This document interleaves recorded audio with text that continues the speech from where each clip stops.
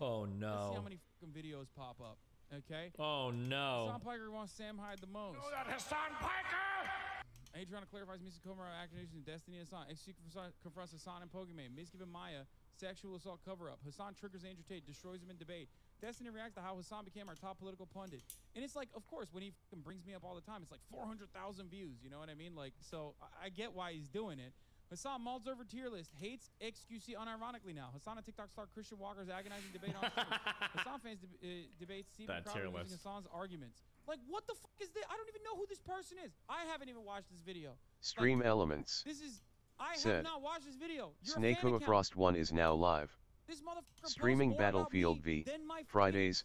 Wouldn't mind some work. Bro. There are literally YouTube accounts out there that I have no control. Thank you, Hassan, for putting food on the table. We here at the Dalaban complex appreciate you.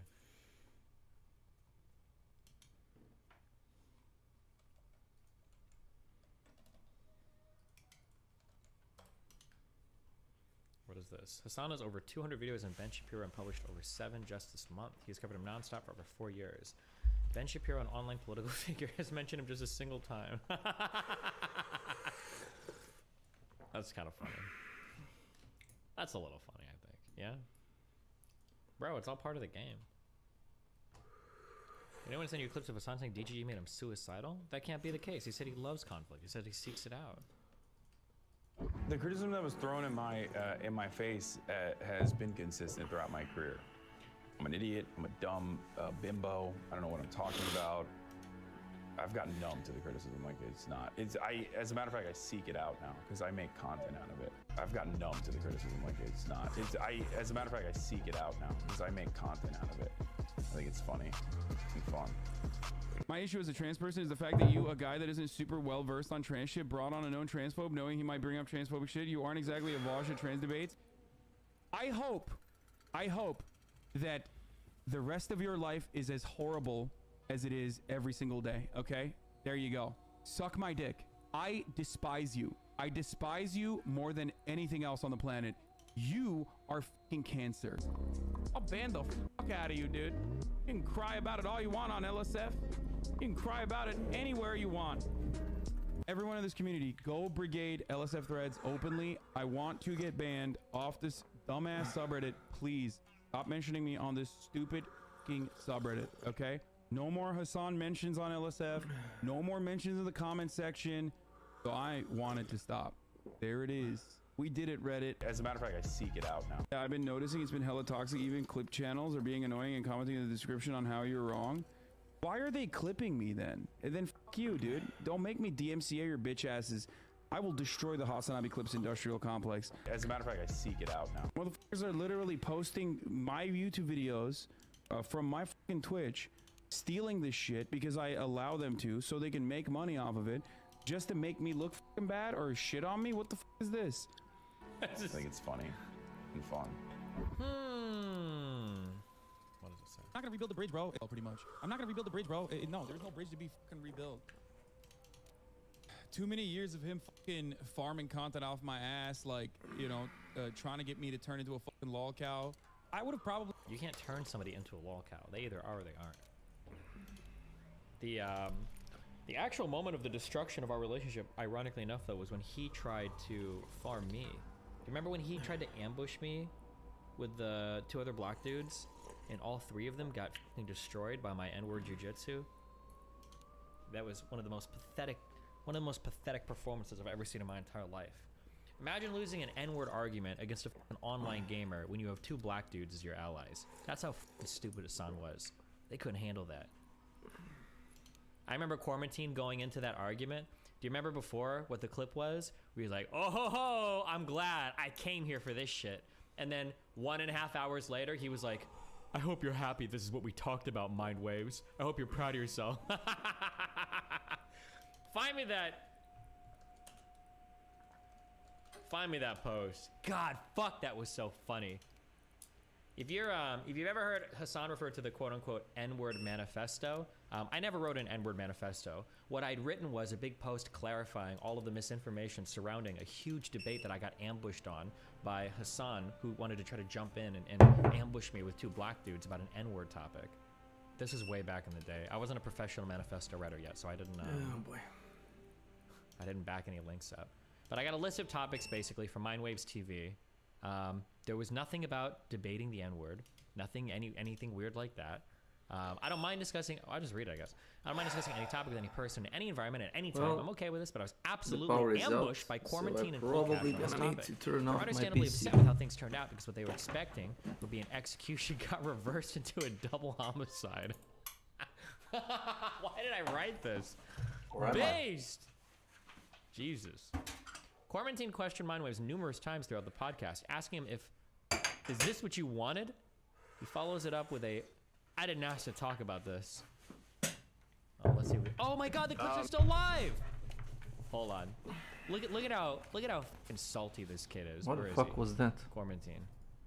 Did you get what you were looking for out of this? Like, is this what you wanted? I could ask you the same question. I thought y'all wanted to talk about this too. I didn't ask to talk about this. That's not what I heard. The reason I'm asking you that is because, like, what's actually going to get solved in this conversation? Absolute jack shit. No one's going to get convinced of nothing. No one's going to get convinced of anything because everybody is incentivized to hold their position, right?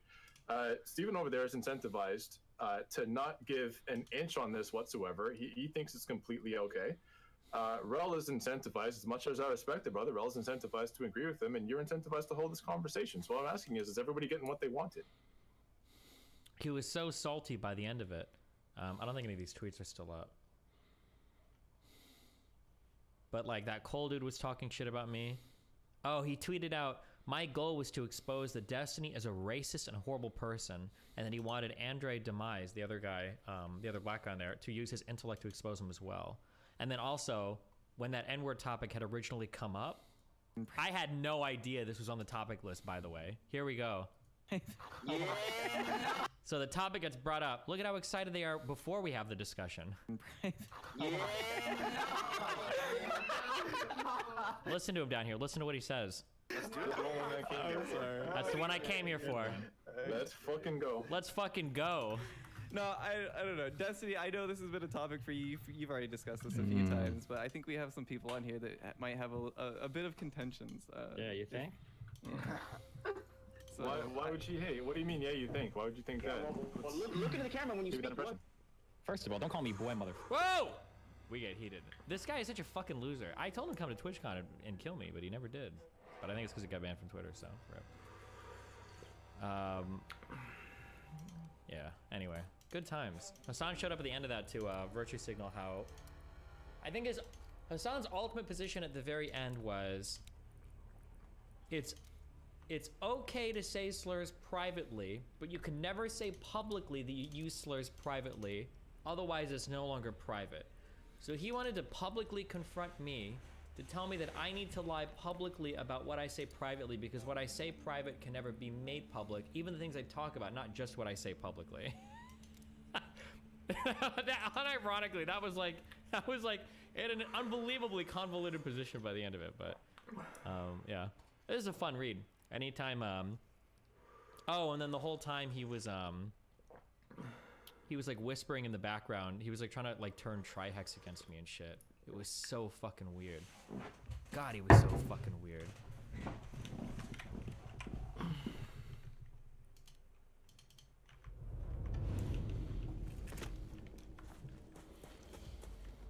Soldiers, capture and hold as many objectives as you can.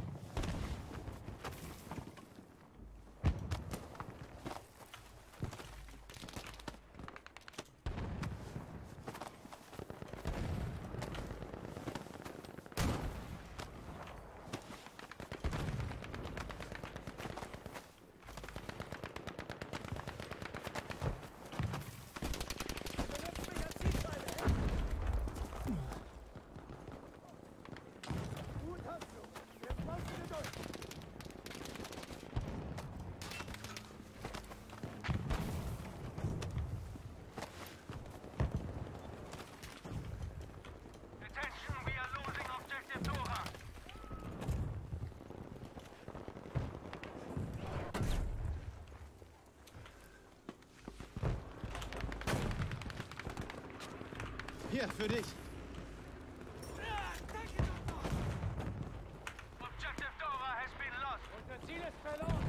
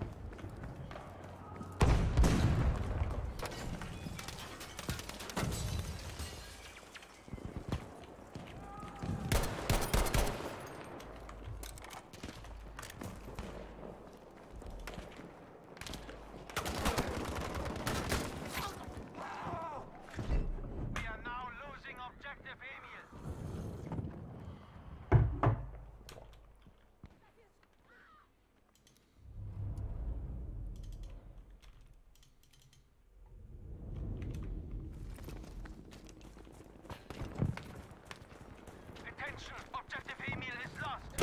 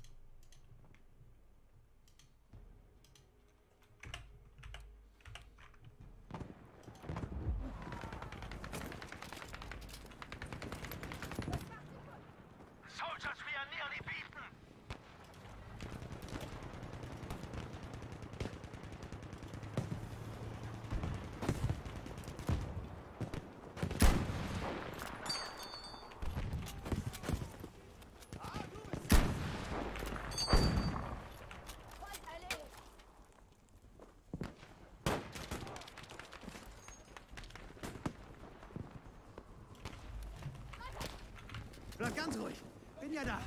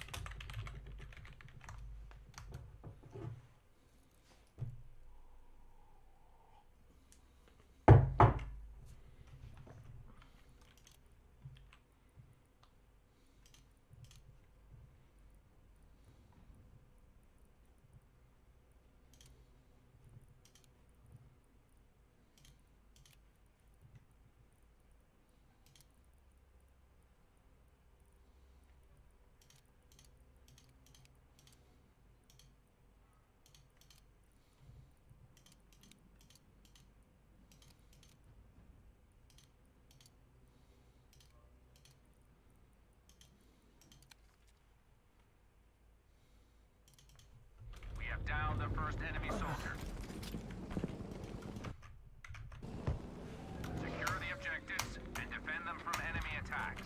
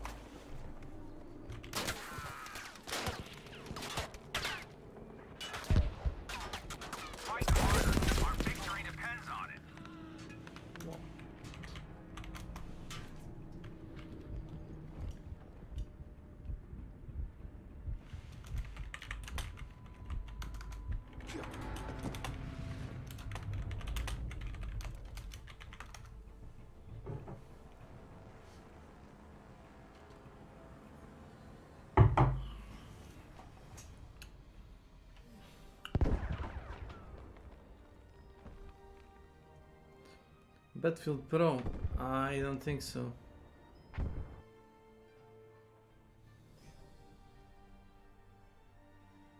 Especially ZS1555AXQD Epsilon blah blah blah. Leave this lobby.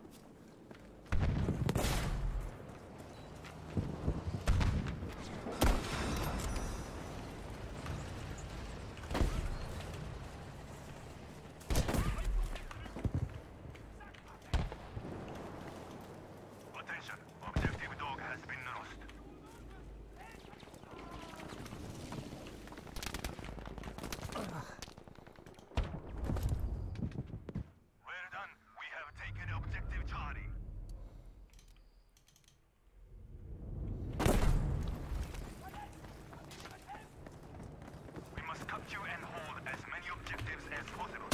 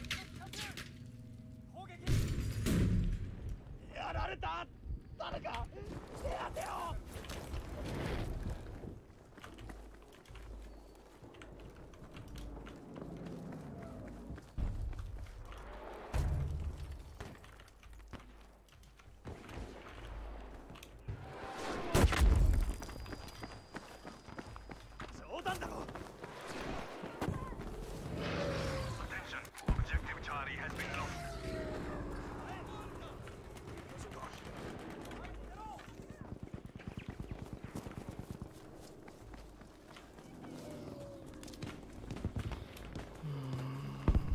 Be aware that we have lost objective, folks.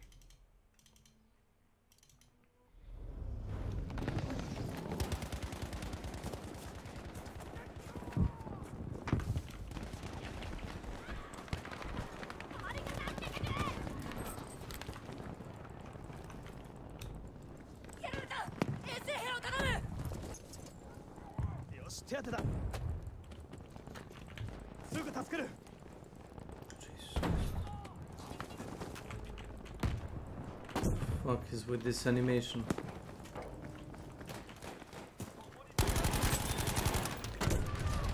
Objective easy is ours now.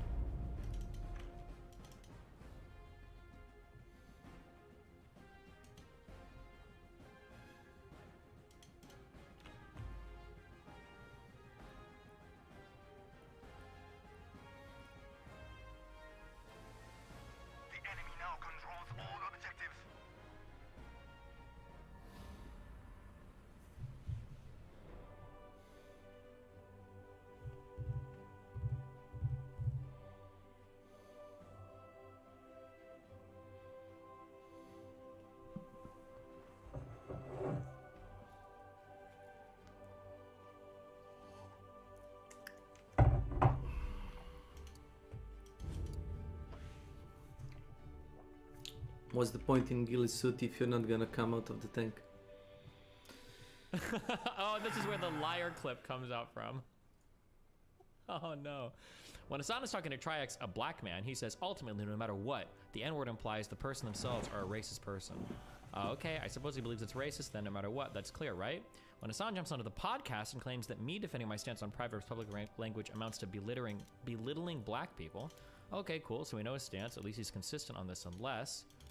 When Hassan is talking to me, a fellow white person, in a one-on-one context, his stance suddenly switches up to, sometimes it's contextually appropriate to use edgy humor.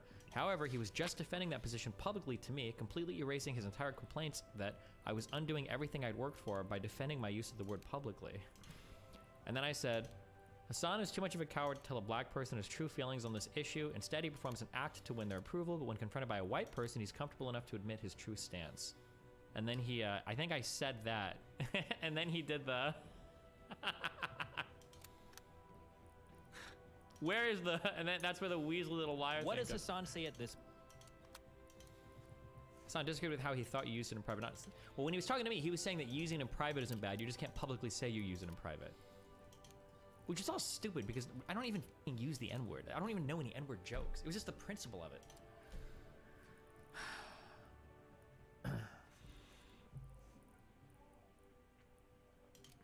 The liar clip. Where's the liar clip?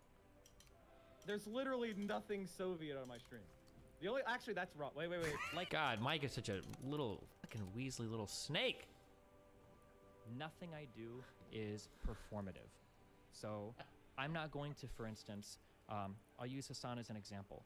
I'm not going to talk to a black person like Trihex and say, hey, the N-word, it's always bad. Do you think black people? What a fucking liar, dude. What a fucking Weasley little liar, dude.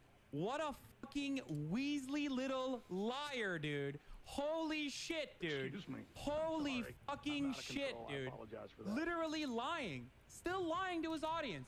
Can someone at least fucking enlighten Destiny that he's literally lying to his audience? What a fucking piece of shit, dude. Okay, last thing I'll ask. Does anybody have a, does anybody have one thing somebody made a meme out of that where we're like, it looks like some shitty fucking superhero TV show in like a prison or something. What am I thinking of? Why does your camera look so good here? I think something that helps, that's nice for setting a camera scene, is having a lot of depth to your background, especially having images where the aperture can show blur in the background. I think this is like it's nice to have these things. My background right now is kind of flat. I have kind of my keyboard here, but like the door is flat on the wall. I have a flat wall. I don't really have anything to like.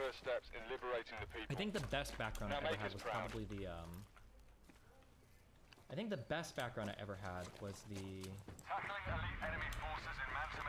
when I lived in Huntington Beach. In terms of just like my shot. I don't want to talk about Hassan the whole time. I literally waited this long to stream because I didn't want like 50 million Hassan clips. I'm not gonna rebuild the bridge, bro. No, there's no bridge to be fucking rebuilt. Too many years of him fucking farming content off my ass, like, you know, trying to get me to turn into a fucking wall cow. I would probably killed myself if I wasn't able to fucking completely escape the grips of straight up. Oh my god. Come the fuck on, dude. Are you serious? I don't know where these guys come from. Well, they don't come from the internet. It must just be that. They just don't have like the background. It's such a different world that we come from. Like my world that I come from is one where people are trying to dox you, try to SWAT you, call the FBI on you, try to get your like kid fucked with, try to like find your family members, like try to hack your accounts. Like that's the world that I come from. And I guess in his world, like getting mean tweets about you, that like makes you want to commit suicide. Like, bro, what are you doing? When I especially was a young and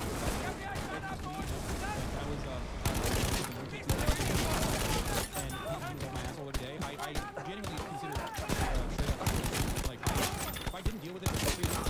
Where somebody linked the clip where he's like a 2K and he's like, I'm so happy for Destiny because without him, there's no way we would have made it this far, guys. It's so crazy how much Stalin wants to rewrite history here. Holy shit. Actually alting. Gee, yeah. Like, I feel like the biggest threat to Hassan's life would be wandering into, like, a fucking 1.6 lobby. Like, the dude would actually unironically rope himself. Like, what the fuck? Also, this is so racist. The usage of, like, the C word and the C word being racist. And this is like the word that, like, one of my favorite things about the United States of America is how inclusive white people have become. Because what an unbelievably funny white comment somebody as brown as you to say. What does the Taliban have to do with fucking racism?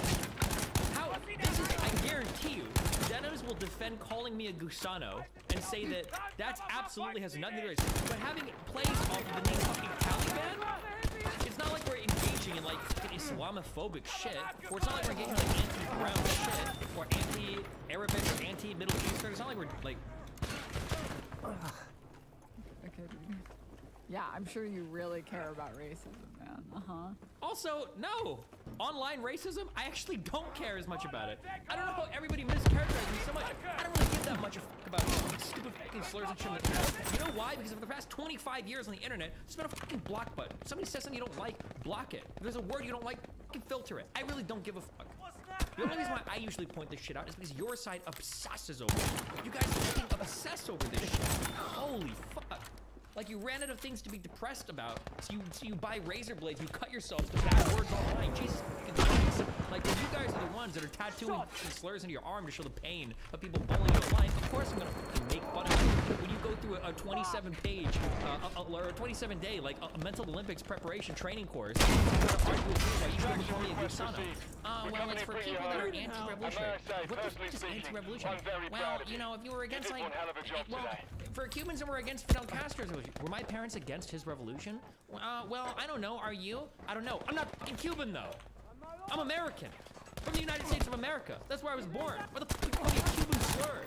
Well, it's so weird. It's so stupid. Now, listen, though. If somebody came up to me, they're like, son of... And I'm like, bro, that's a little bit racist. And they're like, yeah, I am racist.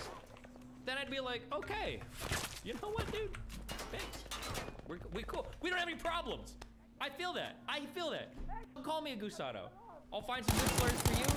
We'll roll around in the mud. I'm okay with that. I'm fine with that. I'm base. I think you're base. That's cool, dude. I'm good with that one.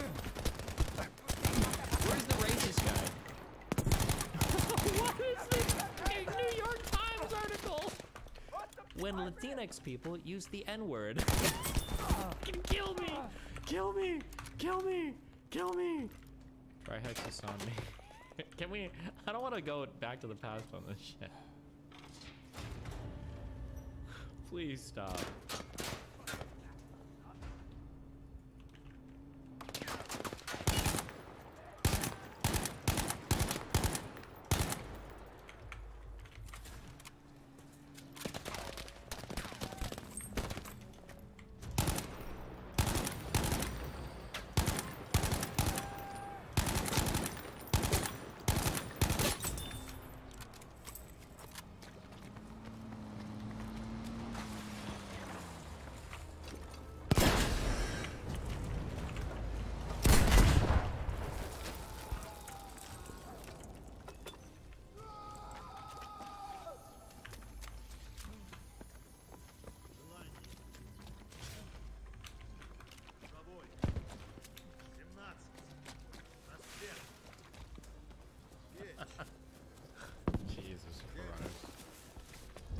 Fortify your positions.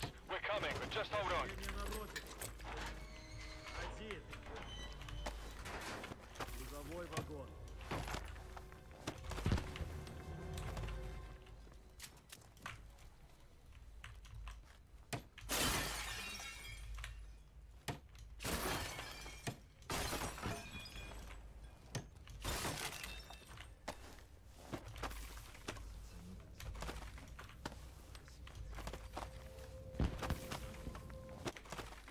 Okay. Stop. No more Hassan things. Okay. You're not allowed. Oh, this is true. To use that word. Why would you say that? You can't say that. I'm racist. Okay? I'm a racist. Base. Complex video? Oh no. He used to say shit like this. I don't listen. I don't care. I don't want any credit. Fuck off. It's but like when he tries to rewrite history, he's like, oh, his community made me want to kill himself. Did he even invite you to Din Tai Fung? He did. He did invite me to Din Tai Fung. Probably to fuck me after. I mean, that's probably where he was. He invited me last night, so I'm assuming he was like, hey, here is like, here's an olive branch for you. And you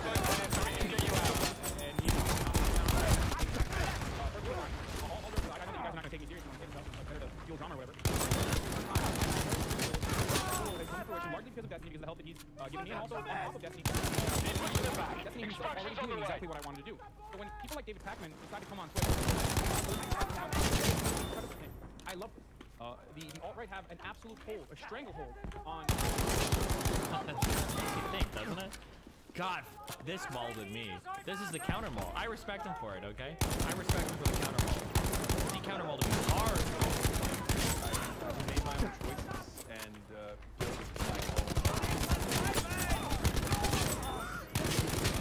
I paved it on my own because I thought like this is a concept that I We have enemy troops moving into the extraction zone. I paved it on my own. Paved it on my own. Give them all force. Your extraction team is halfway to your position. Oh yeah, I forgot to say, yeah. Oh, you know? That's cool. So we have like somebody in the gaming community who's actually back. Hell yeah. That's actually, Destiny's the reason why I know about Trihex as well. If Destiny was going to play, we get him all the time. I was like, alright, whatever, well, I don't have anything. I have no option. It's so shameless! So much DMing me on Discord and saying, hey, you don't have a place to live, buddy, like, you can come stay with me, it's okay. Soldier down. He gets real rowdy with that. Here, for all of you guys, Okay, wait, hey, listen, I love you. What? I told a friend that I would play a game with him, and then I would get ready for that Discover podcast shit. Listen, don't worry, you're gonna get all my viewers want to watch you watch it are gonna go to your stream. Okay. I mean, I wanted to watch it with you, but it's cool, dude. Friendship is just dead, I guess. Oh, Speedo McGee's your fan? Wait, at what point was he suicidal here? Can somebody point out where he was suicidal during these interactions? It gave me 200 subs so far. No, you're coming. I thought this was like a convention. I thought this was like the Young Turks like office Christmas party. Family party. I told you. Oh, why the fuck would I go to your family party? I don't know what you're gonna do. Sit around and eat Chinese food by yourself while crying? People in the chat are like, that sounds like Destiny for sure, dude. Your fan base is wild, dude. All right, you want to go out tonight, dude? What's going on? What happened? Why are you gonna just stiff him like that, dude? That was rude. Because they didn't want you to be here. That's why. Oh, you're like standing up for me. Solidarity. It's not gonna hurt my feeling, brother. No, it's fine. No, why the fuck would I help anyone else? You're the only person I've ever done that for. You better feel special. Oh wow, I do, dude. Well, I mean, I'm super cute, but you're cuter. Don't worry. In a different way. I paved it on my own. He's absolutely shameless. Don't you feel at least a little sad for watching this? I feel like when I'm in the streamer world, everything kind of has a streamer friends are like friends with benefits. Okay, I'm gonna let you in on a little tip I've learned at this point in my life. If there's a girl and she's actually cool, like in that you want to be friends with her, don't fuck them. As soon as you fuck somebody, you've put a time limit on the friendship, and one of two things can happen. Either one, you're gonna start dating, or two, it's gonna self-destruct and shit will get fucked. It always happens. One of two options, okay? And I view streamer friends in that, like, as soon as you make a streamer friend, I guess there's only one option. Inevitably, it will implode and shit will get fucked. That's always. See, that's how you can tell I haven't fucked Emiya yet, because she's still in chat. Hey-o! Good thing you and I haven't banged it. Yeah, true, Ivory Fool. Although your mom's not in chat anymore, so think about that one, my dude.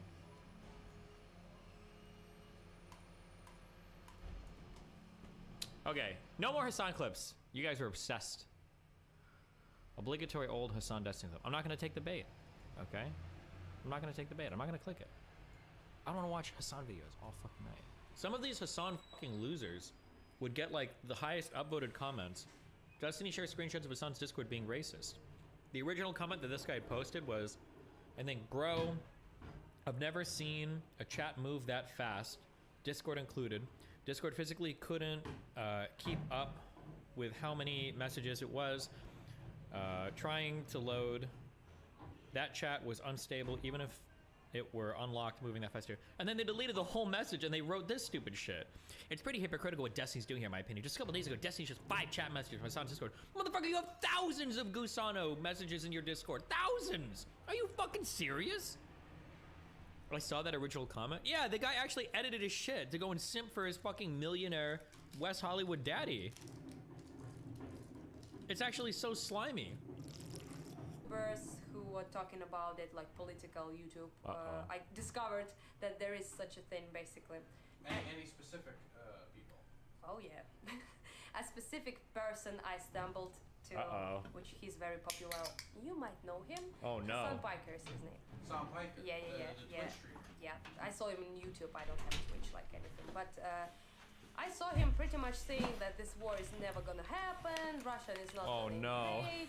People, it's all like a hoax and like American propaganda to just basically like who were talking about it like thousands of Gusano messages in your Discord. Thousands! Are you fucking serious?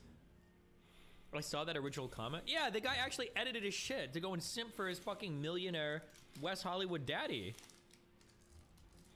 It's actually so slimy. Who were talking about it like political YouTube. I discovered that there is such a thing basically. Any specific people? Oh yeah. A specific person I stumbled to, which he's very popular. You might know him. Oh no. Sam Piker is his name. Sam Piker? Yeah. Twitch streamer. Yeah, I saw him on YouTube. I don't have Twitch like anything, but I saw him pretty much saying that this war is never gonna happen. Russia is not gonna invade. People, it's all like a hoax and like American propaganda to just basically in here. I don't give a fuck about the Ukrainian constitution. I don't give a fuck about the Ukrainian like border sovereignty that some of you dumbasses are fucking talking about like you're like a 3%er about for Ukraine, okay? It's so stupid. Crimea is not the same as Kiev, however. Crimea is not the same as the rest of Ukraine, however. Eastern Ukrainian territories have a lot of fucking Russian people living in them because Ukraine and just like Crimea and much of the rest of the country was a part of Russia, was a part of the USSR until not that long ago, okay? People's parents were alive back then. So obviously, there's a lot of Russian people living there. So if you have, but like you feeling bad about the Crimean annexation does not change the reality of the Crimean annexation being a completely justifiable act by the Russian government, okay? So that's it. That's fine. And Hitler invaded countries based on Germanic ties at first. Yeah, dude. Talk to me when he's fucking throwing Ukrainians in a fucking... What are you talking about? Talk to me when he's throwing Ukrainians at a concentration camp, okay? Hitler wasn't bad because he decided to invade Austria. He was bad because he was fucking killing Jews, okay? That was the problem. He wasn't like, oh yeah, we're gonna annex territory with like Germanic people in it. That wasn't the main problem with Hitler, I think. That was like maybe 8th down the line. And slide, yeah. I would look like Tim Pool after that 49 state landslide L if, you know, there was a bombing, active bombing currently happening on Kiev and like Ukrainians were being murdered. Oh no, this motherfucker. I said on stream that I wanted to watch this video and do a debunk, and he already did it. This is an insane video. Paint Russia as a bad guy, basically, is what he said. Well, don't believe this dude's prediction on anything, I'd say, but yeah, he is the prime example, I'd say, of a person with a like America-centric view of this whole thing. He doesn't understand shit about Eastern Europe and what is going on here. Oh yeah, this is one of the things that I always say is that like whenever people talk about Ukraine, nobody talks about Ukraine. They always talk about the United States and Russia. Like, well, what should Ukraine do? Well, the United States shouldn't have expanded NATO to Russian borders. Okay, but what about Ukraine? Well, Russia has a vested interest in controlling that territory. Okay, but like, what about Ukraine? NATO shouldn't be allowed to draft any country they want. Okay, but what about Ukraine? Russia has a right to defend its land. Okay, but what about that country? That whole country? It's a big country. It's not like 2 million people. Go off, sis. True. He discredits Ukrainians. He not that if it was a 2 million person country that would make it okay, but like treats us as mindless sheep who are like proxy war, he said, like between Russia and America and stuff. We don't care about United States like that. So we care about them in terms they help us a lot. They give us weapons, they give us aid. We are very grateful for that. But it's not about America and Russia, it's about Ukraine and Russia. True. This conflict between Ukrainians and Russians and Ukrainians' struggle for freedom against Russian oppression, imperialism, started before United States existed. So it has nothing to do with that. And for him to degrade us like that, to say we have like no will of their own, we're like sheep that pretty much I had a lot of messages on Facebook as well after my appearance on CNN. They like started, oh, I'm so... Oh, fuck. What's this woman's name? I think she reached out to talk to me. The oppressive occupation of France must be brought to an end. Let's see what we can do to get that ball rolling, shall we? Wait, what's the name of this person? Does Dylan release it? I'm remembering like the blue hair now. It's time to see what makes these enemy Oh, I feel special so forces bad. so damn Did she? special.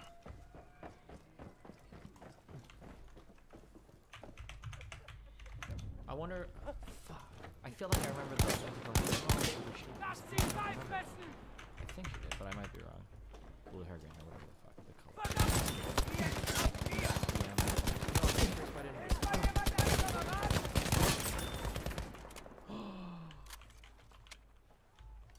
oh no.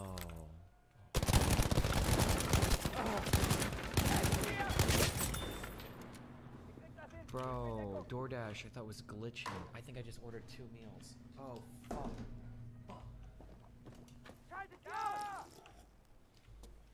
What a fucked up day.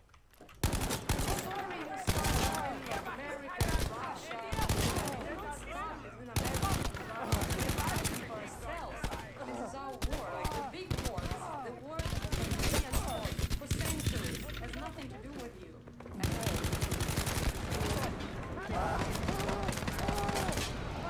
Look at that. She dyed her hair. Curious that you want to talk with her. Truly curious. Well, partially, they don't understand much about this area, but they like pretend they know stuff, which they don't. Or not pretend, they actually believe they know stuff. True. But they don't. But mostly it comes, I think, feel from the, like this very like America bad kind of like logic, which I didn't understand at the time, and I was confused why the leftists and people who are supposed to be like for people's rights, for people's self-determination, why are they like basically pro-Russian and blame everything on like NATO and America, which has nothing to do with this conflict. And I was confused about that for a while, but then I saw a person on YouTube who explained it perfectly well, who is Destiny is his like name. Name drop. He basically explained that these people, they are like people in America who thinks like America is great in everything. It's like the greatest place. Everyone shits like rainbows and butterflies, and America done nothing wrong. But the opposite side of them are like America did everything wrong. So there is no single like policy America ever done that is good. Everything is perfect. It's like empire of evil. But there is a huge similarity between these two. You would think that people who hate America would like not think that everything revolves around it. They both groups think he said that everything revolves around America. So basically, America is like exceptionally bad. Still exceptional, you know. So this is what it comes through for I think. They just want to see our country like this empire of evil involved in like everything, like has nothing to do with it. So they cannot even comprehend that some conflicts, some wars, some fights has nothing to do with them. And Europe is old. It's old. We have so much grievances against Canada here that has nothing to do with Europe, basically. What do you think that these types of people have like learned their lesson from you know, getting it wrong? Nah, no. No? You don't think they'll learn their lesson? I think they are incurable ones. If Incurable? Yeah. If you're pro-Russian at this point, if you're a Russia apologist, if you I would say he's pro-Russian because he does not say like, yeah, invasion. So he's not or he stated pretty clearly that he's against invasion and he considers it an invasion. So no, not pro-Russian. But his language, the language he uses, the words he uses are allowed to pretty much shift the blame to America for that. So basically he said like it's all NATO fault, America fault, if not NATO expansion this would not be happening. So Ukrainians are like poor ships stuck in the middle of the conflict. So this is Called you a bum? That argument's in bad faith. No, but why would you say that?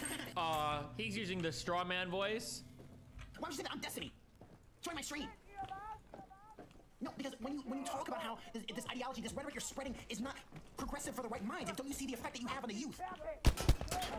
I'm playing D&D, but you don't understand. You need to mature. I'm 35 and play video games, but you need to mature more and do exactly the same relationship as me. Join my stream, but... Did you just call me the B word? like a pro-Russian position, but I would consider it an apology in a way. So he does not say that this is like Russian imperialist ambition. He does not acknowledge that this was their attempt of destroying Ukrainian identity is essentially a clone. It's not like they think. And that's nothing to do with the United States, like I said. So to me, this is degrading. To me, this is like unacceptable. He absolutely like this. Explain people like that. They just don't see us as people basically that have their own free will, that actually fight for values they hold, not because someone told us to. So yeah, it's not that America said like fight this war, or Zelensky said fight this war. We are fighting this war because we want to be free. What? You ever notice? I'm strawmanning because maybe the same people don't say the same thing. But I wonder if you could ever find somebody who's like, I really love TV shows like Game of Thrones because I like how gray all the characters are. There's no real truly good or evil character. It's like very morally ambiguous. And then they step into the real world and they're like, USA bad, Russia bad, Nazi bad. Like they just like the one-dimensional take and everything. I'm reminded of like the one of the things that people hit Ukrainians over the head over for their history is some of the weird kind of associations they have with Nazis. The Banderas guy, the Stepan Banderas or whatever, because he like helped Nazis, didn't help Nazis at some point. And it's like, it's easy to beat them over the head with that. It's like, oh, well, obviously you don't do that. And it's like, maybe true. But on the other side, you had the USSR that was ready to fucking destroy their entire country as well. It's like, it's not an easy choice, you know? But, yeah, what are you gonna do, man? So finally, from Russia. And it has been our dream for centuries. But I think it's fair to say to not celebrate Bandera today. Here is what I will implore you to think about. Okay? This is what I will implore you to think about. Should you celebrate him today? Maybe not. But the ability to go back and kind of like go through your history with a fine-tooth comb and condemn some of the unsavory aspects of it is a privilege given to you by an incredibly stable country, right? There were periods in our history where we worshipped the settlers. We talked about how, oh, like, do you guys remember Thanksgiving in school? Or at least when I was in school, Thanksgiving is when like the settlers, the Indians all got together and we ate because we made peace and harmony with each other, right? Like that's that's all we learned about Native Americans. It's not like once your country's progressed to a certain point that you can start to go back to the original, but maybe you can have a slightly more nuanced view on some of these topics, right? Ukraine, up until 2014, was, as I said before, like one of the most corrupt countries in the world. I don't think they've had the privilege yet of being able to like chill in their country, have everything like working and functioning. Like, okay, let's go ahead and like critically analyze some of the people that are concerned, you know? It's a country that's only had independence for some 30 years. What is 91? Right, we're coming to bring you home. Yeah, I don't know. Commander delighted with the mission, and I don't bloody blame them. You have to be very careful when using the same moral lens from country to country because there's so much history, there's so many different contexts through which people like act and function. Like, just be careful with that. A lot of people talk about NATO expansion. They talk about America's presence in Europe. Do you think NATO or NATO expansion, as Putin has mentioned in multiple of his speeches, have play any role in this war starting or any? Does it deserve any blame? This is just a trick they use to explain their invasions, basically. You, as you probably know, Russia already has borders. Yeah, so the Baltics. This, as you know, again, only expanded NATO because countries like Sweden and stuff just wanted to join in. And if Finland, which has a large border with Russia, so people in Europe have a favorable view of NATO. It's not like we hate it. Well, just depends on how south you go. But yeah, generally they do. Because it's our way to defend ourselves from Russia. So, wait, Serbian molding in chat right now? Us having this big of an aggressive, insane, imperialist, fascist neighbor is something that people are afraid of for a reason, as you can see. So they did this shit in Georgia. Wait, fuck, I didn't pause this. Right now. You guys are gonna rewatch all of this. Sorry, get ready to hold your ground. Meanwhile, Russians and Americans don't pretend Belarus is anything but a Russia puppet state because Belarus is a Russia puppet state. What do you mean? Are you gonna compare Belarus to Ukraine? It's not that America said like fight this war or Zelensky said fight this war. We're fighting this war because we want to be free. So finally, from Russia. And we have been Finally, she misspoke. A lot of people Her whole argument is invalid. talk about America's presence in Europe. Do you think NATO or NATO expansion, as Putin has mentioned in multiple of his speeches, have play any role in this war starting, or any? This is just a trick they use to explain their imperialist invasions, basically. As you probably know, Russia already has border with NATO countries. So this, as you know, again, only expanded NATO because countries like Sweden and stuff just wanted to join in. And if Finland, which has a large border with Russia, yeah. So people in Europe have a favorable view of NATO. It's not like we hate it because it's our way to defend ourselves from Russia. So for us, having this big of an aggressive something that people are afraid of for reasons, as you can see. So they did this shit in Georgia, they did this shit in Moldova before Soviet and Ukrainian history. Just kidding, don't. It's not nothing new. They just annex territories, they invade people, kill civilians, all So for them, NATO is a ticket for safety. And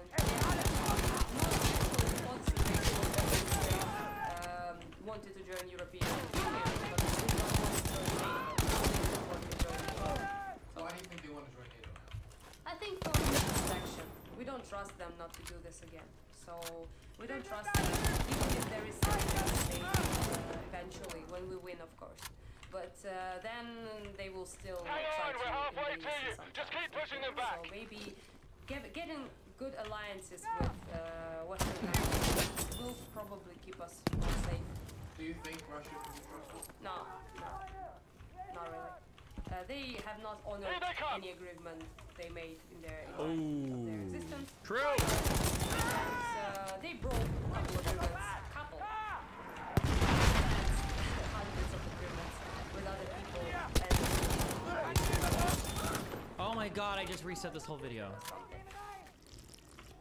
Getting alliances with Western countries will probably keep us. No.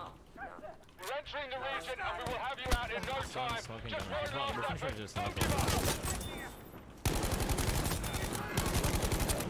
Somebody somewhere knows.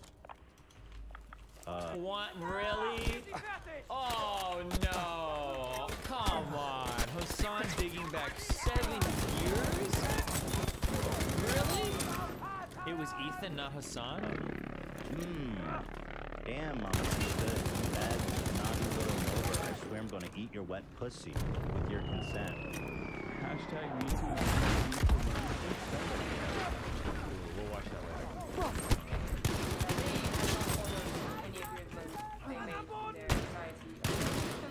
Weren't Ethan's N-word clips around 2015? Didn't he have iDubbbz on where they said the N-word, F-word slur like in fucking 2020?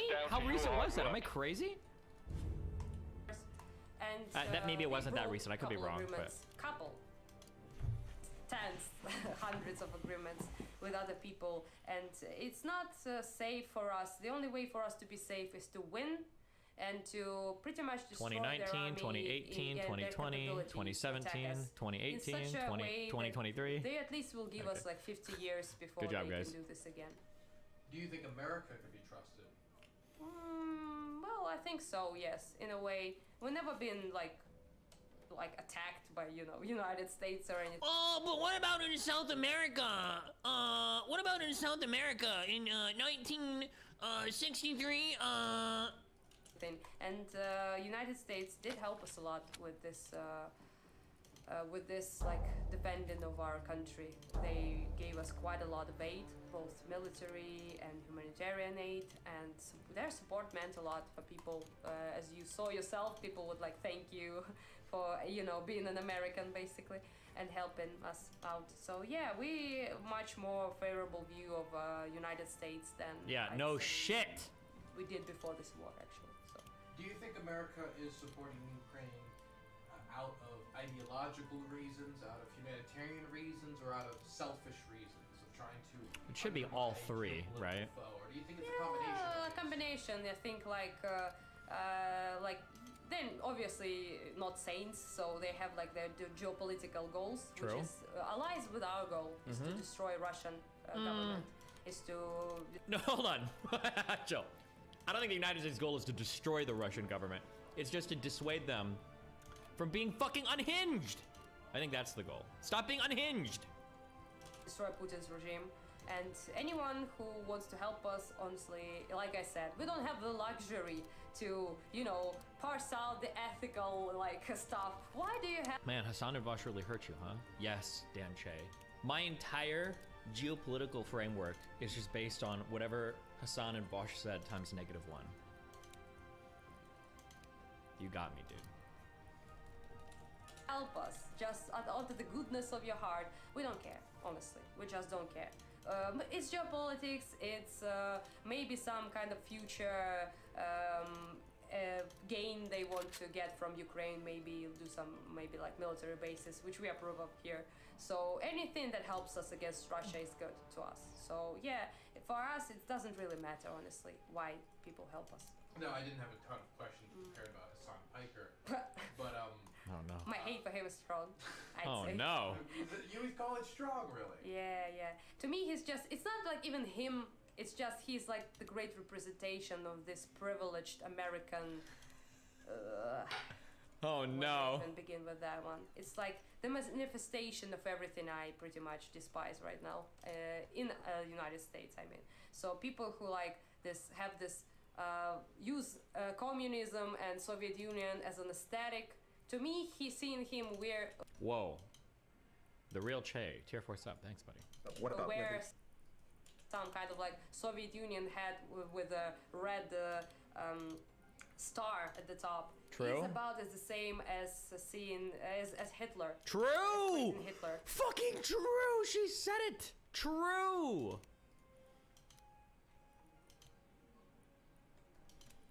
You know, a lot of people would say that's pretty extreme. It's not extreme, because communism and Soviet Union, which they say it was not communism, but they always say that. True. Every country is not a communist country, not my communist utopia. True. But, this regime killed millions of people, Ukrainians as well, Armenians, Georgians, whatever the fuck. So God, she makes me want to dye my hair blue. for me to see that hat being worn as an aesthetic flex is the same as wearing an SS uniform. Thanks, Tran. The same, honestly. So this is like praising this Soviet Union aesthetic, that it was atrocious. It was atrocious regime with no free speech, no human rights, no nothing. Basically concentration camps all over the country to put people there who disagree with the regime, who are gay maybe or something, who are considered nationalist. If you are anti-Soviet Union anything, you are nationalist. So yeah, this is the same thing. This is the same thing to us, and this regime caused so much grief, so much pain, so much death and suffering in this country that to us it's the same. So like I was saying, I don't have much, like, I don't have a bunch of questions prepared on Hassan Piker, but there is one moment that I wanted to ask you about where he was interacting with his stream chat, and he said that the Russian annexation of Crimea could be justified, is justifiable, and he talked about, you know, the polling data and saying like, hey, the people there want to be part of Russia. What would you say to that? Thank you. For starters.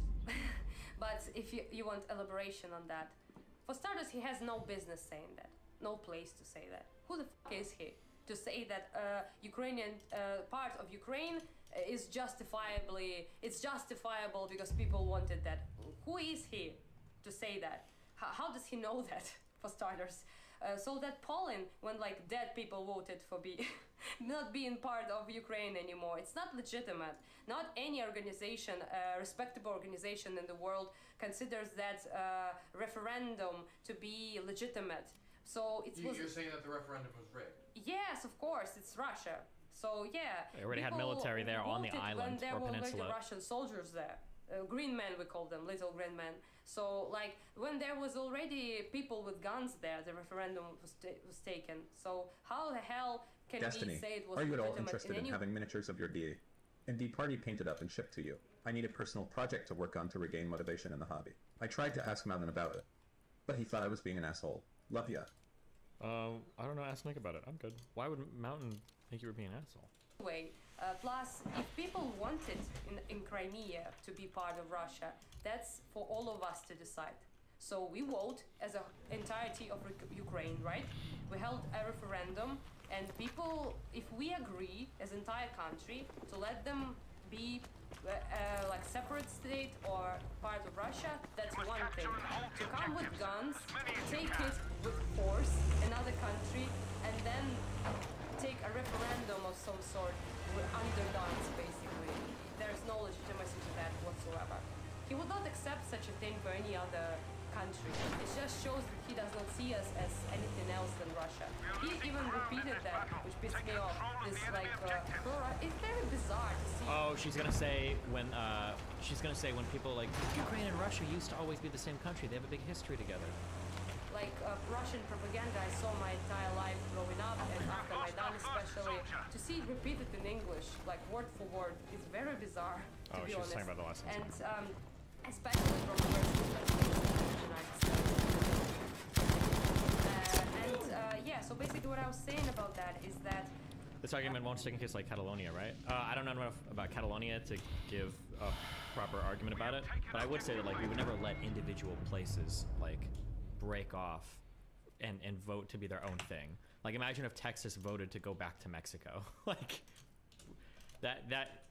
it's almost like it's not even worth talking about. It's not even an argument worth talking about. I don't even know why I'm giving air to this argument. It's the dumbest thing in the world. You can't have small parts of your country vote to like break away. It's so stupid. Did Hassan watch that? Hassan has never watched this. I don't know why you guys are saying he's gonna maul about it. He's not gonna maul. He's never watched this. it was not legitimate in any way for starters, because it was already under guns. Russia were already there, and to say that he would not accept that. He himself said that Ukraine is basically Russia. So. Oh shit! There it is. Okay, I was right. I did pre-watch. Fuck you. Well, okay. sorry. You're just a Ukrainian. Speak Russian here. I speak, by the way. I spoke Russian my entire life and still do. So we are like basically Russia. We want to be part of Russia. No, we don't. We don't, and we never did. We voted for our independence overwhelmingly when the Soviet Union dissolved. We wanted to be independent then, and we wanted more than ever now. So it's not true, simply not true. And for him to say that we are like Ukraine, which our names come from like Russian word, which is like outskirts of Russian Empire, basically, is what he said, if I remember it correctly. And this is a Russian myth. Actually, he doesn't know that Russian and Ukrainian are different languages, apparently. So in Ukraine, the word Kraina means homeland. So Ukraina is like in your homeland. So it's your country, our land. So similar to like Deutschland, which is a German name for Germany. So like land of the Dutch people, right? Or England, like land of English, basically. So it's the same. It has nothing to do with being outskirts of Russian Empire. I'm sorry, this is just so degrading to everything, like centuries of Ukrainians fought for. And to see this person just like dismiss us, so our will as people. Aren't he supposed to be like a leftist who respects the will of the people, what like proletariat want or something? What can be more the representation of the will of the people than a revolution like Maidan? He talks about revolution all the time, and many left-leaning people in the States do. But this was it. This was the revolution. People took everything in their hands, and they removed the tyrant they did not want to see anymore. He did talk about. He said that it was U.S. led, right? Called U.S. officials, called between one U.S. official and another U.S. official about, oh, you know, Poroshenko's their guy. If it was, what else? We voted for him. I voted for him. Everyone voted for him. So yeah, after what happened, even even if there is, of course there is. Every influence of every country is everywhere in some degree. But he did not say like how much influence there was. He was a Russian puppet. He like did everything that the Russian government wanted him to do. He was about to turn us into a Belarus, which is no longer even a country, to be fair. They like entirely depend on everything Russia does. So the language is destroyed. Like most of them don't even know Belarusian language anymore. Would you say Poroshenko was it stolen by the United States? No, of course not. People voted for him. And he was like not my ideal candidate, but you pick from, I guess, two evils. For me, he was like at least not pro-Russian, so that's good. So I voted for him, and for that matter. But we wanted to separate ourselves from. No, he was not made to be anything here. He was actually part of Yanukovych government at the time. He was like in the Partia Regionov, which is like his party of Yanukovych, basically. And he was an oligarch, basically, for. You want to know something interesting that I learned in Georgia? I'm about to stereotype, I guess, black people as hardcore. Maybe it's not true everywhere else, or maybe it's more an age thing than anything else. But when we were doing door knocking in Georgia, and we were trying to, you know, talk about Warnock and all stuff, we were knocking, we were doing get out the vote stuff. One thing that I noticed was a lot of black neighborhoods. Older black people were absolutely dead fucking serious when it came to voting. Almost everybody that came back from door knocking shit would like report back some of their things. He'd be like, hey, like, do you know what? And they'd be like, yeah, we voted this day, this time, we go. Like, we leave 7 a.m. in the morning. Like, they were very, very, very, very, very serious. I think minority communities tend to have lower turnouts than like white communities. I wonder if it's mainly tied to wealth, or if there are different like factions of people, or if it's just an age thing or what. She mentioned voting. That was something I remember from Georgia that struck me really hardcore. A lot of the older black people in a lot of those neighborhoods in Columbus that we door knocked on, yeah, they were very serious about their voting shit. Holy fuck. For a long time in Ukraine, that has nothing to do, like I said, with Russia. And it might have just been an age thing though, maybe too. Yeah. Yeah, we voted for him. It was election. We had 2 elections since then. So Poroshenko and. Destiny's squared off. Are you serious, dude? Yeah. That's like the easiest decision of my life. Really, bro? When did you show up the YouTube chat? Zelensky, and it's just democratic elections, but with some kind of like problems, of course, like, but still. It's like that. We voted for them. We wanted them as our presidents. And holy shit! Is Dr. Disrespect about to roll in? Oh. I'm a fan of Factorio. That's why I'm watching a lot of Factorio. Haha, base. I'm a fan of Factorio. That's why I'm watching. It's a good game.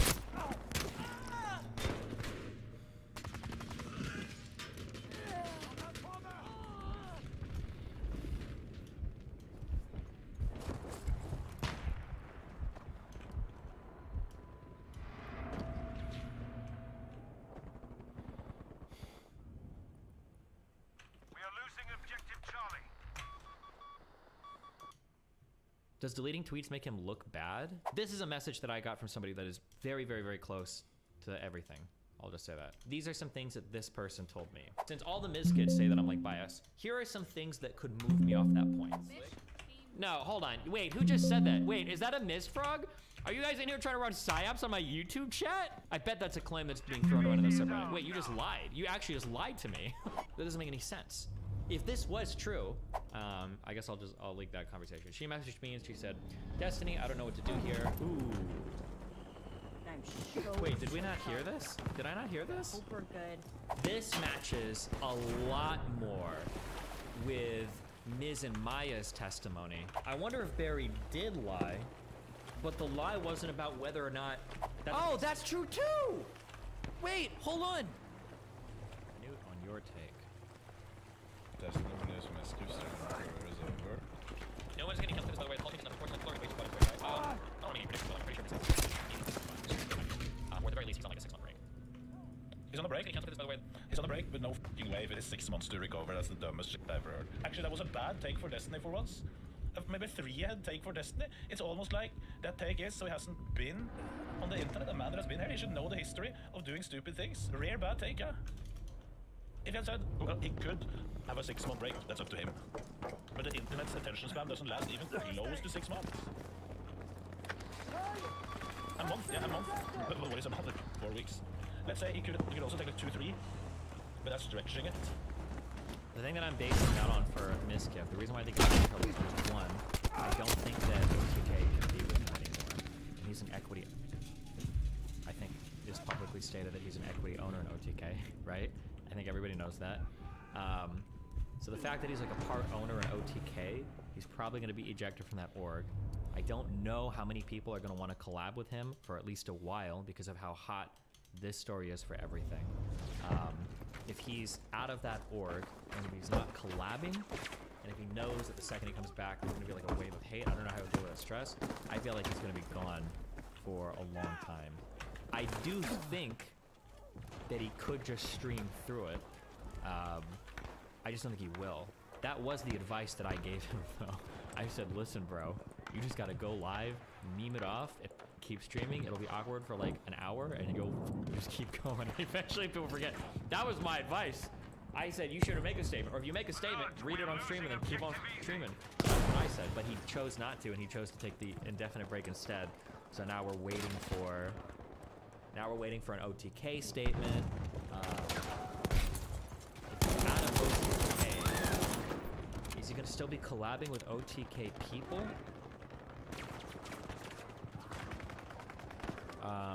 I don't know, I'm not sure.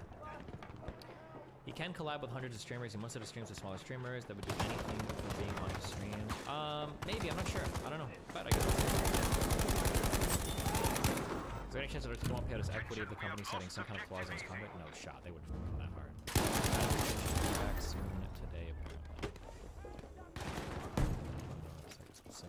Oh, Maya released a statement. I guess you can link it, but there's like nothing worth reading. Nice. Maya's not reached out to me about a statement or whatever. Miskiff Fed cancellation. It's, dude, there's nothing. I believe it's.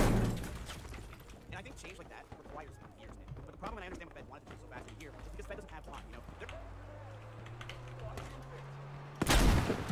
There's organic evidence against Miles on Twitter's side of bringing their motorcycles. Okay, so I don't know if I'm going to cover all this today, but so what the Miskiff subreddit has done is they've become like obsessively trying to peruse statements by this Kyle kid, and obsessively trying to invalidate him as a witness. I've gone through like half the shit that I've seen, but like most of it is like tenuous at best. Some of it is just stupid. Like one piece of evidence is like, if they were so upset about being sexually harassed, why were they making a joke about it like later on Twitter? It's like people joke about crazy stupid shit all the time. Like this isn't evidence of anything. And like 95% of the quote unquote evidence that I've seen posted trying to discredit everything that happened is basically that. It's like, well, if this was true, then why was that guy in Crazy Slick's chat talking to him? And it's like, for a million different reasons. Like, tons of people in the scene know each other, hate each other because of shit they don't, but they still like show up in their chats and each other. Like, none of these things are, strong evidence of literally anything. It just is not. Does deleting tweets make him bad? It could, or it could not. No, maybe he knew he was going to be under a lot of scrutiny. The thing is, I can think of like 5 different reasons why he might have deleted a ton of things, but it doesn't. But you can't point to anything. You can't really point to anything. This is the thing that I'm looking for now. Just trying to. It's hard to draw now because the situation has gotten like quite complicated, but like.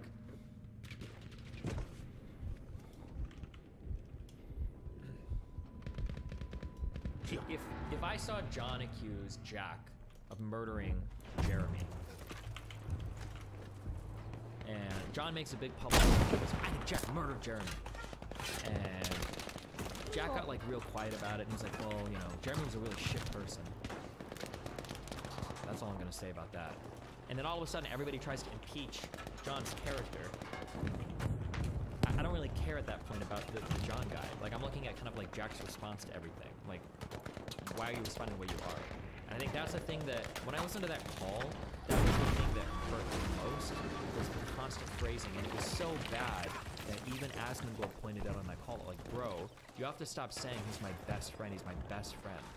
And there was one point of that conversation, I think, where it was either Mitch or Tyler literally said, one of them literally said that they characterized the situation like Maya going over to change her mind, and Miskip didn't even reject that. He just like let them keep talking. And I don't know. I feel like if I was in that position and I knew that nothing like improper had happened, I would never let somebody characterize the situation that day, and I would keep I don't know. I would always push back against it. I would never make excuses for it because I wouldn't ever want to make excuses for it. I keep pushing back. That's how I would do it. But the point is that all things considered, it seems like it should at least bring their integrity motives into question, especially considering the timeline how everything played out. No, it doesn't. I'm sorry. I don't know if you misconceived. You don't understand this.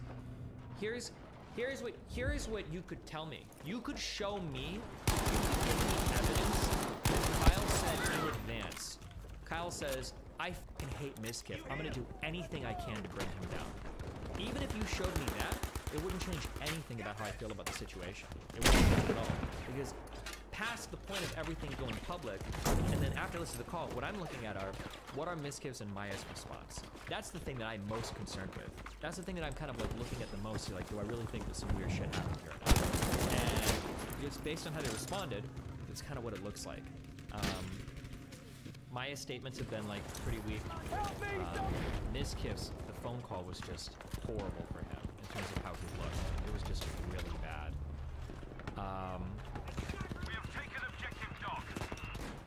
I guess like the ultimate question is like, here's the issue. If Slick did nothing wrong and it was all a setup, he would be in the trenches swinging. Yeah, or if Maya did nothing wrong, he'd be in the trenches. I would. Like, here, this is like the issue. Here's like the ultimate question at the end of the day. This is the ultimate question at the end of the day, okay? Crazy Slick has like two best friends, Maya and Miskip. Why the fuck did Maya, Mitch, and Barry go to Adriana's house before she goes to make a statement about Crazy Slick? Why did they go there? What's the point? What's the purpose of that? I haven't gotten good pushback from anybody about that. Why did they go there? It's so hard. And Maya and Miz did nothing. Maya kind of pushed back against it, saying, oh, I just went there to clarify her statement, I guess. But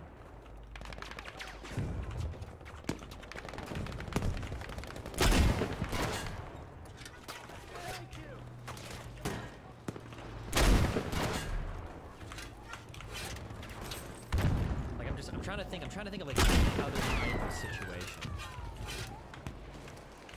Because they didn't know if she would make a statement, and they needed to know if they could kick Slick out. Are you fucking retarded? Ooh, Miss Man's mad in the chat. If they want to figure out, they can just read her statement the next day, like everybody else. But the thing is that like, if she's in that mind state, like, why not you shoot her a message, and if she doesn't respond, then she doesn't respond. Like going over to the house. I'm trying to think if like. Fuck, it's hard because guy and girl are switched here, so it's harder to imagine. But like, if Melina did something really fucked up to somebody, I thought that person was going to make a statement about Melina. Like, would I send money to that person's house to check in on the statement? Like, it looks so bad, and I know how that looks. It would be, that's like just Jesus. It's so bad. Why would you ever do that? Unless you're like really, really, really desperate. I also, I kind of skimmed through this, I guess, or maybe I didn't put enough emphasis on this when I read it, but I think that some of the Slick stuff was kind of like an open secret around the house, or not an open secret, actually. Well, no, actually, how creepy he was open, but then the annoying stuff was there as well. Okay, so like, this is a message that I got from somebody that is very, very, very close to everything. I'll just say that. And like, these are some things that this person told me.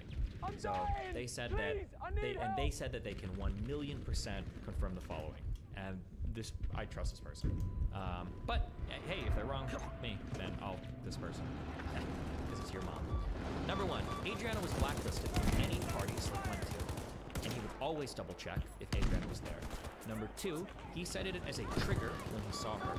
Number 3, Miz also knew the whole situation. I heard him rant about everything multiple times because this is when something was happening. Number 4, I was told that Adriana is a huge clout chaser at all costs. Number 5, it's been said that she was a predator, and there were a lot of people talking about the Sear situation, and that Adriana's going to take advantage of you whenever she gets drunk, and blah, blah, blah. Adriana was very poorly talked about in Boston. Anyone who was close to any OTK people knew that, and they knew not to have Adriana near them. Like, you guys have no idea who this was. But yeah, like, I mean, that's one message I've gotten. Like, it doesn't seem likely to me. Yeah, like, why would S lie? Or, I'm sorry, I didn't. Well, it seems like people knew what was going on. The idea that would like to finish this match, you know. Yeah. This is Ashley. It's actually E-Rob. He was banned, and E-Rob decided to start shooting me messages. Did Adri herself talk to you about this prior? Isn't that all you would need as proof? I'm gonna sound like a huge asshole right now, and I don't mean to sound like a huge asshole. I'm so sorry, but internet shit has jaded me. Adriana's statements. Oh, back to her. I'm so sorry, Adri. I love you. Okay, I just don't know you that well or whatever. But like, Adriana's statements don't mean much to me at all because she's like one of the chief victims in this scenario. I don't know what she would say about anything. Like anything she would tell me. I'm gonna need third party verification. Not only actually believe all victims. Shit. That's a massive filter. I don't get it. I'll consider Adriana's statements to be like some of the most iffy, unless it's like directly involving her. I'll relatively trust like her direct testimony involving her, but, like about like other people and stuff. No way, because obviously she has a clear stake in like what's going on. So no, none of the statements and none of the things that I'm saying, none of it is coming from her, right? That would be insane of me to go off her statements for everything. Like it's a lot of other people and third parties that are messaging me, like giving me information and things. We have lost objective Charlie.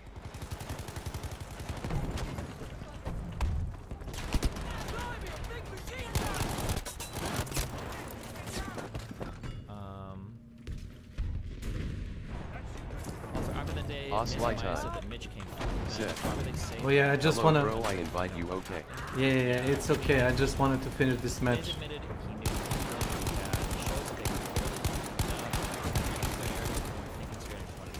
Yeah, of course. I mean, it sounds like they strategized. We had a couple of very suspicious lobbies, let's say. Are you Discord?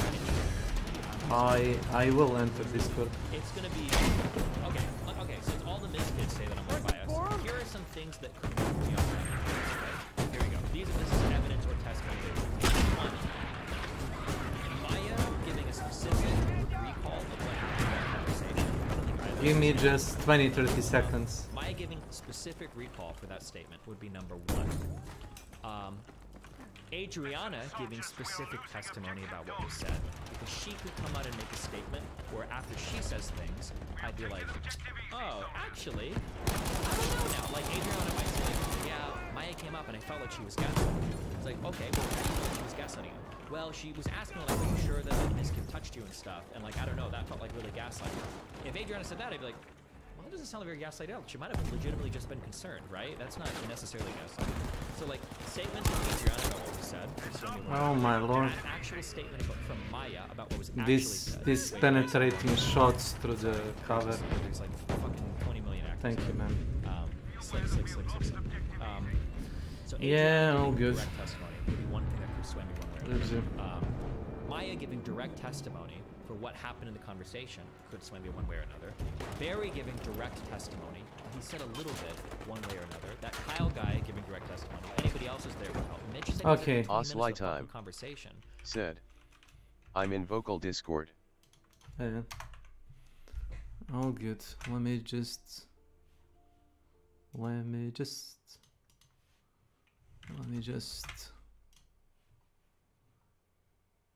change Hello, man. What's up? Hello. Hello, hello. Are you? What's up? Good. Yeah, I'm good. I'm just playing a bit. Like how to open the overlay again? Oh, it's bugged. No. No. Wait a second. Oh, you joined my game. Okay. Yeah. Okay. Let me go to a easy squad. Okay. Yeah. Okay.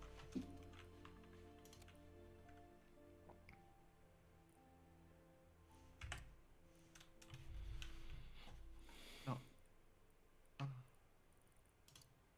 What is you? I picked the assault class. Quit. You leave the match? No, I didn't. I was just like a different squad. Okay. Easy squad. Okay.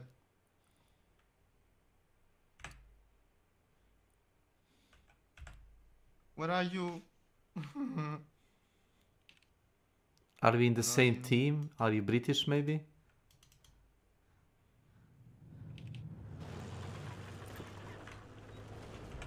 Let me see.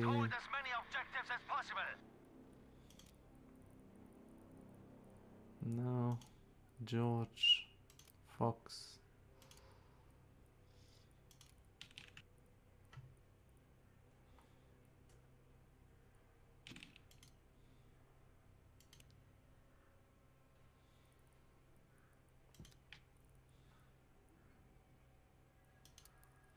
Done it! Objective Caesar is ours!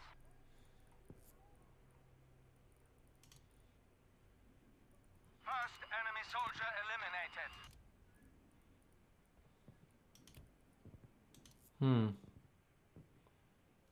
Devastation, Conquest. Is this the same? Yeah, it's the same map. Are you maybe British? Wait, which team? Fox, easy. I don't know. Is the game still connecting you? Yeah. Oh, okay.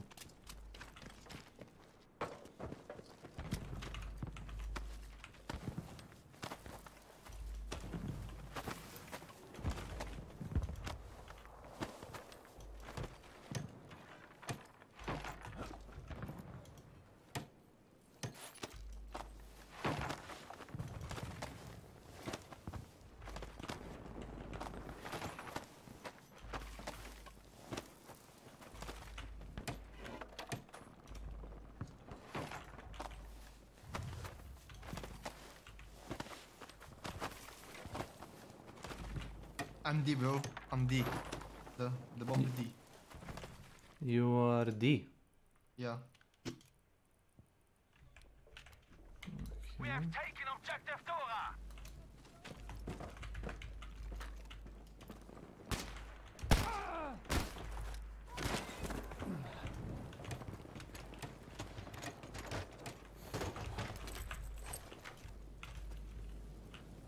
Good work. Objective Emil is now ours.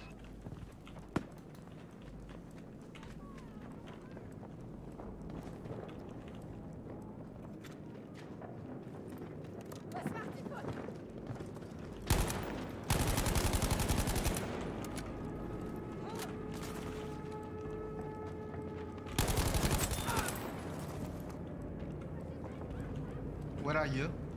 I am with the German side, I think. Okay.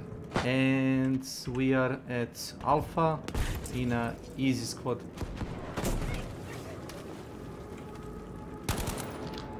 Objective Emil has been lost, soldiers.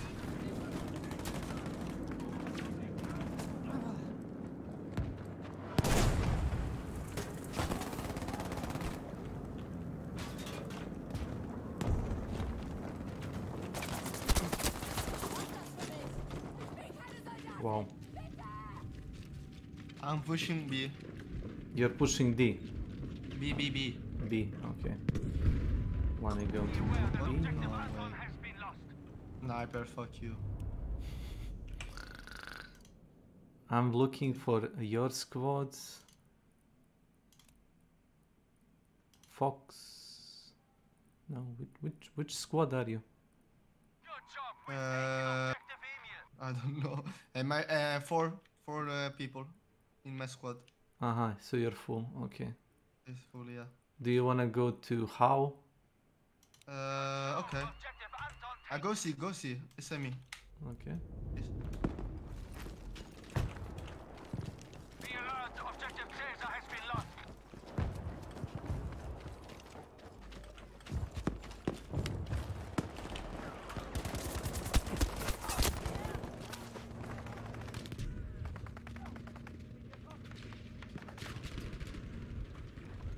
Oh my god.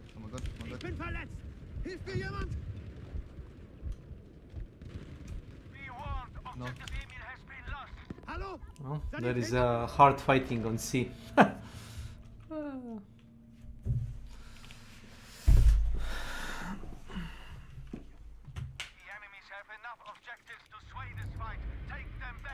Oh shit.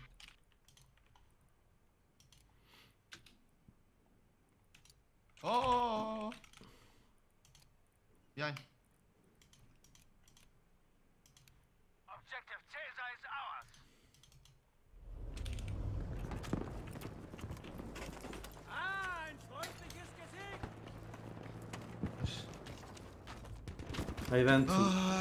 I went to capture E. He is that? E. I don't know E. A B C D. A B C D E. Ah, E. Okay. You go E. E. Okay. Okay. I go E.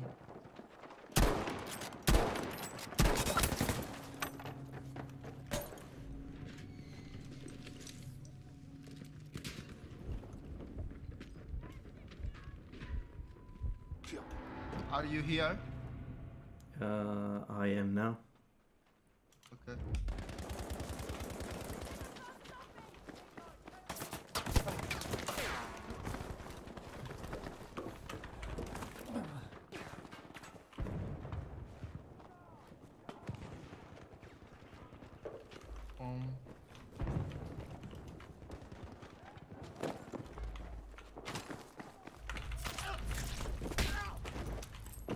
I just stabbed the guy with a knife in the back.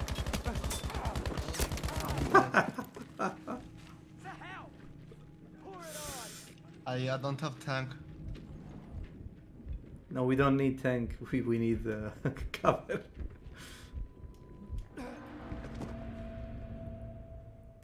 One is low.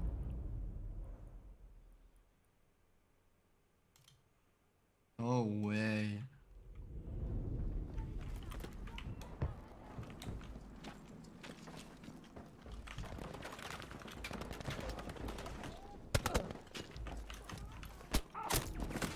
What?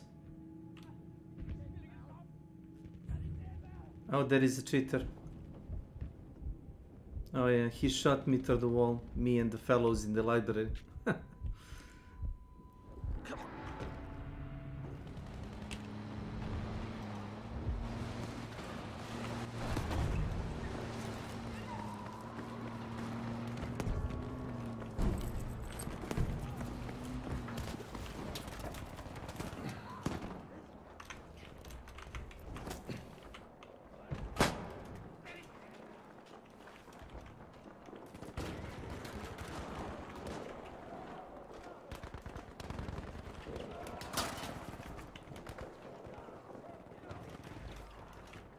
I am D. You're D. Yeah. You go here. Again. I'm at the church. I'm going here. You're going E. He, yeah.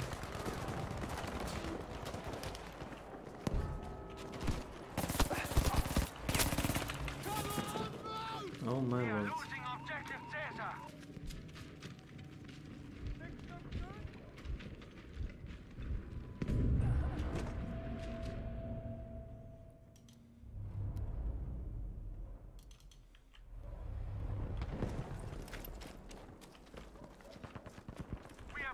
objective Caesar.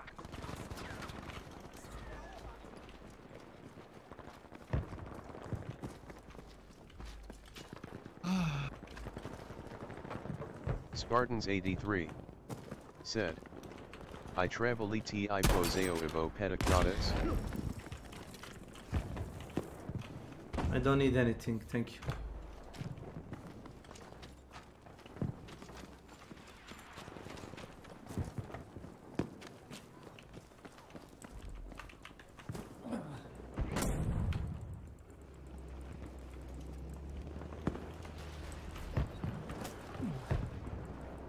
I go C. C, okay. Yeah.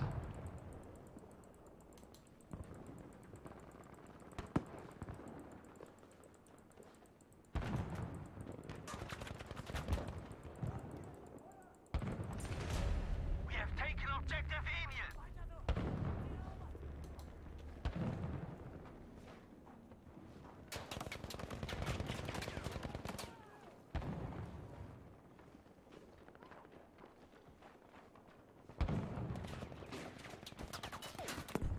Really?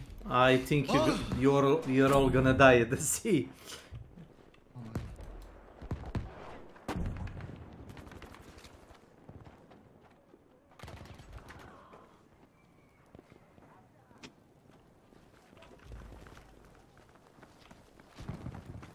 We have lost objective Anton.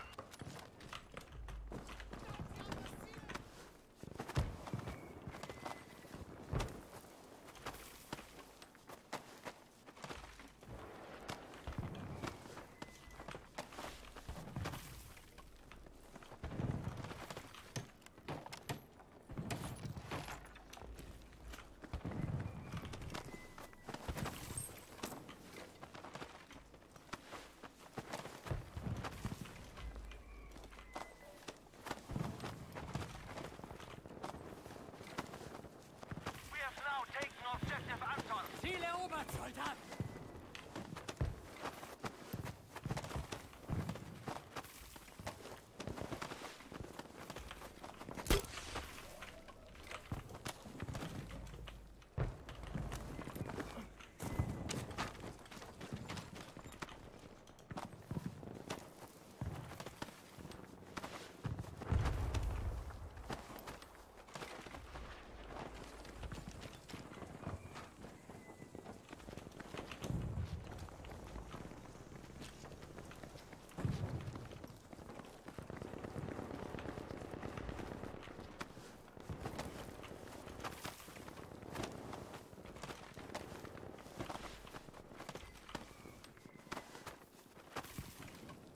I see there is no way for you to capture the church.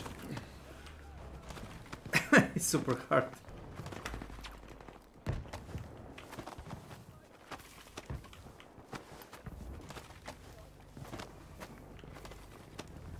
Doing well, but the battle is not over yet.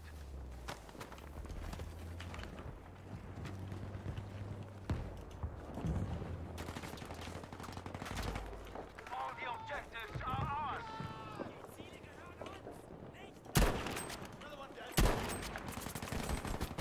Halten alle Ziele! Der Sieg ist zum Greifen nah! Teufel nochmal!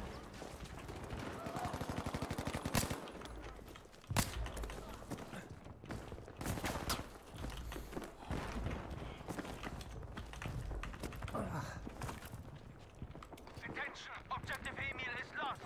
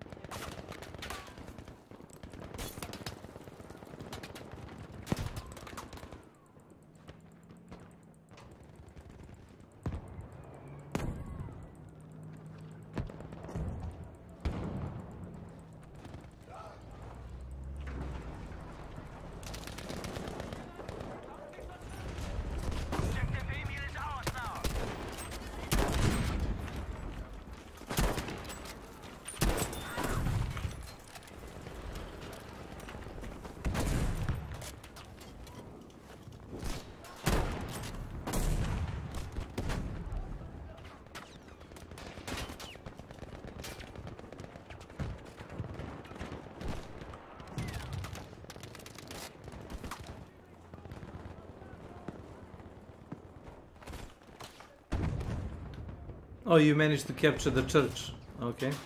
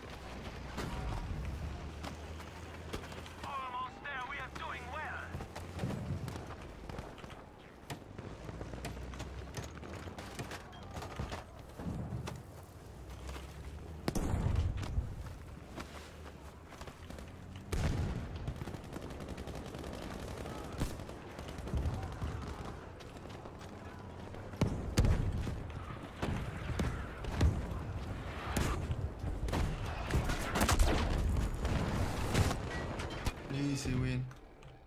Yeah, I think they couldn't. I watched the scoreboard. At the one point, somebody changed the teams. Yeah. Switch the sides. And And with me again. Yeah.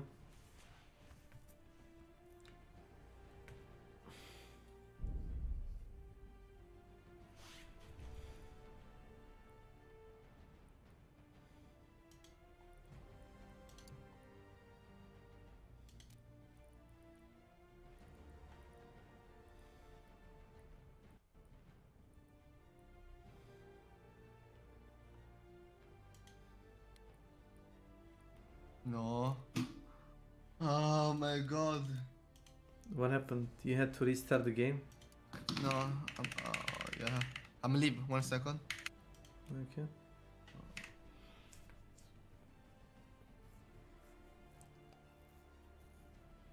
Do you want me to find another lobby? Okay, I'm with me or I'm with you? Yeah, I'm gonna invite you to a different lobby. Okay.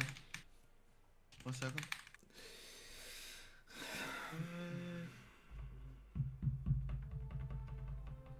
Okay, come here. Okay. Yeah, sorry. What the fuck? The overlay is bugged for me. I'm trying to click. Okay. I'm trying to click on it. Go. Ah!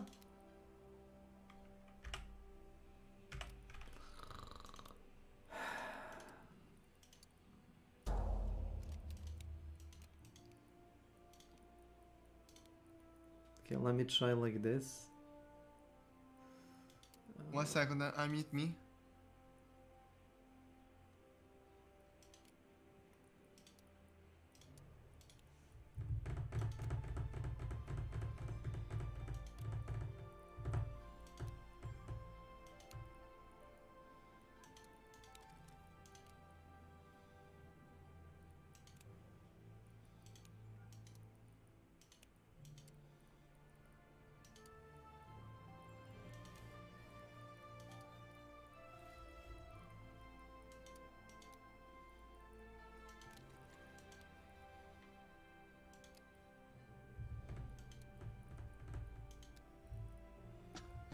Bro?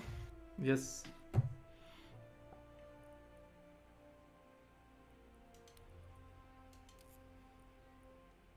Enjoy.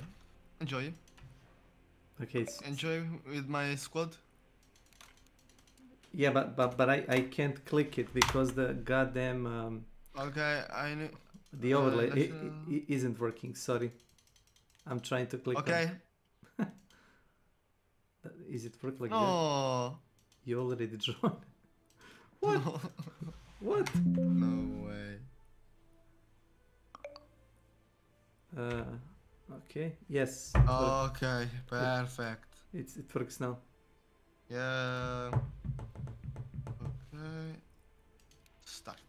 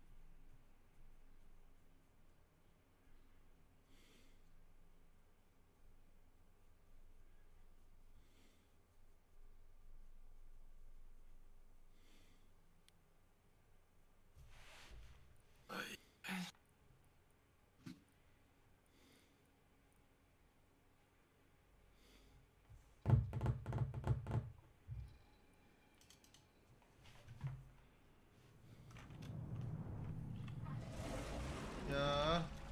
We're driving a tank. Hello. Hello, hello.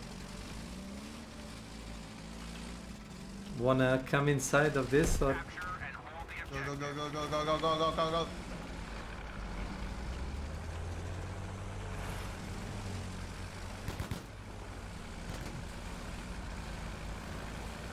I am your brother, okay? Okay, okay. Go! Go! Go, brother! Go, go, go!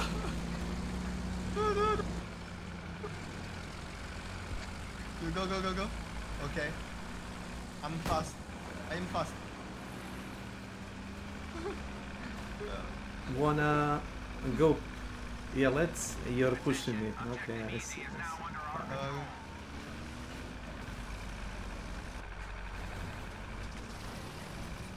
What the fuck? Yeah. Thanks. Thanks for that. You go left or right? We go forward.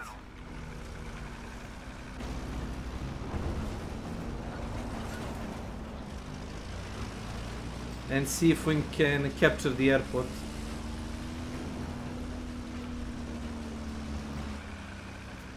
The vehicle in front of us. Yeah, see it? Jeep. Okay. To the left. Go left. Yeah, this is a problem. Oh! Nice. Got one. Nice.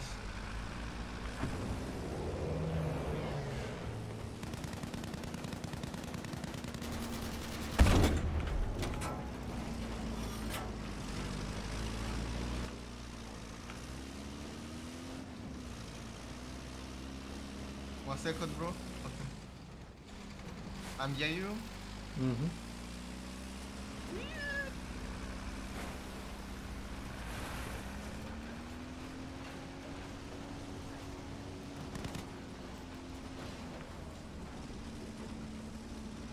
Yeah, the jeep that escaped captured the F behind us, but you know it's fine.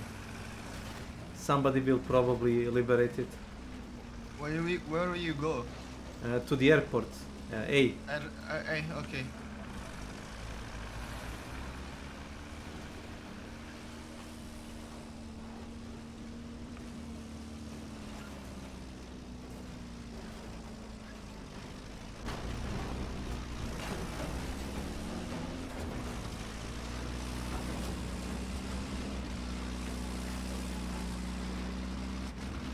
It's clean. I see, I see.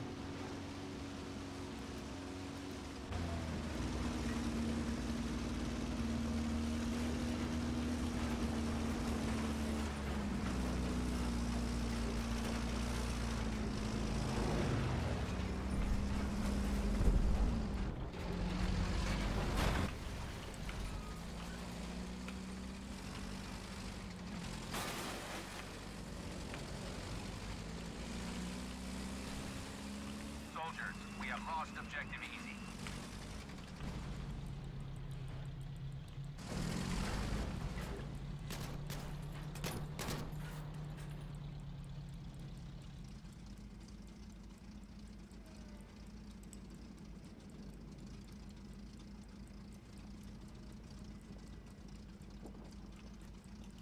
Is it infantry or something?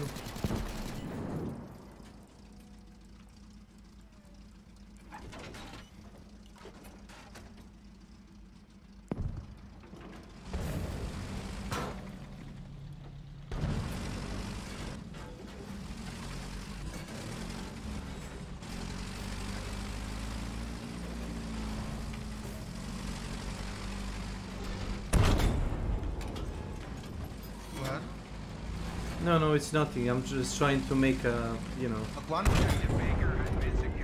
a room. One is that. Nice.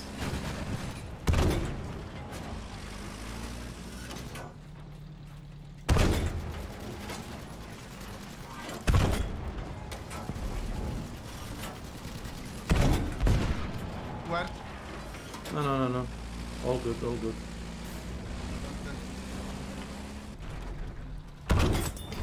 Got him. Is that? Yep.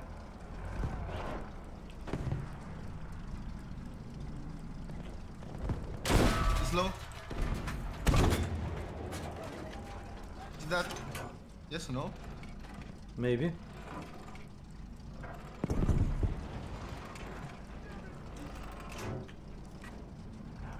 No. Now he's dead. Is that? He's dead. Okay, nice.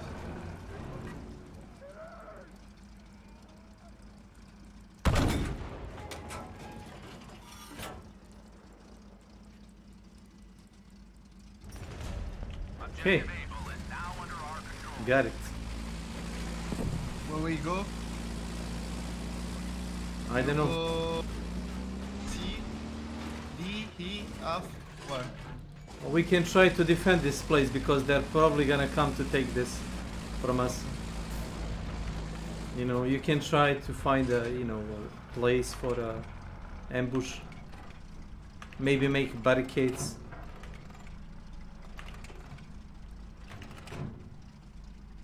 We have charge of objective easy.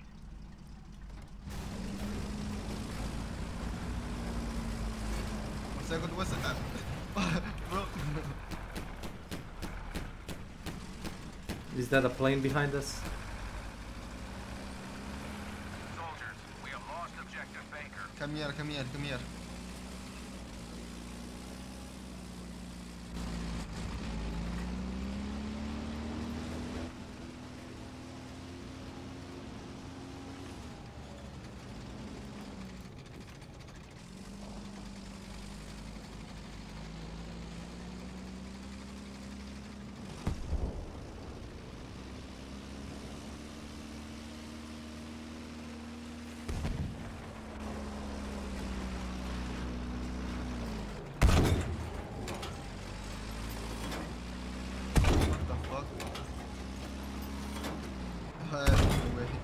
No, stop.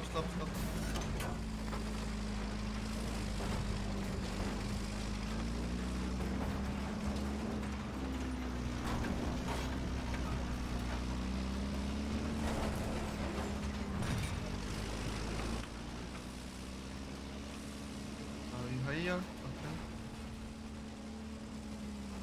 They are taking back the A. Told you.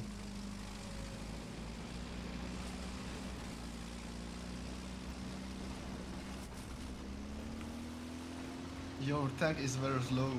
Yeah, I know. It's a tank. Do you expect it to go fast?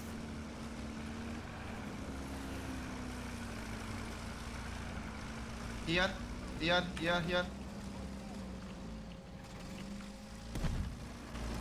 No. Go. I see it in the canyon.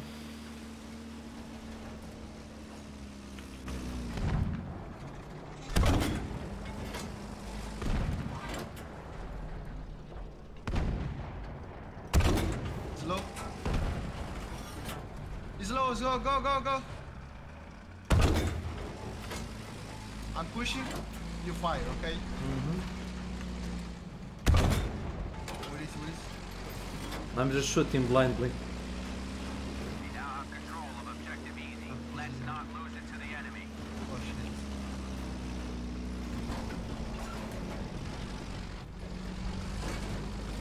Help me, bro. Help, oh shit. Left.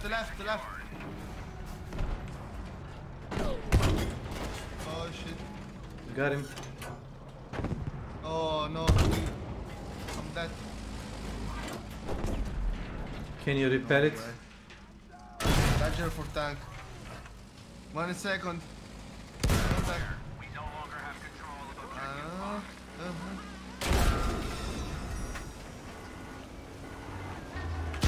Are you dead? No? I don't see him. He was on the hill. 1 second. No, it's fine. Where are you? Where are you? I'm dying. Lol.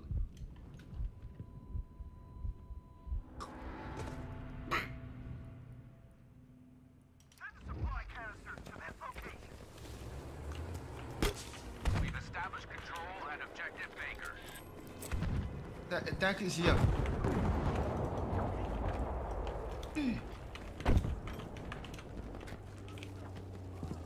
Yeah, but I don't. Do you have a bazooka or something?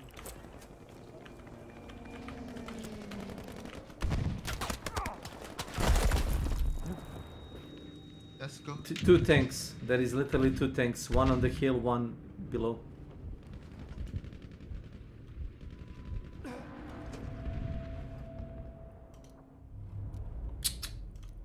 Shame.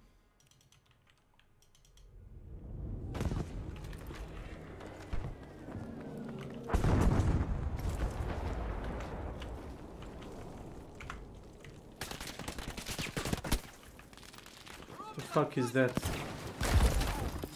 A plane? A plane?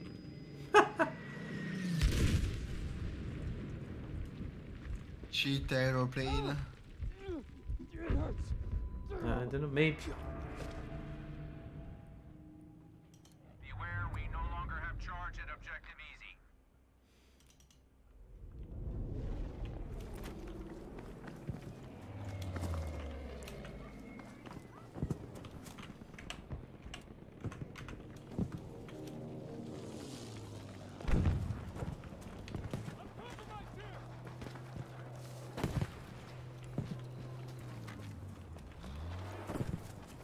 We have established control at Objective Easy.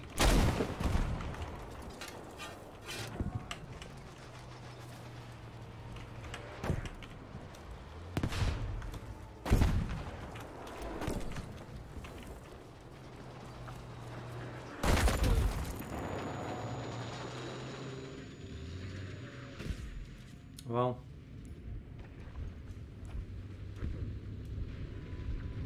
Objective Baker is under our control.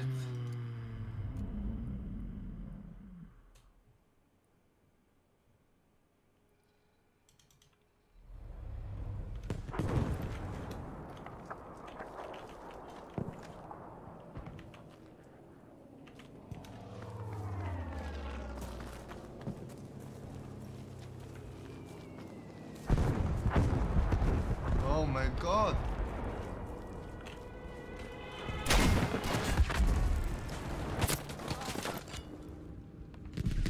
Yeah, there is no escape from the plane. Fox has been secured. Wow. We have lost our hold of Objective Easy.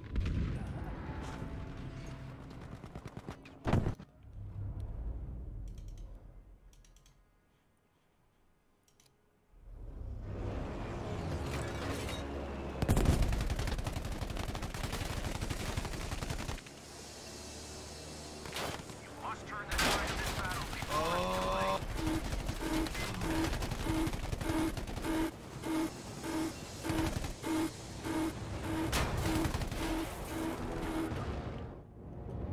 I'm very dead.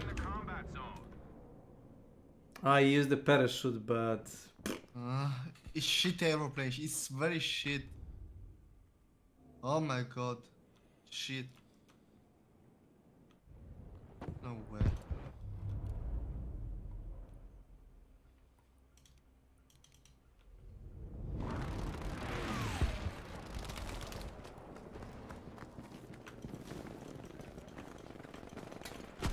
we're losing control of Objective Fox.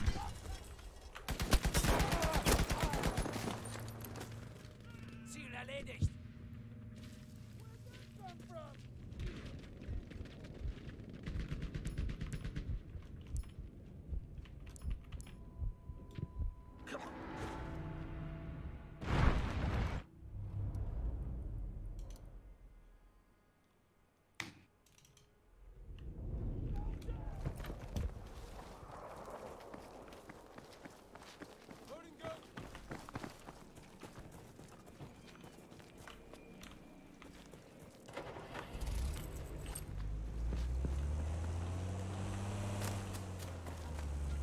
Attention, Objective Easy is now under our control. Wow.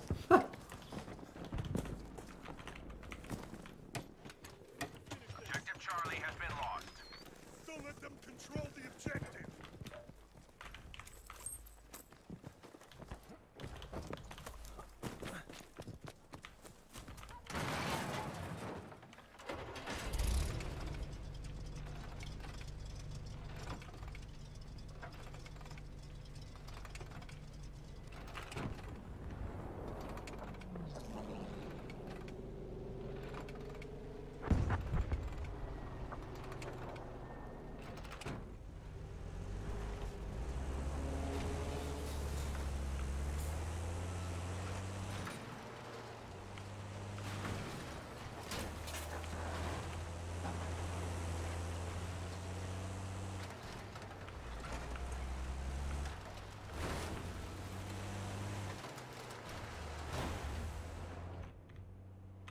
Must not leave the combat area.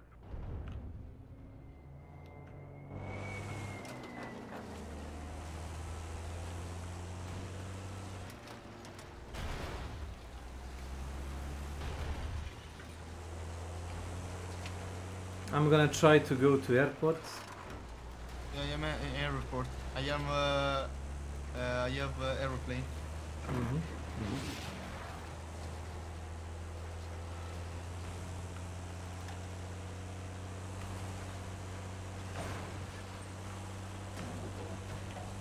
We have control of Objective Able.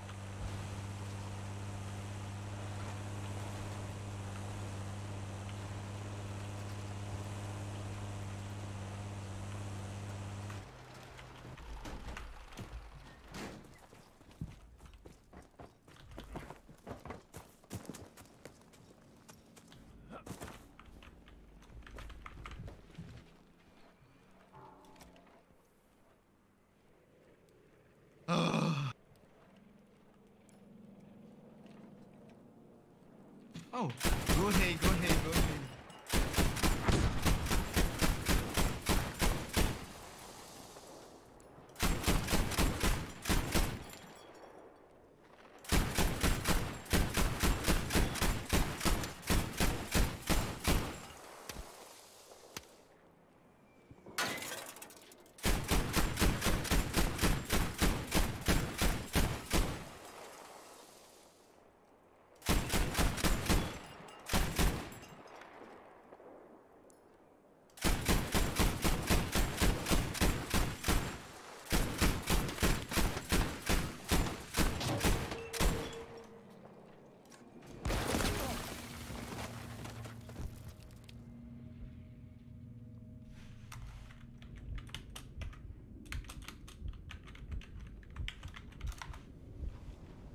Wow.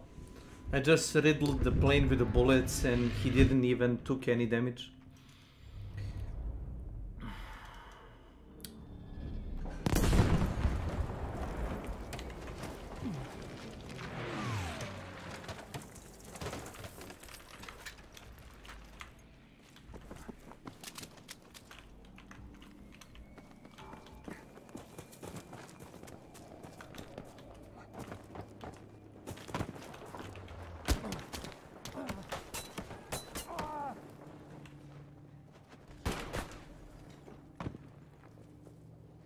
Oh my god. The enemy is attacking Objective Able.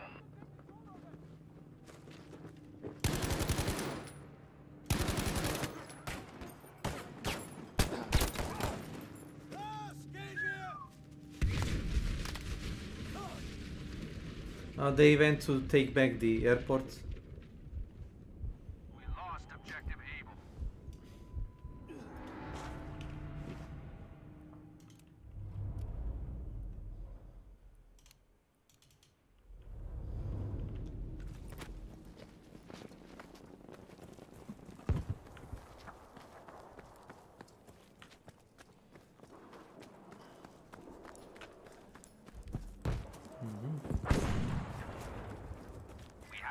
I have tanker. Okay, I'm at the B. Okay.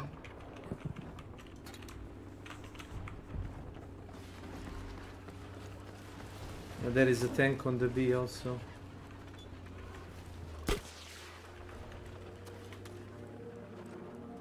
Oh yeah.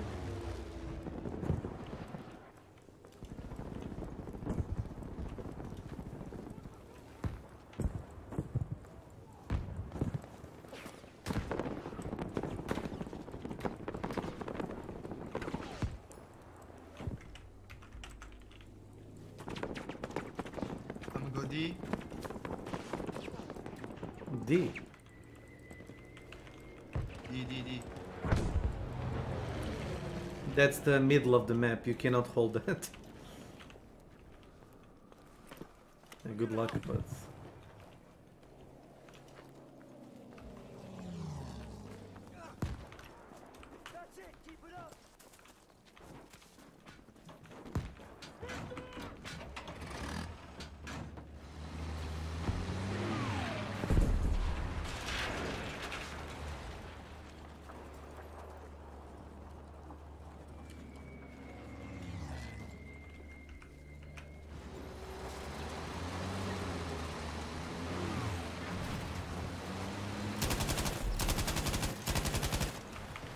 yeah, there is a tank right there.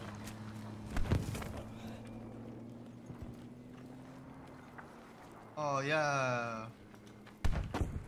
Tank coming from the airport.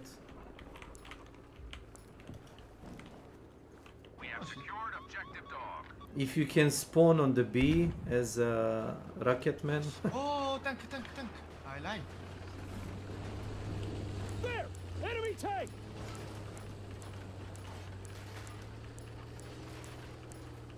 What the fuck? Hostile tank up ahead! What the fuck? The hell? Did you get run over by a tank? Oh my god.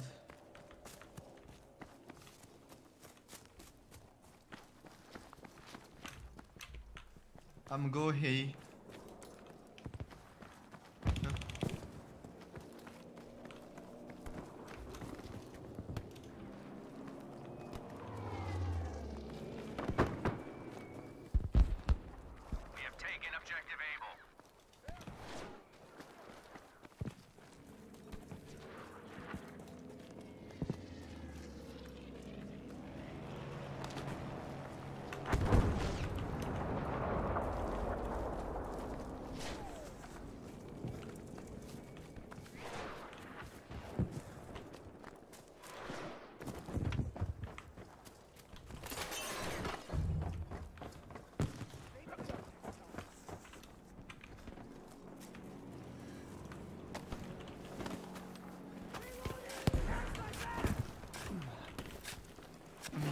What the? Huh? Did you spawn on me? Okay. I'll.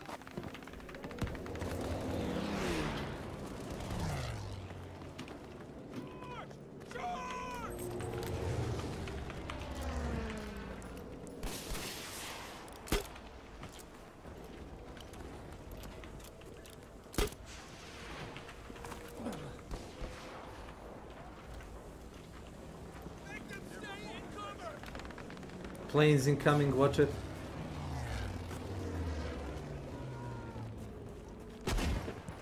Oh, the dungeon for sniper in hay.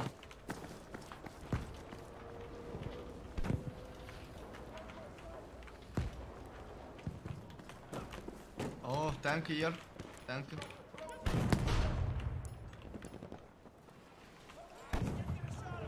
Is there a sniper there?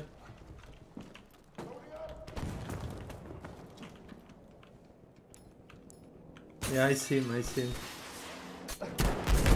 Oh my god.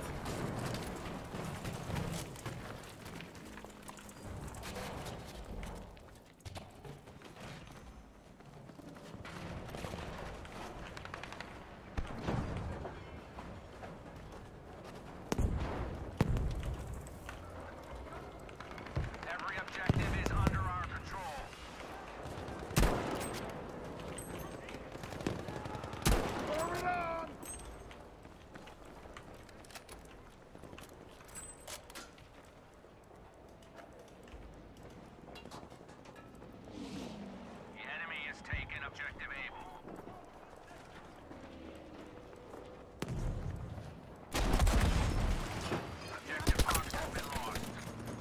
Wow.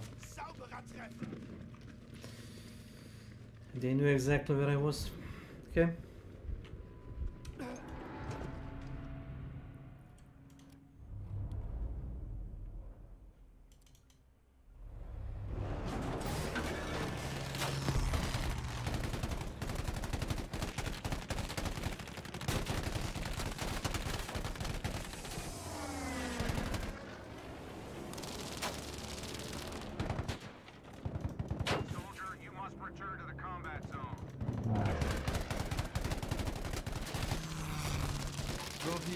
Are they being? Wow, I'm in a plane.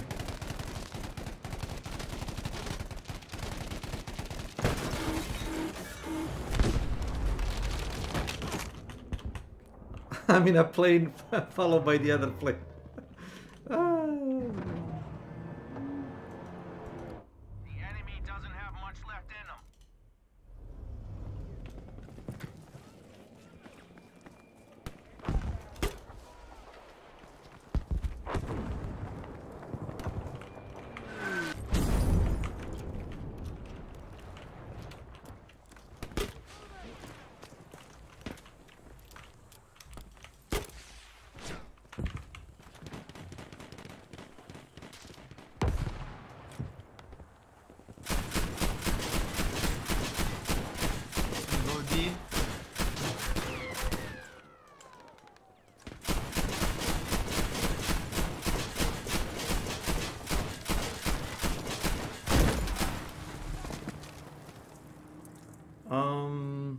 Okay. I think we might have won this match. No way. Maybe. Pushing. No, it's fine. Just keep at least couple of these, you know, objectives and we're good.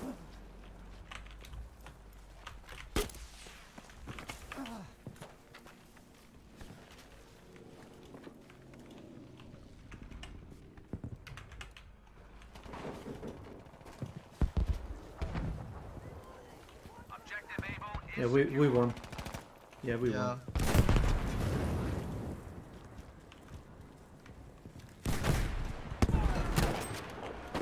Yes.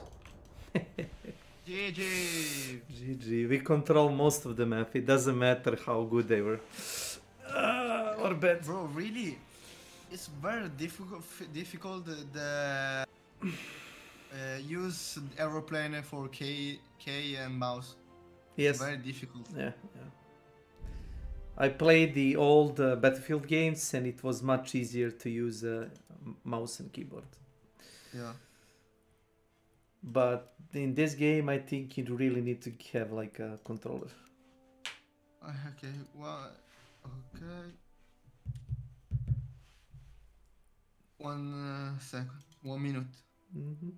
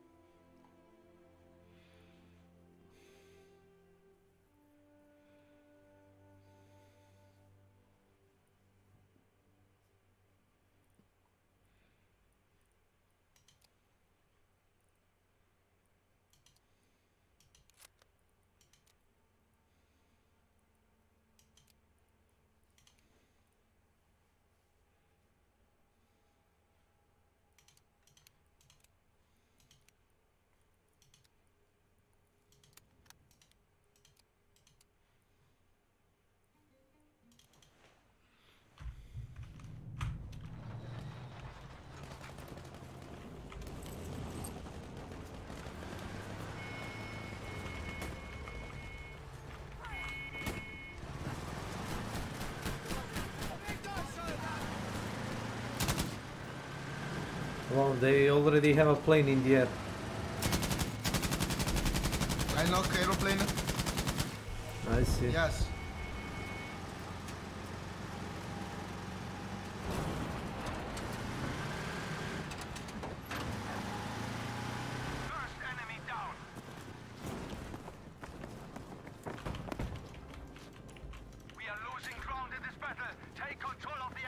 One is low.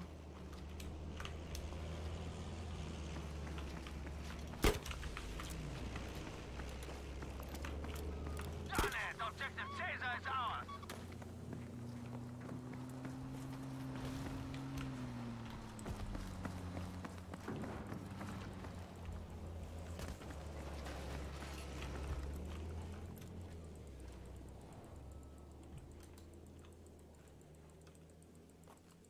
We have taken objective Gustav. Good work. We have taken objective Friedrich.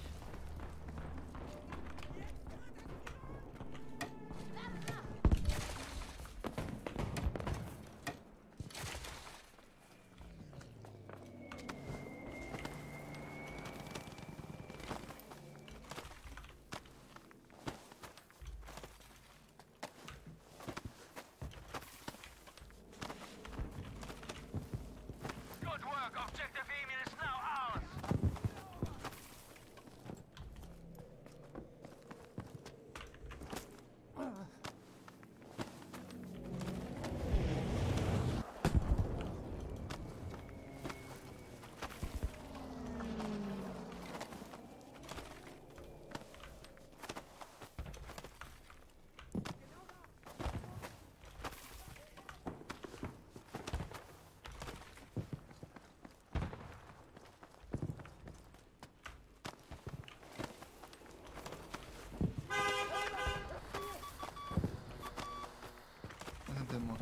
Just a second, I have to see something.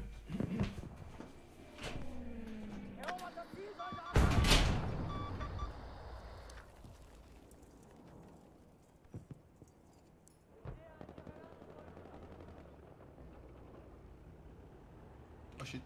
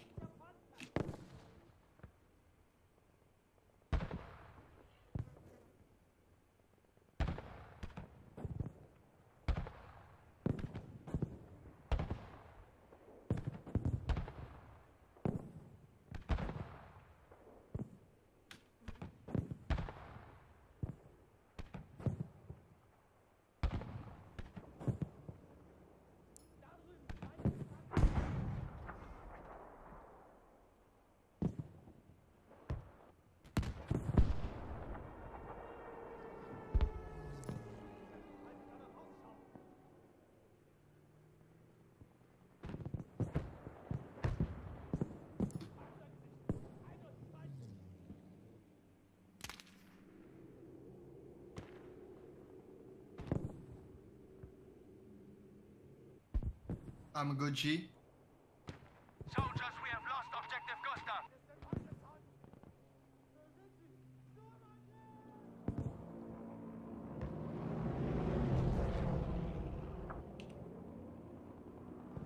What the hell? Oh my god.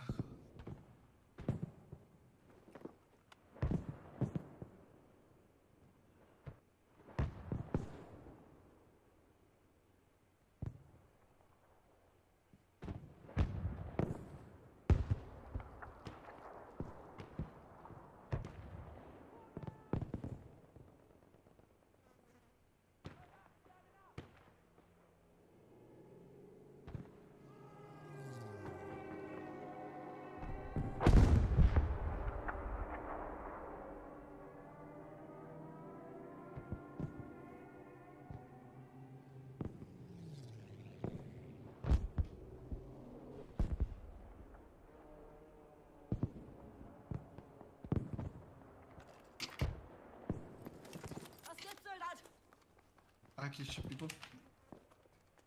Ah, that.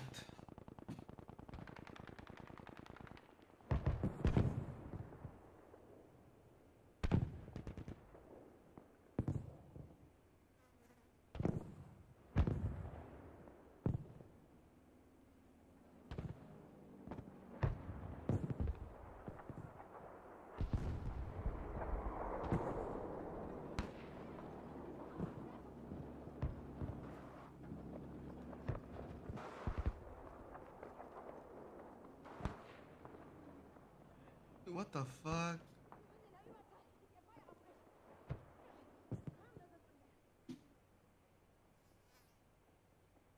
We have taken objective Gustav.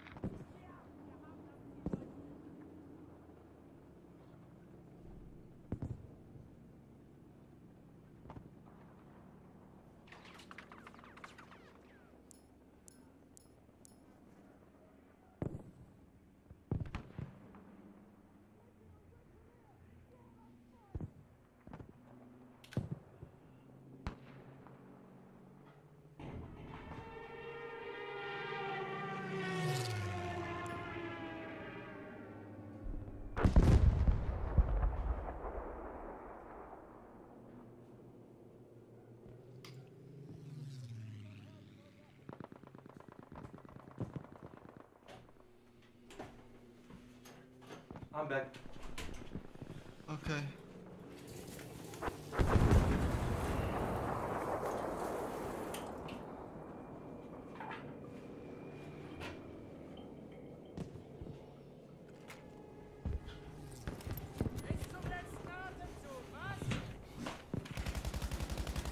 Are we winning? Barely.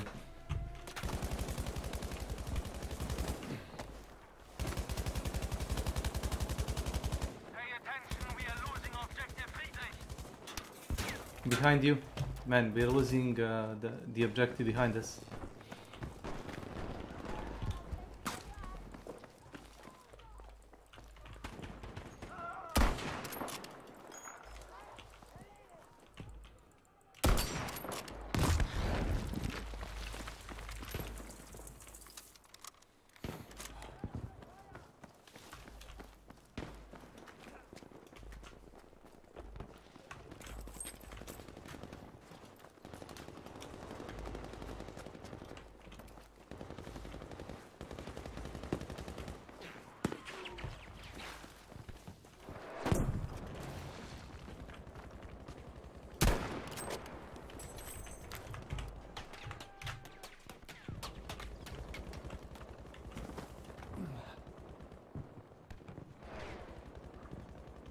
Tank. Panzer, seht ihr ihn?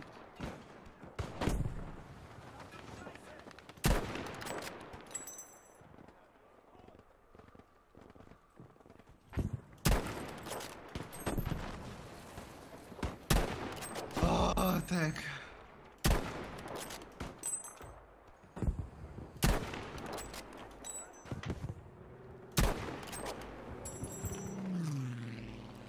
Yeah, they're crossing the bridge.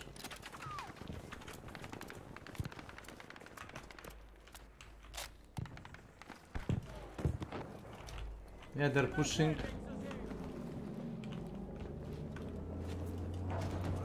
Oh wait, no way. Seht ihr das? Verdammt gefährlich! No way. Danger. Or behind you. Wow.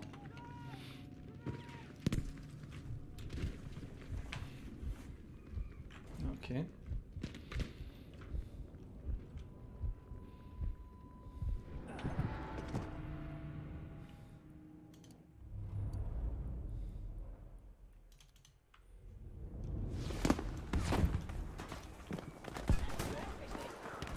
You must capture and hold the objectives, as many as you can.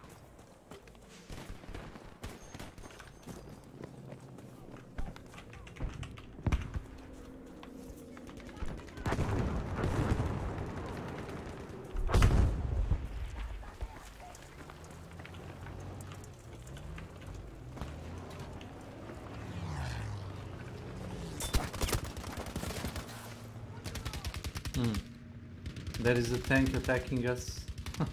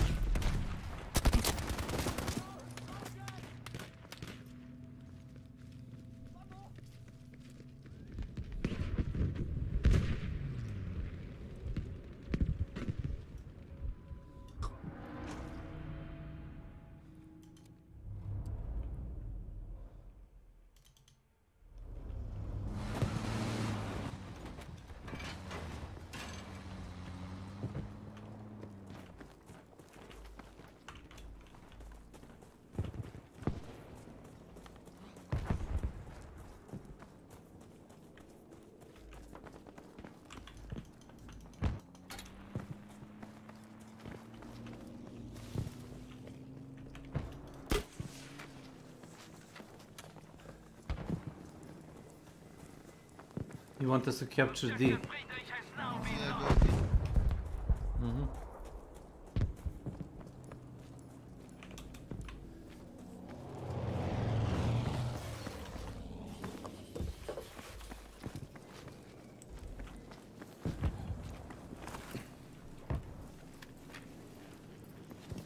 Objective Friedrich ist ours.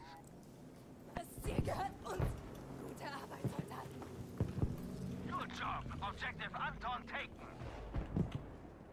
Ja, wir haben das Ziel erobert.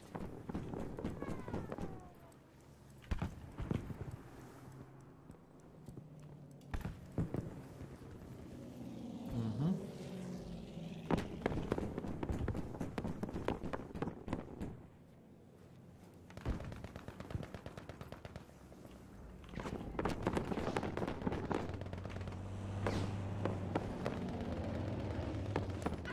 Das ist gefährlich.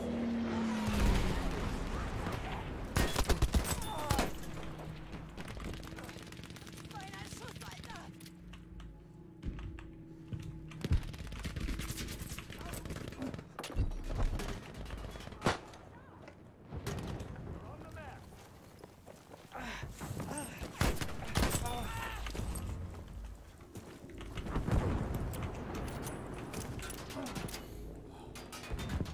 Vorsicht für uns.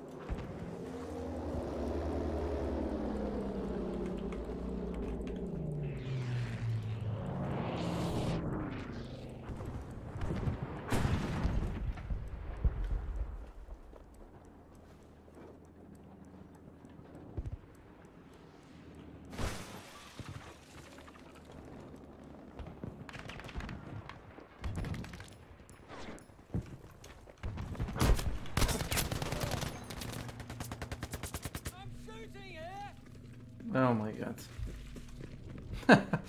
They eradicated us.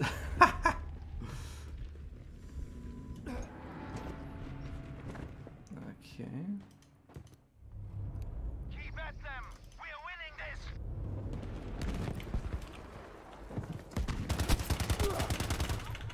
Oh.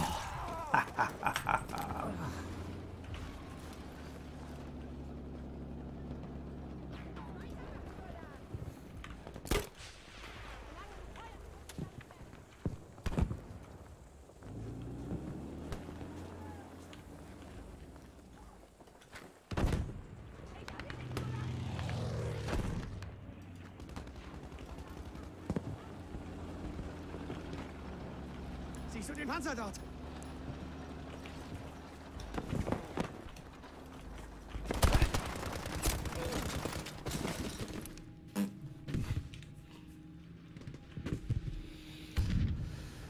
Objective Emil is lost.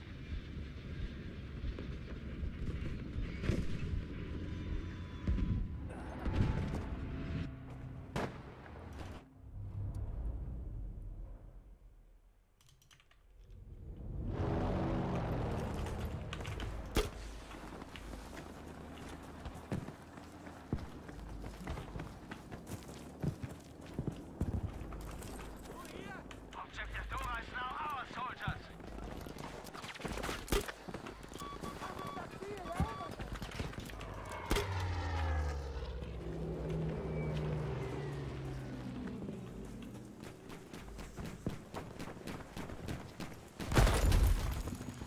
What? Wow. No, stop. I killed one. No Eh? way! Yeah, there is artillery somewhere. Fuck 40. Yeah. That killed me also. I don't know the angle. It's really unbelievable. For 5 minutes I'm leave, okay? Because I go to school. For my brother. Okay, man. Don't worry.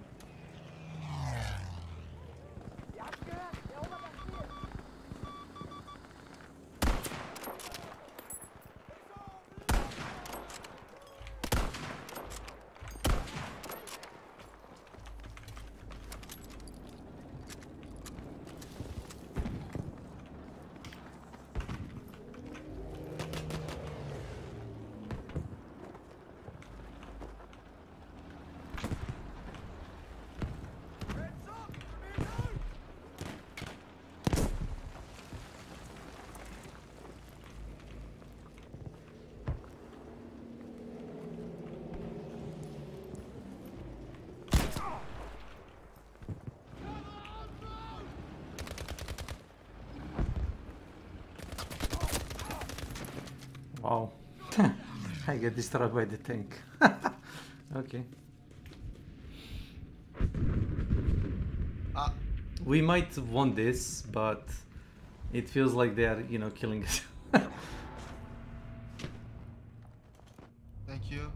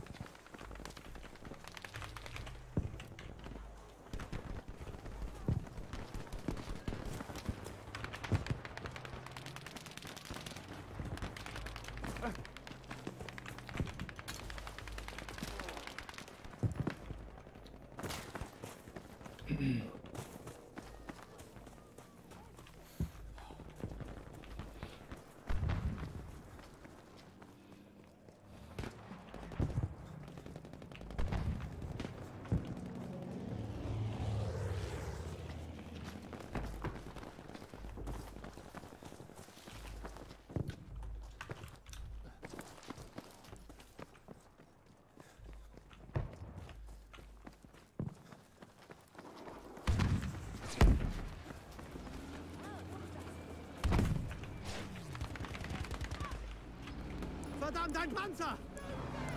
Objective Caesar has been lost.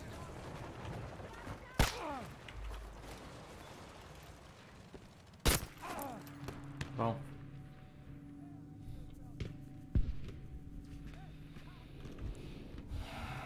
Okay.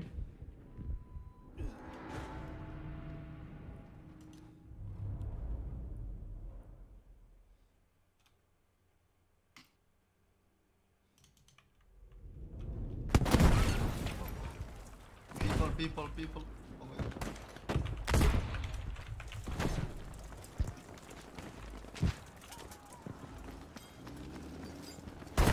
Oh, there is a tank incoming from behind. How many tanks do they have?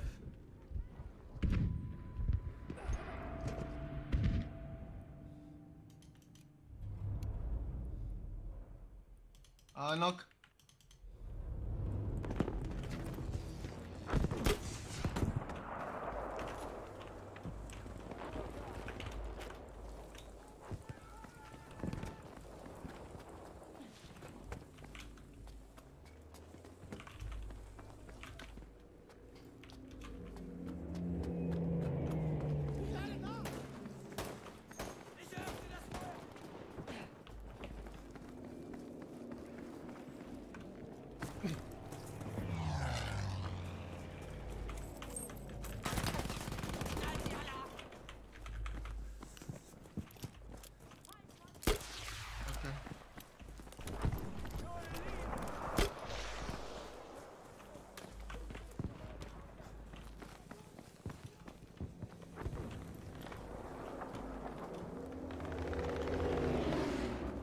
Attention, we have lost objective Friedrich.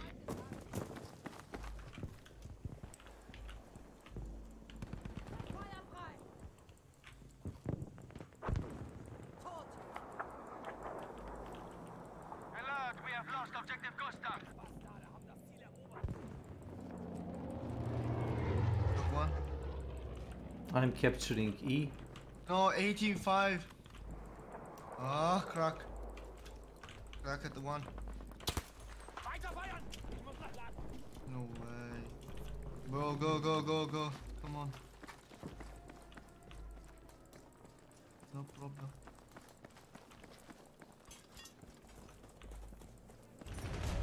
Good job, we've taken objective Emir.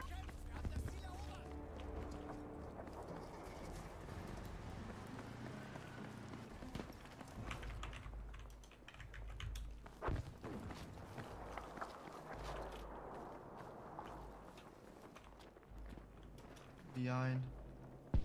Islam. Good work, we have taken objective Caesar.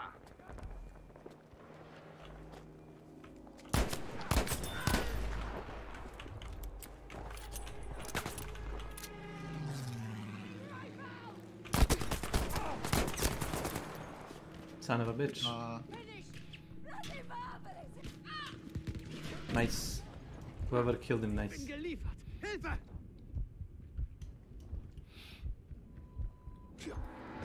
I'm pushing F. Okay. I'm spawning on you.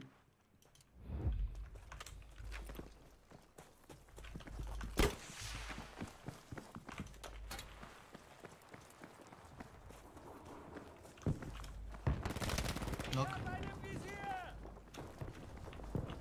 People.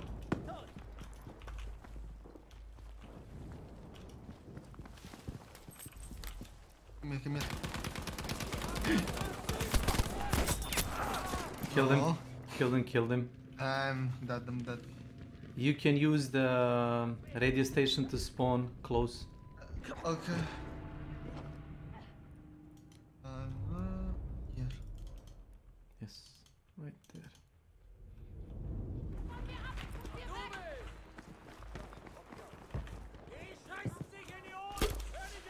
They're probably on the wall above you.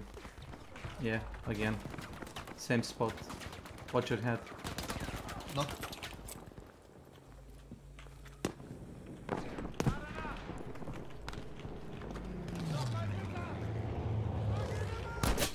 Oh, headshot with the magnum. Nice.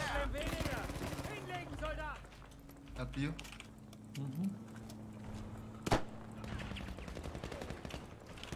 Grenade. Yeah, I see. Knock. Nice.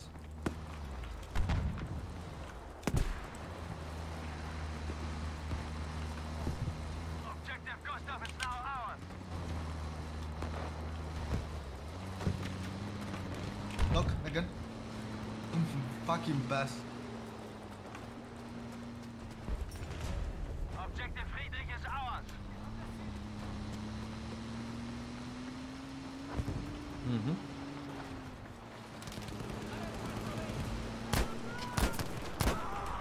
That guy ran over him. Lol.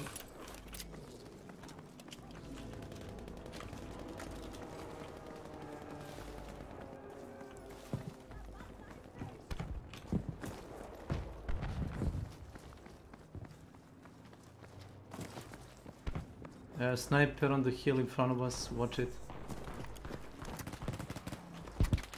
Yeah, right there.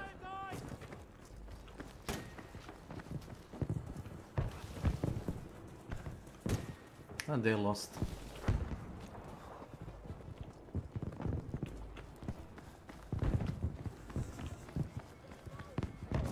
Listen, soldiers, we are losing objective Dora.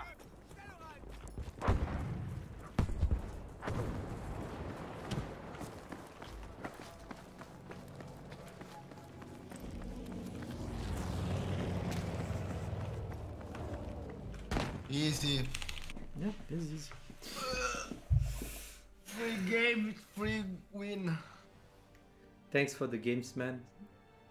Thank you. See you later. Goodbye. Bye.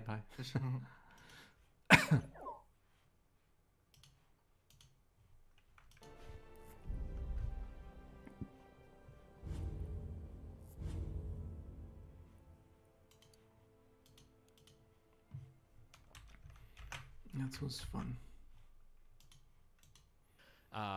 I don't know why that conversation took so long, but yeah, these are all things that could potentially like sway the story one way or another.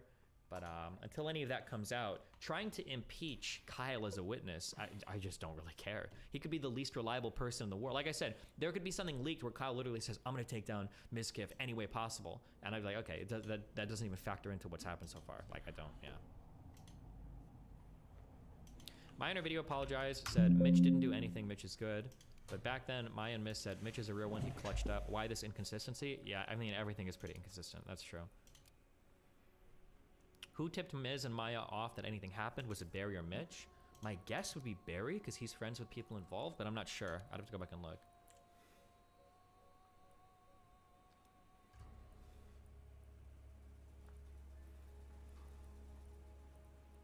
Wouldn't Maya and Mitch be sent due to Slick denying doing anything that night? stated all a year after the incident, by the way. Couldn't a false statement on Slick stain his reputation as well as Miskip's potential, even if untrue? And if it was a false statement, Adriana could be ruined as a result of it. Is it not reasonable to go and check? It's just, it's almost never. Oh, it was probably Novaru's tweets. That's what set everything into motion, I think. It's just probably never appropriate to go over. I'm sorry, that's just like never. Can you speculate hard about the motivations of Mitch and Barry so that I can have a fiery clip to send to LSF? Not really. Like both of the. I don't know enough about Barry to hate Barry, but Mitch is obviously just going to say whatever.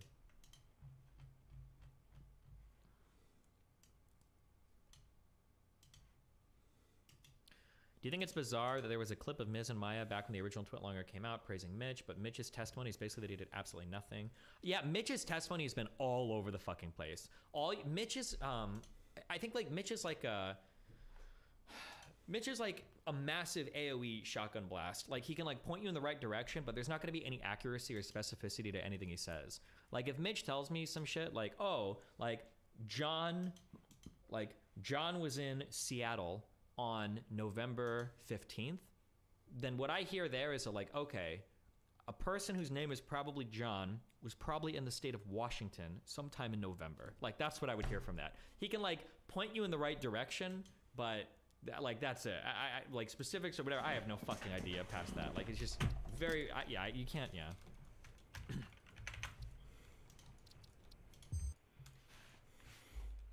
Not to obfuscate from the overclaims for the stream, the next day when Mizkif and Maya says that Mitch came in clutch was clip chimped, they were talking about Miz's package that they picked up. Oh, well, if that's true, then that wouldn't be an inconsistency there. If that's what they were referring to. But wait, is that true? Because weren't they saying stuff like, wow, Mitch is like the best friend. Mitch is such, would they really be that happy about Mitch being their best friend just for finding the package? This is the clip. Actually, I do understand. It's Mitch. But dude, chat, Mitch is a good friend. Yesterday with this whole debacle that was happening with Slick. No, hold on. Wait, who just said that? Wait, is that a Ms. Frog? Are you guys in here trying to run psyops on my YouTube chat? I bet that's a claim that's being thrown around in the subreddit. Wait, you just lied. You actually just lied to me. You just... Somebody... What a Weasley little liar. Destiny's obviously so biased. Yeah, true, dude. Dude, he stepped up. He stepped up hard. He was like, boom. Like, my boy Slick is there's problems, like, going on. Like I said, we really thought the worst. I mean, I didn't know it was gonna happen. He stepped the fuck up. He was there for him. He cared a lot. It was pretty much me, Maya, and Slick, or me, Maya, and Mitch in a room trying to figure out what the fuck's going on. But Mitch really stepped up to the fucking plate. We both didn't expect that. He was there. He was just like, damn, like, here I am. I'm so like this makes, and the way that Mitch said it initially was like, oh, I just want to play with a dog. He was really there. He was really out there. He's a good friend. Like I think the reason the integrity of Colin Berry matters is because despite Maya going over there being definitely wrong, there are key witnesses who have made strong claims, e.g. Barry saying in the phone call that Maya went over to Gaslighter, so he thinks it's important that their motives should be publicly questioned. The thing is, though, is people with bad motives could still make good observations, right? Like, there are some people that I really hate, and it would make me more likely to notice if they fuck up, right?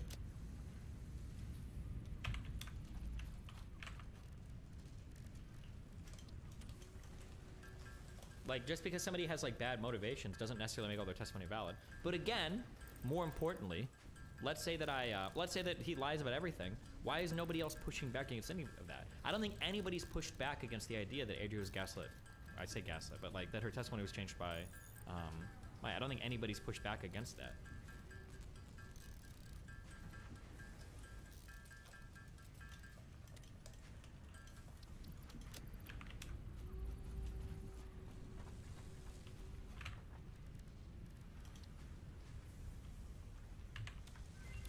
So do you believe the Ice Poseidon Barry tweet about Miz? I don't know. I don't know anything about how those three people are related to each other. Hassan's response to Knut's pokey take. Later. The reason why everyone hates Pokimane? The thing is, the reason why everyone hates Pokimane is because she doesn't have her own opinion. She always has the politically correct one. That. Hold on.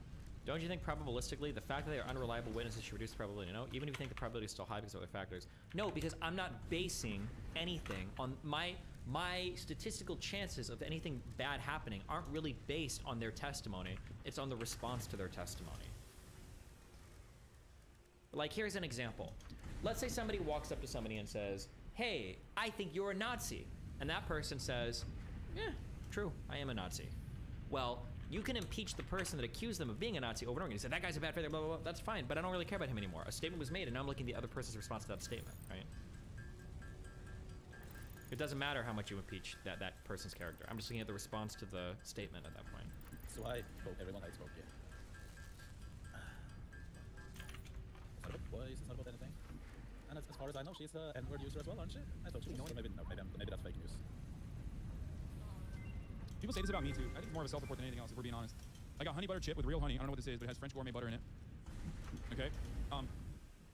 Not the N-word user part, no. Oh, these people have no opinions. They come with a politically correct opinion or whatever. It's just like, fuck, this is hard as hell to open. What the fuck? It's more so a self-report than anything else.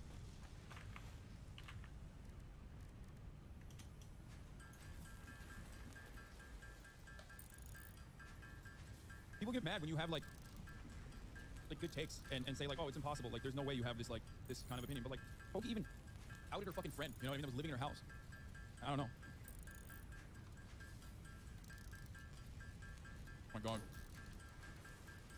Oh my god. Imagine you're like being attacked by somebody and Hassan has to defend your character. How fucked are you? This is the egg sando and it's fire. Train has Spidey sense. I'm gonna keep it a $1.50 with you guys.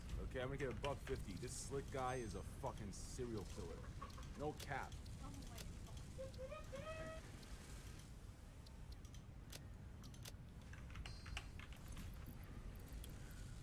Surely Train giving Mitch 125k didn't influence him at all, right? First off, kids, I usually ignore stupid ass slander like this, but Mitch had gambling problems. He didn't take responsibility for it back when I moved in with him in 2017. Second off, I gave him 5 times what he lost recently, 125k. So suck my dick, you fake news pussies. I don't understand what the implication is. Are you saying that because Mitch was given 125 by Train, that Mitch is gonna change his story just to help Train and fuck over Miskiff? Let's say that is true. Let's say that we go with that. Why the fuck was Mitch so wishy-washy on every fucking thing? And why did he almost nuke all of it in the end then, if he was being paid off by Train the entire time? That doesn't make any sense. If this was true, that Mitch was like ready to, fuck over Miskiff because of Train, like, the story doesn't, it doesn't fit. His actions aren't congruent with that. Like,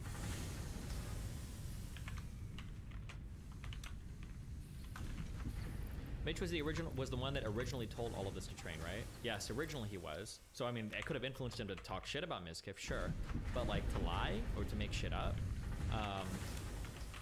like this whole thing almost didn't even get leaked because of Mitch. He was the one holdup. It was so close to not going public because of him.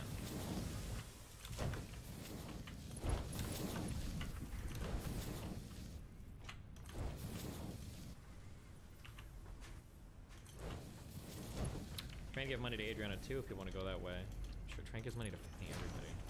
Are you paid off by Train too? I don't think Train has ever given me. Oh, he's donated money to my stream before. I don't remember how much in Twitch. So yeah, I'm paid off too, I guess. Why did Train and X care about Mitch not wanting to leak?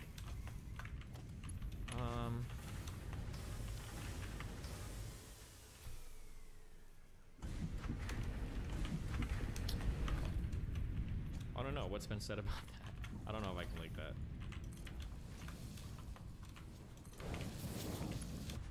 He gave $3,000 to Moot. Holy shit, my whole crew's paid off. Does he even believe these people? It's so insane. They're all fucking liars. Kyle and his girlfriend deleted hundreds of tweets on the day of the call.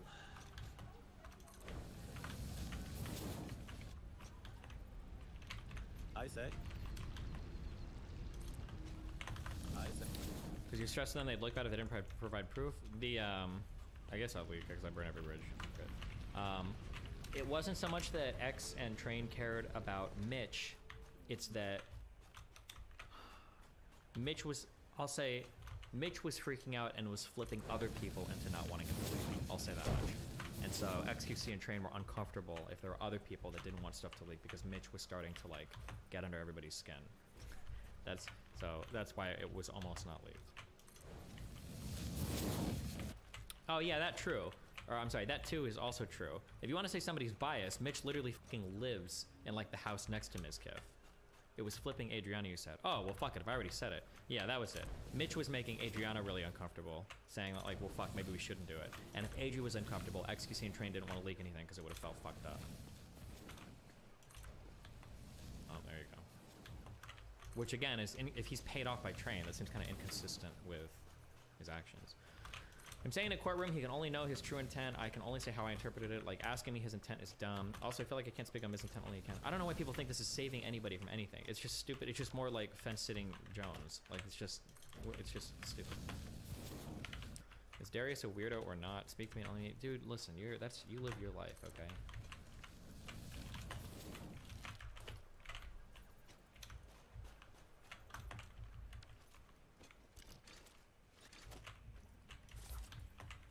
Mitch Jones moved into S-Fan's house a few weeks ago. Yeah, Canute, isn't that literally right next door to fucking Mizkif? And S-Fan is part of OTK. Do you think that Mitch could burn Mizkif to the ground and still live with S-Fan? Do you think that is possible? Like...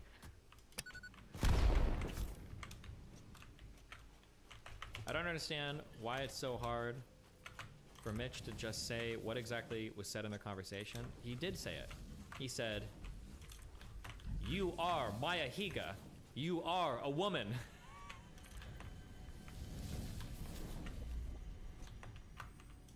God, dude, I went back and I watched this song yesterday. Oh my God.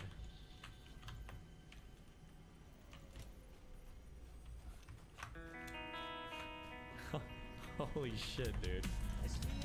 Your contract legally compels you to harvest this artifact.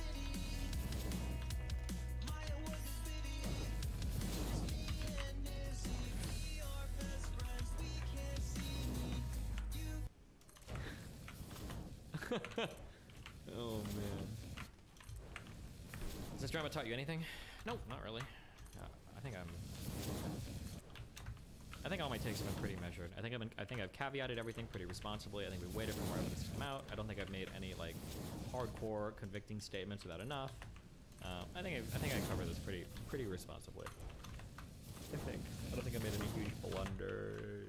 I can think of.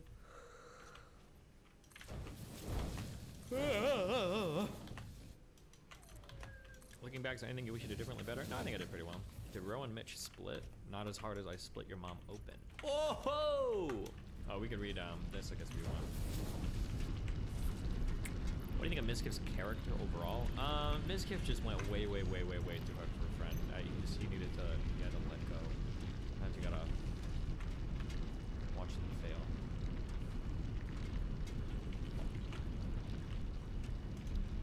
My final statement. I would first like to respond to the recorded call from last week that was aired on stream. I was not offered the opportunity to represent myself on that call, and thus what I said in my intentions on that day in question were misrepresented. To be fair, she's kind of right. She wasn't on the call. I did offer her the ability to come and speak while I was listening to it. I said I'd do it. I guess I'll leak that conversation. She messaged me and she said, "Destiny, I don't know what to do here." I put the sweaty towel guy. She said, "I was not in this call and no one else is in to back up what happened. It's just Barry's word and I never said those things." And then I said, "I could bring you in like 40 minutes if you want to clarify anything." And then she said, "Please, I need Mitch to be there." And then she said she didn't want to be on stream for this, but thank you for being willing, but she can't do this live. And I said, "No problem, I understand." So I mean, like, she had an opportunity to come on if she wanted to, but understandably, right, I guess it was too stressful, she didn't want to.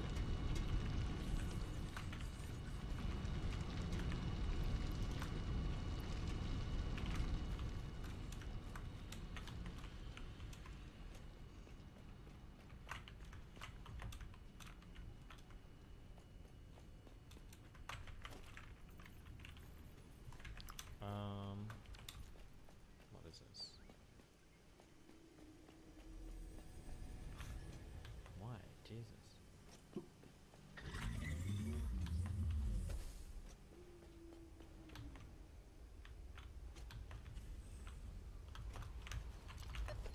Why does she need Mitch to be on the call with her? I have no idea. Aren't you wrong in what the call means? The call means the call that happened between Mitch and Train and Asman. That would be my guess, and Barry.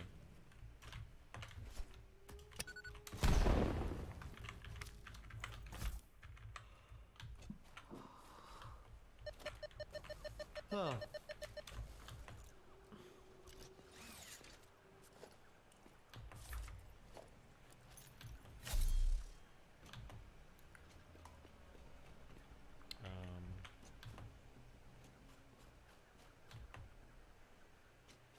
The call, didn't they say Maya did not pick up and didn't want to be on the call? Oh, I have no idea.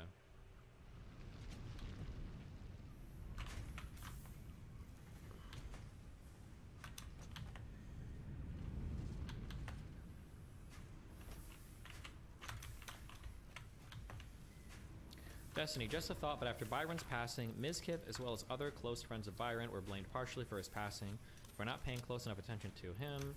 Is it not possible that that caused a level of emotional traumatization on him into being extremely possessive and careful of his close friends' mental well-being, even to his own detriment? I have no idea. That's a hardcore psychoanalysis.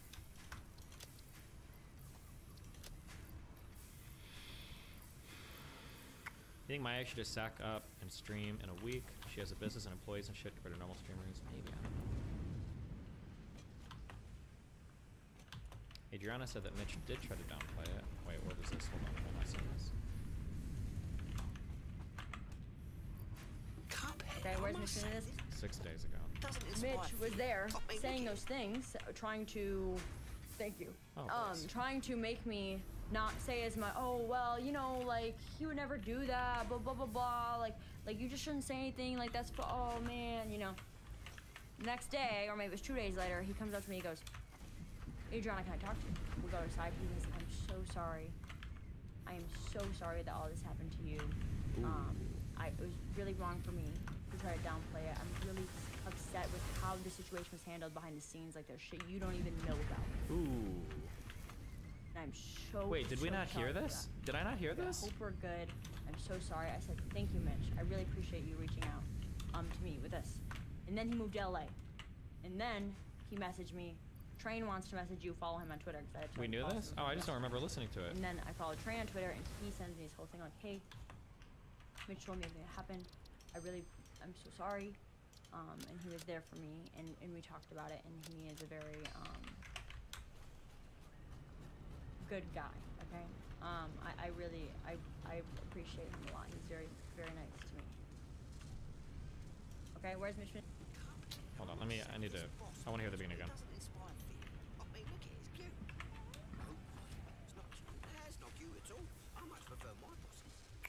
Now I'm kind of wondering, but Barry didn't say this, and now because Barry is incredible, I wonder if Barry would cover for Mitch. What did that Kyle guy say? Did Kyle mention anything about Mitch talking to Adri? Because Adri here is saying that Mitch actually did talk to her quite a bit, which kind of makes sense because we later found out that Mitch said that he was in that conversation for 20 minutes. Hold on. Mitch was there saying those things, trying to, thank you, trying to make me not say as my, oh, well, you know, like, he would never do that, blah, blah, blah, blah, like you just shouldn't say anything, like, that's for, oh, man, you know. Next day, or maybe it was 2 days later, he comes. And this matches a lot more with Niz and Maya's testimony. Well, I shouldn't call it testimony, with their stream shit. Fuck, somebody link that. Now, so let's say that let's rewind and let's change our version of the events now a little bit more, and let's tweak it in our mind, and let's say that Mitch actually was pretty involved in that conversation, maybe more than we originally thought. Let's assume, okay, they went over, Maya, Mitch, Barry went over to that house. Mitch was pretty involved in that conversation with Adriana, and he was part of the reason why Adri switched things up in her statement. Let's assume that happened, and then now we have on the next day their stream here. Actually, I do understand. It's Mitch. Dude, chat, Mitch is a good friend. Yesterday with this whole debacle that was happening with Slick, dude, he stepped up. he stepped up hard. He was like, boom. Like, my boy Slick is there's problems like going on. Like I said, we really thought the worst. I mean, I didn't know it was gonna happen. He stepped the fuck up. He was there for him. He cared a lot. It was pretty much me, Maya, and Slick, or me, Maya, and Mitch in a room trying to figure out what the fuck's going on. But Mitch really stepped up to the fucking plate. We both didn't expect that. He was there. He was just like, damn, like, here I am. So, this makes it sound like Mitch was pretty involved. Do you think Adriana's covering for Mitch because of Train? How is Adriana covering for Mitch? She literally threw under the bus. Because Adri's statements here make it sound like... Okay, where's Mitch in this? Where's Mitch during this? was there saying those things, trying to... Thank you. Trying to make me... This also is a little bit more consistent with Mitch initially saying, I had nothing to do with it. I didn't say anything. I had nothing to do with it. And I remember later on in the call, it was like an hour into it, it finally came out that Mitch was like, oh yeah, I was there for the first 20 minutes of the conversation. 20 minutes, motherfucker? Hold on, you just said you weren't there at all? You were playing with a dog? Now you're saying there for 20 minutes of that conversation? Why? Wait, that's a huge flip, and I think that flip happened in the same call, didn't it? Me not say as my, oh, well, you know, like, he would never do that, blah, blah, blah, blah, like, you just shouldn't say anything, like, that's for, oh, man, you know. The next day, or maybe it was 2 days later, he comes up to me, he goes, Adriana, can I talk to you? We go aside, he says, I'm so sorry. I am so sorry that all this happened to you. It was really wrong for me to try to downplay it. I'm really upset with how the situation was handled behind the scenes, like there's shit you don't even know about. I feel like that.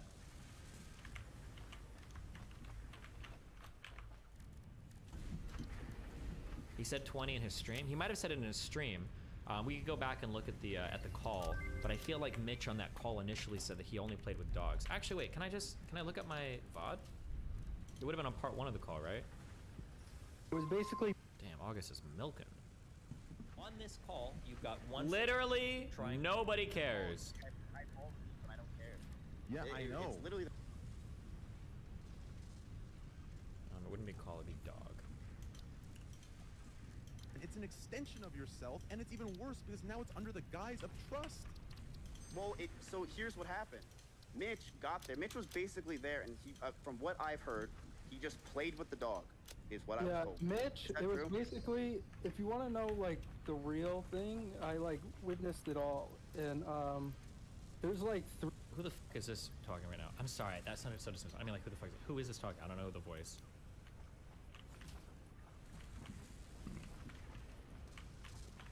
Oh, that's Barry? Okay, I don't know any of these streamers. I'm so sorry. Okay, that's Barry talking. So, from what we know so far, Barry, Mitch, and Maya were the 3 that won. Bro! Just play the call! Shut the fuck up! No one cares! Adriana, anything up. Slick, these are the 3 that won. Jesus, so many. This is like the Avengers Civil War. True. Who's involved? 3 witnesses that what Slick did was true. And basically, what happened when I brought Maya and Mitch there, Mitch was just acting like stupid Mitch the whole time, while he wasn't like, it was basically Maya gaslighting Adriana the whole time, basically saying, are you sure this is what Slick did to you? You're pretty drunk, you wouldn't remember it. Are you sure? That doesn't sound something like Slick would do. We know Slick. Shit like... Now I wonder, so people were trying to impeach Barry as being somebody that was credible. I wonder if Barry did lie, but the lie wasn't about whether or not somebody was gaslighting Adriana, but the lie was about who was doing it or what the involvement was. Now I wonder if he's covering for Mitch here. If Barry's throwing Maya under the bus. Or maybe Maya and Mitch were both doing it, but Barry doesn't want to bring up Mitch. Like that. And then one more thing. And then she was like, if you tweet longer, Crazy Slick, this won't be good for your streaming career. You won't be like... Okay. I am giving you... Dude! Shut up!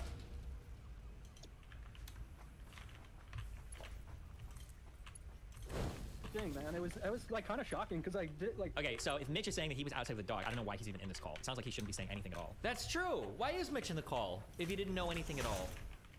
And he was outside playing with the dog. Kind of right. Unless he was actually there, listening to the conversation.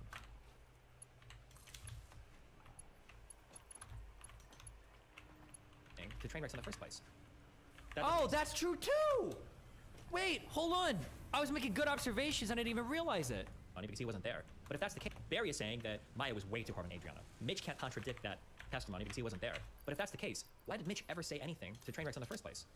Why would Mitch ever say anything improper happened if he wasn't there listening to any of the conversation by Barry's own admittance on the call with Mitch? Why wouldn't Mitch contradict Barry, or why wouldn't Mitch support Barry's story and say, oh, true, me and Barry heard something really bad going on?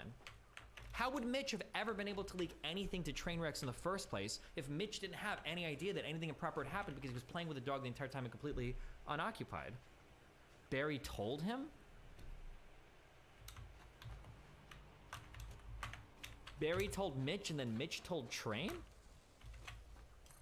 Hold on. That doesn't make sense. I don't know if Asmongold will hone in on that or not, but it doesn't make sense that Mitch would have communicated that something improper happened if he was outside with the dog the entire time. He didn't hear the conversation. Why would you say anything at all?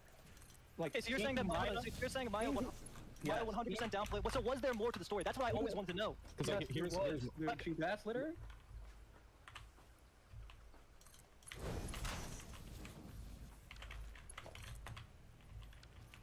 Yes. I would rather it just. Look. I feel shitty. I feel bad for Adriana. I don't know what happened. I really don't. I wasn't at the house. I wasn't there for this shit. I just wasn't there. I didn't even know Mitch was in the backyard playing with the dog until Mitch told me. It's like I wasn't even part of it.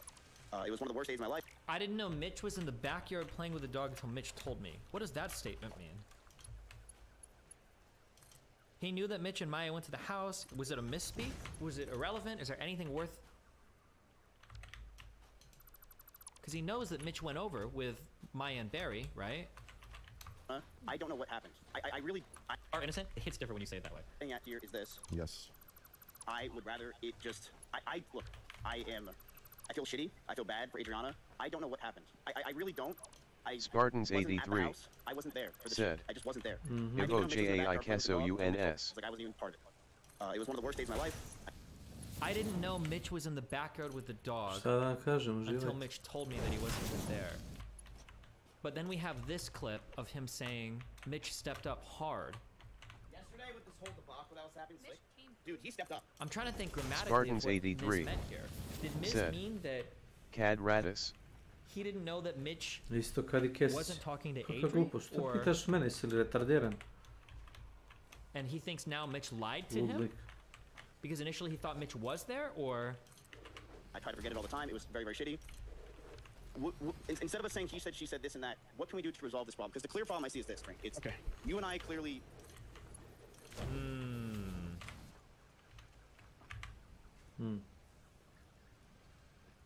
Believe me, she knew exactly what she was doing. She did the same thing to Andy Pyro. She was f***ing him for 3 conventions in a row, and then she pulled some shit on him saying, oh, he without a condom and didn't tell me. She's f***ing crazy. Do you understand me? She'll do anything for clout. She's done this to... Oh, wait, hold on. Can we find... Is it 20? Or is it going to be type... Or is it going to be numbers?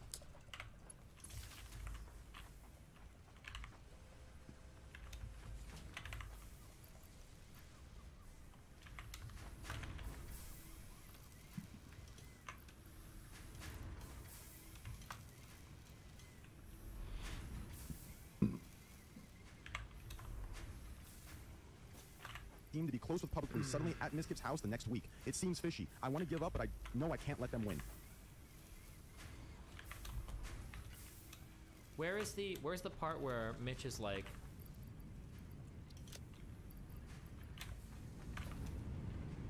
When does Mitch say something for like, I was there in the comma for 20 minutes? 20-minute part is part 2. And then I just went... I was in the room for a little bit, but I wasn't really adding anything to anything. I mean, it was mainly Maya and Adriana Lee talking. Alright. Wait, so he did listen to the conversation? Wait, why did he say he was with the dog? I wasn't there for all of that conversation, because a lot of the time I just spent outside with the fucking dogs because they were dope, and I was outside with the dogs. But when we first got there, I'd say I was in there for the first like 20 minutes, kind of just walking around the counter. I think Why didn't he say this at all on the call? If he's saying that it was just Maya, if he's trying to say that it was just Maya talking the entire time, how can he even know that if he was only there for... Initially he said it wasn't there at all, then he said he was in the room for 20 minutes. We've got Maya and Mizkif over here saying that Mitch stepped up big. Now I think Mitch's involvement in this was actually way bigger than...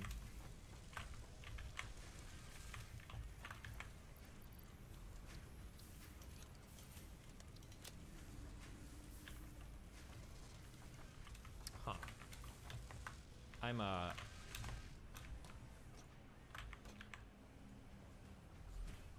it would make more sense too, right? Things start to slot in. Things start to make way more sense in this version of events. Mitch firsthand has information of a lot of the stuff that was going on that he was able to relay to Train. Mitch has a much bigger first-party involvement. It makes a lot of sense why he's really scared about anything going public. He's not just worried about Mizkif, he's also worried about himself. Mitch messaging Maya later to say that he feels bad about things, like, also makes more sense given his involvement in the conversation. Although all of these things could have alternative explanations as well. Mitch feeling really guilty and talking to Train slots in more here. You have to be careful because you can like start to retroactively refit evidence. So I'm trying not to do that. There are still other possible explanations, but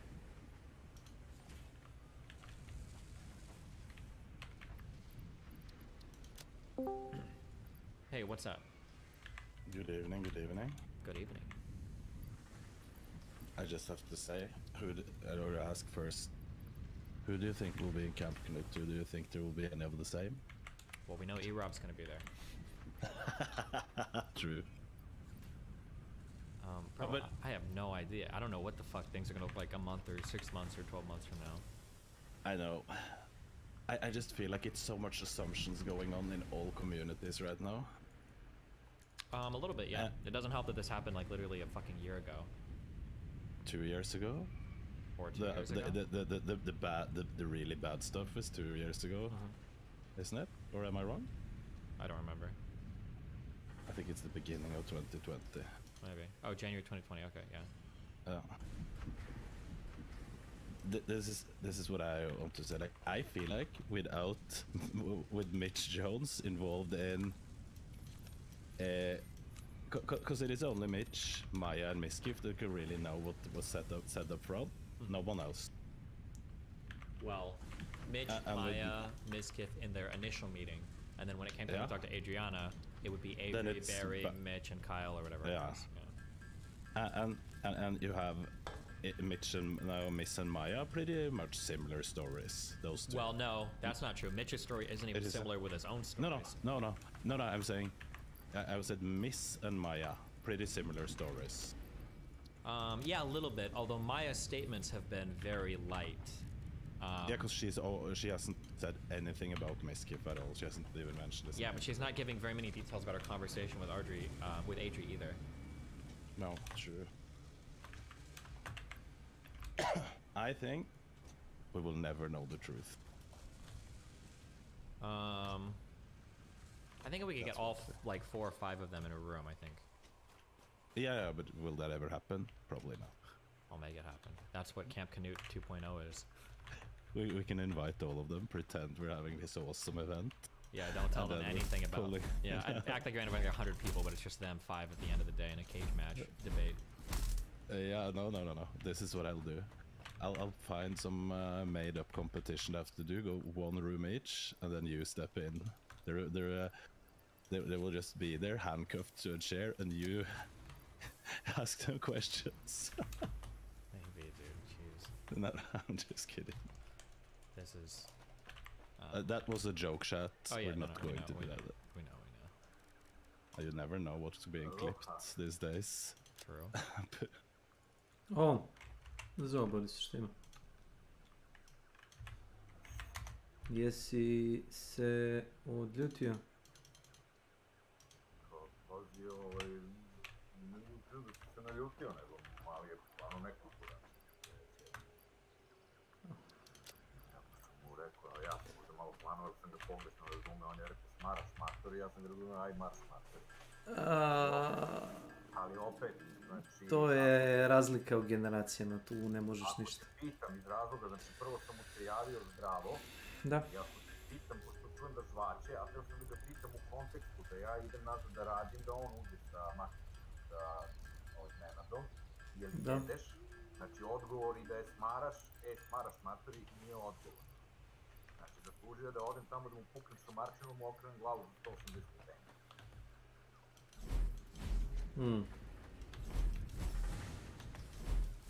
Sam ga ja opsovo da sam mu nešto rekao, pa u redu. zato jer jedeš. Da. Ne razumem na kojim je on drogama, nisam više boli kurac. A bude li mi nešto rekao još počeo da kenja, znači evo kunem ti se od svi šamaraću i njega i oca njegovog koji ga je vaspitao.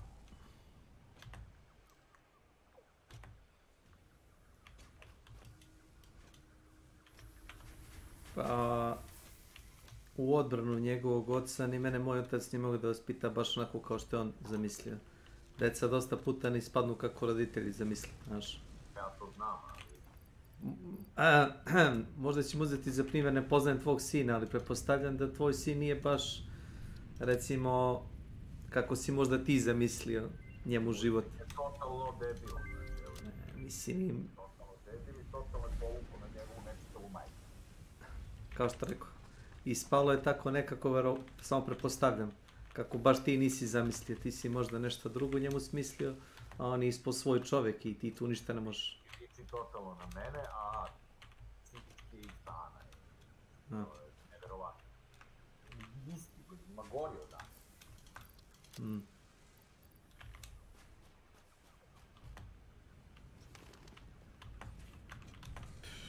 Ovo kaže već par ljudi mi je skrenulo pažnju i onaj učeni, ne znam ko mi je još da Vlada mi je rekao da je to dopuštam da mali tako priča sa mnom. Znači, ajde ja i Milan se prepucavamo, ja i Milan se prepucavamo od prvog dana i lično kad se vidimo mi jebamo jedan drugog u pravu.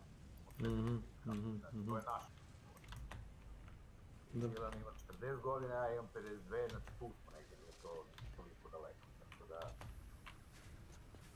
to ni smatram za zlo kad mi on kaže šari jašiš mi na kari, ili ja njemu kažem da ga jebem u dupe i da je bez nogi, bez kurati spori, jebi ga, to je nešto drugo, razumiješ. Ovo iz čista mira da mi kaže na pitanje da li jedeš, da mi kaže smaraš. Kurac, evo sad. I opet sam stao na loptu i opet sam krenuo da izvini što sam tako reagovao, možemo da nastavimo, a ne on kao ja rekao, ma ne maraš ti.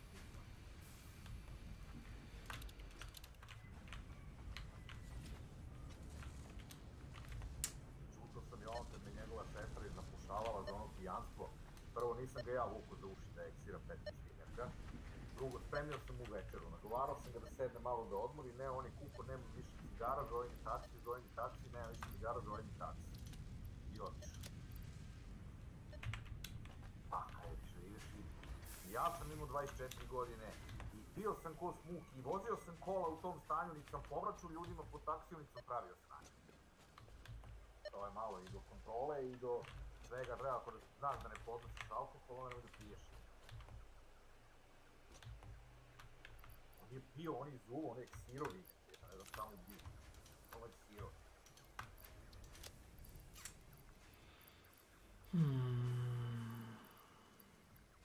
Aj bolje što ih povraću taksi nego meni ovdje stan da ih povraću, da se zumo.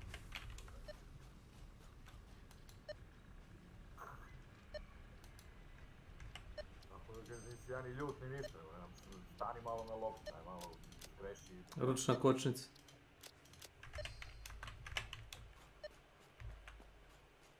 Kaže, on ima problema kući, nikakvih problema, je savršeno miran.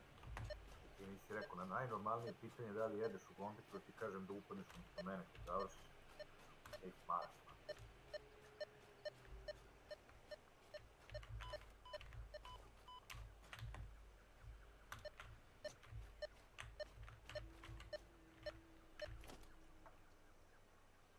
Jeb... Boli me i kurac.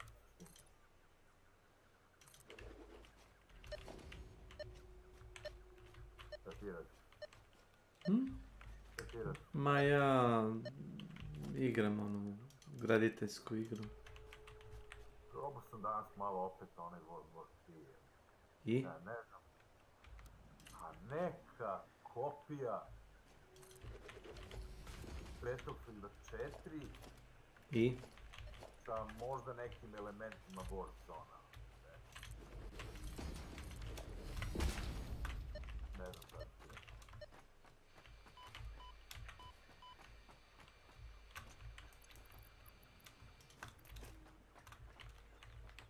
Nije čak ni toliko loše, čak i bolje od Battlefielda 2042.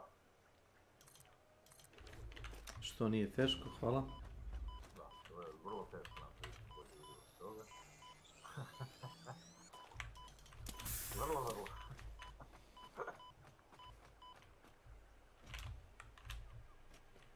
Ali ja, da. Izgleda da ima jako malo servera i da imaju samo jednu mapu za sada. A to je igra stara 4 godine.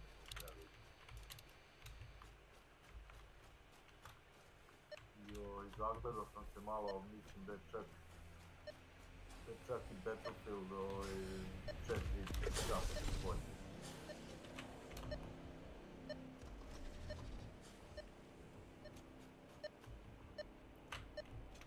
Pa, mislim da je bolja igra.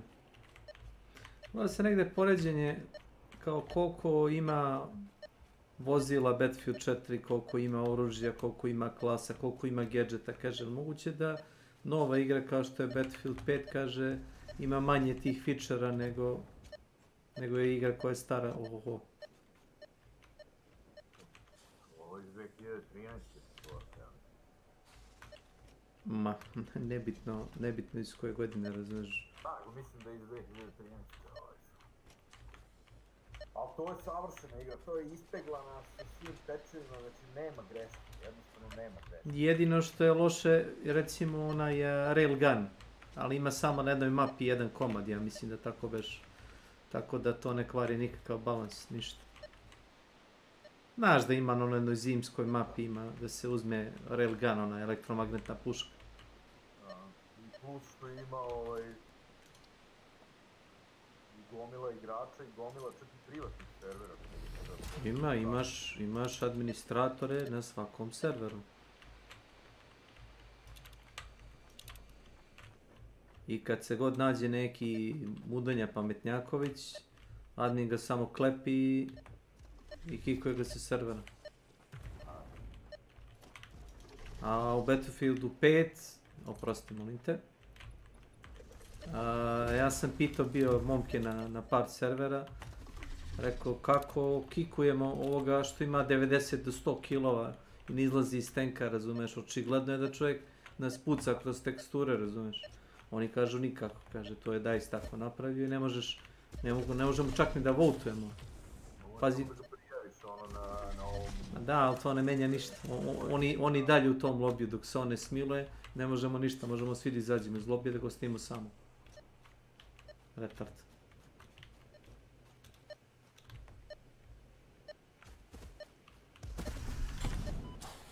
I kucu sam, šta inače fora, kucu sam u global chat. EA, it's not fun, we are not gonna buy BEV 242 because of this cheater.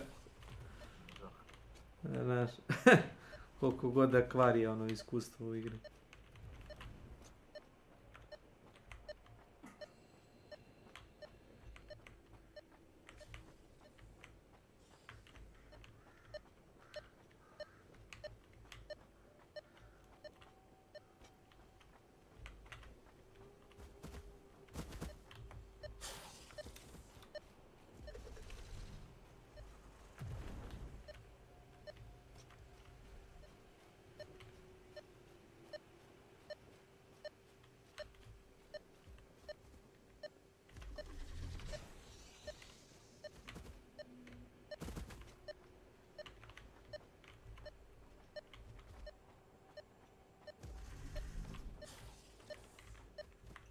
Division od Ubisoft, to čak i ne izgleda loše.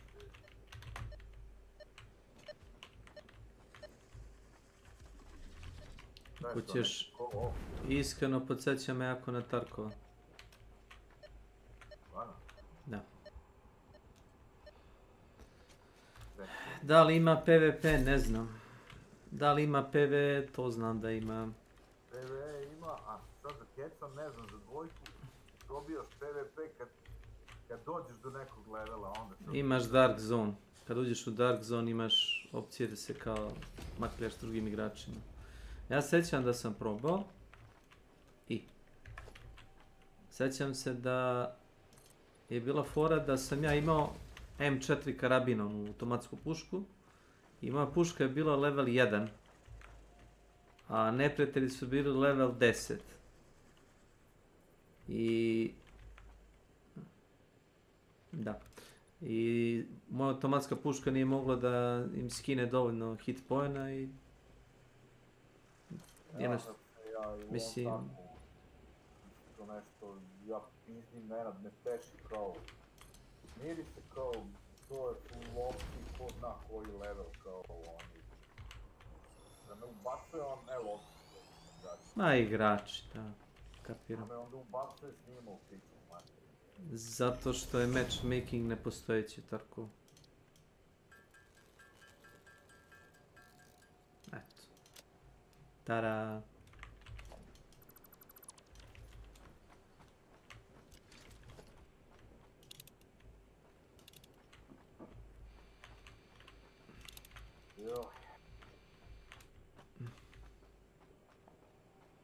Kako je moguće s tako rano ustao? Ma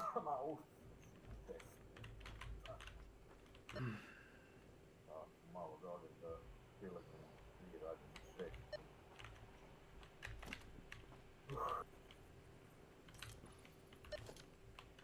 Ti ne prekrtio sve to. Ko? O, evo ga i Nenad. Čika ne rade. Čeka neš. Kako je? Čekaj, ješ quality of life, a? 2 monitora i tako to. Da. Da, tako je. A lakše mi ne mora da idem malo delit, nego odmah vidim na ekranu u ovom domenu što se dešava. Aha, koristiš extended desktop. Pa da. Pa da. A to i ti koristiš, a? Pa, konstantno. Sad sam pauzirao YouTube video na drugom ekranu i ne ide ništa, razumiješ, dok ne bude imao vremena. Ili dok, ne znam, Boris ne ode da odmori, ili tebi neko ne uđe u sobu i onda počneš s njim da razgovaraš pa se mutiraš i onda ne priča sam sa sobom, samo odpouziram taj klip što sam gledao malo pre i nastavim da ga gledam.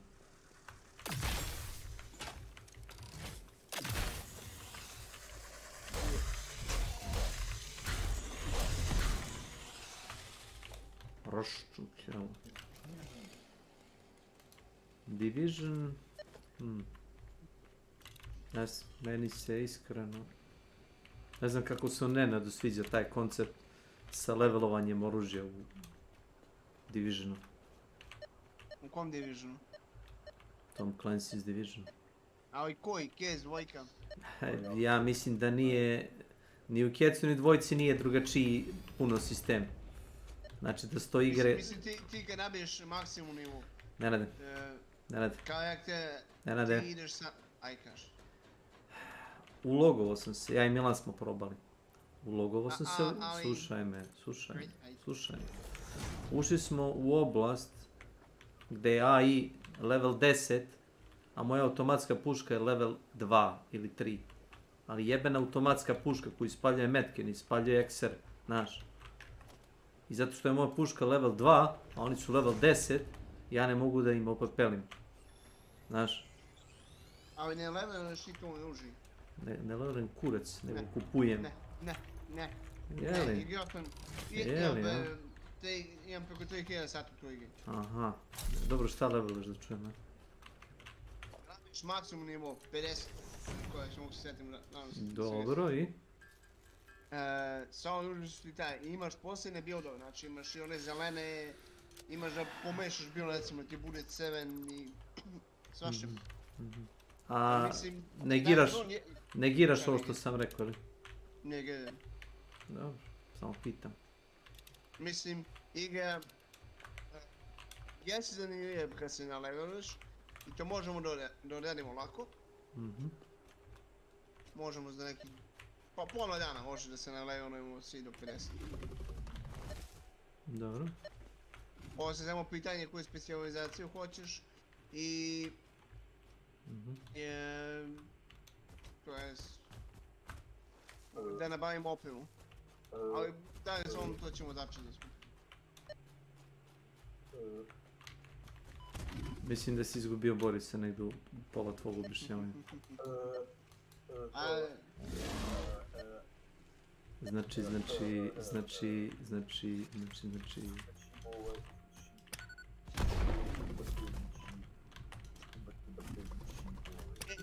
bilo ta pećina Petu? Ne znam šta je ova pećina, ali... Ja se ne sjećam te pećine. Aha, to su dodali pun kurac ovih gluposti, vidiš? Ja znam da smo mislili da živi u duži popletu mapu. Pogledaj ti to. Čekaj, ti to blizu onog uglja, a? To je blizu moje baze, jebote. A si ti na... Uroš je došao, ja ću kažem je bio.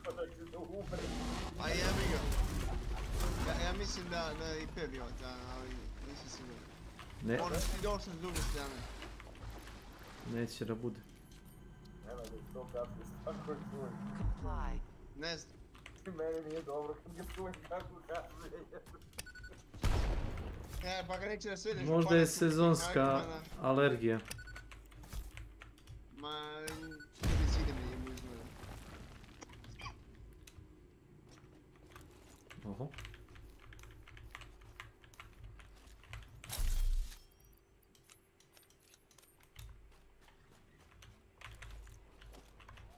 Ako ja znam da sam izašao, znaš. Oho. Bio IP. Dobro, ja se nisam zavlačio ovako duboko. Iza glave 100%. Aaaa, kurac.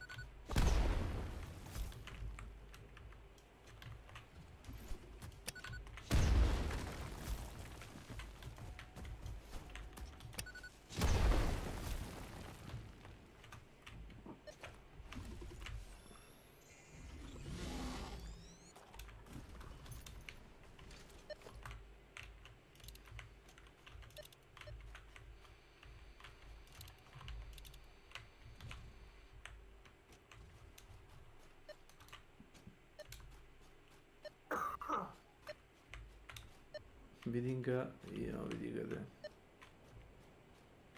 Svaka čast kako vi oni prave, evo te. Dobro.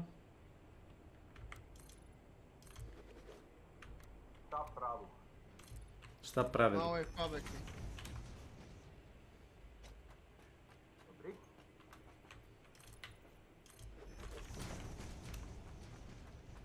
Dobro, ali da bi tako nešto napravio moraš da imaš dostupnu. Ne verujem da tako on pravi od nule. Ne, kurca mogu.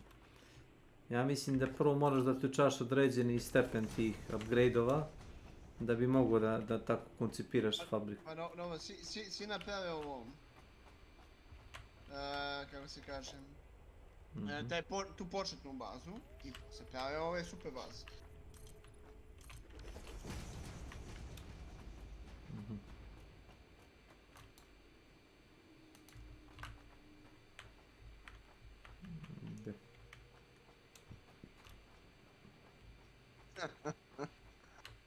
Anal me kumizma, daj.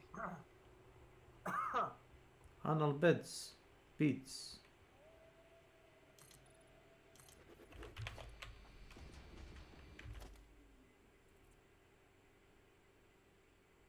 Gdje si našao reklamu za to svega ti?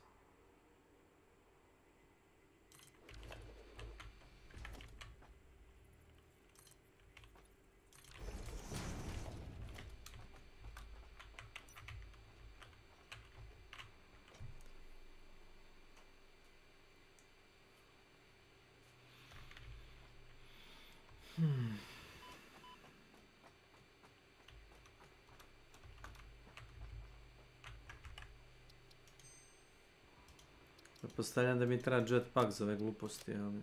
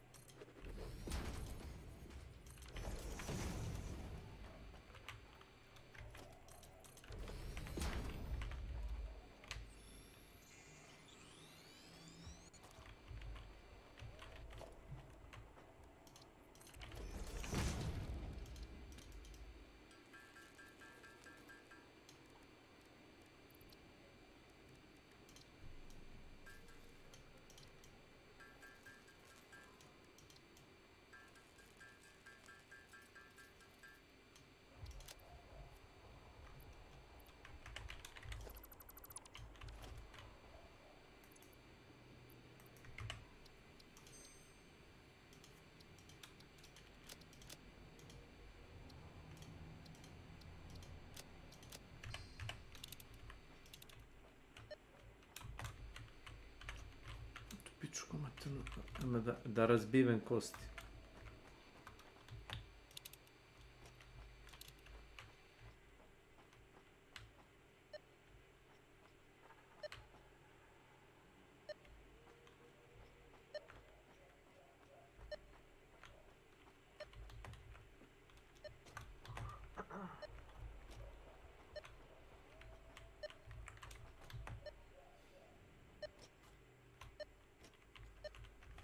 Station.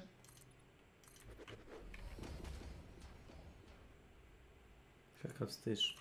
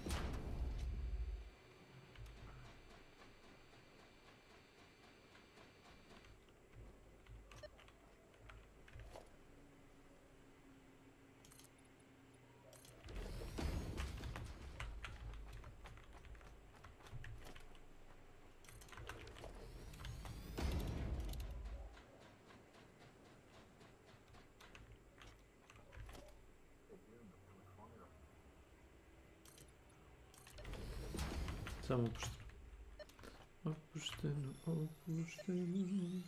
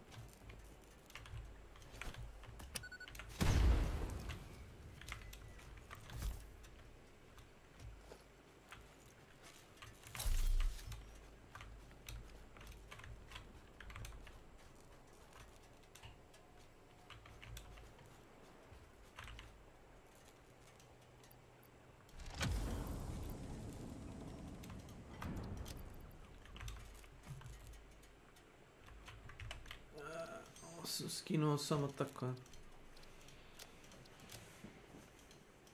Ovaj hard disk odavde.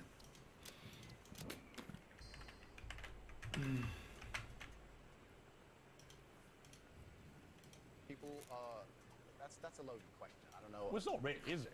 I can't. You know why I'm asking you? Of course I do, but I can't sit Well, here and for say. the benefit of viewers who don't know why I'm asking, you said this. In general, this is also one of the reasons men find youth attractive.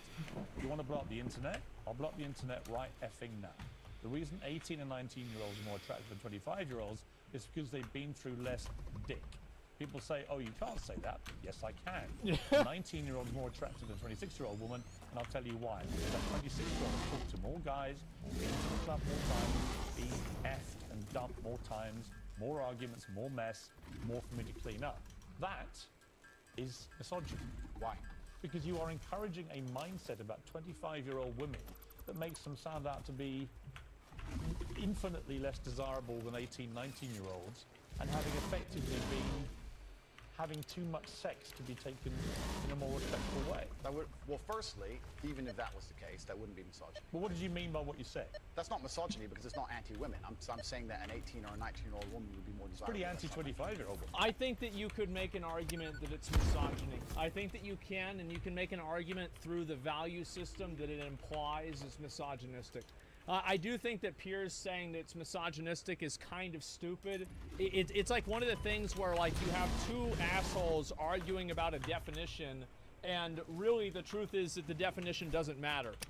Do you see kind of what I'm saying? Like, yeah, it's kind of like it's an irrelevant point. Anti-25-year-old women we can argue, but not misogyny. Well, that's misogyny. No, it's not. Being anti any woman at all is misogyny. Not when That's stupid as fuck. Like, of course, being anti any woman at all is misogyny. I'm surprised that he said that. That's so dumb. Like, it's kind of crazy. I'm gonna be honest. Like, Andrew Tate is getting got here. Like, Piers Morgan is just coming in like a bull in a china shop, and Andrew Tate doesn't know what to do. Yeah, he's actually getting got. Saying that women are beautiful and attractive at a certain age. I'm saying the age. You're saying 18, 19-year-olds are more attractive than 25. Well, then ageist perhaps, but misogynistic absolutely. Is that not. really? But you just accepted it was misogyny. No, I didn't. You said it was misogyny. I'm telling you, no, it's not. But if a 26-year-old woman is watching this and has heard those comments, would you just say to her, "Look, I'm sorry, I shouldn't have said that"? No, I won't. I will say that I am sorry that offends you. However, there's a large contingent of the world. That doesn't mean you're sorry. No, I'm not sorry. That's the point I'm making. I'm sorry if that offends you. However, there's a large contingent of the world that believe that, and I was mediating for a conversation. Parts of the world that believe that about 26-year-old women are parts of the world where women are not allowed. I don't know why he doesn't just come out and say what it is. Like, I hate how Andrew Tate is trying to be like a well-reasoned intellectual here. Like, I want to, like, let's go ahead and get some real fucking, like, yeah, he's being a pussy, man. Like, just make some dumb fucking analogy. Yeah, he went on Fox News for help. Yeah, I'm being annoyed by this. He's being such a pussy. Out on their own. That's a conversation. They have to wear full burqas. Well, that's a conversation. They're not allowed to drive cars. That's nothing to do with it. But is that the kind of world for women that you? I was mediating a conversation. No, I'm asking you what you think. I don't live in a country where that happens. So you're using that as the excuse. I don't see why he doesn't just say, like, yeah, obviously a lot of guys don't want to have a girl that's been, you know, like, it has a body count in the double digits. There's a lot of guys that feel that way. Why not just fucking say that? It's true. There's a lot of guys that feel that way. Like, you just why not just say it? It's crazy. Lana's banned. Wait, what's this ban thing?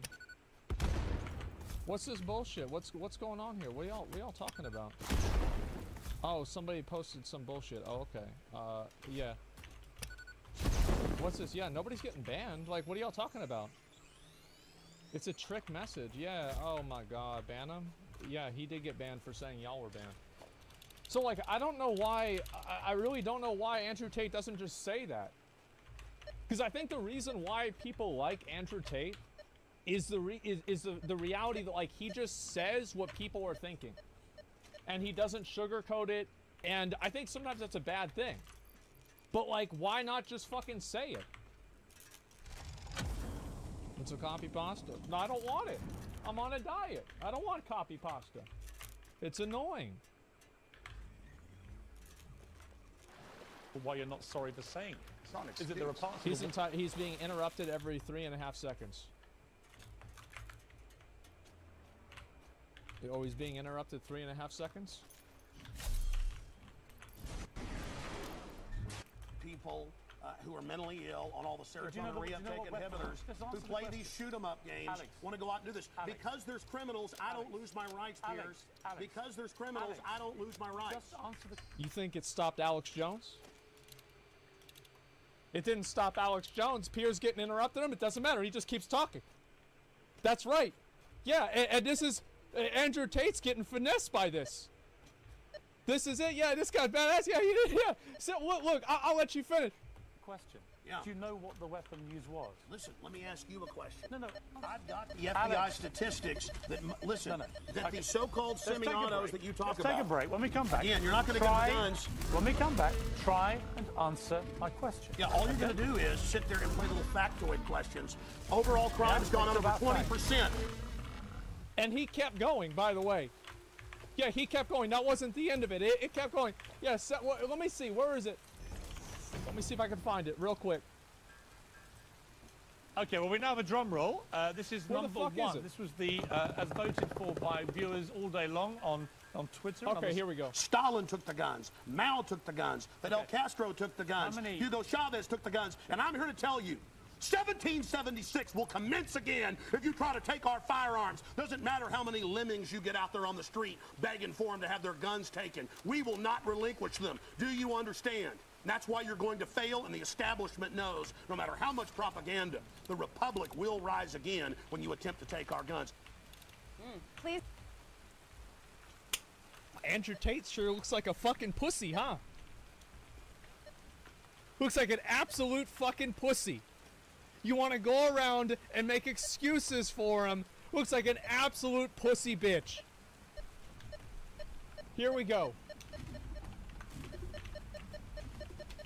I was mediating a conversation. I'm asking you what you think. I don't look at that. You're using that as the excuse for why you're not sorry for saying it. It's not an Is that there are excuse. parts of the world where this is fine? My So friend. my question to you is, well, do you think it's fine? I don't think it's fine. I live in a world where You don't think it's fine? the reason This I'm isn't that hard, actually. You can simply say, Piers, you know what? He's getting worked over, man. Like Andrew Tate, this is one of his biggest L's. I'm sorry to say, he's getting got. Like Piers is just bulldozering him. It's not even. Yeah, he keeps getting interrupted, dude. Oh, really? Oh, he keeps getting interrupted. Of the year, and Took the gun again. If you try to take our firearms, doesn't matter how many Well, he's lemmings not you get interrupt- out there on the street begging for them to have their guns taken. We will not relinquish them. Do you understand? So I don't want to hear about. Oh, he's getting interrupted. Oh, he's getting interrupted. Doesn't matter. Yeah, I don't want to hear about this shit. He's getting beat by Piers Morgan. Alex Jones beat this boss, and I remember whenever this shit happened, people fucking loved that interview. Andrew Tate's trying to be respectful to Piers on his show. Alex Jones obviously doesn't care about respect. Bro, why would he try to be respectful to him on his show? Piers Morgan obviously brought him on to make him look like a jackass. It's not like he was going to get a fair shake. Anybody would have known that Piers Morgan was obviously going to shit on him. Bro, if you go on to somebody's show and you're going to get goofed on. You know you're going to get fucked over. Why are you going to try to be respectful? It's nuts. with the benefit of hindsight, I wish I hadn't said it like that. And if a 26-year-old woman's watching, I'm sorry I said that, because that actually is blatantly misogynist. And even though that's a view held by other parts of the world, it's not a view I share. Now, I would respect you more if you said that than if you try and say, well, it said another part. Yeah. This is the top G. Keep that in mind. This right here is the top G.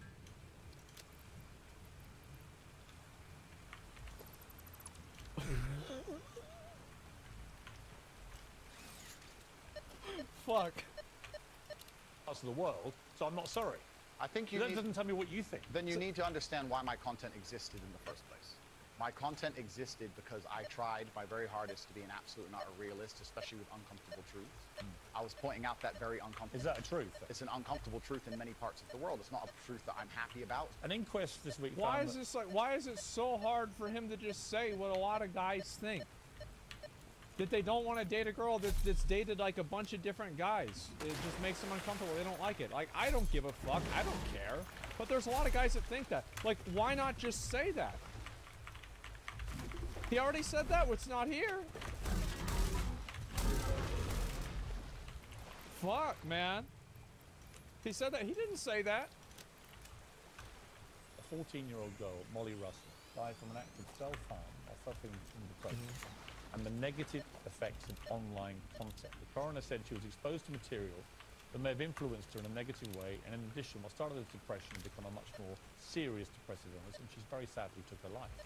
That's absolutely disgusting. Right. Her father, It's terrible. her father's campaign for better protections against potentially dangerous social media algorithms, right? It says that the particularly graphic content she saw romanticized acts of self-harm, normalized her condition, and focused on a limited and irrational... That is like a crazy thing that, like, on TikTok and stuff, they have these different trends where people legitimately fucking self-harm themselves, and it gets into the algorithm, and so it starts pumping out these videos of people hurting themselves.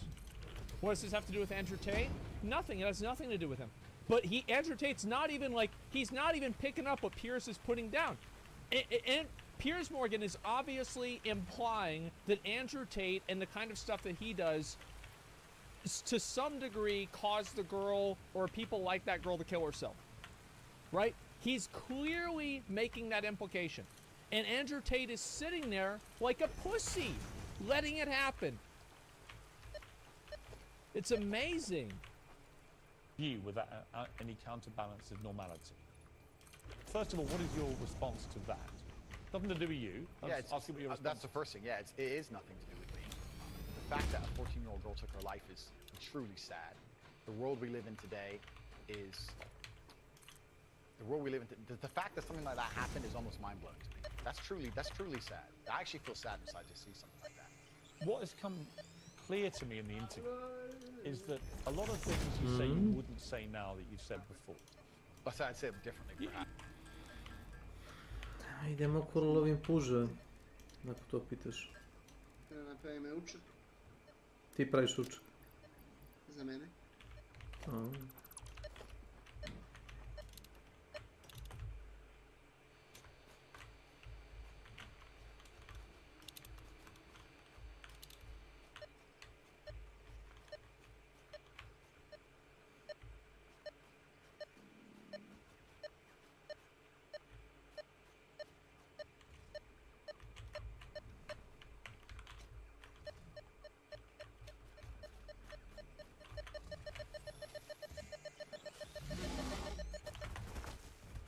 Buć.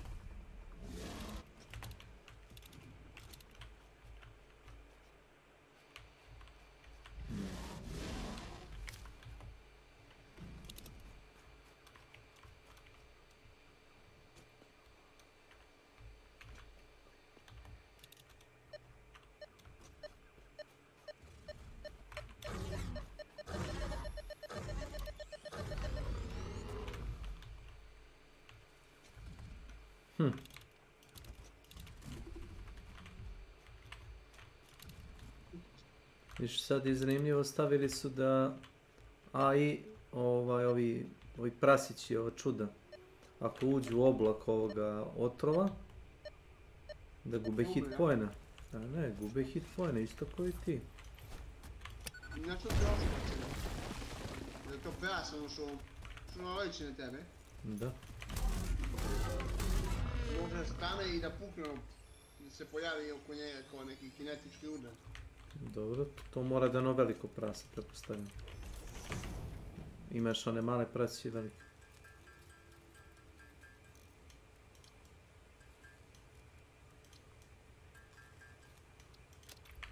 Aha.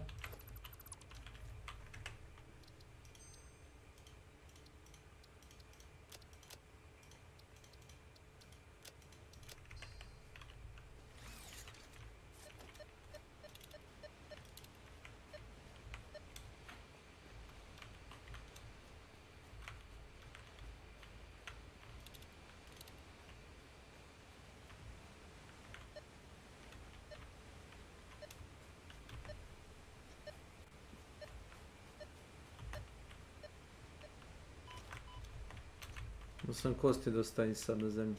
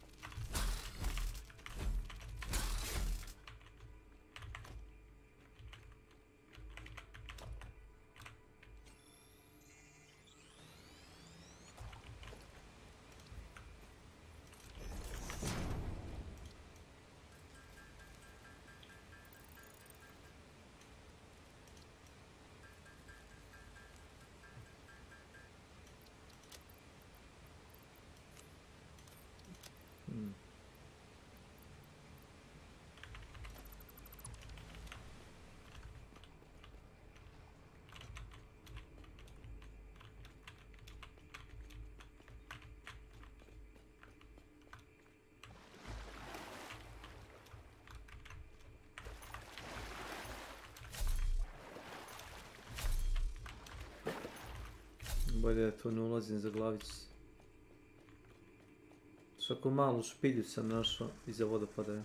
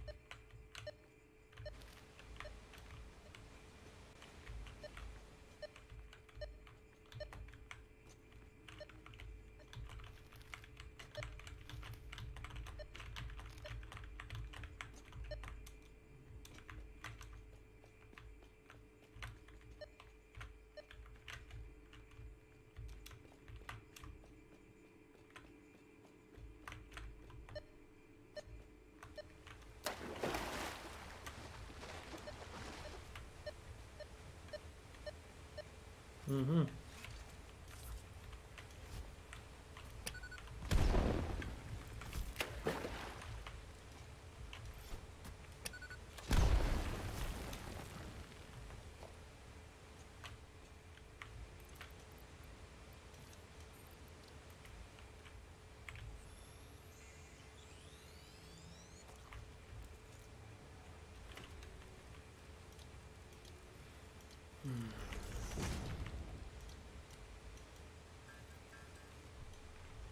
Yeah, right. So, to me, that's an Oh, acceptance. what a fucking cop out. Oh my god. What a cop. I think he's sad. It's just so sad. Like, wow. Wow, this is a top G. Oh my god. The retard, he had the persona? Bro, the persona. Get out of here with the persona shit. Like, shut up. He's getting, yeah, he got dick right. Bro, this is just sad. Like, I don't know how anybody can be an Andrew Tate dick rider after this interview. I honestly, I genuinely don't know. Not just that you want to get back on platforms, because maybe they want to reason you were no platform, but you recognised and understood the potential harm, the wrong kind of impressionable mind. By someone that's going to use that. Would that be fair? I think that's 80% fair. I recognize and understand that with massive failure, you have to be more careful about this. Construed, like I said earlier, 1% of people. I don't think Andrew Tate ever was trying to be careful about being misconstrued because he said exactly what he meant. I don't think that there is almost a single circumstance of Andrew Tate saying something and then actually meaning something else. No, I think this is bullshit. And that's why it makes him look bad, is because anybody, the thing is, Andrew Tate did pride himself, and I think that this was one of his big appeals, is that he was the guy that said the thing that you're not supposed to say. He was the guy that was the fucking reality check. And I think that's why a lot of people liked him. And so, no, I don't think that he was saying it in some bad way, because he repeated it over and over and over. Absolutely fucking not. Yeah, it's nuts, man. Exactly. He's groveling to try to get back on platforms. They're never going to let him back on platforms, man. Yeah, he's playing chess now. Before he was playing checkers. Bro, before he was winning checkers, now he's losing chess.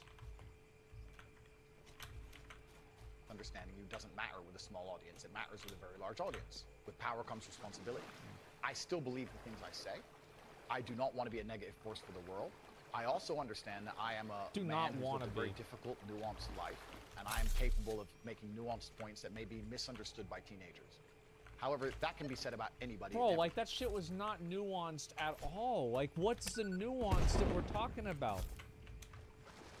Like, it's not that complicated that guys don't want to date a girl with a double-digit body count that's like, older. Like, what? This is... It's fucking nature. That's the way it is. That's the way it's been in society for fucking thousands of years. Why is this so fucking hard? There's no nuance to this. It's science. Every opinion online can be misunderstood by children. Trying to protect children from the internet is a very interesting subject in and of itself, because I would argue that 80% of the content on the internet can be negative or detrimental to a young mind that doesn't understand it. I think that more often than not, being able to I have to change this. Sorry. This is just too much. Okay, all right, that's better. Anyway, so fucking show the graph. Which graph? I think that you can make a very strong argument that social media for people under 18 years old is a net negative. It creates more negative outcomes than it solves, and it makes people's lives worse. Because I think that it's absolutely true. Like, that girl took her own life because she's getting fucking fed self-harm stuff by TikTok algorithm. Like, that's got nothing to fucking do with Andrew Tate, right? It's got nothing to do with him, but it's still bad. It's crazy. Would have never guessed. Yeah, exactly. He's saying now he has to be aware of more people you can reach with your voice. The more unintelligent people will hear what you say and try to take offense to it. No, bro, it's not that at all. Like, he wasn't trying to be he was not unclear at all. Like, what he said was very fucking clear. Yeah, say what Andrew say it won't then. I just did. I literally just said it.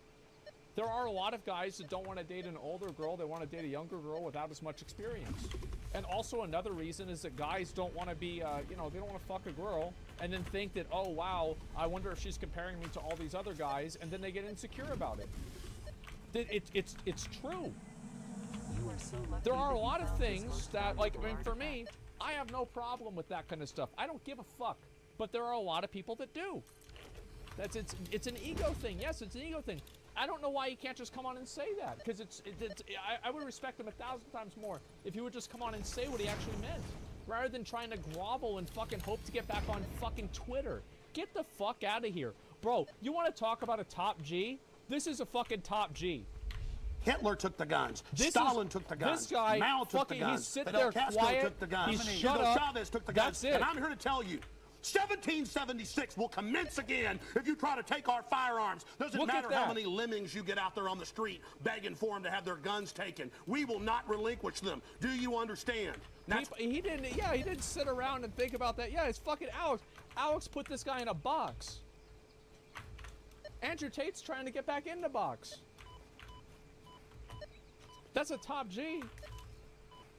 Fuck. This is just some pussy shit. I don't know how anybody could be part of Hustlers University after seeing this interview. I don't know.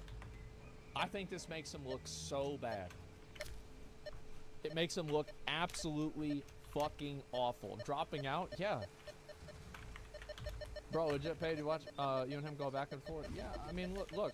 I mean, the thing is, like, I have no problem with, like, some of the things Andrew Tate says, but some of the other shit is fucking, like, basically, like, everything that he says that has to do with women, I think is pretty much bad. Like, 90% of that is bad. Yeah, both Alex and Andrew are total human garbage.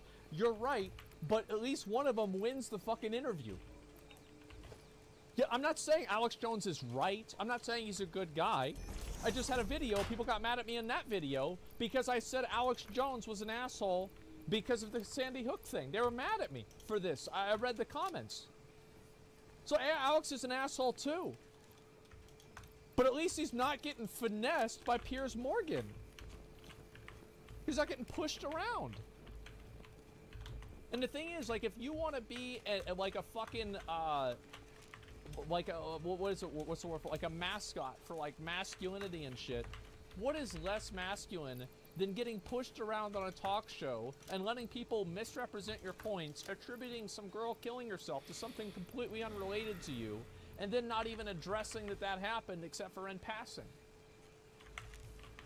He got destroyed. Absolutely fucking destroyed. Let me read some of the comments. Let's read some of the comments, see if people agree with me. Okay? Yeah, I want to see this.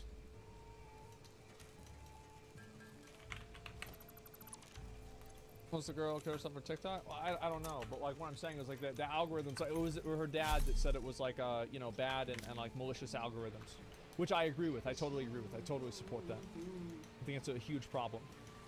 I do think that for like kids' mental health, I would say social media and being able to have an account on social media should not be allowed for anybody under 18. Like I think that's the side of the fence that I would fall off on. Let's see here. 16? I mean, I'd say 18, 16. It's, I mean, that's like what I made, not 13. Okay? Like, as well, can we all agree? Like, not fucking 13.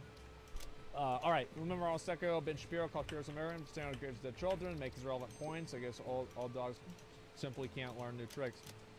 Yeah, but the difference is that Ben Shapiro called him out. Andrew Tate sat there and fucking agreed with him. So Ben Shapiro, another person above the top G. Well, imagine like that is fucking sad, man.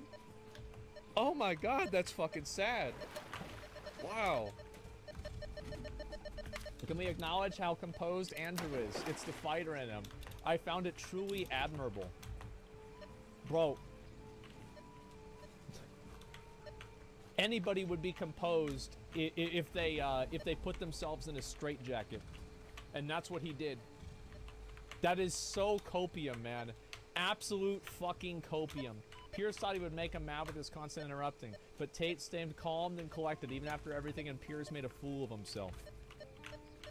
I don't think so. What do you guys think? I think Andrew Tate looks awful after this. Absolutely fucking awful. I agree. Like, yeah, do you guys agree with me on this or not? I'm actually curious.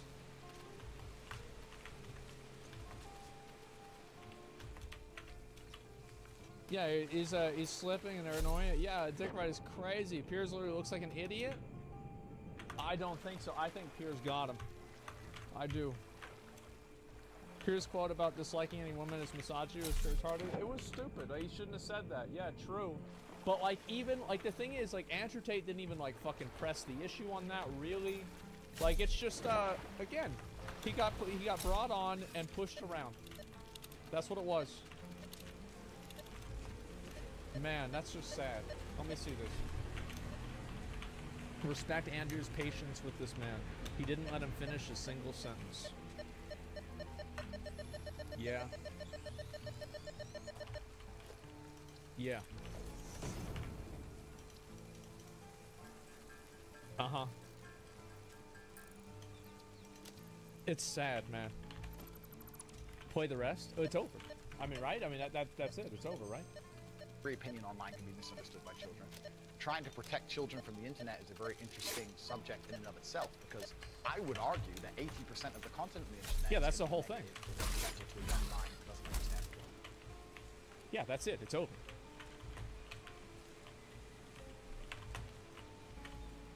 Yeah, if there's more of the interview that comes out, I'll watch it. Sure. It's a preview? Alright, we'll watch more of it whenever it comes out. Full video's not out yet? Alright, we'll watch the full video. But if it's anything like this, it's bad, man. Brain dead comment section?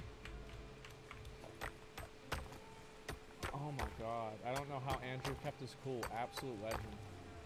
Threw a child in there. Yeah, it's like he obviously, like... I think this makes him look so bad. I do. I think it makes him look so fucking bad, man. My poor sad G. Yeah.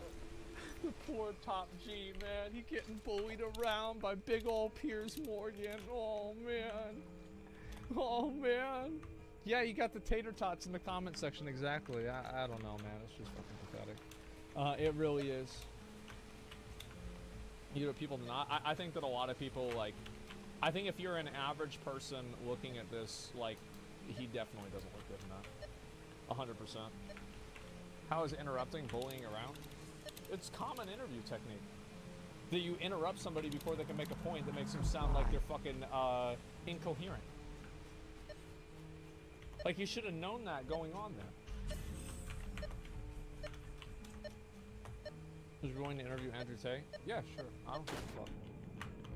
I'd have to watch more of his content beforehand, because I wouldn't want to interview him and be like, I've only seen like 5 videos, right? I'd want to see more of his stuff, so I would have something to talk to him about. He's just inexperienced? Oh, really? He's inexperienced, even though he spent the last fucking 2 months being on interviews everywhere, on every fucking platform constantly, but now he's inexperienced. Uh-huh. Yeah, sure. Bro. How is it? Oh my god.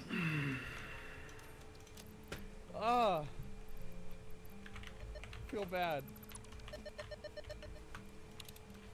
It's sad, man. The piece today, yeah. Breathe the copium in harder. It's sad. The top G will prevail. He's gonna come out ahead. Man, I can't believe it. Say what you want about Andrew. Man lives what he says. No, he said he didn't. Why? What is wrong with you? Why do you say this? I don't understand. It's the exact opposite. Fuck, man. Yeah, I feel bad for the guy, you know. I think Asmon's off his meds. I mean, I think that I think I'm not. I think there's a lot of people that feel the same way that I do. Fuck. calm and collected to keep his composure while his opponent is not doing as much as letting him speak or respond to his bashful questions as at. Bro, this is so sad.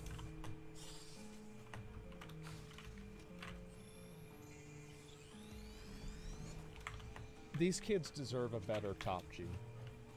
I'm gonna be honest. Like, this is just fucking, this is just sad. Wow. That Tate won that? Yeah, they actually think Tate won that convo. Holy shit. I love whenever Piers interrupts and talks over his gifts. Very professional. I like how this guy talks about Piers Morgan being professional. Meanwhile, it's literally a show named after Piers Morgan. Whenever they decided to make this show, they wanted this to happen. That's the point of the show. Tay has more moral experience than you? Yeah, that's why I expect them to do a better job with the interview. Top G still lives alive, better 99.9% of the chat. Yeah. That's just sad, man. It's sad. This conversation did nothing but make Piers look stupid. Really? I mean, I don't get it. I don't get it. I feel like... Man. I'm so... It is crazy to me that people find reasons and excuses for this shit. Oh my god. As someone who hates gotcha comments, you're sure rewarding Piers for it. Yes, because I know they work. Because they work for stupid people. That's why I don't like gotcha comments, because they're bait for dumbos. And that's why you don't give the bait, you don't take the bait. The reason why I don't like gotchas is because I know they work.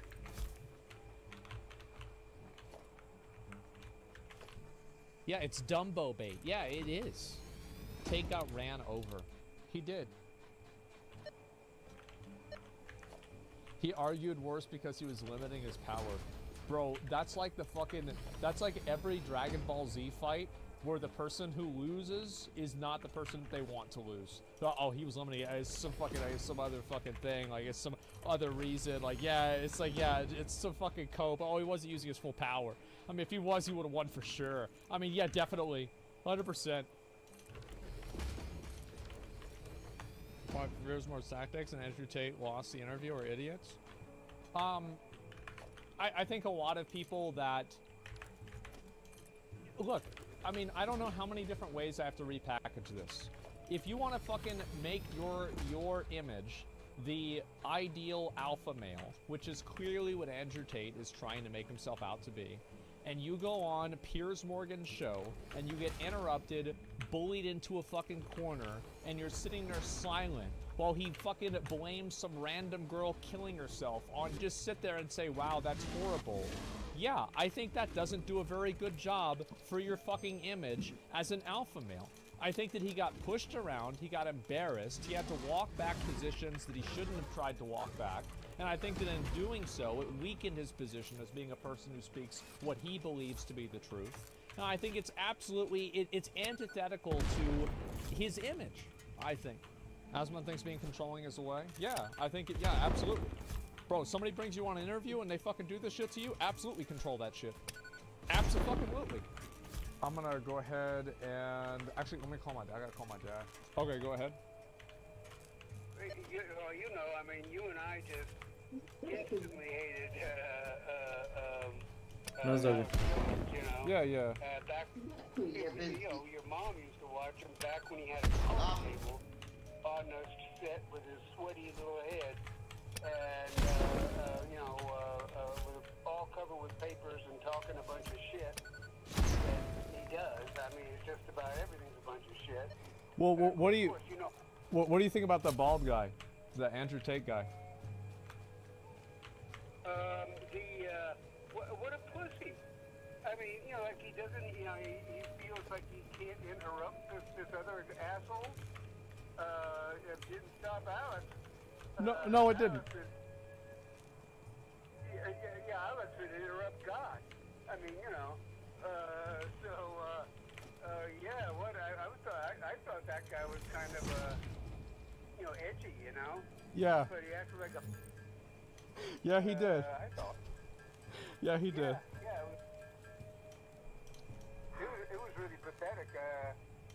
Yeah, I don't know what you ever told him on there, but when you were 2 or 3 years old, you couldn't have even known what the fuck Alex was talking about.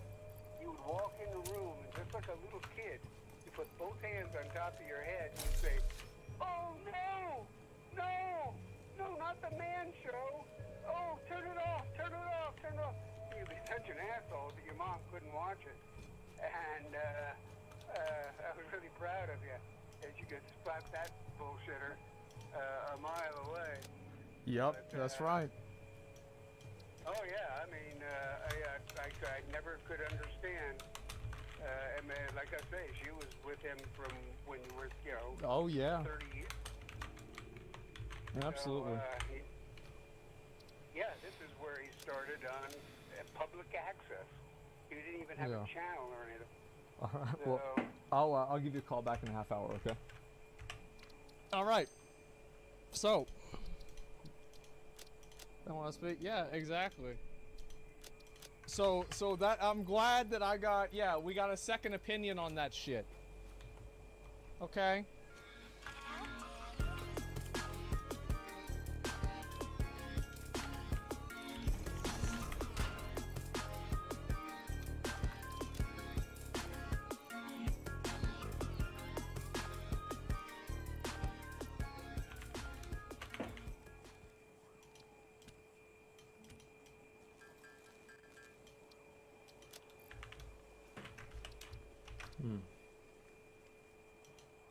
In May of 2012, Brandy Stevens-Rosine made the secret journey to an ex-partner and friend.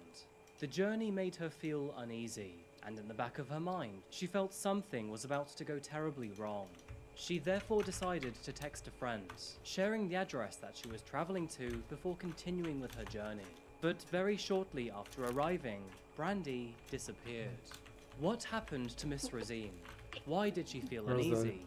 And who exactly was she planning to meet? Good morning, good afternoon, or good evening, folks. My name is Adrian, and welcome back to another video by Coffeehouse Crime. Today we're looking at the case of Brandy Stevens-Rosine.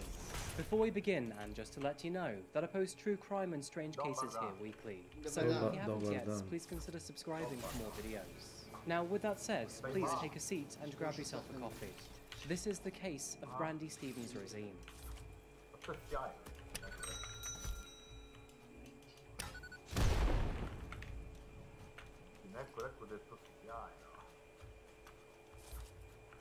Here's another case that brings us to America, and this one begins in the Midwestern state of Ohio. With a population of 12 million residents, the Buckeye State is a place well traveled. Initially home to several indigenous nations, the land that is now Ohio saw many wars and epidemics through the 17th century. But by 1803, its boundaries and constitutions had been signed, and moving forward, Ohio served as a state for heavy manufacturing in the 20th century. Many things have changed since then, and now...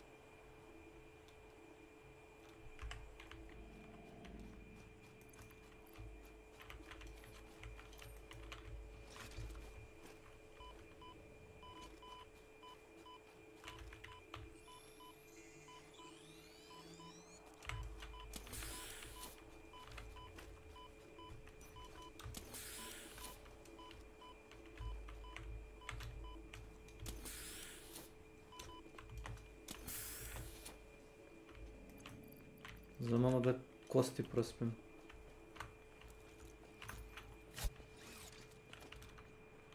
Ja se pa sam napravio ovih inhalera dosta.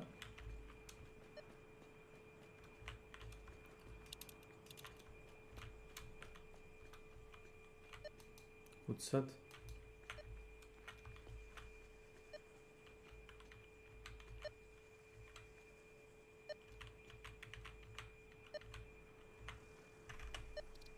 Reci mi, ako se strovali sa velike visine u vodu, može li ti šta biti ovdje u ovom faktoriju? Satisfactory.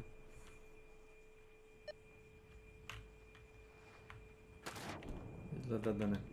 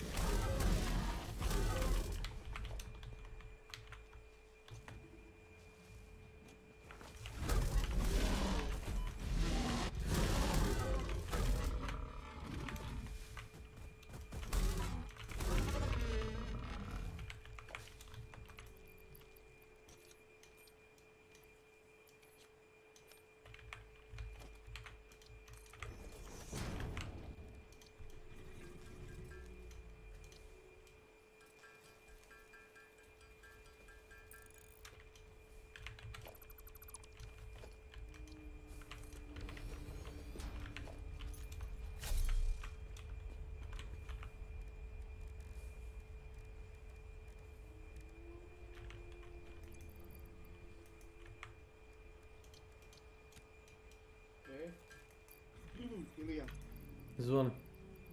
ima mod za ove, za solarne ploče. Za? Za solarne ploče. Dobro, slušam.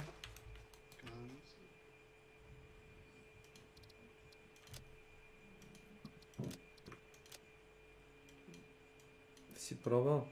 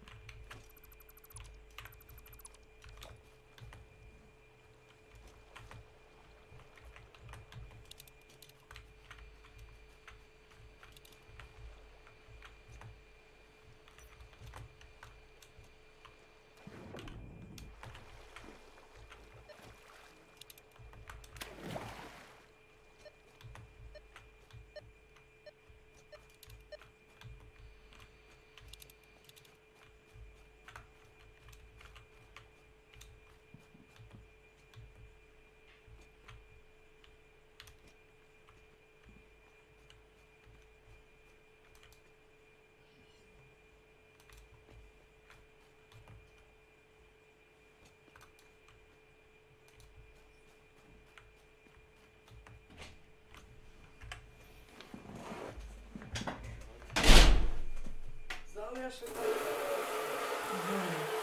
to je iznesilo zemlje. Ja nisam zalio ovih dana zato što je bilo na kiša pa je bilo mokro.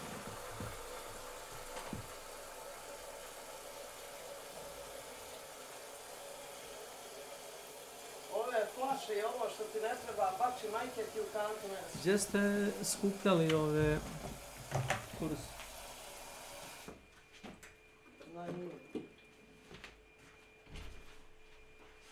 Ovo je ostavi sa širokim grlićem. Ovo bači.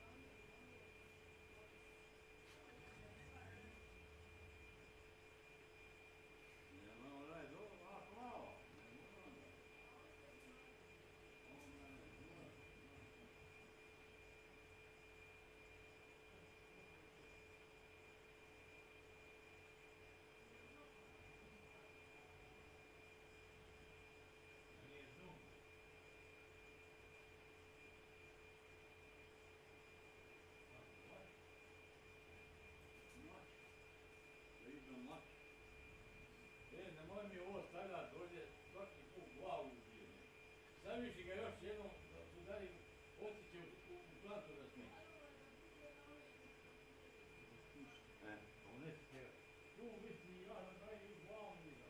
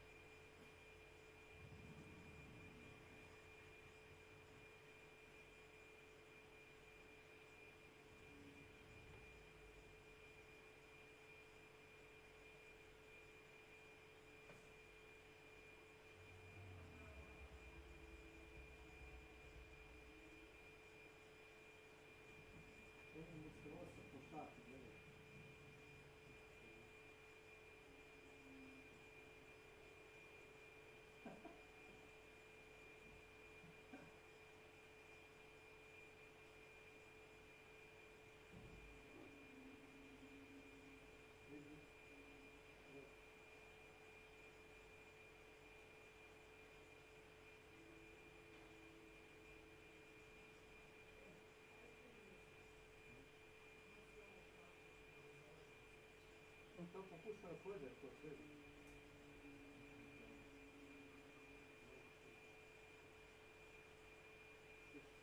Olha.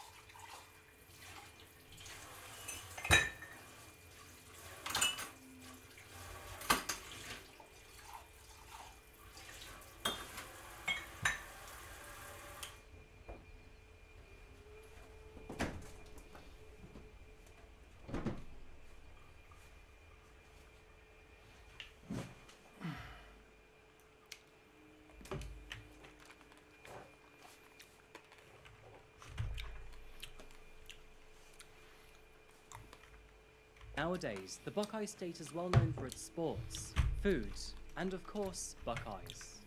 And a random side note, but it took me 29 years to realize that Buckeye is the American word for conker.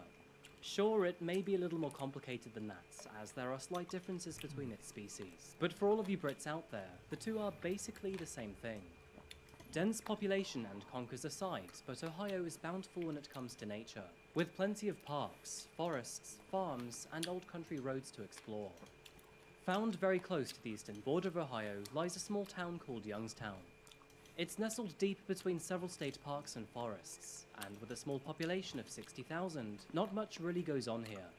Being honest with you, but Youngstown has seen better days. Back in the 1930s, the city had a population triple of what it is now. This was mainly thanks to its massive investment in furnaces and foundries. But due to a lack of economic diversification, it lost out to other competing cities in the area.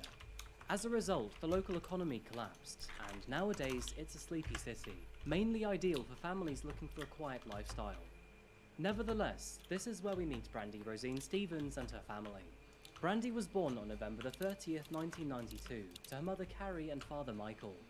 She was very close to her family while growing up, spending much time with her parents, sister, and broader family. Brandy was an average young girl. She was a happy-go-lucky kid who enjoyed riding go-karts with her friends, liked to sing and listen to music, had a knack for writing, and loved cats.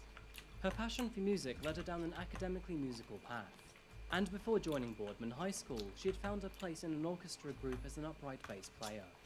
Playing the electric bass at home and jamming with her friends on weekends attracted other creative individuals around her, and together they would sing, listen to rap and country music, and go on long walks. Brandy was also part of the teen advisory board for the Boardman School Library, and served on the staff of the Bugle, the high school's newspaper. And although Brandy was a little quirky, it's clear that she was both genuine and creative. Moving into her late teenage years, Brandy found her calling in people. She genuinely cared about those around her, and gravitated toward people going through rough times. She was a terrific listener too, and had a great way of advising those in need. And to add to this, she had a distinct interest in understanding human behavior. With this in mind, Brandy decided that she would make a positive impact on society by professionally helping those who need support. And after graduating from Boardman High School, she enrolled at Youngstown State University to study psychology and sociology.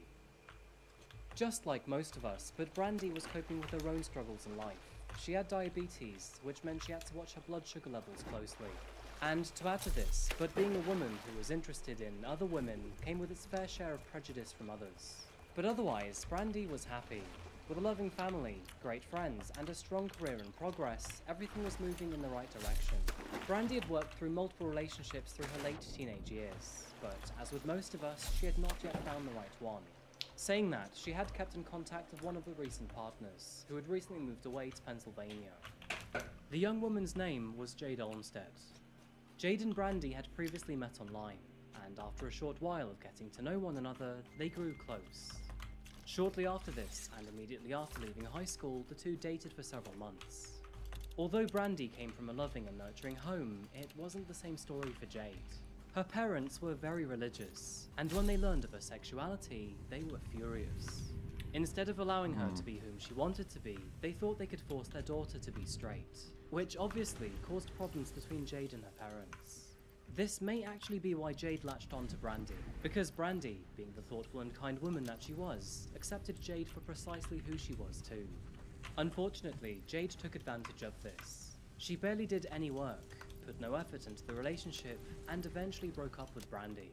But only after she stole money and an iPod from Brandy's house before fleeing home. Their relationship was complicated at best, and over the following months, Jade and Brandy were on and off with their relationship. Where on some weeks they'd be cutting all forms of communication, on other ones they would be rekindling again. This was made further complicated by Jade's former girlfriend Ashley, and although the two had called things off before Brandy entered the scene, they started to date once more. Ashley was a very tough cookie. She was described as aggressive, cold, and narcissistic, and where both Jade and Brandy had low self-esteem and issues with their confidence, Ashley was very brash.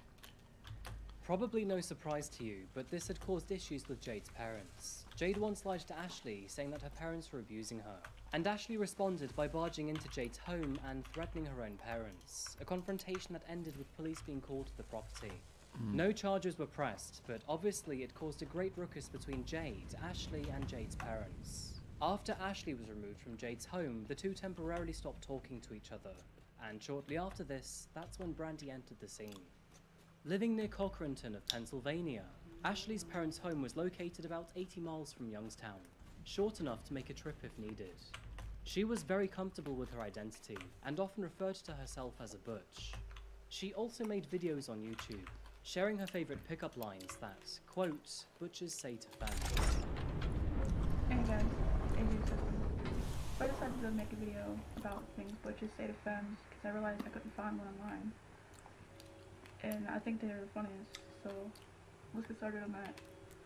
Can I get your digits, or do I just carry you home? Your eyes match my shirt. I'm not a player. I just date a lot, I swear. So, do you drink? Oh, no, me neither. I just, you know. I have an ex like that, man. She's a crazy bitch. You remind me of somebody, oh no, I mean just a friend, you know. I'm not drunk. I'm just not ready to leave, man. I know you're into me. I mean, what if I put on a beard and a hat? I mean, you would like it, right? You ain't straight. You gotta stay away from that shit. Only the real ones. Real. Stay cool. Now, cringy videos aside, but by April of 2012, both Jade and Ashley were back together again. However, there was one problem. Jade was looking to move back to Baltimore. So, in an effort to keep her, Ashley convinced her parents to move in with them in Pennsylvania. And although the two could now live together without any complications of distance in the way, there was actually still one more problem. Brandy was still messaging Jade, primarily because she wanted to look out for a friend, but this was something that Ashley could not stand. In fact, she was jealous and furious about it. If Jade was serious about her relationship, then she would have to stop messaging Brandy.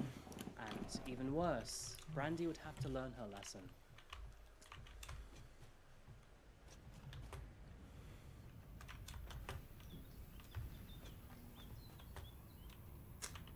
May 17th, 2012.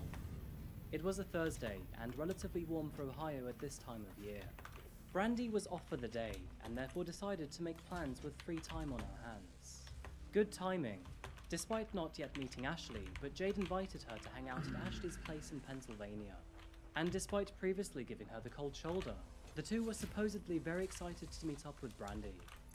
With everything that had happened with Jade in the past, Brandy didn't feel comfortable telling her family that that was where she was going. And although she had told her grandmother that she was seeing her friend Rhiannon, that was just a cover-up. Ashley's home was around 80 miles away from Brandy, so it would take her around an hour and a half to make the drive. But something in the back of Brandy's mind was telling her not to go. There was a nagging feeling that something wasn't quite right. Due to her diabetes, she stopped halfway through the journey to grab lunch. And while at a local Subway, she messaged a friend to say that she felt uneasy about meeting Ashley and Jade. She therefore decided to share the address that she was traveling to just to be on the safe side. Putting her phone back in her pocket, Brandy returned to her vehicle and continued with her journey. With Cochranton being less than an hour away, she wouldn't have to stop again. With that said, and after this point, Brandy's friend could only assume that she had made the journey. Because after this final text message, that would be the last time she would ever hear from her again. As the hours passed, Brandy's grandmother grew curious about where she was. At first, it was just a small nagging feeling, but suspicion turned into worry when she messaged Brandy to receive no response. And by sunset, she had become increasingly concerned. Brandy hadn't taken her diabetic medication with her, which suggested she planned to be back home relatively soon. And without her insulin readily available, she was at risk of diabetic ketoacidosis. Calling her mobile phone yielded no response, and in fact, all calls went straight through to voicemail. And after confronting Carrie about her missing daughter, their worry had come to a boiling point. Nobody had heard from Brandy, and although she was an adult, independent and free to do what she wished, her family were able to file a missing persons report due to her diabetic condition. Come Friday morning, it was all too obvious that something bad had happened to Brandy. She was nowhere to be seen and had made no contact with anyone.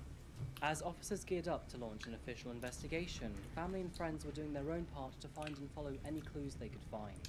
For one, friends began to search around the address she had left behind in her final message. But being in such a remote area, they got lost without ever finding Ashley's home.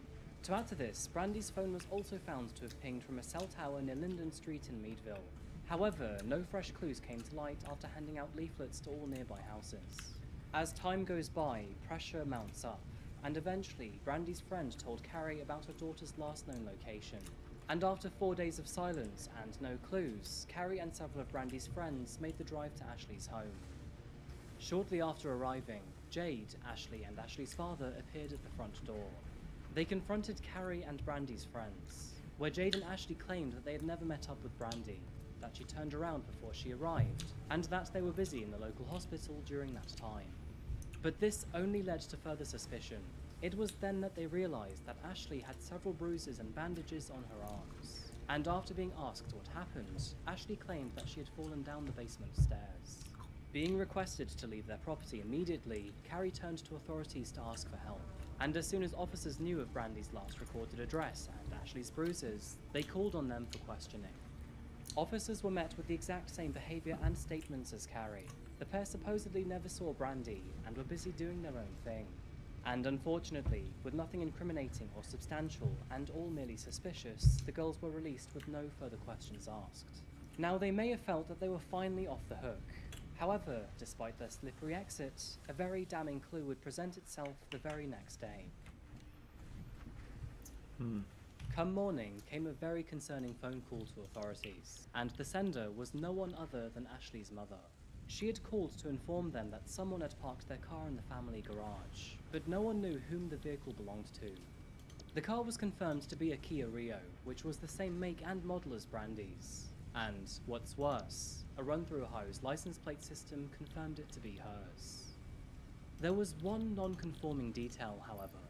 Where the inside of Brandy's vehicle was notorious for being messy, it was now spotless. The car appeared to have been gutted and cleaned, but nobody... Interesting.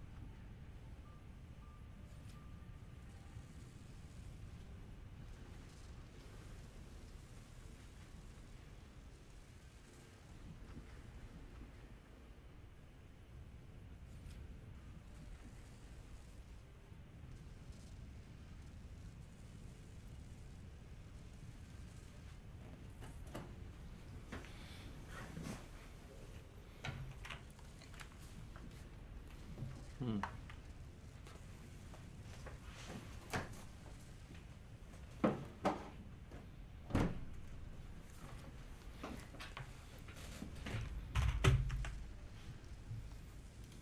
knew why. The information provided to police was concerning at best, and by the time they got to the vehicle came a whole new level of suspicion, as Jade and Ashley were now nowhere to be found.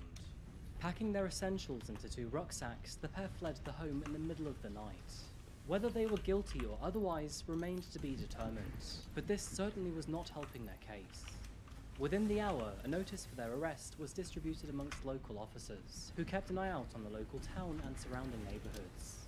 But unfortunately, at least for the first few hours, no dice. The girls were nowhere to be found. Thankfully, and by pure luck, an officer spotted them several hours later as they got into a car, which was ready and set to flee the state. The officer, returning home from work at the time, had been made aware of their descriptions while at work. And so, once again, both women were taken down to the local police department and questioned about Brandy's disappearance. And with Brandy's car in their garage, officers now had a direct connection. Jade and Ashley were separated for questioning, where they then both gave slightly different accounts of what had happened. So, according to Ashley, Brandy had now arrived to play video games, but after receiving a phone call from her supposed new girlfriend, she left them to meet with her instead. I mean, you tell me if this sounds believable or not, but Ashley claimed that she collected her belongings from her car and then walked off into the distance alone on foot. Now, mind you, this was in the middle of nowhere, so where the hell would she be going? Shortly after realizing this wouldn't sail with the officers, she changed her story yet again, but this one held a much more sinister demise. Now, apparently, while all 3 women were in the woods nearby, Ashley's father noticed Brandy's car in the driveway, and he became enraged. He was allegedly angry to see a lesbian with his daughter, thus sparking a fight between him and Brandy. He then struck her across the head with a shovel. But this story was, of course, bullshit. And while Ashley gave her third account of events, authorities were coming across an alarming scene. Found 300 meters north of the property, officers found a freshly unearthed area surrounded by woodland. Branches were placed to form a new perimeter, and the wet dirt suggested a hole had been recently dug. Unfortunately, digging deeper confirmed everyone's greatest fears. Found underneath was the body of Brandy Stevens. She had been savagely beaten, almost beyond recognition. Her family were notified almost immediately, and so began a new chapter to their nightmare. What followed next was a long and horrible confession from Ashley and Jade. And after learning that Brandy's body had been found, both women buckled under the pressure. The 2 confirmed that Brandy had been lured to their place so they could murder her. Ashley was incomprehensibly jealous of her connection with Jade, and Jade wanted to prove that her love for Brandy was over. It's through their confession that the true horrors of what had happened to Brandy finally came to light. Jade had asked her if she'd like to go and hang out for the day, inviting her over to meet Ashley and check out the fort they were building. And after winding her way through a maze of roads that led her deep into Crawford County's woods, Brandy drove through acres of isolated back hills, sliced into haphazard sections by dusty dirt roads. Thick canopies of trees covered portions of the road, with the piercing sun casting spooky shadows onto the landscape. Once Brandy had arrived and parked her car, Jade lured her down a wooded path towards the fort, and after passing their checkpoint, Ashley ambushed her from behind the trees. Brandy was punched several times across the face, her nose breaking in the process. And after being forced onto the ground, Ashley beat her head against a tree stump. Brandy screamed for help, telling Jade to please stop. She told them that she told others where she was, and that she wouldn't tell anyone if they just let her go. Jade grabbed a shovel before striking it over Brandy's head several times. And in this moment, she accidentally hit Ashley, bruising her arm in the process. Sadly, the worst was yet to come, and several more awful actions followed over the following minutes. Brandy was choked with a rope, hit in the head with a boulder, and waterboarded with a bottle of water. She was then rolled into her grave, and, while still breathing, she was then buried alive. Brandy's autopsy report concluded she had suffered blunt force trauma, a skull fracture, and 15 lacerations to her scalp, but ultimately, the death was caused from suffocation from dirt in her airway. She also had several facial contusions, a hemorrhage in her brain, several broken ribs, and her body was covered in lacerations and bruises. To add to this horrific crime scene, authorities also found several letters that Ashley and Jade had wrote, which were pinned on trees around her grave. One of these letters said, "I murdered your 20-year-old mistake. This person did not deserve to have a life." Do I feel guilty? No, not an ounce. I feel proud. The awful letters didn't end there. After confessing to their crimes, Jade and Ashley were obviously arraigned on charges of criminal homicide, conspiracy, and tampering with physical evidence. Just after this, Ashley wrote back to her distraught parents to say, "Mum and Dad, I hope this reaches you. We were here until about 3-ish. The pigs are slow, eh? I'm sorry to involve you in this. You're not going to see me for a while, but you will always be on my mind.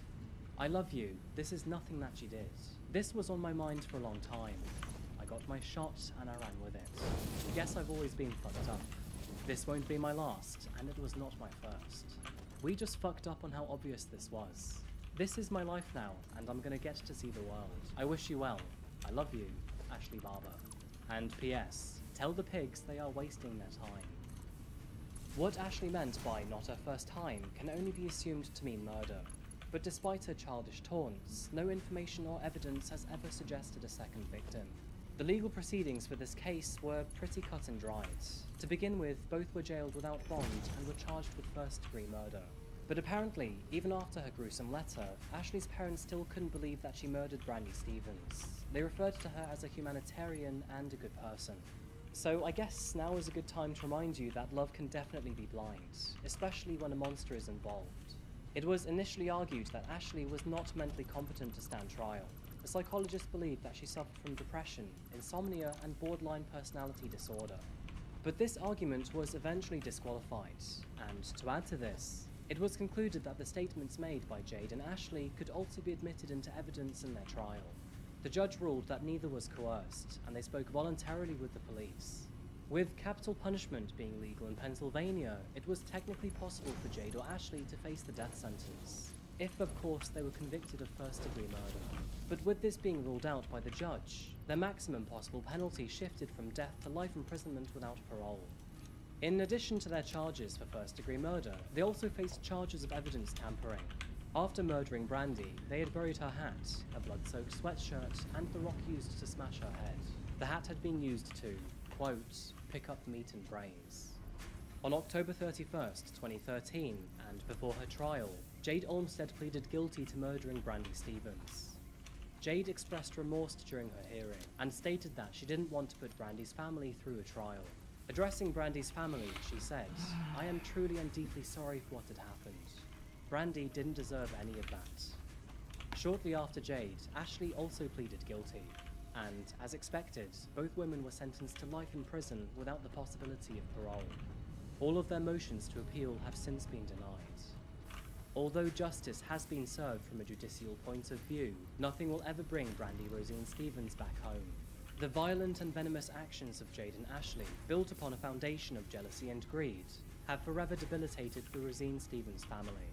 In a roundabout kind of way, they have also destroyed their own lives in the process, and I'm sure their own families still struggle to this day. During her funeral, friends remembered that all Brandy wanted to do was be herself in a world without prejudice. She was an inspiration to others. She taught friends and strangers not to fear who they are, but to embrace themselves instead. Following her death, a marble bench was crowdfunded in her name, and this bench can still be found at Youngstown State University. And in May of this year, 2022, which marked 10 years since her death, a candlelight vigil was held in her honor. Those who love and remember Brandy attend this vigil every year, which is held next to her bench. One of Brandy's friends' main worries is that eventually she will be forgotten, but it's clear to see that this is very unlikely to happen. Thanks to her kind heart and mind, she has touched many in the local community. And one of the main things I remember when looking back on this case is a Facebook status she had posted in November of 2009. It is brainless to assume that making changes to your Windows view will give you a new perspective. And I think that captures Brandy's ethos relatively well. She didn't want to patch people up. She wanted to make ground-shaking changes to their lives. She would have been fantastic in her desired field of work. And of course, I hope she's remembered for many decades to come. So I think that pretty much wraps up today's case, folks. There's not much more I can say about this one. But thank you so much for being here for another video by Coffeehouse Crime. Please feel free to like the video and subscribe if you haven't yet. I post true crime once or twice a week. Otherwise, yeah, I just hope you have a great day. Now, as always, please give me a few days and I'll be back. But until that moment arrives, please remember to look after each other and stay safe. Thank you, and goodbye.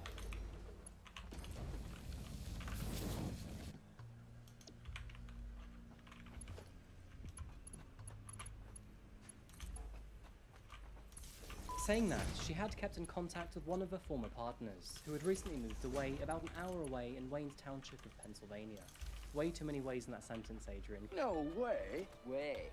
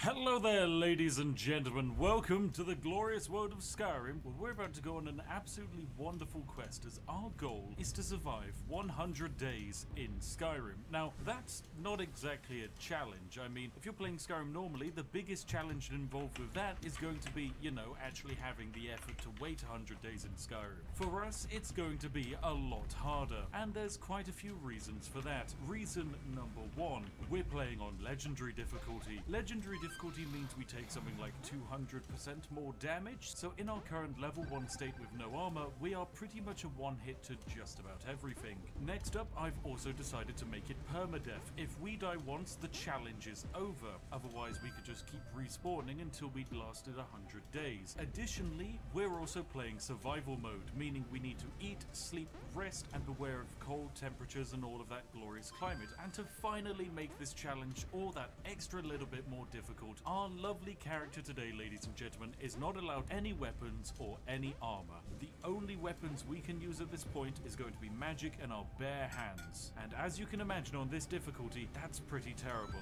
We can wear clothes and we can wear a backpack, but that is it. I'm also not allowed to exploit any of the developers' accidentally left features, like say the infinite loot chest in Dawnstar. So who are we playing today? Well, we're playing the wonderful Legolas, ladies and gentlemen. This is the long-lost cousin of Legolas, but unlike his lovely cousin, he's not as, I guess, mobily gifted. Yeah, he's kind of just a bit of a street urchin and pretty terrible. Now, I have just basically blitzed my way through the starting area and deliberately picked up absolutely nothing because, well, there's really not much for us to pick up. Although, as we are on our way to the starting village of Riverwood, we are going to try and harvest as many wild ingredients as we can. Of course, we can't take too long because it is midday and, oh dear, I accidentally waited time. Oh, that's a problem. Okay, well, as the day goes on and on, we're going to get tired, we're going to get hungry, and we need ways of alleviating all of that. But we can certainly begin by just harvesting some basic ingredients of the forest to hopefully give us a little bit of a leg up. Now, we really can't pick any fights this early on. I cannot stress how physically impossible it is for us to do such a thing. If we encounter any creature and it gets hit off on us, we will lose a massive amount of health. When it comes to getting health back, in survival mode there are two ways of doing it, either a healing spell or a healing potion. These are going to get very expensive and very important to us. The more tired we are, the less magic we have, and so we don't exactly want to be spending it frivolously. Although there is a rabbit in front of us. If I can cook that, there we go. I mean, you can just see how little damage we're doing. This rabbit would normally be a one hit with the flame spell, but no, a whole bunch of lovely flames cast on it, and this boy can just keep running around. Anyway, that's a raw rabbit leg. That will give us health and satiate our hunger, which is very important. Okay, there is a nice, lovely lady here. What is your... Oh yes, you're the fisherman. And just by standing near their fire, we will actually warm up. This is really good. I'll also steal their cooked sea bass and just leave them to it because there's nothing else we can really do. I mean, sure, we try to pick a fight with them and steal their clothes because, hey, they might protect us from the warmth, but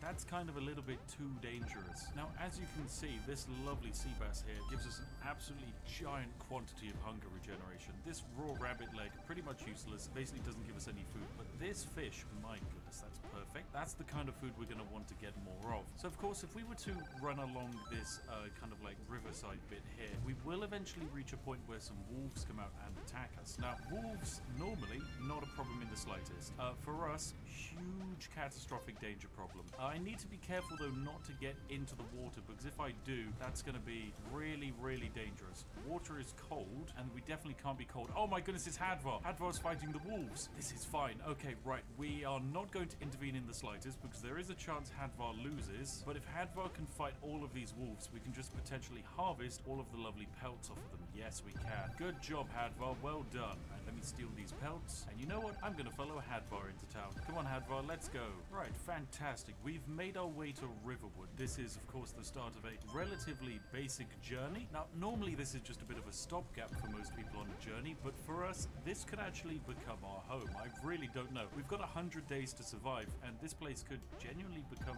very useful to us. Now, of course, we get a whole bunch of lovely free stuff given to us by this man, and we will actually take all of it because it's actually kind of useful, especially these clothes. Now, we do basically get to take whatever we like from this house, which is great. All of this gold is fantastic. Anyway, it's nice to know that we have a bed here that we can potentially sleep in, which is fantastic. A free potion of healing. And we can even use the cooking pot to try and make some food. This is a thing that I'm sure pretty much none of you have ever done in Skyrim because, well, when have you ever had to make food? I can make a nice bit of rabbit haunch here using just some salt and the raw rabbit leg. That's fantastic. That's going to be a nice meal. Okay, fantastic. We're set for food for a little while. Now it's time to make stock of how much money we have by selling all of our starting supplies. The best location to do this is probably the general goods store right here, the lovely Riverwood Trader. Now we're going to sell our fishing rod, our iron dagger, all of our iron sword and stuff, and there we go, we've sold everything. Anyway, good job. We are a little bit peckish in the day, but it's not actually too bad. I'm going to see if we can, I guess power slide around the world? Sure, thank you, Todd. Okay, so, we run into a problem. It's 5 p.m. It's getting dark. Skyrim is looking beautiful, but eventually we will need to have a sleep and a nap. and potentially just kind of warm ourselves up a bit. We do run into a relatively large problem in that there is no way for us to actually make money. Now, the issue is we can't make money in the way we expected to. In order to chop wood, you need an axe. In order to mine, you need a pickaxe. In order to fish, you need a fishing rod. And Skyrim treats them all as weapons, so naturally, we can't do any of that. This does create a bit of a large problem, as our money-making potential here is incredibly limited. We can effectively rob our way through the town and just steal all of their crops, I guess. I can harvest a chicken's nest for an egg, that's a bit of food, but there's no real quests here that we can do that are actually going to generate us any particular revenue at all. One of the other problems we run into is we don't actually have a permanent sleeping spot in the world at all.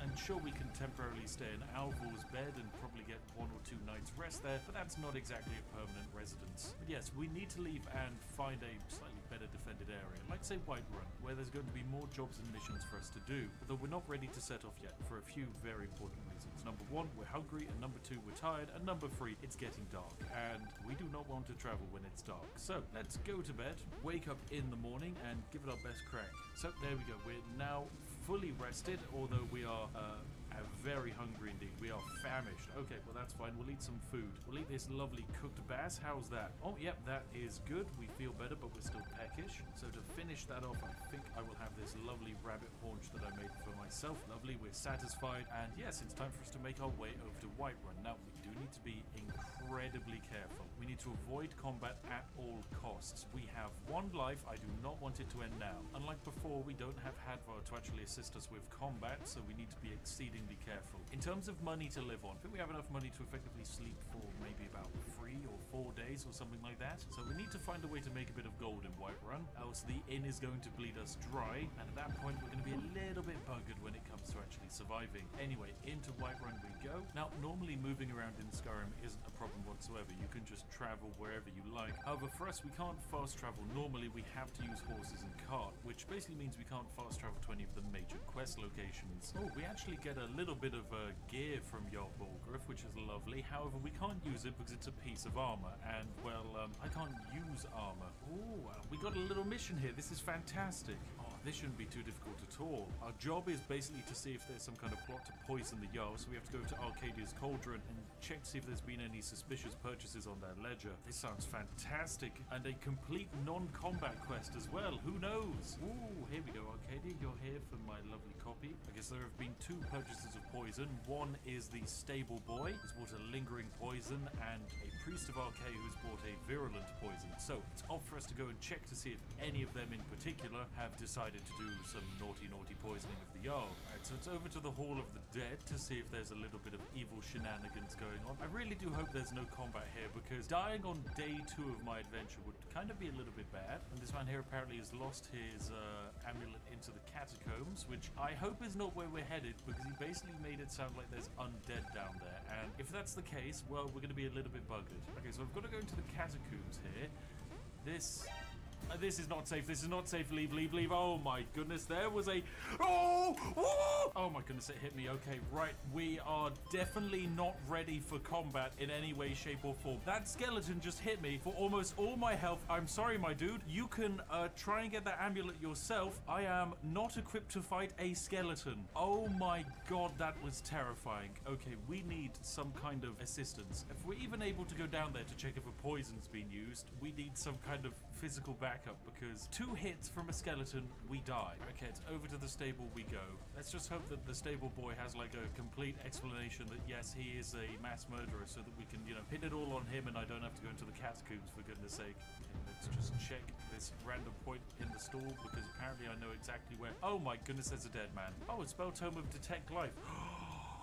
Oh, this is actually amazing. This is going to allow us to power level alteration. Okay, that's great. And it has given us a note where, ooh, a lunar steel war axe.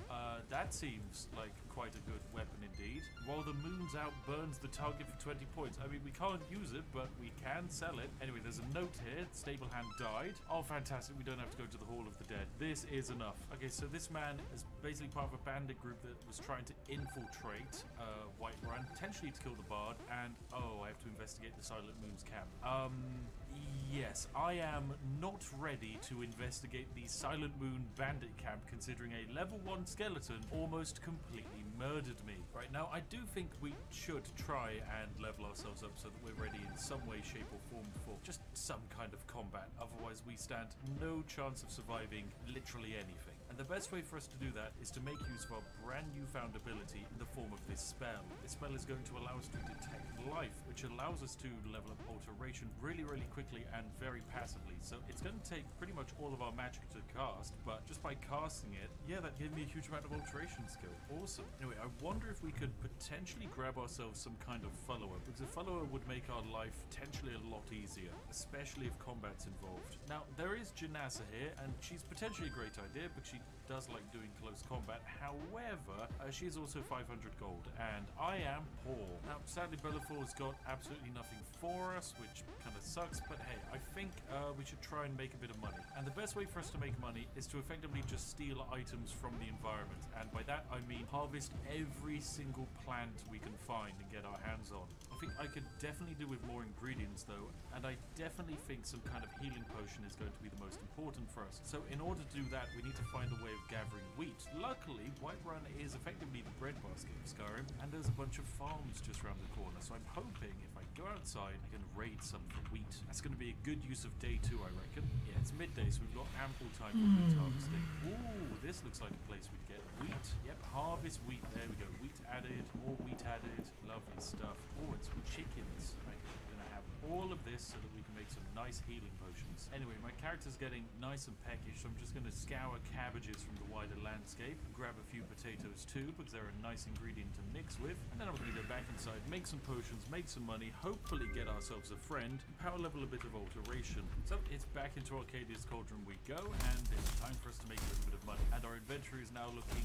very, very nice, with actually a little bit of money we can potentially make. But hey, I'm not exactly going to need this resist fire potion, so I don't mind selling it. I would love to hold on to some of these potions, but I genuinely just need money, because I need a companion. So now we have enough money to actually buy ourselves a companion. It only makes logical sense that we should now immediately go and pick her up, and then we can take her down into the dungeons, and hopefully she'll do all of the fighting for us. So, Janessa, consider yourself hired. Fantastic, Janessa is here for us. And now I think the only thing that I need is actually a good night's sleep, although there isn't really a good night's sleep to be had in Whiterun, because I need to go over to the inn, and this is where it stops being a good night's sleep and becomes a very costly sleep. So, Holder, how much is it for a room? 10 gold. Oh, no gold, no bed. Great, lovely. Right, let me give you some money then. Holder, I hate you. 9 gold. I was 1 gold short and you wouldn't give me a bed. Fine, have this bottle of wine. You're a scam artist. So our bed is lovingly positioned up here, and oh dear, I'm accidentally stuck. Okay, fantastic, Todd. You almost killed me there. That could have been the run over. There we go. Here is our lovely bed for tonight. All right, I definitely need some more healing potions. So,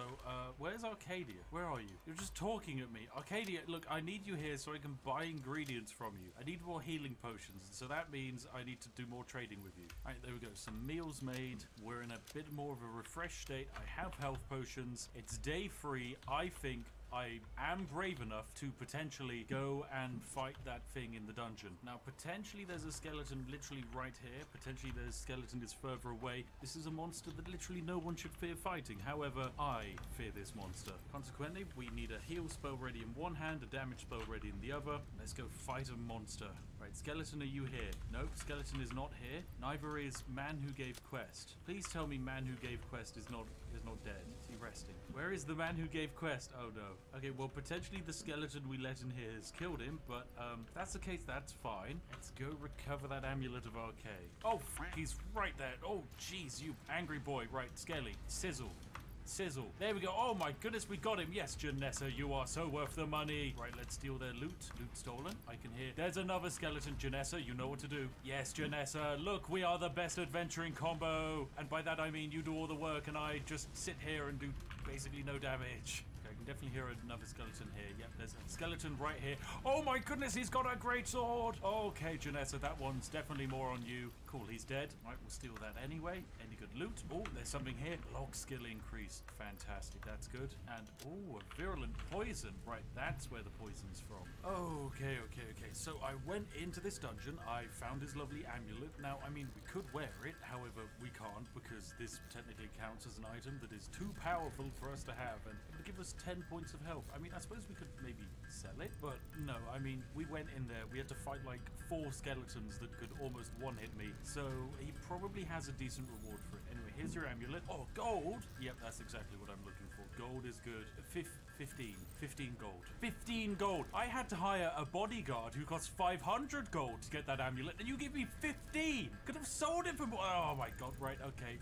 Day 3 of the adventure. It has not gone well. Welcome back, ladies and gentlemen, to the glorious world of Skyrim, where we're in day 4 of our lovely adventure with the wonderful and majestic Legless. Now, we have finally hit level 4, and the reasoning is because I've spent pretty much all of the remaining 3rd day and most of the start of the 4th day leveling up our alteration as much as possible. The reasoning is very simple. Eventually, we can start casting alteration spells that give us armor, and that armor is going to be critical in terms of keeping us alive, because walking around as a fleshy noodle with basically no protection is quite a challenge indeed. I've also run around all of Whiterun and harvested every single ingredient and plant that they actually have access to, and we're going to smith them up into potions so that we have enough money to travel all the way to Riften. And the reasoning is because basically, as all of our money making relies on us being able to make potions, and there are no longer any ingredients left in all of Whiterun, then I need to make some money, bugger off to Riften, collect some more ingredients, and then come back after a few days when all of the plants have regrown. Now, of course, there is no fast travel in a normal sense in terms of us just...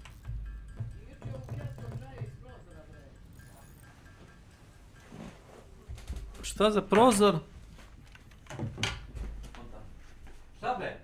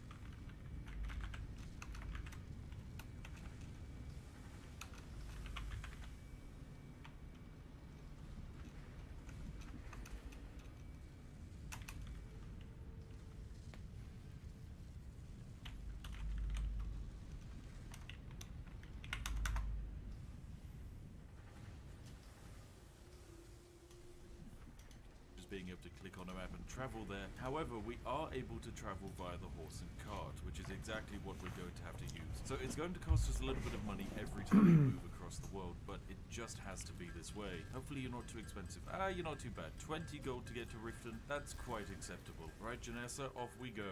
So, as we finally move ourselves into our 5th day, we have arrived in Riften, and, well, there's a lot of people around. Riften is very noisy, it's got a very high population. Now, of course, because I've been leveling up my illusion magic, I'm going to buy myself a lovely room just for the night. And this lovely room here is my room, although I'd love to get to it if Janassa wasn't standing in the way, like the classic Janassa that she is. Anyway, so it's time for me to go to sleep and wake up in a few hours' time at a lovely 6 a.m. so we can begin our adventures of harvesting all of the wild ingredients of Riften. Okay, fantastic. I found the potion shop in Riften. It's Elgrim's Elixirs, and hopefully we can basically be able to rob his lovely potion crafting station and generate a few very important items. Alright, time to make some new potions. Can we literally mix anything? No, we cannot mix anything at all. Wow, that is just amazing. Alright, if that's the case, I'm going to have to try and buy some wheat and make some new and improved health potions. Hopefully sell for a little bit more money. So please tell me you sell wheat. No, you do not sell wheat. Seriously, of all the things, you don't sell wheat.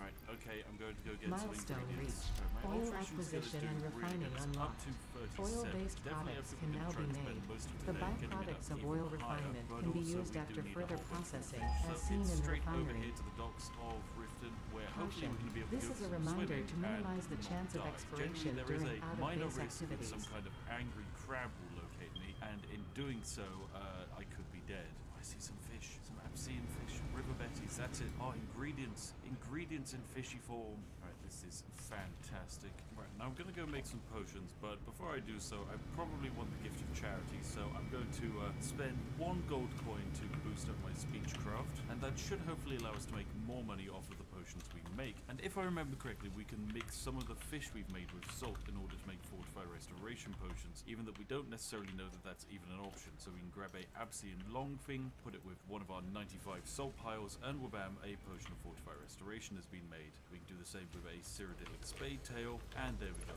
another lovely potion has been created. So we're going to make a whole bunch of fortified restoration potions because they sell for a lot of money. So wabam, away we go, and yes, we are looking very good indeed. Alright, please, Elgrim, I've got all of these lovely items that I need to sell you. Okay, we've got a whole bunch of poisons. Now, I can't use poisons because, well, I can't coat them onto anything, so they're pretty much useless for me. There we go, we're up to 790 gold. This is a miracle. Oh, finally, glorious profit. Now, one thing I've realized I need to do is have a steady and continuous stream of income. And truly the only way to guarantee that in Skyrim is via the medium of marriage, because by marrying someone you can make 100 gold per day off of their existence. So consequently, I'm going to buy a Amulet of Mara here for 200 gold. This is basically the sign that, hey, you're in the business for love. Now, in order for me to, of course, marry someone, I am going to need to complete their quest, and I think the best person to pick for all of this is Ysolda, the trader who lives in Whiterun. Her quest is relatively simple. All she needs is a mammoth tusk. Oh my god, I found the mammoth tusk. Okay, it's quite a big boy, but I'm gonna do it. It is gonna be our first crime, but we just kind of have to do it. So away we go. Hopefully they don't mind that I'm just walking out with a giant 150 gold mammoth tusk on my body, but this is going to allow us to marry the individual we want to marry. Okay, fantastic. Then I think we're going to need to stock up with food for travels, and then we should be ready to go on our lovely journey. Ah, lovely. Right, we've made our way to Whiterun, and I imagine none of the plants have reset since we've returned, seeing as I've only been gone, what, a couple days, and oh dear, I'm starting to actually get chilly. Well, that's fine. We'll just run our way inside, crank up a little bit more alteration magic, and oh my goodness, are we still casting it? How am I just casting? I don't have enough magicka for this, but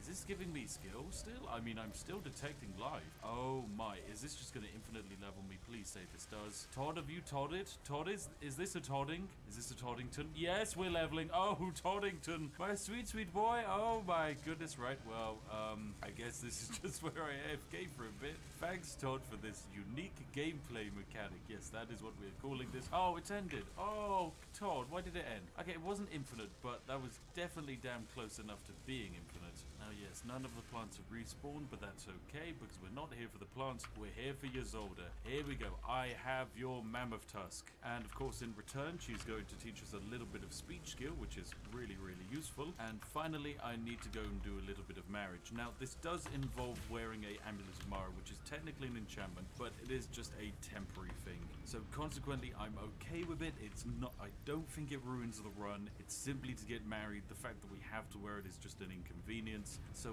bam, here we go. Ysolda's interested. Oh yes, fantastic. The wedding is sorted. Oh right, now I must travel right the way back to Riften. That's another 20 bucks down the drain, but hey, it's fine. Oh my goodness, I can double hold down the spell and it's just casting it. It's just maintaining the cast of it. Todd, I have no magicka. Oh dear, oh dear, oh dear. Well, we're gonna power level up to alteration 50. This is gonna be really, really, really useful because we can halve the cost of our alteration spells. Oh, thank goodness, this is absurd. Todd, thank you for releasing so many versions of Skyrim that, you know, even to this day, you can just still do stuff like this and it just works, god damn it, it just works. Okay, welcome back. It is the 9th day of Legless's adventure and, well, things have gone very well. We have leveled up alteration to level 90, which is really, really good. This has come with a few downsides. We are now level 15. Is being level 15 a bad thing? Well, yes and no. No in the fact that we can now cast better spells, we have a whole bunch more magicka, so we can cast spells for longer, we've got a bit more health. The only downside is now enemies are stronger. Instead of facing level 1 wolves, we are now potentially facing level 15 wolves or level 15 undead, all of which are terrifying. Anyway, it is time for me to actually get married now because I spent all of day 8 just leveling. So day 9, let's get married, let's have our ceremony. Ah, here we go, wonderful. I've got all of my companions here, and by that I mean I've got Janassa, that's literally it. Ah, it's marriage time. Oh, here we go. I get to say I do. Here we go. It's beautiful. I do now and forever. Oh, it's wonderful. I'm married. Oh, it's glorious. Congratulations. Now this is great because I get to decide where I want to live and I can just say, hey, living with you would be perfect. This means I now have a bed that I don't need to pay for right in Whiterun, which is fantastic. Oh, this is glorious. I now have a key to a house. And now I can ask, hey, would you like to cook something for me? And there we go. She's just literally made a straight up home cooked meal for me. This is amazing. It's absolutely fantastic. See you, Ysolda. Now every day she'll also generate 100 gold for us, which is fantastic. But most importantly, hey, we got a proper home cooked meal. Look at this, it's great. Increased health, magicka, and stamina recovery, and it restores 380 points of hunger. That's wonderful. Now, what I will do is I will also pick myself up a lovely spell to boost my armor, which I can do from this lovely court wizard. So I'm going to buy this lovely spell of Stone Flesh, which will increase our armor rating by 60 points for 60 seconds. And that should be a absolutely fantastic spell to cast. Because if I go into my inventory right now and look at my apparel, my armor rating is 0. But if I cast this, suddenly my armor rating is boosted to 120. That's actually pretty good. I mean, it's not necessarily fantastic because it doesn't last permanently. It only lasts 60 seconds, although I'm pretty sure that can be extended. Yes, bam, with stability we will extend the length of it, and I'll also actually boost mage armor an additional time, so that spells like Stone Flesh are 2.5 times stronger. So yes, now the spell lasts for 90 seconds rather than just 60, and now if I were to cast it again, my armor rating is 150, lovely. So we have a way to get 150 armor for 90 seconds. That is inherently fantastic. So what we're going to do now is travel back to Whiterun and then use it as a base of operations to begin our adventures into the wider world. And bam, here it is, Ysolda's house. Yes, we've made it home. Oh, this is our glorious home. Oh, it's wonderful, it's comfy. There is only one small bed, so we're going to have to kick each other out and the other one to sleep in. It's a bit awkward what with Janassa just standing here, but hey, we've got all of the equipment we could possibly need, and by that I mean we have a cooking spit, right? I do want to go to sleep, but sadly Ysolda's using it, so I need to talk to her, get her out of bed, and then as soon as she's out of the bed, steal it. There we go. Yes, I've stolen my bed. Fantastic. Right, we're going to sleep for about 4 hours. This does force us to level up, which is fine. We're going to improve our health, and we have 1 perk point to spend. Where is it going? I'm going to dump it into alteration dual casting, which I think means we can dual cast maybe our oak flesh spell for even more armor. But hey, I think it's time for us to do a few basic missions in the local Whiterun area. Okay, an incident has occurred. It's not my fault. I would like to preface everything by saying it's not my fault, although that is a lie, it is my fault. It's day 10 still, and I was trying to travel to a location to get more wheat. Okay, it is as simple as that. I wanted to travel to find more wheat so I could make more health potions in order to heal myself in combat. And I remembered that in Skyrim there is a location with a lot of wheat, the largest quantity of wheat on the map, and that location is Rorikstead. And then I thought you could fast travel to Rorikstead, and was looking through the fast travel menu. I thought, oh, it's probably not Rorikstead, it's Falkreath. And here I am in Falkreath, not Rorikstead, which is like somewhere over here. Yes, I'm in Falkreath, and I have no way to leave Falkreath because there is no stable, and I can't fast travel unless there is a stable, which means I am completely trapped here until I find a way to leave on foot, which is of course insanely dangerous now that I'm level 15. Any quantity of random encounters can now affect us on the road and potentially instantly murder us. So I'm gonna rest up for a night's rest in the inn, known as the Dead Man's Drink, eat up a whole bunch of food, and then get prepped for a journey. This is our lovely bed to sleep in for the rest of the day, which is fantastic. And there we go, we're fully rested, we're ready to rumble. Let me just eat some more snacks. Right, out into Skyrim we go. Fantastic, a glorious journey awaits us, and hopefully one where we don't die on this glorious journey. Right, so Rorikstead is somewhere around here, and even though I know it's an incredibly stupendous and silly journey, I think it is entirely possible that we could make it all the way to Rorikstead. It is possible. We are going to need a little bit of supplies though. I'm going to need to grab some kind of backpack with a bedroll inside of it, and I'm going to also need to cook up some decent meals. Alright, time for some basic goods. Okay, so we have a lovely dark leather backpack here with bedroll, which we're going to have to buy for 137 gold. It's a bit expensive, but we do need it. But other than that, there's not really much we can grab from this man. And there we go. Okay, I think we are about as ready as we can get for our giant travels. So I'm going to put on my amazing backpack, which now means that I look like a proper adventurer. Well, a proper scruffy adventurer, considering I don't have any armor. But it's fine. I'm ready to go.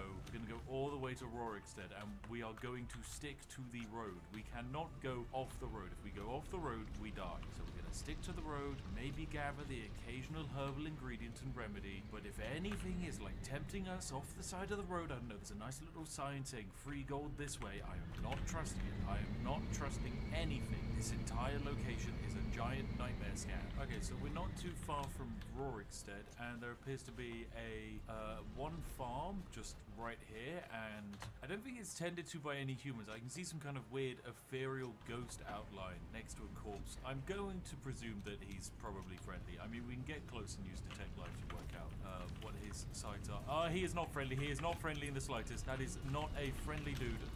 There is a ghost, a really angry ghost. Ghosts are vulnerable to sparks, right? Oh my goodness, he is an angry boy. Right, hit him with some sparks. There we go. That's kind of lowered his ghost form a bit. And oh yeah, it's actually doing damage. Quite a bit of damage. There we go. Die, ghosty ghost. Yes. Yes, go. Yes, good. Do it. I've killed him.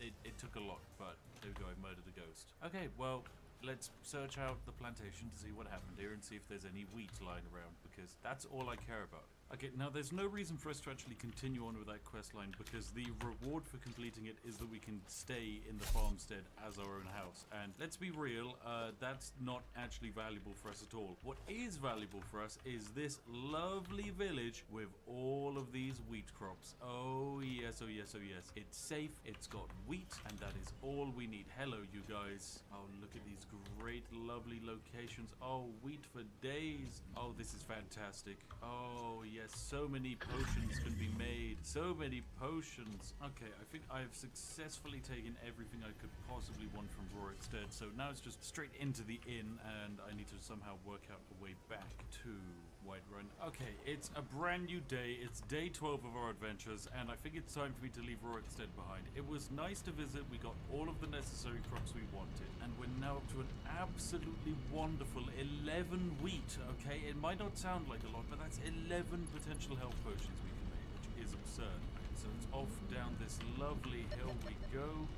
glorious adventure, and ooh, that appears to be definitely a bandit. Yeah, that is very clearly a bandit of some shape, form, or variety. Hello there, bandit outlaw. Yep, you are going to get stabbed a bit. I can see that there's some kind of ranger off in the distance. Now, one of the predicaments we find ourselves in is we have to assist Janessa in fights, simply because if we don't, she might lose these one-on-one fights. And if she loses these one-on-one fights, we die. There is no way we survive. She is our entire damage output, and she absorbs all of our hits, which means we have to help her do everything. And I'm going to sizzle him alive with my crispy flames, and there we go, sizzled alive. Wonderful. Oh, what a glorious combat encounter that was. We actually did pretty good in that situation, I'd say. Heck, where does this even go? This takes us to Markov. Well, what if we just say bugger it to actually fighting these bandits and just instead leave? Just leave them alone. We don't need to fight them. I doubt they have any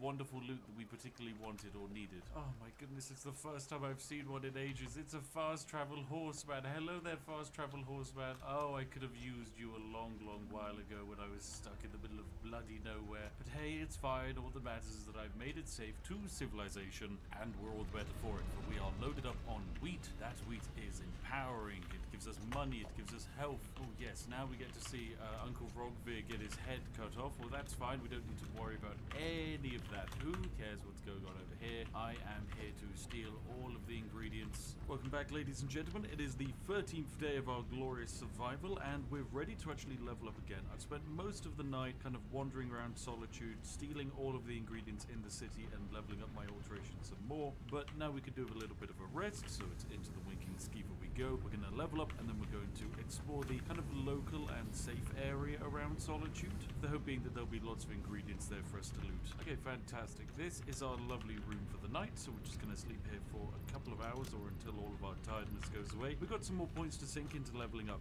This is where we run into a problem. So we could improve our health, but I really think I've reached the point where I know there is absolutely nothing we can do. No matter how much health we have, we are still going to get one hit by everything we run into. So that's more points into Magicka. At the same time, I do want to improve our ability to defend ourselves. So I'm going to pick up Apprentice Destruction, and hopefully we're going to be able to grab some improved destruction spells that will actually do damage, and those spells that actually do damage should hopefully actually, you know, level up our destruction, because that's the biggest issue we have. Because of the difficulty we're playing on, we're doing so little damage to our enemies that we're not actually gaining anywhere near enough experience to level up. So before I head out into the wider world, I'm going to spend some of the money that I have on me. Oh god, only 277 gold. It's not much, but hey, I will spend some of that money hopefully buying a spell, but in order to get some more money, maybe make a couple potions. Okay, and that should hopefully give us all of the money we could possibly need, just in the form of resisting frost potions. This is effectively the only way we can make money and survive in this universe. So even though it does feel a little bit cheesy at times, I think it's completely justifiable. Anyway, we're going to make 531 gold selling all of those bad boys.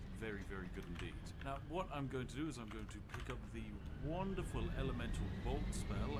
It costs a little bit of money, but it is actually very much worth it. And in my opinion, probably the most overpowered early game spells you can get, these lovely elemental ones. So we're going to grab that. That should mean we can do a little bit of damage. Now we're going to go and harvest some ingredients on the local countryside, and then bugger off back to Whiterun, where we can actually make some money and hopefully do some other quests. Here's our new spell, lovely elemental bolt. It doesn't even cost that much magic, like 50 magic to cast it. Like I can do that. Oh, look at that. That's a big old powerful boy. Okay, we're going to be using this bad boy in our glorious combat, and hopefully this should be a nice easy victory. Now, snowberries are a really, really useful ingredient, and in fact there's a whole bunch of winter environment ingredients that I have not been able to get myself a hold of, and seeing that we're in Solitude and we're next to a winter biome does just make sense for us to dip our toes into it, and as long as we don't die, we should be able to run away, you know, in the worst case scenario. It's all going to be worth it. Okay, there's ingredients here that we just can't get anywhere else, and those ingredients could be the difference maker. Now, I can already see, like, a wolf right there, so I'm just going to charge up a big old elemental bolt. Go! Kill it, kill it, kill it! Whoa!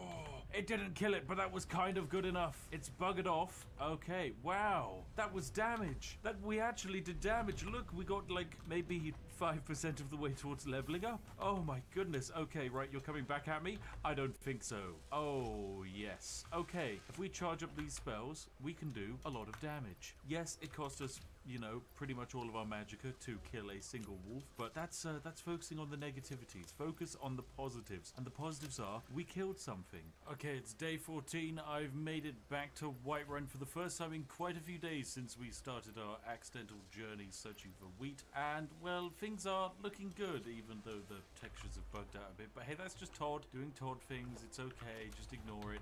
We've done great. Our adventure has gone well, but most importantly, we've come back stronger than ever with more money, more power, and more experience. My goal is to focus on a steady production of restoring magicka potions, as that is going to allow us to hopefully stay alive. I also want to collect all of our monies from our loving wife, potentially rest up as well, and get a free food. But hello there, Ysolda, how have you been? Oh, has the store made any money? Here we go. Oh, we made a cozy little profit. This is my share. Oh, it's wonderful. Oh, 400 gold. Ysolda, you shouldn't have. Oh, you are wonderful. And hey, would you mind cooking something for me? Oh my goodness, Ysolda, you are insane. Marriage is so overpowered. It's so overpowered. You just literally, you get married to them and then you do nothing. You do nothing, they do everything for you, and you just harvest all of their resources. Oh, it's insane. Well, I'm gonna go rest up, and then I'm gonna go make some lovely potions. Time to have a big old sleep for 3 hours. Yep, that has fully rested me. Now time to go make some potions. Okay, ladies and gentlemen, you know what? I think we're actually ready to go and do our first quest. That's right, we're going to actually do a quest in the wider world. We're going to complete it, and it's going to be a tough one. We're going to investigate the Silent Moon's camp, because these guys have decided to potentially kill the Jarl, and, well, we like the Jarl. He, you know, should hopefully live. We don't want to poison him. So it's over to here we go to work out what we can do to put these evil bandits down, save the Jarl, collect the prize, do all of that jazzy stuff, and hopefully we won't die in the process. Now, I'm feeling pretty good. We've got a decent amount of potions on us, so life is okay. We do need to be careful in terms of the wildlife. Now that we're up to level 16, things like giant saber cats can spawn, and they're just, you know, a bit too spooky and unfun for us. Okay, into the Toomey area we go. We've got some combat to do. We've got my companions. I think we're ready to rumble. We're ready to rumble and ruin the world, hopefully. I'm just gonna bounce my way up the hill. Okay, now there's definitely angry stuff here. That's a cave bear. That is a cave bear. That's a cave bear. Oh, it's a very fast cave bear. Okay, we cannot have that. Janassa, you do your thing. You do your thing. Evidently we need another giant flame Atronak to do its thing. Cave bear! Cave bear! Cave bear, is it still on me? It's not still on me. Okay, it's not still on me. I'm all good. Summon a flame Atronak. Flame Atronak is going to help us fight the cave bear. This should really max out the DPS on the bear. Okay, I'm going to hit the side of that cave bear. There we go. Look, I did my part. I've summoned in a beastie. I got Janassa here. Beastie almost dead. Goodbye, cave bear. Goodbye. Sweet. Okay, we killed the bear. Okay, I'm in the Silent Moon's camp, and I'm pretty sure I'm in a location that they can't even access. I don't think there is a pathway up here, so I can probably just, like, plink damage down upon them and there's nothing they can do. Oh yeah, there is very clearly a man walking around there. Right, let's hit him with a double level elemental bolt. Bam. Okay, that missed him entirely. Well, that's fine. I gave it a try. Oh wow, there are some angry bandits around here. Oh, there's one with a bow. There is one with a bow. Okay, I cannot fight bow bandits. They have a ranged weapon. I am a dead person. Oh, okay, you want to play that game? Oh, there you go. Oh, okay, I missed that one entirely as well. Oh, okay, you shooting at me?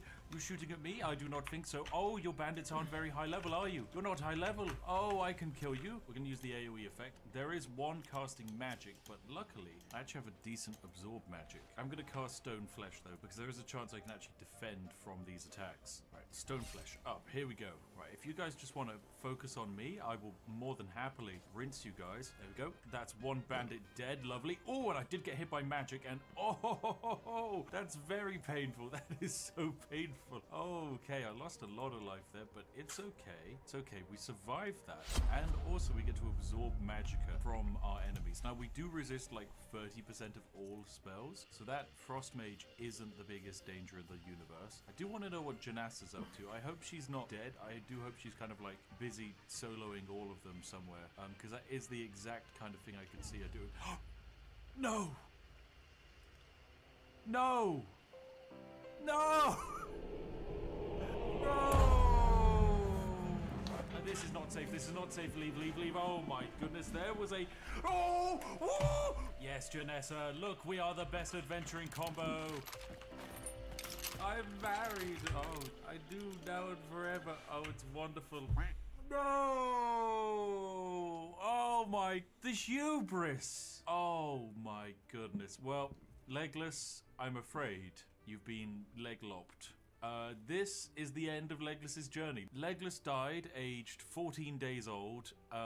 He died to a single frost wizard casting 2 ice bolts into his head. They were a level 1 bandit, effectively, and Legless died. I would like to say that happened despite the fact that Legless has 150 armor and is able to block 30% of all spells that hit him. That's just how absolutely dangerous it is to play with this challenge. Well, ladies and gentlemen, the adventures of Legless are over, but that does not mean that this challenge is completely done for good. If you enjoyed the impossibilities of this challenge, then I will give it another go. I'll even make it harder, and I do want to see if I can survive for 100 days in Skyrim with all of these amazing difficulties. Seriously, the experience of this world is absurdly wonderful when your character has only 1 life and you have such a limited way of surviving. Becoming a traveling magician slash potion maker was just such a stupendously fun time. This challenge was wonderful. If you enjoyed it, then make sure to give it a like. I would love to see people writing the chronicles and the day in the life of the wonderful Legless to see how the friends we made along the way would react to our death. Who knows what happens to our wife now? She knows we go off to adventure, but we will just never return, and she'll just keep piling up money for us until one day we'd return and become a billionaire.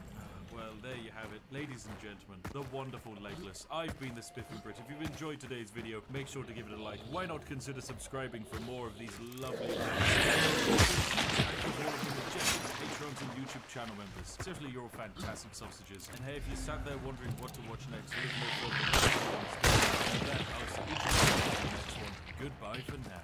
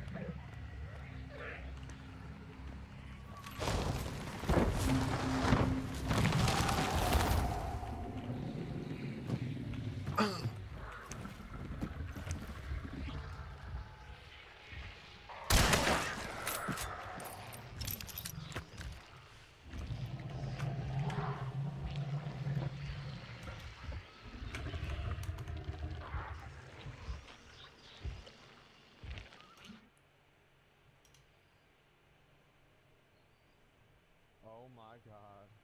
We're fucking here, boys.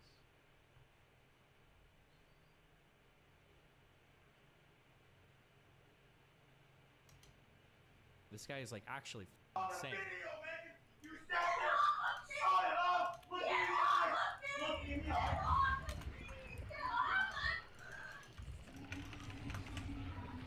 Just like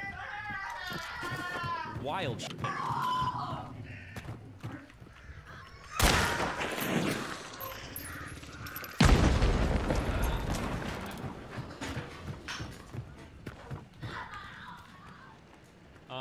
As a real quick thing,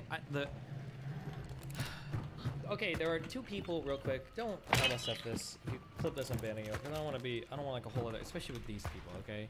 There are like 2 people who are like part of like, kind of sort of part of the crowd. And it's, Clint and Claw. And I legitimately think that both of these people are like schizophrenic. I don't know why, but everybody in their crowd is just fucking weird. There's tons of like receipts, weird things, screaming, abuse, all sorts of shit about like these people are just, I don't want anything to do with these people. So when Clint, not the Clint Stevens guy, another Clint. So when Claw starts like threatening to leak stuff about me or saying that he's like gonna expose me for trying to Adriana or some shit like that, if he wants to leak something about me, he can leak whatever he wants. I don't care.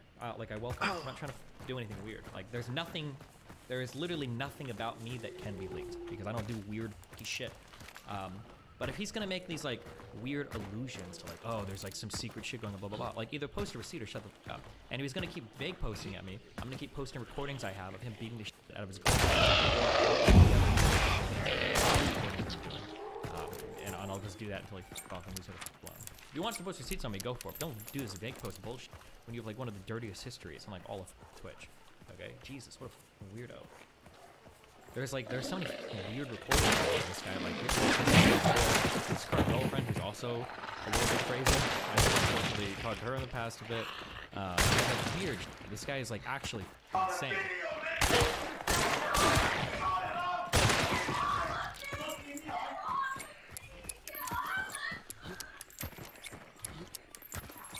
Just like wild shit.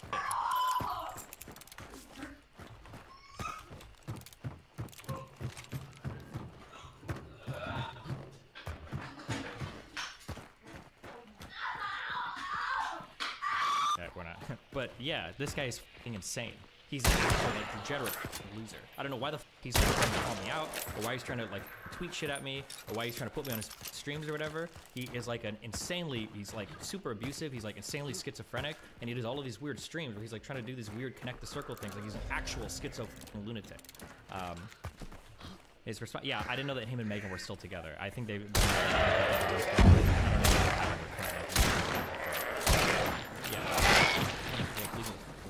Is he still on Twitch? Yeah, he's weird, but he's weird. I don't want to be sucked into that order of actual schizo posters. Is this your friend? No, I don't know who this is. This is just an account that I don't know who this is. Okay, we're gonna take a break.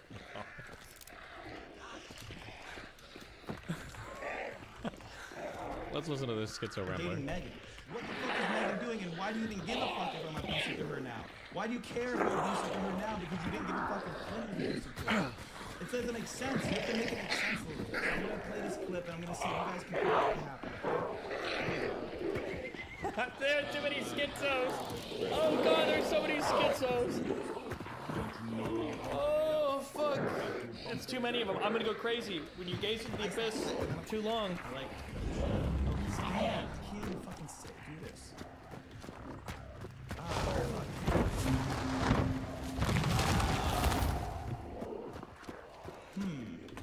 Huh. I can play clips. Okay. I won't show it on screen. I'll just be an audio-only clip, and it literally is for context. Like, Twitch is pretty good now. Their new system is good. That's why I like them. That's why I'm sticking with Twitch, is because I do see them moving in the right direction. I just think they need help. I'm with you, Twitch. I got the solutions. You gotta reach out to me. I'm not a psychopath. I'm lying. Listen to this, and you tell me, Twitch. Twitch admins, please, flow of God, just listen to this clip, and you tell me what's going on here. Okay, this is.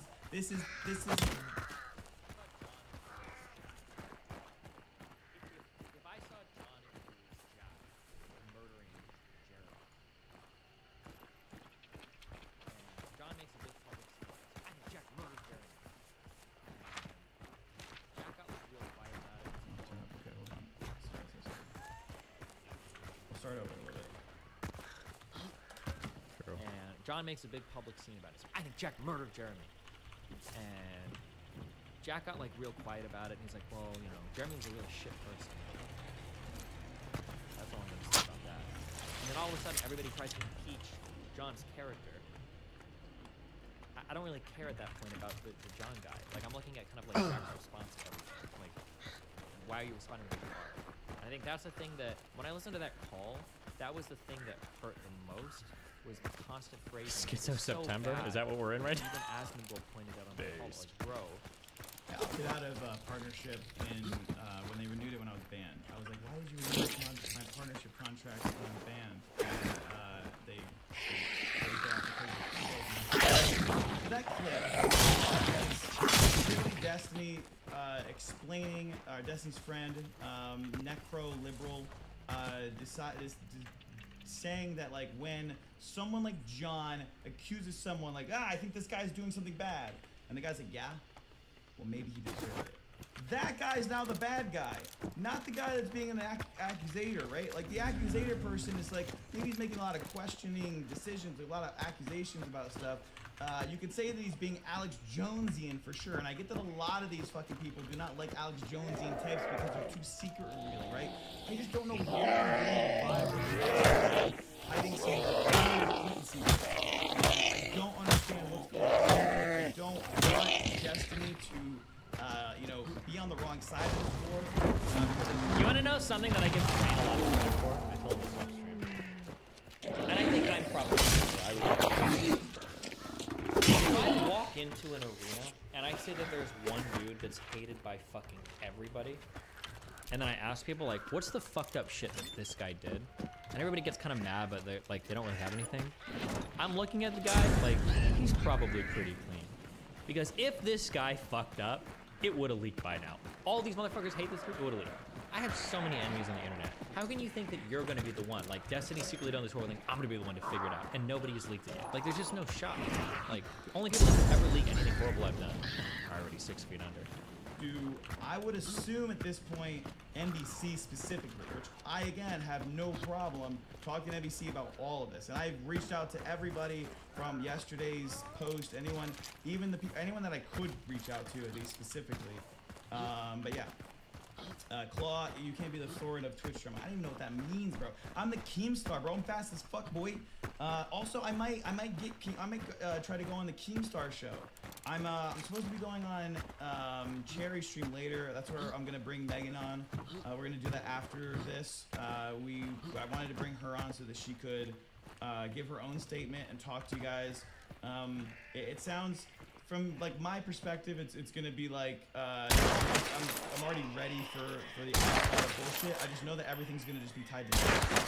It's like, this is the thing, is like, that was it. You pulled your trigger, Destiny. You pulled the wrong trigger, because you know that, like, at this point there's nothing else. So this is your ride or die. This is your nuke. You can ask everybody. I know you're sweating right now while you're going around asking every little e-girl. What do you mean, Claw never sent you a dick pic? What do you mean I don't have any blackmail on Claw? What do you mean? I'm unblackmailable. I'm ungovernable at this point. That was it. I gave you a little bit of a treat. I saw if you bit, and you unlocked, bro. You unlocked, and you told me to prove the fucking botnet existed, bro. Every single one of those faceless, like, avatars, chances, they're not real people. They're your botnet. I know how bots work. I know how AI works. I know how that fucking shit works, bro. You literally just pay people to fucking make little Python scripts for you to go out and attack people. It's not hard. What are you talking about? It's literally like an incredibly easy thing to do, actually. Like, you just program a bunch of Python bot people to... Fuck, how does he know?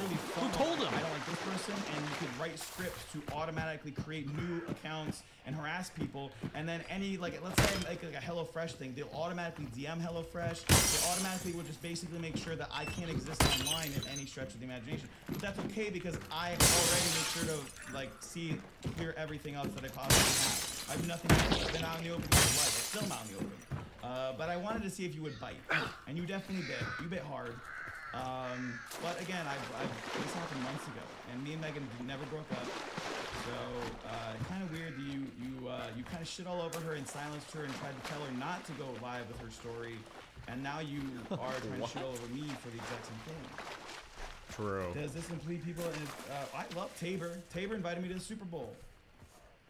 I think Lycan likes me. Most of his people, literally, most of his circle are people that came from my community.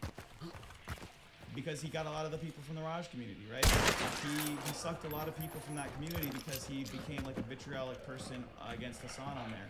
A lot of the people kind of started taking sides. That's where the war kind of started to, you know... What war? There is no war, dude. But I was just wanted the Royale, and then they broke the Royale up. So now I hate both of them.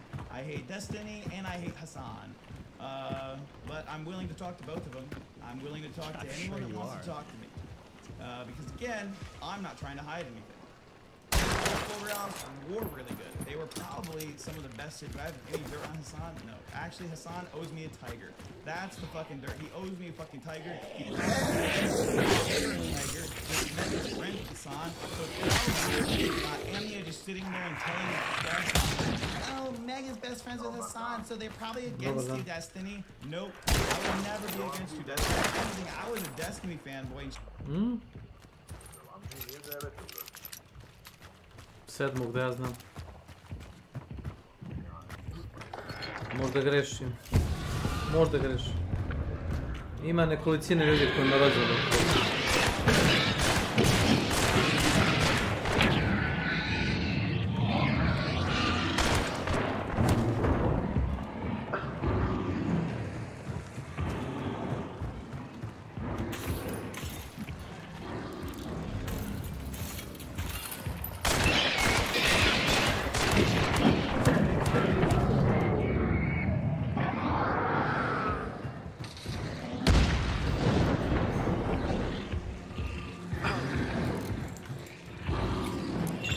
Izvini, slabo ti čujem.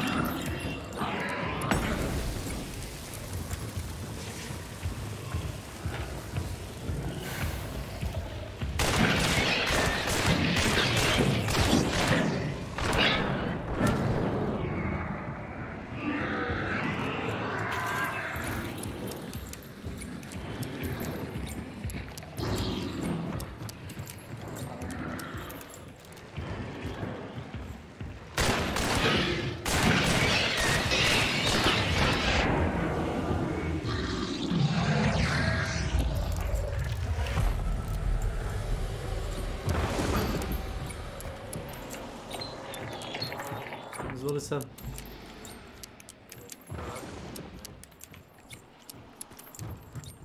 Šta radim?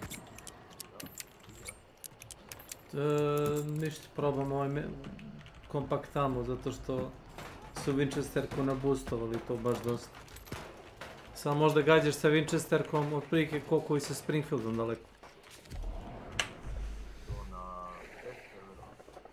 Springfield ti je 215 metara ili 230, koliko li je veše headshot range, a Winchesterka sa full metal jacketom ti je 190 i 3 metra. Sasvim dovoljno. Još uvijek je na testeru, da. Oni se nadaju da će im verovatno kao ljudi testirati ovo, ali čisto sumnjam. Ko je mislio da proba taj update, probao je do sad. Ne znam zašto čekaju toliko dugo. Jedu go.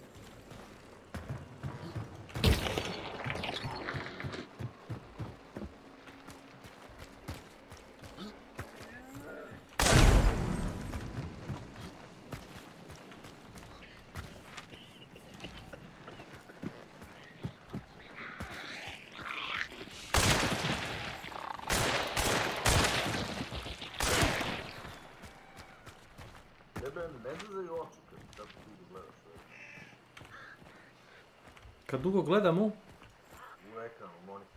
Ti znaš koliko sam ja daleko od monitora? Koliko? Metar i 20. Samo da vidim. Za dužinu čitave moje ruke. Od vrha prstiju do ramena. Metar i 20. Metar 20. Ne znam koliko vi sedite blizu. Znam da Milan kad je bio kod mene, znači da se presavio preko stola i zabuljio se da vidi šta piše. Dao sam mu za domaći da Kesiću update-uje BIOS i bukvalno preko pola stola je Lego bio da mogu da vidi šta piše. Sitno mu je bilo, nemam pojma šta je.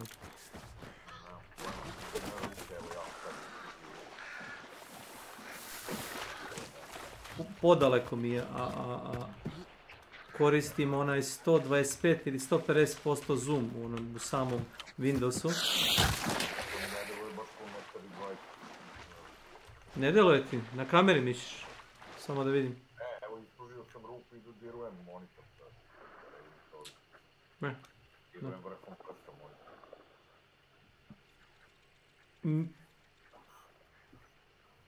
Dosta daleko je ovaj monitor. Pa to mi meni nešto blizu, ali ne jebu uopće pređe, ne prigaju. To je zato što imaš posao kao posao. To ti je obavez. A ja mogu da ostavim... Sem toga nisam ja tu stalno. Dođe moj stari pa traži nešto od mene da recimo da pokupim kukuruz neki. Ja treba nešto da se uradi, ne znam, da se trava pokupi. Ili me kum zovne da odem do njega, znaš. Zapravo ga još nisam pitao, došao kući s posla da gledamo onaj Purge film. Urge? Ja. Kaže, jedan dan u godini kriminal je legalan.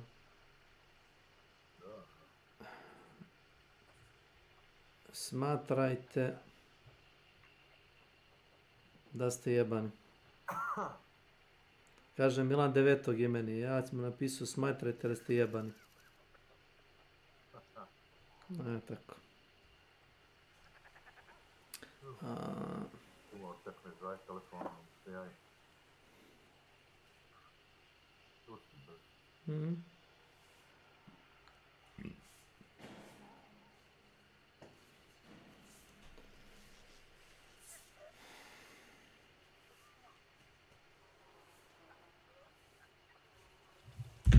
Šta je sad?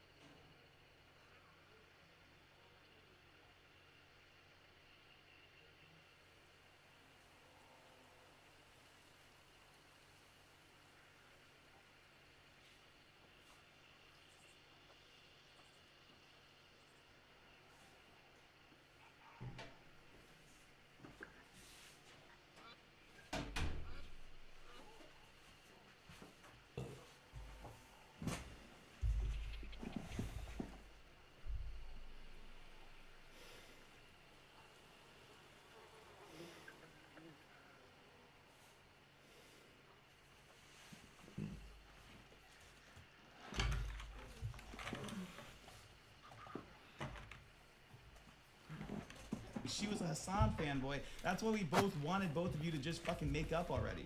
That's all we ever wanted. I don't give a fuck about your stupid weird drama with Emiya.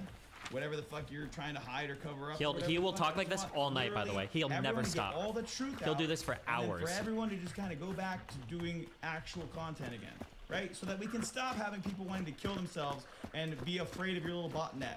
Can you explain who this guy is? He used to be the old recruiter for the Raw shows. There aren't real people, because if a real person like Cherry, for instance, wants to talk to us, I noticed that was a real person. I know Cherry, so I'm going to let her talk to us as a real person.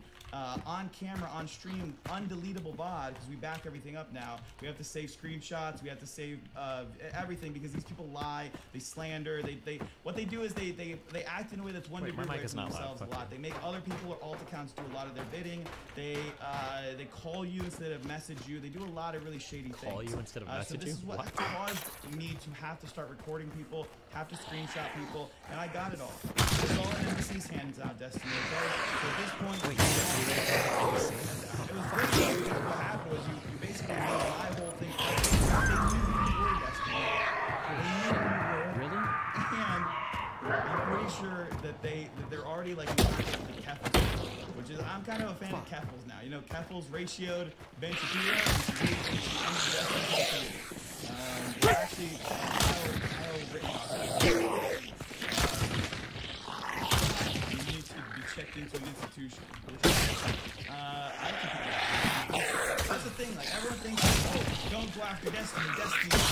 He's not scared of me. I'll be a goddamn shield. What is he gonna do against me? He's literally Tony Stark. This is just a civil war. Who cares? I'm Captain America. I'm a good guy.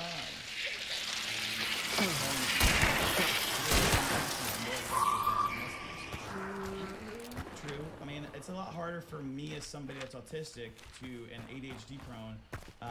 You know, I'm mentally ill as fuck. But I wear that with like a badge of honor. I'm diagnosed. I've been very public about everything. I'm transparent as fuck. Would you do a double panel with Destiny on you and Keffels? Yeah, I mean, sure. If that's what it would take to get Destiny up, would be the team against Keffels, I would do it. He's done nothing but get larger off Twitch. He's actually a lot smaller since he left. He needed to be smaller. His videos are a lot smaller because he has a lot more people behind him to do the same thing. He just spread it out more often to worse people. So now he's basically like money laundering, but worse. It's like he did the opposite of Ozark. So I'm not that worried about it. He just has a lot of people on his staff that are pieces of shit, and he's funding a lot of known terrorists. So True, actually. a lot of his stands like Rage Pope will defend him like crazy. Yeah, and that's the thing. I don't even know who any of these like side questers are. I'm talking about Tabor, the NFL football player. See, that's a real person to me. I didn't know Tabor as an NFL football player. I knew that he was on. I knew him when he was on the Giants. He was on the Dolphins, and he's also on the San Francisco 49ers. I've been harassed by Destiny's community for 4 years now. This is not new to me. They've been stalking me for years and years. They were part of West by the Way's community for a long time. A lot of you that have been around for a long time have known about this. They threatened me and my girlfriends and my girlfriend's family with FBI and child protective investigation. My ex-girlfriend. They have just infiltrated every walk of life possible. Wait, you're not joking? This guy's schizophrenic. I'm not joking. This guy's actually schizophrenic. Yes, actually. And then we decided to just work through all of our issues and choose love over power. You know, we chose consent over power, and that's like a huge thing. Destiny has power dynamics over all of these things abusing, right? With power dynamics. Let's start to talk about the power dynamics that Destiny has when he's Adriana Lee on a regular basis to try to fuck her, and then she fucked Jackson Hinkle instead. Let's talk about that, Destiny. You don't want to talk about that. You don't want to talk about how you got all your fucking testing done on my fucking podcast. You don't want to talk about that, Destiny. How many people have I even fucked from the Raj podcast? I feel like I don't even think I was. Girls, and every single one of them is going to sit there and say, Paul was actually a good one. And you talk about Destiny, Paul was actually one of the but you can go ahead and talk to yourself. I'm sure you have tons of stories. Emmy Ree, OG Emily, you can bring her up. She was one that John Zerka, your buddy, drew. Yeah, I don't know. I think that overall, I don't really hold a grudge, so I'm still willing to have I knew V way before that. Whatever. I just thought on stream so that the things can't be manipulated against me from that one, right? So forgive me for that. Be a little more protective of myself. As you can see, people are warping things out. They're editing things. They're doing the same type of shit that they've always done to me. Yeah, can you talk more about those Python bot people? Yeah, if you're a software engineer, you understand how AI works, you understand how machine learning works, you understand that if I can make something as simple as Spin Royale in like, I don't know, a couple hours games, then I'm gonna have to say that anyone could be making these things for bad intentions. And so if I'm sitting here being transparent and showing you my like open source coding of everything, how are you saying that Destiny is like this closed source thing that like you have no idea what's going on behind closed doors? You have no idea the people that he has working on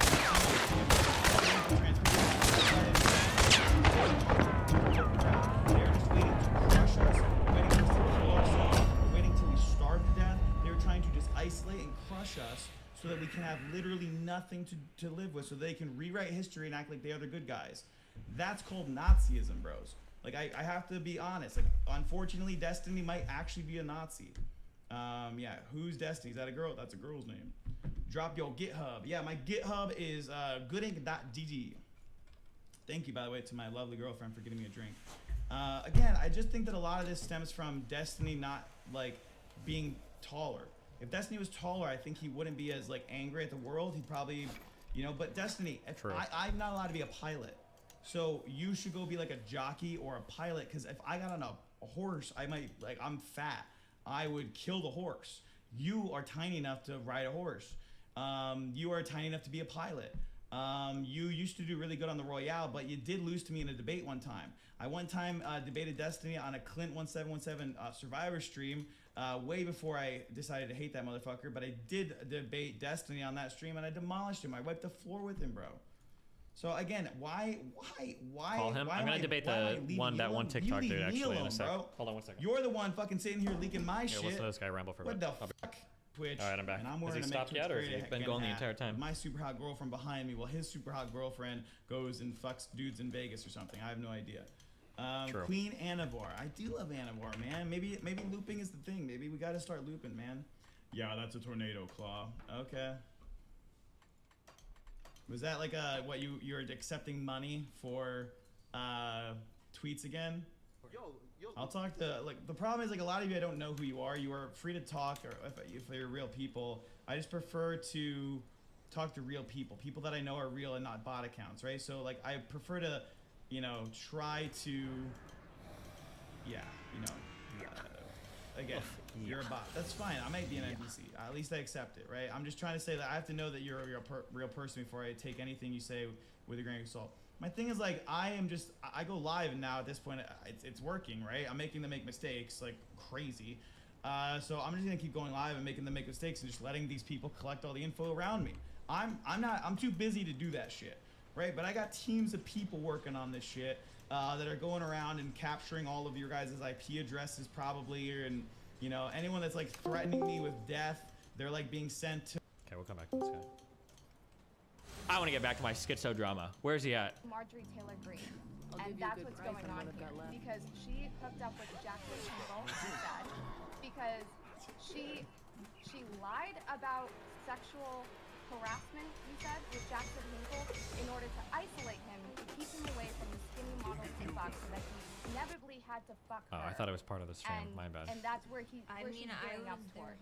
And that's why NBC took your story, because you said Jackson Hinkle is getting interviews on Fox News, and I didn't say that was why. And that's why NBC is going to take you seriously. Well, Destiny is why NBC's taking me seriously now, because now they're like, wait, isn't Destiny in his own kerfuffle? Jackson Hinkle is a piece of shit. I told him that to his face at a bar with his shitty little friend, and I would tell him again. Again, wait, she said who's a piece of shit? When you keep talking, Cherry, and Claw seem more sane. More people start investigating from Claw's past. You understand that that's not sane, right? Yeah, no, that's what I'm saying. I agree that it's not sane. I've had to live behind the scenes for a long time on this platform, and I've seen the bullshit. No, I think it was I know Hinkle. that it's not sane. I know that I'm a psychopath, but I want you to start asking why. Okay, what caused this? You're just sitting there. You seem like you're somebody that is really upset that people get taken advantage of. So where did that stem from? Maybe that should be a question that you should be asking, because again, I never had a fucking platform to speak on my fucking shit that happened, right? I had to sit there and be like, where's the proof? Where's the proof of all the shit that I had to live through and be gaslit and fucking doxxed and betrayed and destroyed every step of the way for everyone else's monetary and financial gain, so that they could go around and have Epstein Island parties where they're drugging people. Cherry, I don't really think that, like, my whole thing with my girlfriend, that she's not the one. I tried to put everybody on alert to what was happening at that house, and I was silent. I tried to tell Destiny, and then he's sending his girlfriend to party at that same house where they have multiple police reports open, and I tried, and they told me to shut up. First of all, the only thing she told me about was her insane ex Clint. Repeat that, she's a little quiet. Say it again first. Sorry. Why did they tell you to be quiet? That when Clint was doing all of this from the same address where people were being drugged, and Clint leaked my nudes from there. RadyMercs underscore. I told Destiny, I tried to make people aware, and they all just framed me as crazy. Hello. I'm pretty sure Destiny saw their police report. Ray. They literally said that their IP address. Hello, my Mexican friend. What's up? How's been your working weekend? He was like the source of all the information for the drama. So I'm watching the video, and he's like watching it, and he pretends to be, he goes, alright, this other guy, he seems like a smart guy. This other guy absolutely pisses me off. Every time he goes, whap, whap, whap, I want to kill myself. I'm watching this, and I'm like, what did I do? What did I do, man? Wait, what did he say? I feel like most of the time I talk about Lud, I think most of the research shit I said about it was good, wasn't it? I say he did a really good take on the swatting stuff. I said it is usually pretty smart. How do you like new drone changes they put in a hunt showdown?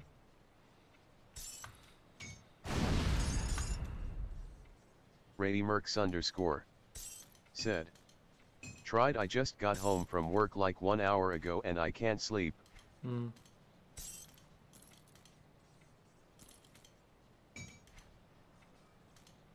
I'm gonna tell you what not to do.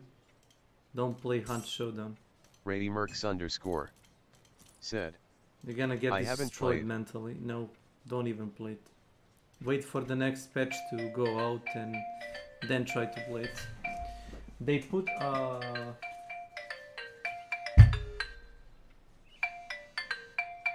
put a bug drone into the game, and you can basically scout the map with it. Yeah, let me.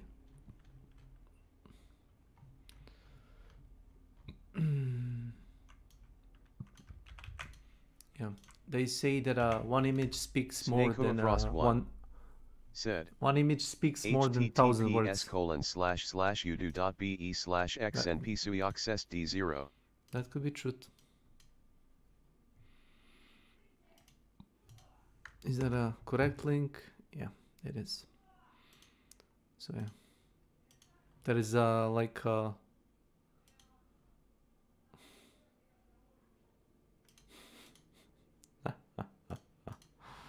there is like a lot of changes with the next patch, and RadyMercs_ said. Really? There has been like dozens of people from the community that I know that have been talking shit like, oh, I'm gonna quit playing Hunt if they do that, and like, why didn't you quit before? There was like a time like 2 months ago where I didn't play Hunt for 60 days straight, when there was like this big thing with the ladder exploit where people were exploiting game and bugging into the walls and shooting people through the cover. And yeah, I didn't play for like 60 days, 2 months straight. I waited for the Crytek to said, oh yeah, we fix the game.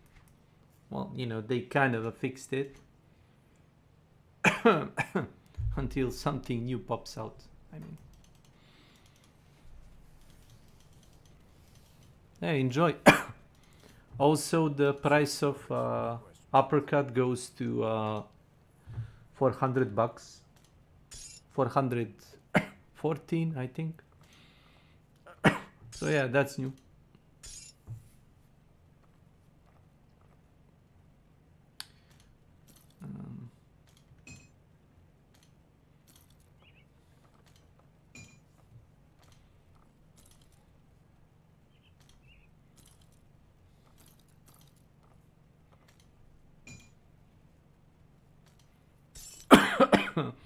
Oh my lord.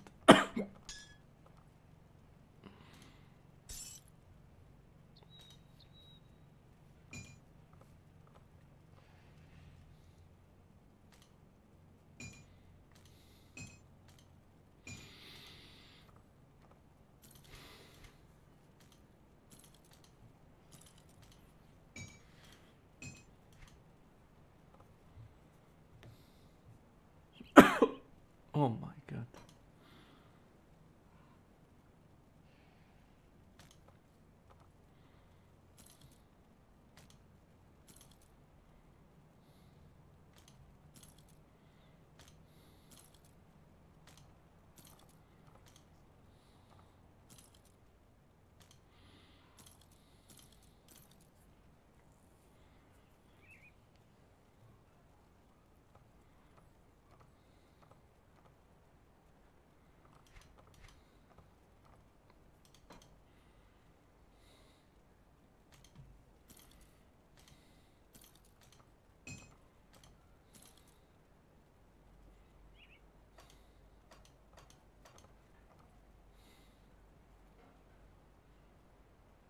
Mm-hmm.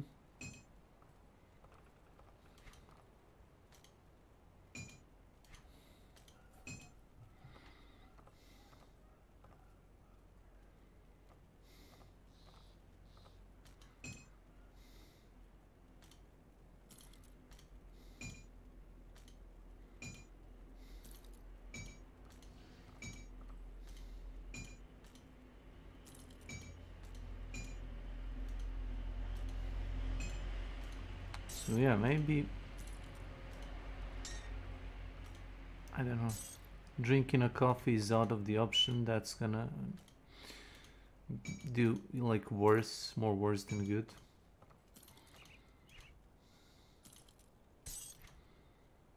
So don't do that.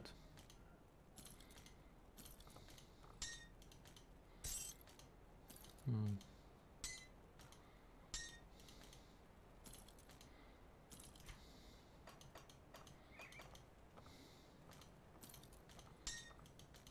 Hmm.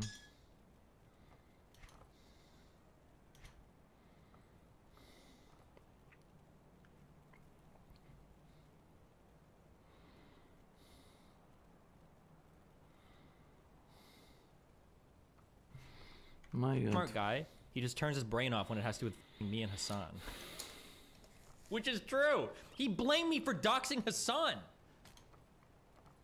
What the f?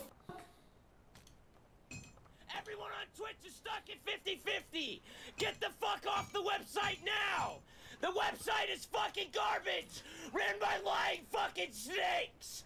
Ran by lying fucking snakes. Ran by lying fucking snakes. Where's the one clip of this guy? What's the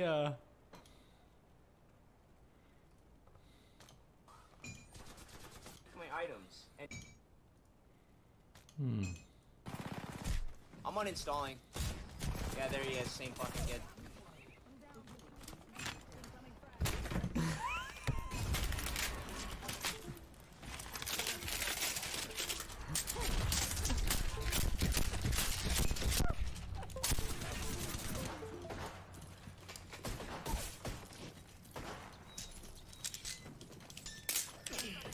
There's no excuse for this behavior in Apex Legends, okay? If he was playing League or Dota, I could understand, but dog, it's Apex, okay? Just re-queue, drop Tomato Town. You'll be fine. Did you see that clip of Cutie saying she doesn't hate you? Listen! Fine. I'm cool with Cutie. I'll stop hating on her, okay? Cutie, me and Cutie's relation is reset. But I swear to God, if I see her jumping on some Casey tweet shitting on me. It's still like this is the only thing that they can do is try to break us up. Like girl in a blue Or try jacket. to make each of us seem crazy, or try to make me seem crazy. But why is that the thing that's Wait, being this is way pulled too out much. I don't need this when guy. There's so much bigger of an issue here. People being... Because your partner is levying false accusations at people and Who? creating conspiracy theories. So that's what I'm trying to prove right now. That I took my thing. I'm not trying to create any conspiracies. I'm not leveling any false made a accusations. Correct. Okay, so you made a stream where you looked at a mid-tip thumbnail, and in that thumbnail there was a picture of like Twitter DMs where you could see a message from Razer ATX, and in that message it says, "I don't know why it feels different." And from that thumbnail alone, you managed to create an entire story of how everyone should be skeptical because this message could mean that Razer ATX and this entire house are helping cover up this thing with Slick. And then you said that there were 2 girls who were drugged and sexually assaulted. Hold on. I've never walked back a single What was this thing called I've in ever school? said. Every single thing you said in the Is it called figured bass, where you get like the bass line and then you have to like, or is it based on melody? Is that what it was called? That's not true. They get to those moments in your 3rd year of music school, you wouldn't get it? Well, I started music school 2 years early because I took AP theory, so fuck you, I would get it. From those 2 things. This is like some weird thing that you're again taking like tiny bits of information and trying to twist it because again it's weird that I don't just take your word for it. Well, again, I'm sitting here showing you on screen. Do you have you not seen? Never seen the screen? Okay, well, I don't need you to trust me. I'm showing screenshots on my screen as you're talking about this shit. Correct? I'm not watching your stream. Okay, well, I was pulling up stream, so I have a whole VOD that I have recordings of this guy. Do you think I could do this but with just show, 2 of these? Some more stuff here. Again, this is a lot of this is like not my story to tell. I don't know why. Do you know who Merc is? Do you want to really like say that like I'm not I know you don't know these people, and I know that like it's really hard to like look at me as somebody that has been banned for 20 months again for exposing these 20 months ago very credibly, very reliably. Everybody that is friends with me, you would look at them and they will all sit there and they're going to be the good guys. The people that I hang out with are the good ones. So the people that I'm calling out, that I've been calling out for 4 years, including Razor ATX, for trying to purchase women and getting kicked off the Raj Patel team for literally sexually harassing people and just for years behind the scenes, and then use that clout and money Not to based, just farm. kidding. Video game. Literally what he's doing right now is some Epstein Island type shit with a bunch of e-girls doing fashion shows where he makes women get naked at a same place where he was leaking nudes. So you tell me what's going on there. Listen, I don't. Provably by think that police there's nothing reports. there. How is there not? That's provably by police reports. What do you mean there's nothing there? Let me respond to you before you get so defensive. I don't think that there's nothing there. What I think brings you to obviously my there's floor? something going on, right? I think anytime you combine streamers, young people who are probably He's horny, 36. mix it with alcohol and drugs, and then you mix that with professional relationships, with the need to network, and with having such like public personalities, that I think a lot of fucky shit will eventually happen. But I do want to be able to respond to Megan when she wonders why people are dragging her into it, why they're dragging your situation into it. They think it's because you're not really going about calling this out responsibly, or even with a sound mind. And I think when that happens, God. Oh my God. you're probably gonna look at all the times where you call yourself a narcissist and a schizophrenic, all the times when you call me hypocritical, all the times in which Never you been a are hypocrite. judging See, others. stop that right there. You know, you gotta stop right there. Because I'm not judging other victims. I'm judging assaulters. Adrian Ali is a sexual assaulter. Not based. Never mind. I mean them. Okay, I'm not fucking dancing. It around is the subject. based. People were sexually harassed at these parties. The two drugging things. No, that's not based. Never mind. I changed. No, never mind. It's not based. Change my mind. It's not based. Phrasing things, you have to like exactly the way that I say things. You don't just start like trying to assume my intention when I'm saying things, twist it to whatever the you're talking about. I'm talking about specific DMs that I have access to in my logs that I have been saving, and recordings of people, because again, I literally reported on this shit for, again, I dropped the Dropbox, and then it was too much information to go through, and I got banned for 20 months. I got banned for something completely unrelated, and the Twitch email that came back said it was a mistake. Now, I was banned for 20 months. I don't think it was a mistake. I just think that somebody at Twitch or somebody that Knew what was going on. They figured it out. Felt bad enough for me where they said, you gotta let Claw free. You gotta let Claw go, and you gotta let him go after these people that are literally the same people. Do you understand what I mean when I say schizophrenic? I Unironically? literally came back to the same group of people that f***ed me over the first time, and they all just sat there and told me all of their secrets all over again. So now I have to just sit here and just wait for the couple good people that I know that exist out there to come forward and vindicate it all. And I'm not worried about it happening, because if you people keep coming after me, those are the people that are going to come up. So I need you to keep coming after me. Just shit all over me, Cherry. Just shit all over me. But please, for the love of God, do not ever fucking shit on Megan. Please, just give her a platform, okay? Who the fuck shit on Megan? You shit on me, I'm saying. I want you to. Please, consensually. Okay. Please stop making a joke out of the word. No, I refuse to do that. Got something you need. Are we done here then? If I refuse to do that, what if I hung out with Kevin Spacey? Would you stop being my friend then? Would you hang up the phone there? I'm not your friend. Okay, well, I'm everyone's friend. I love everybody. So if you're not my friend, then why am I talking to you? I can make anything true, right? I mean, you said that I said that, but that's from community. Again, I asked to talk to you because you quote tweeted me. No, you quote tweeted me. That's the only reason you're even relevant to me right now is because you quote tweeted me. Yes, you quote tweeted me. No, you quote tweeted me. You quote tweeted me. You quote tweeted me. Oh, there it is. So you quote tweeted me. All right, but Destiny up, okay? You got the wrong guy. You did. You quote tweeted me. Don't you dare sit there and say I did not see that shit. Fuck off, bro. Dude, I got the Trainwreck's mod Zorro in the chat, bro. People know me from back in the day, bro. You can't stop me, bro. If I talk long enough, I can make anything true. So maybe I am God. Maybe you guys better start listening to me. Maybe this is my scripture. I'm not schizophrenic. I'm just smarter than all you motherfuckers. I'm getting the weasels to come out of here because it's the only way to stop you motherfuckers, to make you all talk so you all can look at these people and see how goddamn stupid their arguments are. They're stupid. They're not passion-filled. This is why Donald Trump beat the left, because people like this exist, okay? No offense, Cherry, but it's annoying, bro. Stop. Have a fucking soul for once in your life. Fucking hell, bro. I am sick of this goddamn shit. I don't care if I have to run fucking president and literally shit all over you motherfuckers for the rest of my life, but I will dominate this fucking thing and I'll fuse the left to a goddamn Bible of its own. That's what needs to fucking happen, even if I do have to get crucified for this shit. Fucking psychos.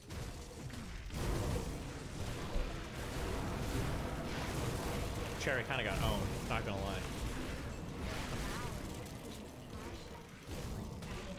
I'm bored. This girl is this also boring to me at this point. I thought going up against Destiny would be hard. This is he had one screenshot for one You thing. understand Destiny isn't actually a black woman. You're talking to me. I'm Cherry. You're not talking to Destiny. What you realize What do you that? mean going up against Destiny? You haven't spoken to him yet. Well, that's as far the as whole. I'm concerned. That's what I'm saying is I was expecting there to be more. I was expecting his minions to be better. But this is like not good. The quote tweeters that I knew you were a real person, so I decided to talk to you on stream. You don't want me to infantilize Megan. You don't want me to trash her. You're allowed to For infantilize me, Megan. you I can resort infantilize me Megan down all the to a time. minion. You can resort me down to a minion, though. That's yes, fine. I'm a big fan of Gru. What are you talking about? Michael Scott, he's a cool guy. You don't like minions? What's wrong with you? Illumination. No, Megan is allowed to do whatever the fuck she wants. I'm just saying this is boring from my perspective of like how this was the only drama piece that like mattered to people. Like that this is what you like seeing how you guys argue and debate and like pick things apart is just boring. Nobody cares about it because it's not doing anything. No one You're else like, been able to pick anything apart. then I'll just keep talking and keep letting people blackmail me. Why did Emiya blackmail me the night before? Why am I getting partner streamers to blackmail me? Yes, because why are partner streamers blackmailing me with this information yesterday on my VOD? Go check it out. Why was that happening? Why is Emiya still partnered after blackmailing me with this information to try to shut me up? Why did Destiny leak something that someone was blackmailing me with the night before? Because they're trying to shut me up or something. Is blackmailing right? Are you defending blackmail? Because I'd rather yell at Megan every day for the rest of my life than ever support someone who's blackmailing someone, okay? I don't know what the f is wrong with you people. Can I ask you something? You said NBC is taking up this story, right? Yep. And how did you get into contact? Coffeezilla through the XQC and because I am also the person that helped Rapelli get on Mizkif's stream because I've been trying to give Rapelli a voice for her scam for a long time too. And a lot of the people that were in the backstage days with me around, again, you don't really know who I am, and so I have to kind of earn your respect. Also, I have to start running so make sure that I don't have to. Well, I don't have to give you respect for anything other than being consistent. I know that somebody like you is going to respect someone that's way more consistent over a long period of time than anyone else. As you can. Mentally ill for this entire process. That's fine, but I want you to slowly be around me long enough, just like everyone else, and everything starts to be true. Now, again, you can just watch clips. Watch clips, just keep watching clips. Yep, fine. Just keep watching clips. Keep hanging out in the background. You know, be a little more cheaper. Keep an eye on me. But just watch as it all starts to come out. And watch as I rage fill these motherfuckers, boil their blood until they literally can't help but just come out. While I was banned for revenge porn, he had a screenshot of Meg walking into the room on accident naked while her ex was on cam. He took that screen and posted on Twitter, was reported and banned for like 2 years. Oh, Axion. Wait, Axion, aren't you a crazy guy too? I don't want this. Listen, you guys all need to leave. Go away, okay? Y'all motherfuckers are crazy. Yeah, I had everything taken from me. So I had nothing left to kind of be around at all. No, I had everything taken from me from, like, myself. No offense, Axion. I love you, buddy. I took everything away from myself. So I literally have nothing. I read the Bible. I don't have... What got you involved in this? You said, what was the first question? Calm down, what was the first question? So what got you involved in this? I said, I chose to do this because I got rid of everything. I got rid of everything away from me. I took, like, I have nothing. I'm a muck. I don't have a house. I don't have a car. I do not have a job. I have nothing. I have $0 in my bank account. I have literally nothing except for my voice and my truth and my platform for now. Now, if this is now taken away from me, then so be it. I have to own up to that, right? The last time it happened, I was in the right, and Bob Seven drama happened, and that got exposed right after I literally already exposed that everything was behind the scenes with their office show producer for doing some. Are there any people in that nation that you like or have respect for? Megan. because she was the one person that I had to. I mean, Trump SC, Trump SC, Chef CCT, Mash Stars, a lot of the people that are in the. People that you are. That's still not Is there anyone there that you have? A lot of the, all of the people in Austin. Are you telling me that are there people covering up sexual assault that I want to defend? No. I've cut everyone out of my life that I believe are doing wrong or f***ed up things. That's why I cut Austin out of my life back in the day. That's why I cut Clint out of my life when I did it. That's why I cut John Zirk out of my life when I found out he was grooming OG Emily. I cut people out of my life the second that I hear about them doing something bad so that this kind of shit doesn't happen to me. But then when I start to see the lies and the slander come out, I'm just like, fine, I'll own one thing, I'll give him one tidbit, and then I'll make him go to war with it, and then there's gonna be nothing else, and then that's where everyone's gonna be like, wow, maybe Claw's right about this. You guys can think I'm a psychopath, I'm a fucking schizophrenic, but that's the whole point. That's literally the whole point. That's always been the whole point. Because that's what you called Yes, I'm telling you right now that that's the whole point of There's why like, I call myself. the schizos are everywhere right now in my life. Badge of honor. This is not about me. This is about Alright, they're closing in, guys.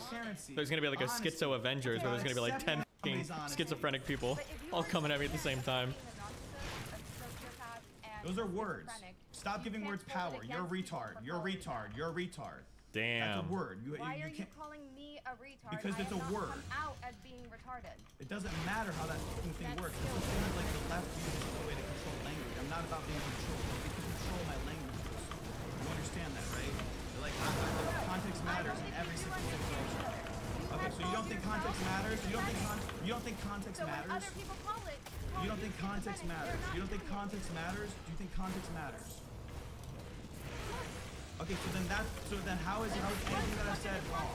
To explain to you that I don't think words have power, that I think I should be able to say literally any phrase and I should be okay with it if I'm saying it in the right context, right? But if I'm trying to say that you're a retard. I'm actually really offended for being. Why would you be first of all, I wasn't calling you a retard. I was trying to say that the word you're retarded is a phrase that has no power, that you should not feel offended by it. Because it doesn't have any power, it's just a word. That's fine that you're allowed to be offended. Well, you're allowed to be offended. I don't know what you want me to do. You can report me to Twitch, I suppose, and I guess they have to handle it from there. But again, this is the kind of thing that I'm not worried about. I'm not worried about Twitch f***ing this up anymore because Twitch is a way more objective and transparent ban system. Their appeal system is through the goddamn roof. That's why they're so scared of Twitch. They're trying to push everyone over to YouTube. It's not gonna work, man. They tried to dismantle the last guy that wasn't taking the goddamn YouTube money, and they f***ing dismantled him from the core of the inside. F*** that shit, bro. I'm sick of how they're doing this shit. They're trying to destroy Twitch, and I ain't having it. I don't need to stay on topic. I just need to make people like you make mistakes. I just need to be a psychopath. I just need to get under your skin. I just need to make you make mistakes, okay? Megan is my fucking face. She's my beauty. Talk to her for all interactions, okay? I'll be literally talking to nobody. I'll be a little gremlin. I'll be a little gremlin and go into. Do you want me to kill myself, Cherry? Is that what you want? Do you want me to kill myself? Is that what you want, or do you want to work with me as like an agreement? Because you're just attacking me as a person. So what? You absolutely would be responsible because you quote tweeted me. You harassed me by quote tweeting me.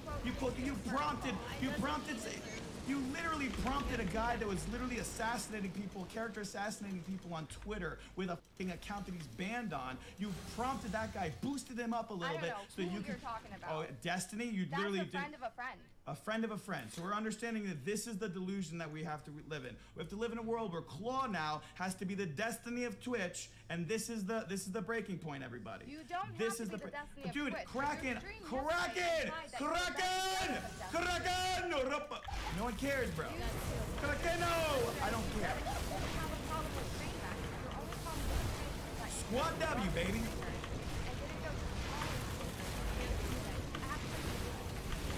Yup. Wish train. I was on John Zerka's stupid ass podcast screaming about this months ago, and everybody just laughed at me, kicked me out, called me crazy. I was on my own partnered account yelling about this, and I had people screenshotting it and making jokes of it to try to make me kill myself. What do you mean? I was on my own account. It's all documented. I was on John Zerka's podcast. There's clips of it. Me screaming about him being a groomer. Me yelling this. And people laughing at me and being like, oh, you're crazy. You're, haha, you're Clint's crazy ass.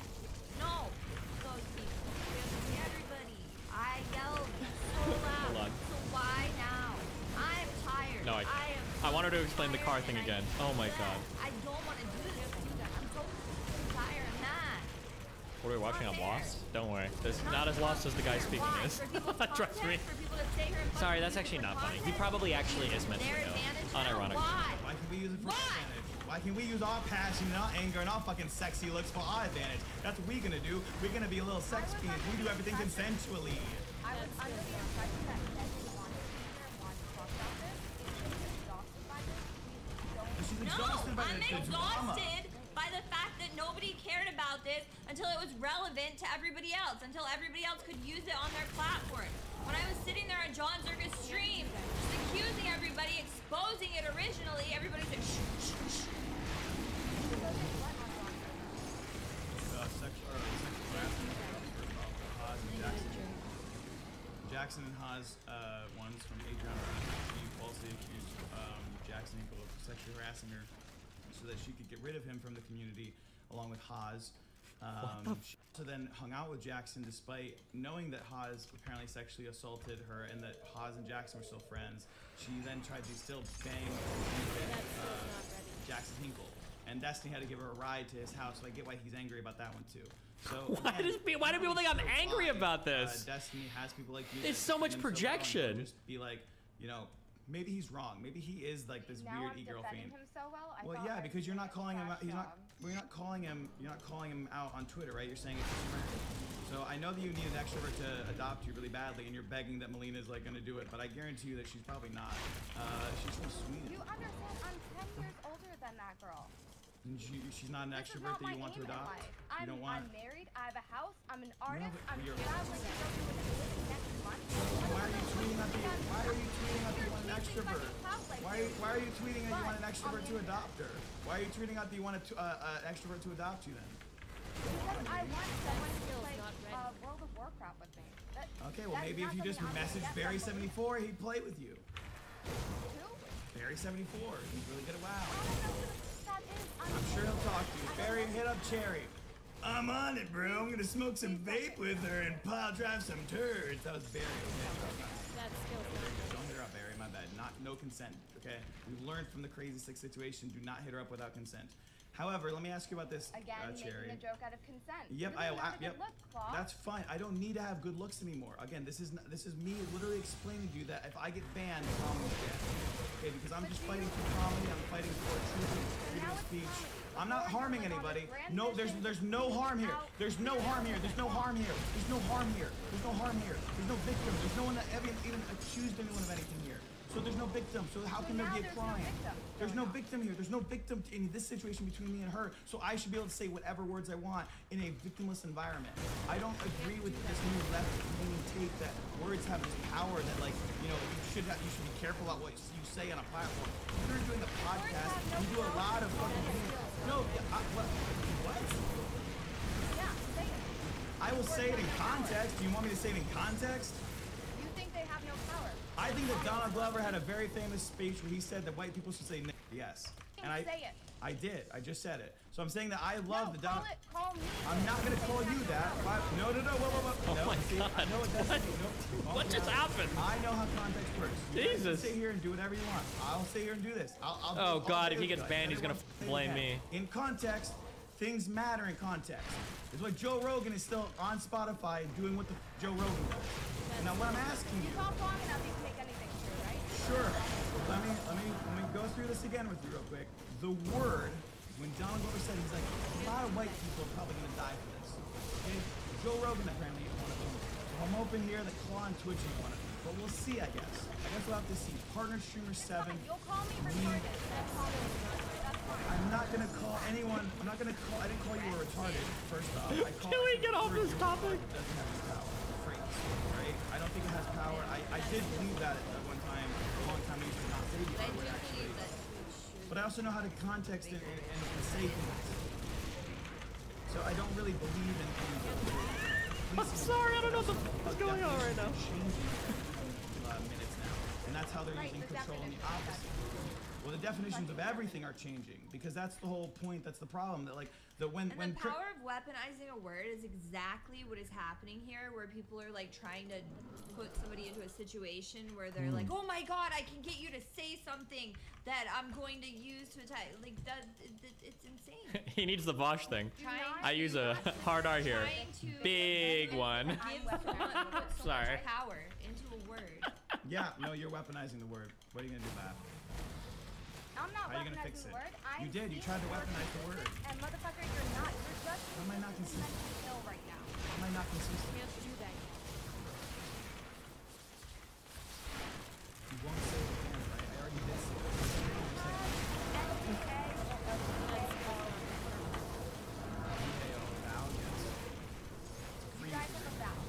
free use agreement, yes. Full free use agreement that has a safe word that I have always Oh my god, what? obliged by. I have ex-girlfriends that, the two most recent ex-girlfriends I have can also, if they wanted to privately talk to NBC or anyone that wanted to investigate my previous girlfriends, if I was like a habitual abuser, or if anyone behind the scenes ever wanted to tell me stories about me, they are all free to come forward and tell the stories about me that they want, so that we can kind of piece together the true Claw character. No! No, no! Cherry! Can't do that yet. He's banned, isn't he? God damn it. It was in context, Twitch. He wasn't calling it to anybody. Oh no.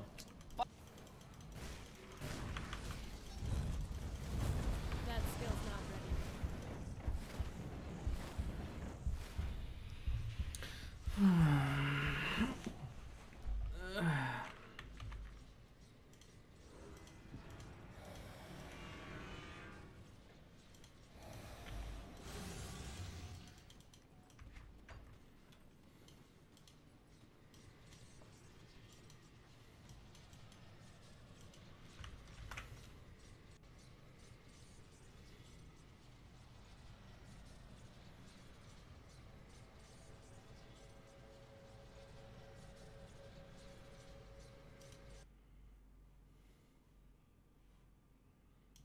This guy is like actually insane.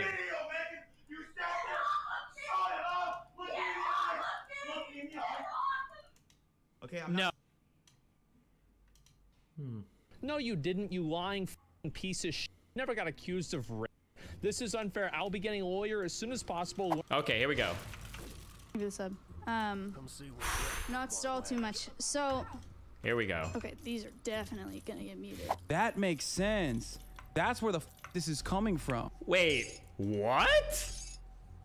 Oh, we've got Crazy Slick steps back into the battle arena. His armor dinged, his shield shattered, and he steps into the ring. Sorry. Oh shit, hold on. Okay, Oh, learn from Johnny Depp. Oh no, he invoked his name. Bro. Uh-oh. I hope that you guys can understand, like, everybody says that I get stressed out about everything. I've sat on this fucking, like, I've been on camera during this whole thing. I thought he was gonna say I sat on this drama for a year. That would have not been good. Careful. Like, so just before anybody says I get stressed out over little shit, just keep this in mind. All right? Careful. I am. Why say anything right now? You really should just go offline. Oh, he really should just shut the f up and go offline. There's nothing good can come of talking right now. Only bad things. Only bad things. Just a minute. This ain't little. I know. That's what people say. I get stressed out over little shit. This isn't little, and I'm not freaking out or anything. Like it is what it is. That's all. That's what I was saying. Give me a minute. Of course it's not. I actually have to message that girl. Give me a minute. Message. Oh, the Adriana girl. I do the best I can with what I've got. God fuck. I'm gonna get reported. Give me a minute. Reported for what? Oh. Is he winning? Yeah, you didn't like that, did you? You little bitch. Get the out of here. People are asking for my Suck new a dick. Twitter account. Oh, here you go. Fuck. This isn't my Twitter. This is my friend's Twitter.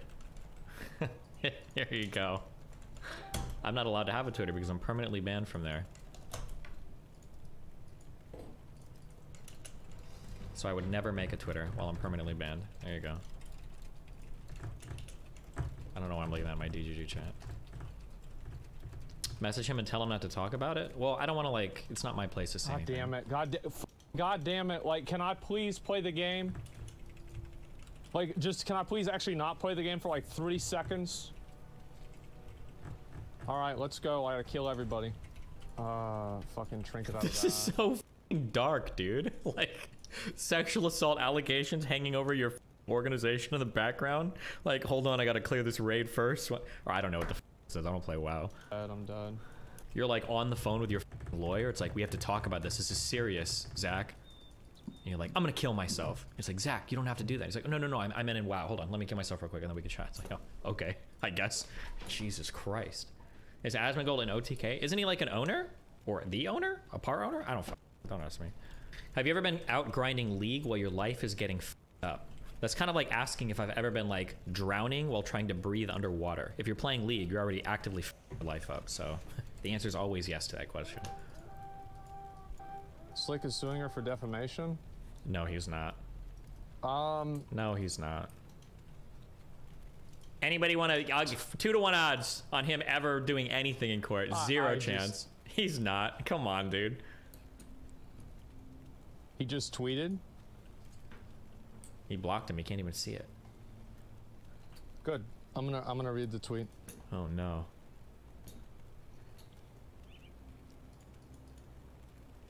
Oh, we got a follow-up tweet. Hold on.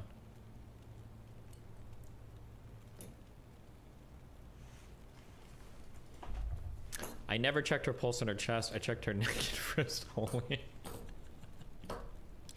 We just need a picture of her sleeping now like this. We both are. I'm just kidding. I'm just kidding. In a video game.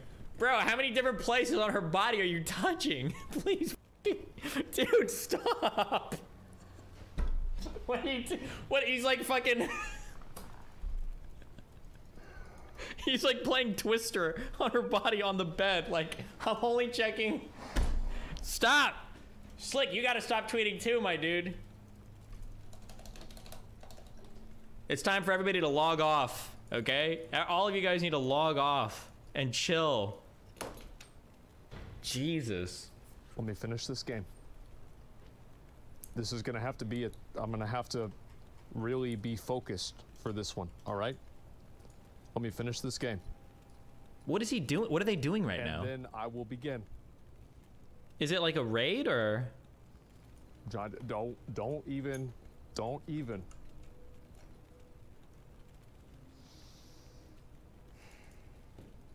It's PvP Battleground. Oh, Jesus.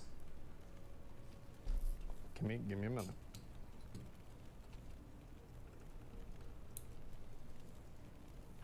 It's a bad week to be Slick. Like, this is the second Slick this week. Like, it's a bad week. Okay, now he's stealing my fucking memes. That's a little irritating, but... Oh, man. Well, to be fair, I probably stole it from somebody else first, but...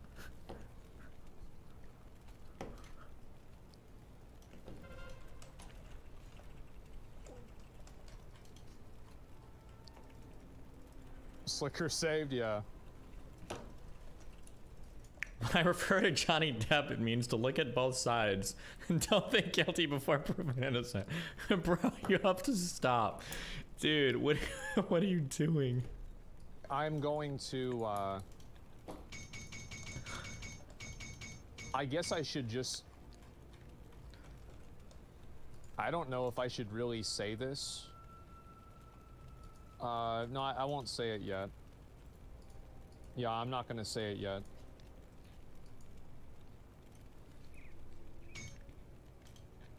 I will give some life advice if you're a young professional, if you're a business owner, if whoever the fuck you are. Here is something that I will say.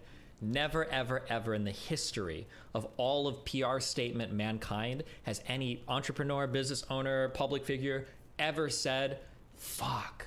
I wish I would have made a statement that night instead of sleeping and waiting until the next day. I wish I would have made a statement immediately. I can't believe that I waited 12 to 24 hours to think through it better. Fuck, I should have made a statement immediately. There is literally nothing positive that comes from it. Nothing good. Nothing good. Just don't do it. This is just like, I will, it doesn't matter. Like, I don't care if, like, if this guy was like Mrs. fucking friend, like this piece of shit used you, fucking lied to you. He's putting you in this position right now. He's putting me in this position right now. I'm furious. Ooh, we're going with the, it was all Slick's fault. I'm so fucking mad, man. Tricking everybody. And he has the fucking odd, I'm gonna read the tweet. Uh-oh. I've never sexually assaulted anyone and never will. I have never had any intentions of harming anyone. I had to go out of my way to check on someone and got accused of rape. This is unfair. No, you didn't, you lying piece of shit. Never got accused of rape. This is unfair. I'll be getting a lawyer as soon as possible. Learn from the Johnny Depp situation and think first. Last time I checked is you still all have all 10 fingers, Slick. The f are you doing sitting around talking about Johnny Depp? You're gonna use his problem, his thing where he lost his finger. He's got marks on him everywhere. He's got 10 years of assault charges with different witnesses and other people coming in over and over and over. And you have the fucking audacity to go in and use his example to cover up for your slimy fucking bullshit. Wait, am I alive? Whether you touched oh, shit that uses your friends to go and act as a okay, hold on, your epic voice rant. Oh shit, okay. So you can allow yourself to be fucking abusive. I fucking hate you. I hope you die. I hope you fucking die. Buy one Jesus. Like a quarter pounder and get another for just $1 right now at McDonald's. I didn't want to level on to 70 on my DK. I guess I'll level 70 now. True. I hope you fucking die. Like, what a piece of shit. In a video game? Oh, in real life. No! What if Aspen gets banned for this? Oh my god. All OTK is crumbling. Like, no, I'm not kidding. Like, he's a piece of shit. He's a piece of shit for doing that. Twitch should ban him too immediately. Oh my lord. All my exes live in Texas.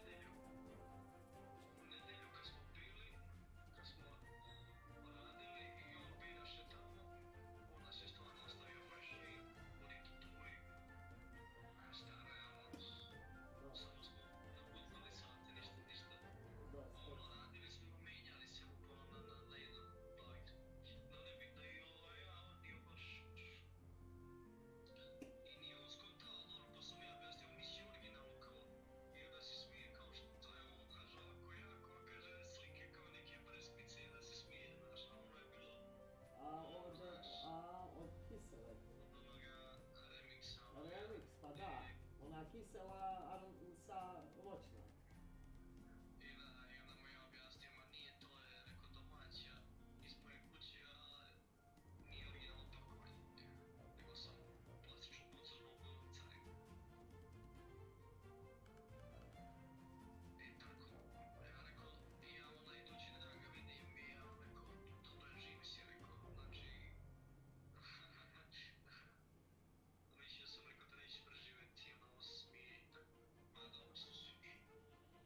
Ma to je najbitnije, da nemate, mislim, problema nikakvih više, s te strane neke, znaš, ono, neke netrpeljivosti ili neke zajebancije i to.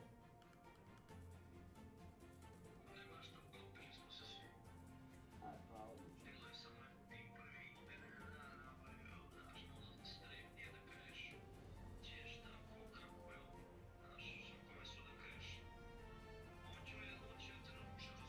E pa, to je najbolje. To je bitno.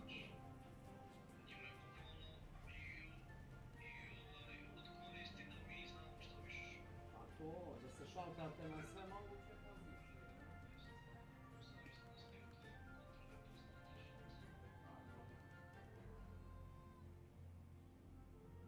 Znači, nije ti se ovo...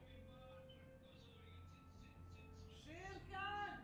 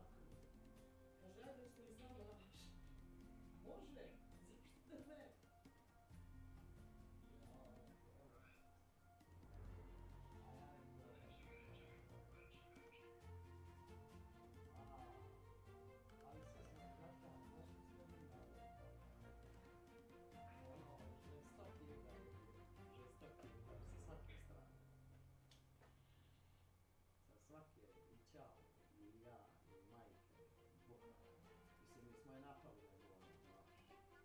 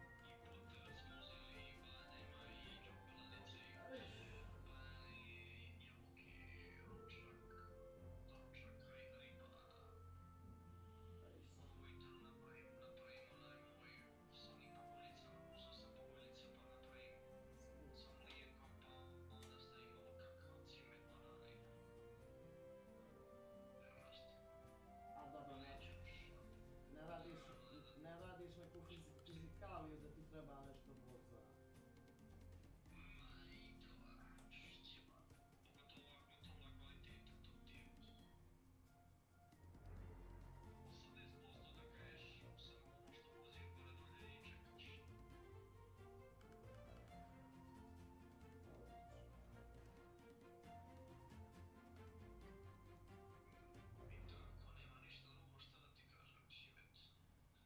Probat ćemo nekako da ovaj vikend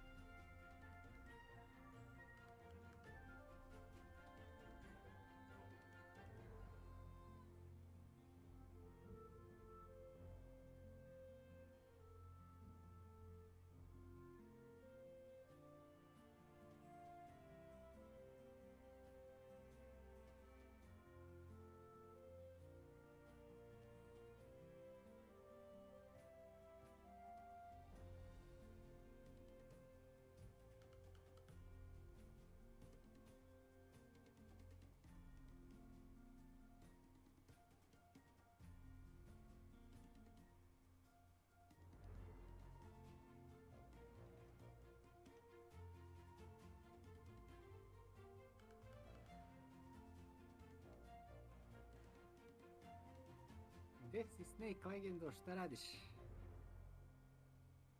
Gdje se čujemo? Snake? Ajmo, buraz.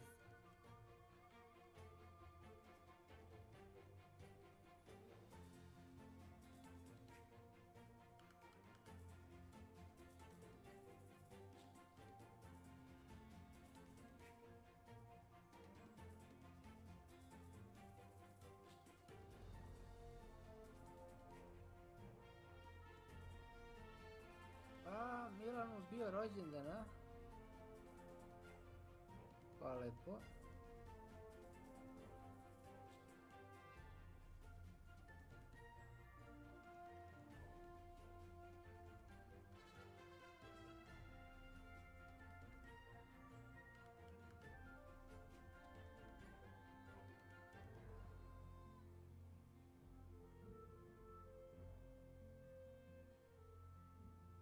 Milano. Pa, gde si Nešo Legendo, šta radiš? E, a Milanu bio rođendan, a? Ma nije danas, već 9. Pa dobro, vidim da mu je Snake rekao srećan rođendan. Da mu čestitam, a? To bi bilo najbolje.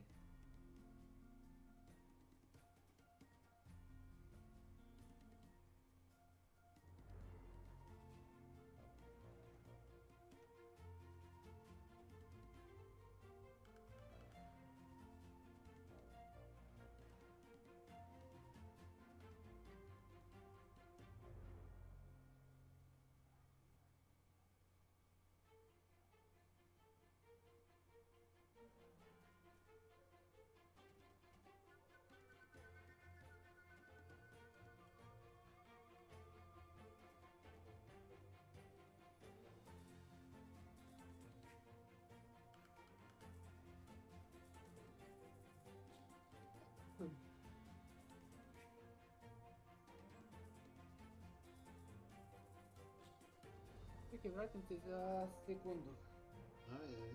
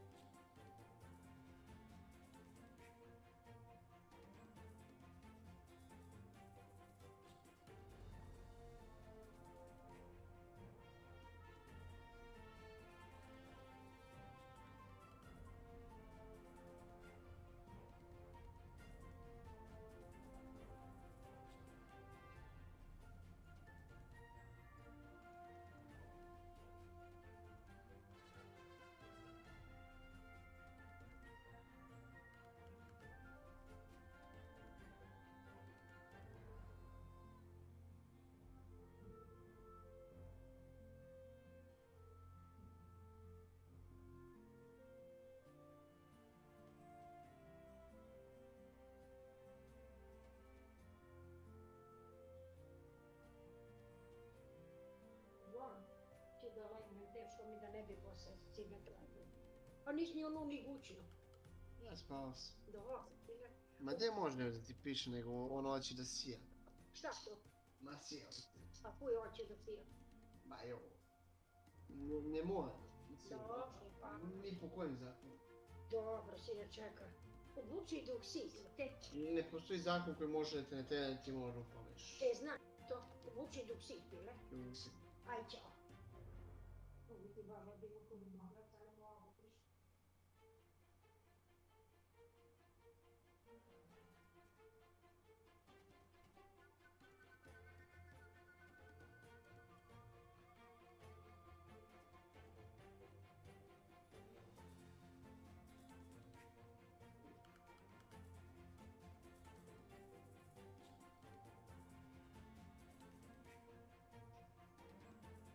Mlado...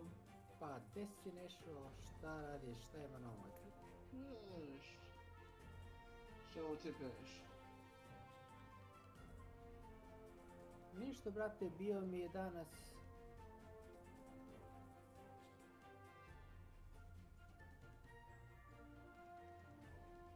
Bio sam danas, zadnji dan je bio u ovom Rekovcu. I tako nije ništa tako strašno. Od ponedjeljka krećem da ovdje radim.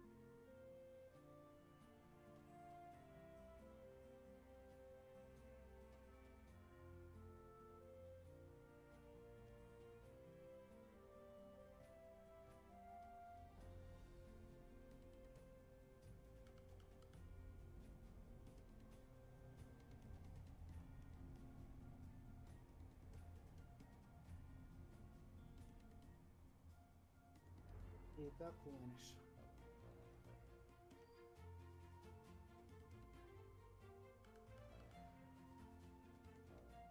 Uživaš.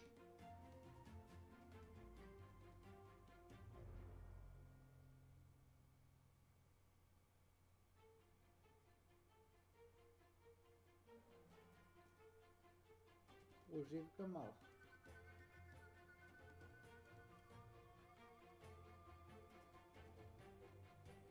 Šta se radi kod tebe, moji Miša? Viš?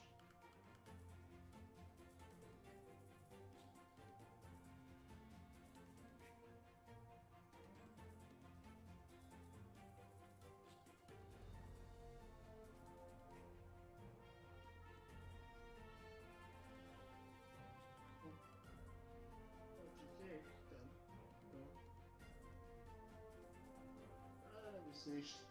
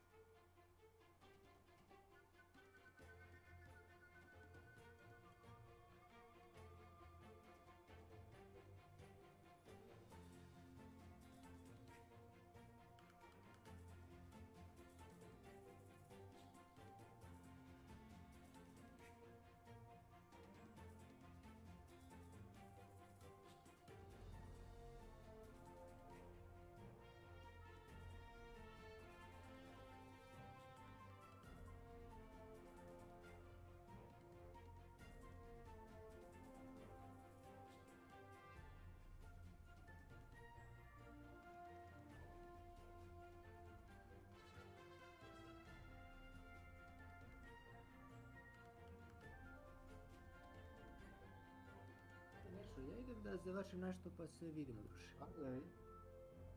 Ja sam tu.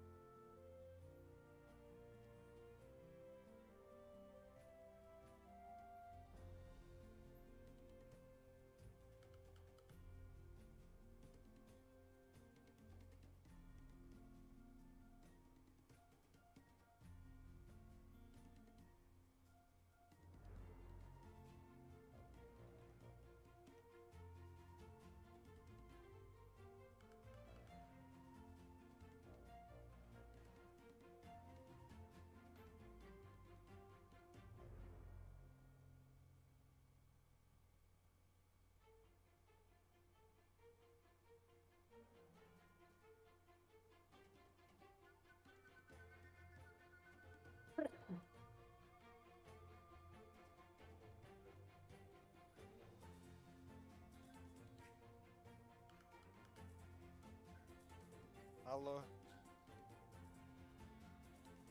Ima li koga?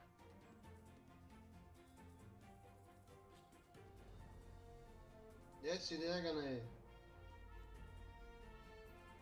Šta se radi, Nenad? Evo vidjelo.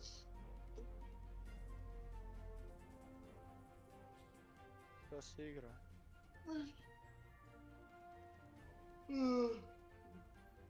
Satisfactory. Gdje je Ilija? Ne znam.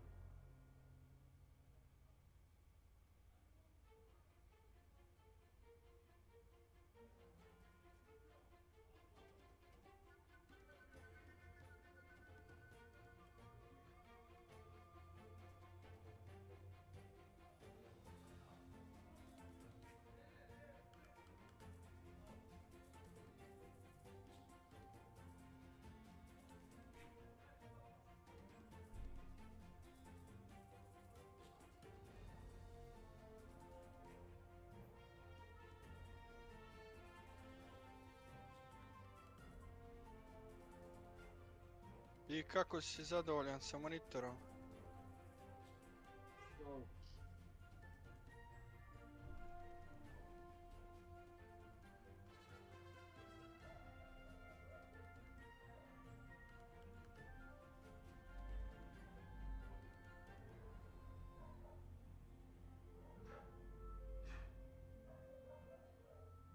Ljudi ste tu, šta se radi, a?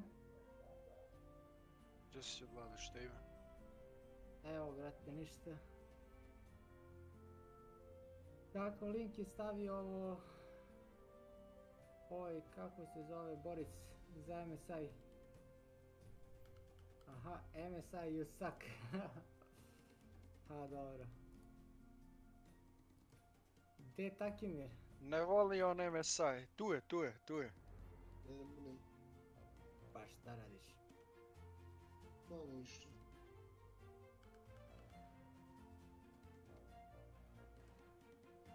Tamo igra igrice.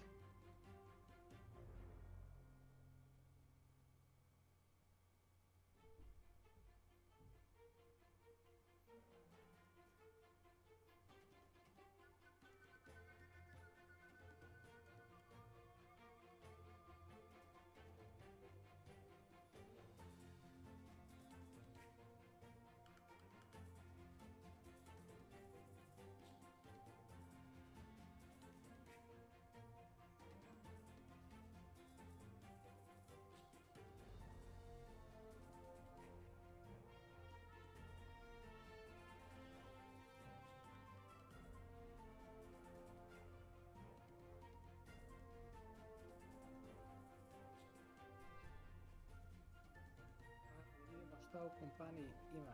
Kompanija heroja.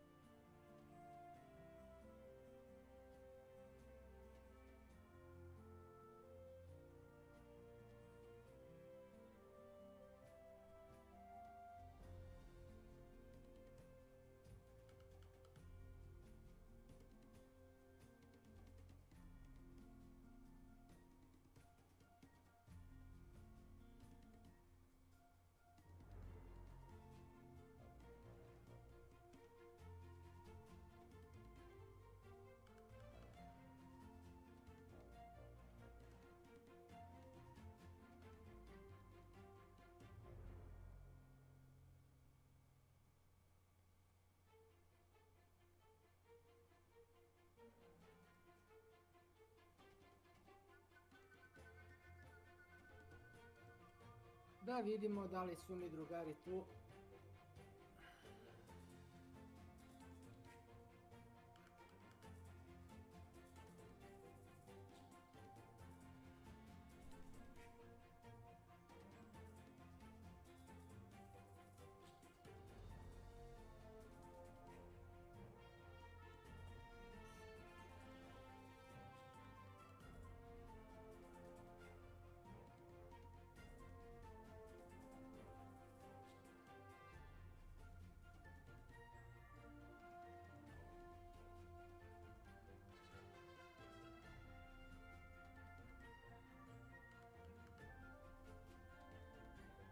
Su mi drugarici tu.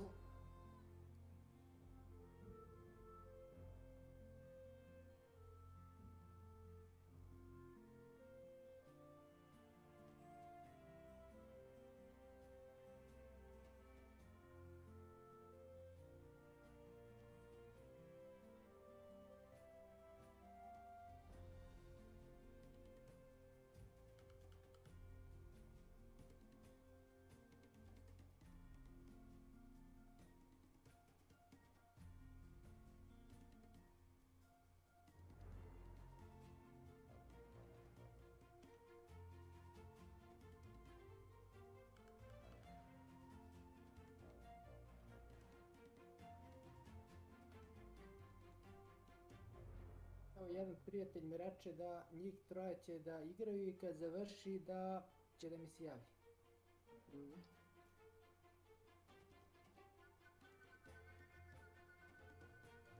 Kako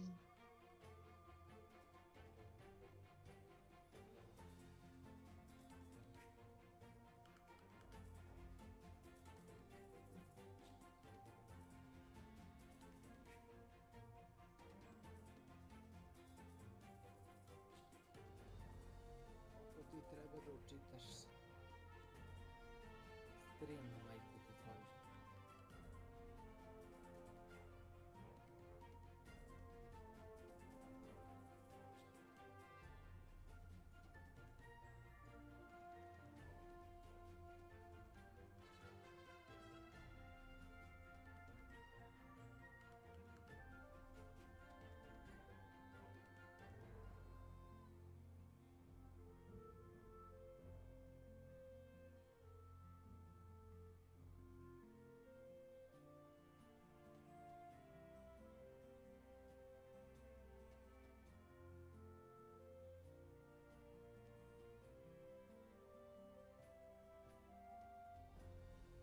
Za moje drugare, evo malo muzike.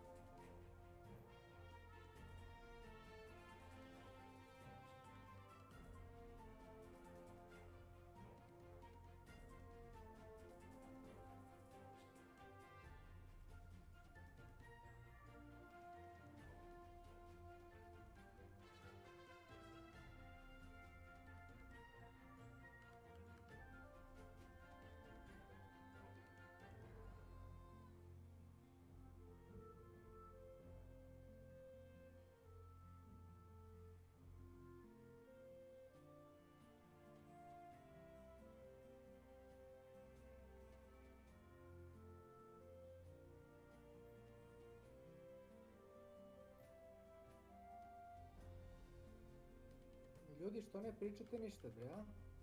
Ja sam prezauzet. Šta radiš, nešto varaš u igrici, a?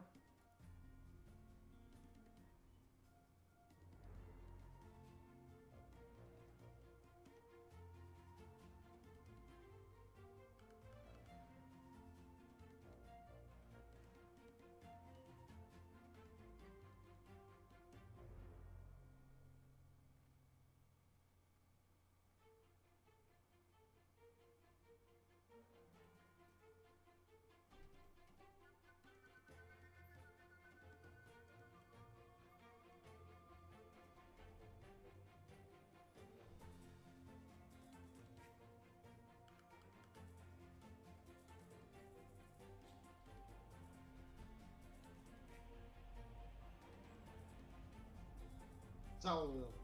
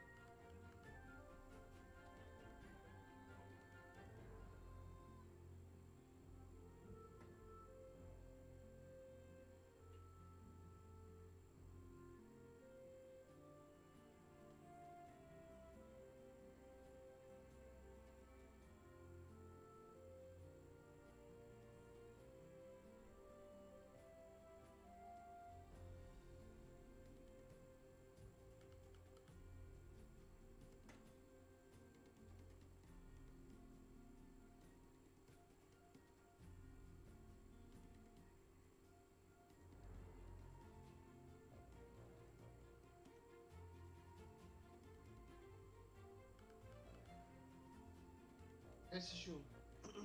Si živ? Tu si. Šta se javio danas? Odmara? Ma bili do Novog Sada malo blijali tek.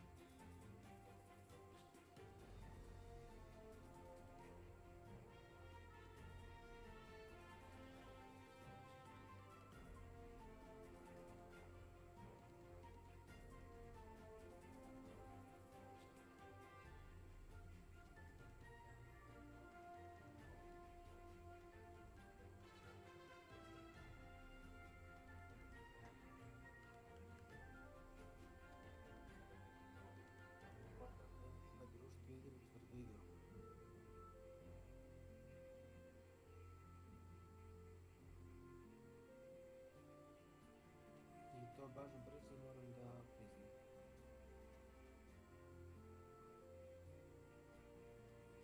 Ovo majko mu baš i prosturaju ovi savjednici majkinga na mi.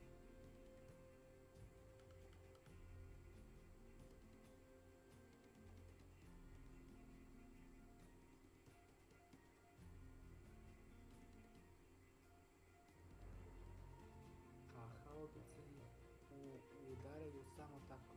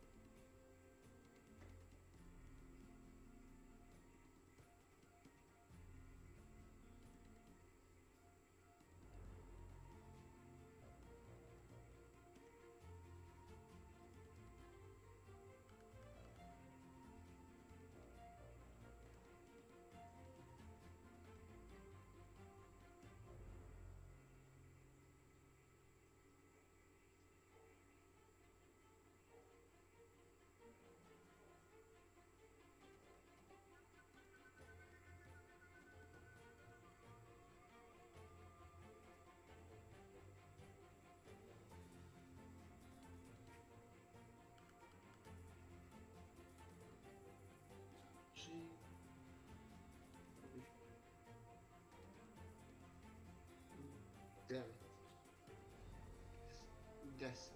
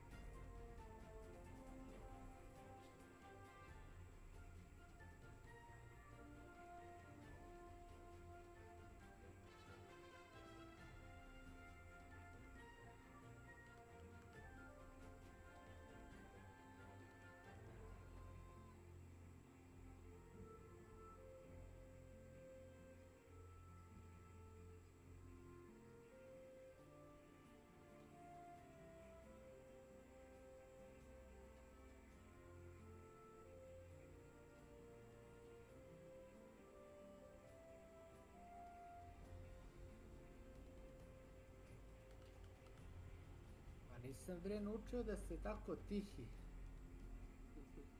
Nemoj sada pustim Borise na vas. Gardije.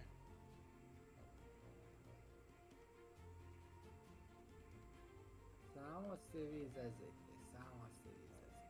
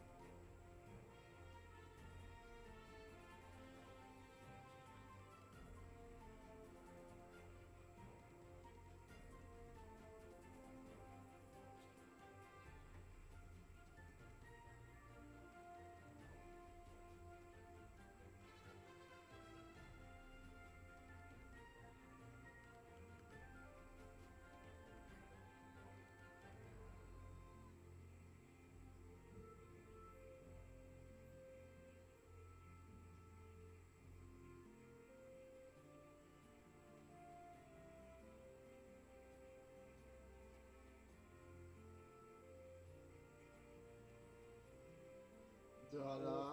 Gdje si ti, Milane, šta radiš? Jesi mi dobar? Mislim.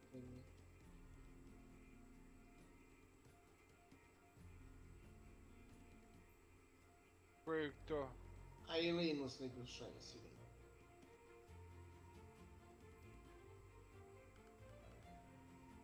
Da, to. Kakva slika crna. Da možemo da ga papujemo na tebe, a? Ako nas bude, igrat ćemo.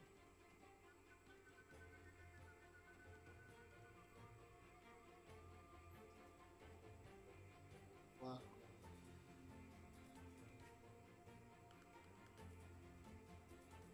Zovi Makića, vidim igra nešto je. U lepom Novom Sadu. Tu ste bili bez Ilija, a? Ma da. Što bez Ilija? Pa je to lepo. Kako se to događa?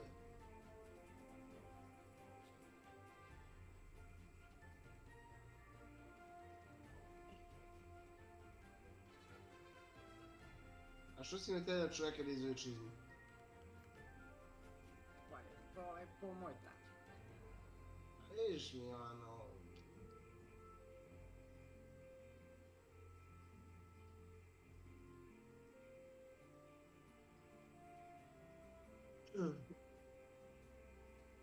Milane? Što si natjerao Iliju da izuje čizmu?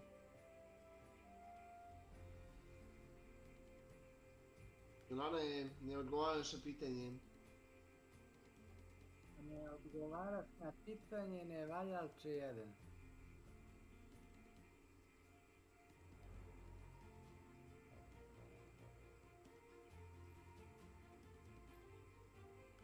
No ja sam bio tamo s vama, a?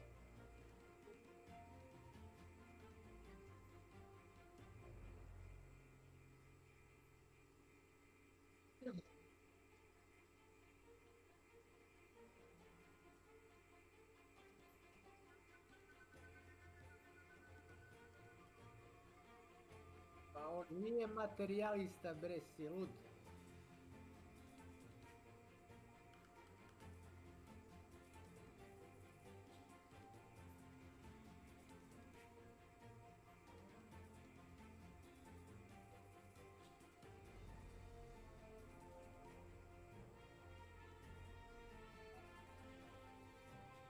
Da.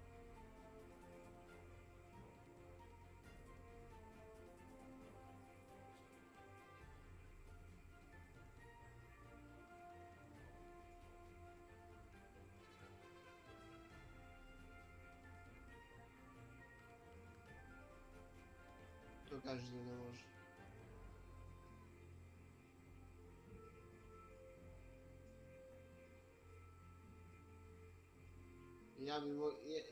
Ja bi molio čovjeka.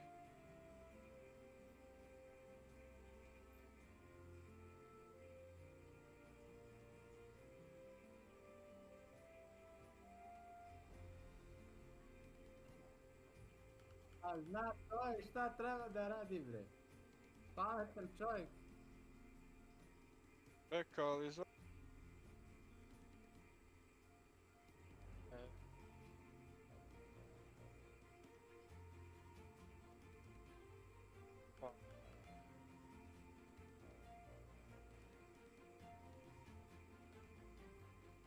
Subota.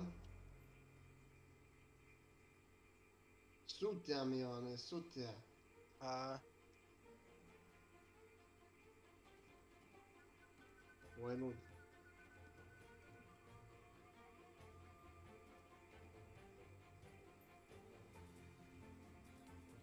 Ja ti kažem šta je sutra, Milane. čuo se.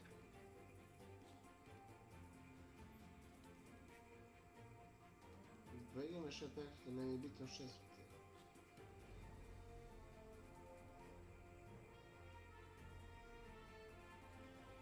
Ja, opet idem u šumu u nedelju. Pa ti si pravo šumsko biće.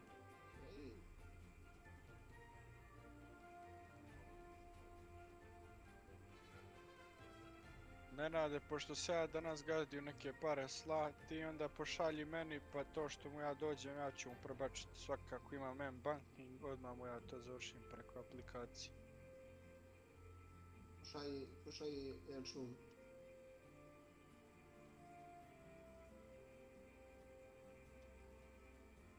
A dobro, ti ćeš svakako slati tamo 15. kad si rekao, jel? 15.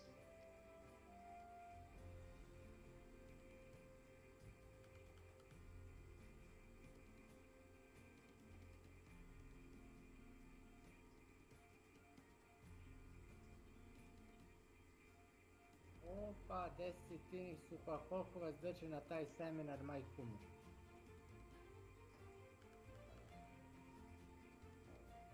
Hoću.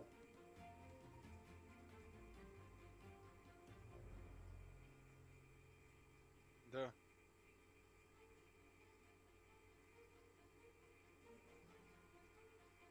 Odlično. Pa to jesu.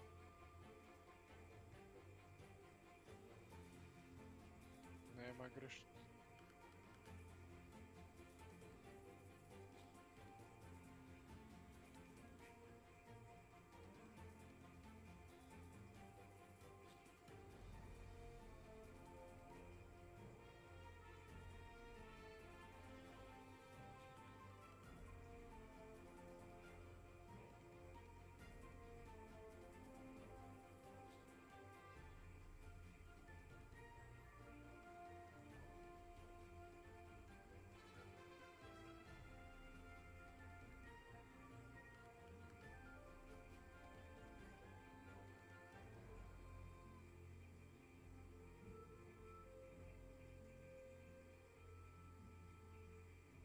Jesu.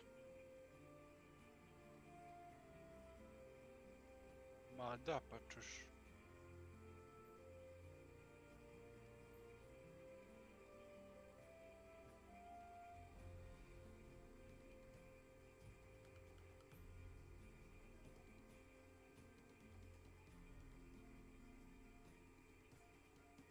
Evo, počelo je.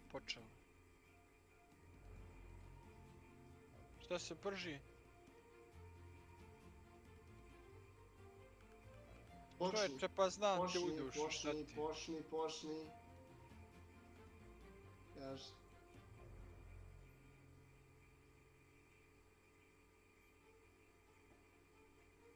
Samo bih te jedno zamolio, da prestaneš trenirat. Pa nema efekta treningu.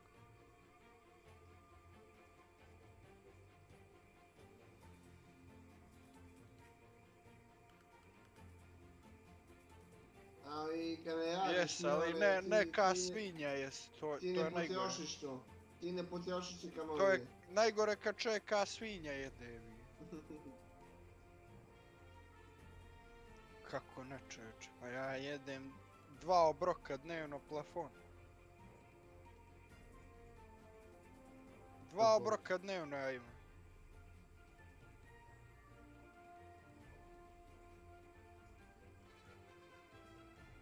A Milan Petrinović, on je u svemu ekstreman.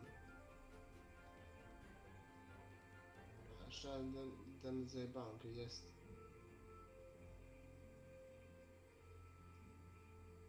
Ali toliko.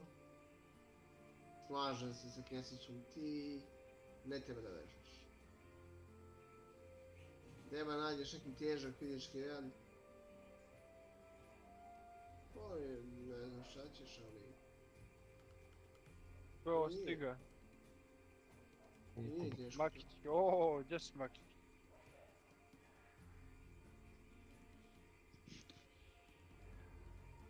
Već ti Beka sad jedeš?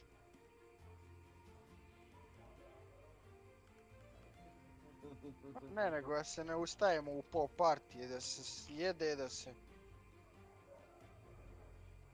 A nebitno, nego da se ne prekidamo, kad krenemo da se ne ide po sokova, po WC-ova i da se stalno... Pišanje, sranje i ostalo. Brate, svaki čas neko prekidanje. Jesiću, mora da se piša, ne možeš da se ne piša. Pa. Nisi ti igrao MMORPG, ne znaš kako ti. Svakon dungeona odeš...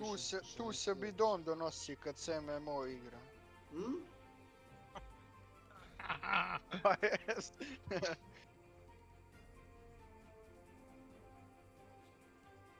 Pa je.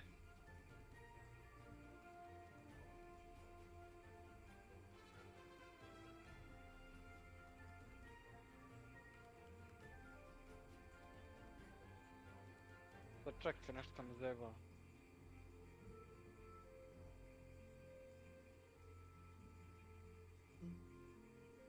Ko žena nosi prsten? Ja jedno čujem, ne znam za vas. Kako jedvanje? Čujem ga ja odlično, evo.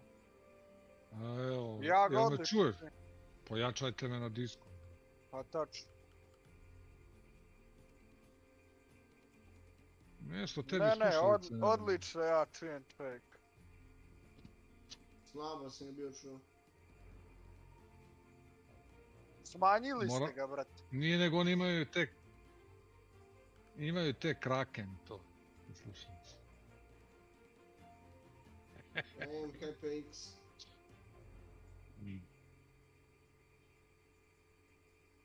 Odlično mi stoji. Odlično stoji. Kaj si zajebao? Pa nije, čujem čovjek odlično, ja se ga mora još smanjiti malo. A čuješ, ja se ga mora na Discord malo smanji, preglasno mi u pičku. Imaš dobre sluške, Kesić.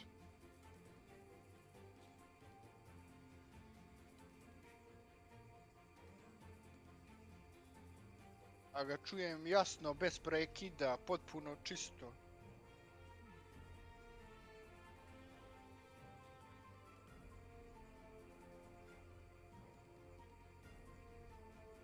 3 metera sramota. To.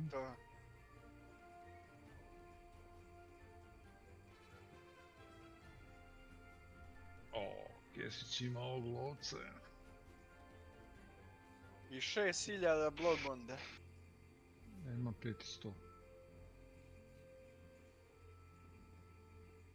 Da, to se nije teško da se skupi.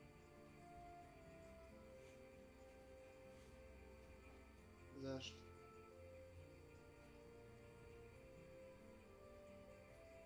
Dobro.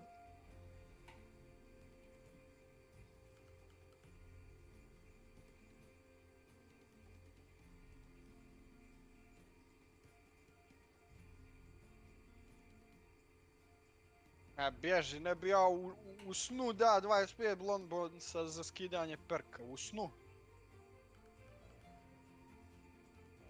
Lovce, brate. Lovce možeš kupovat.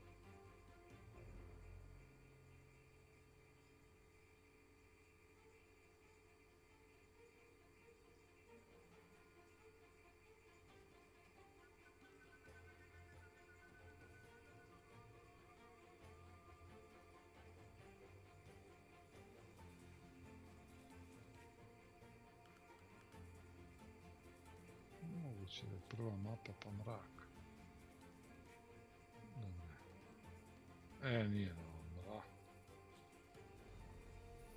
Može.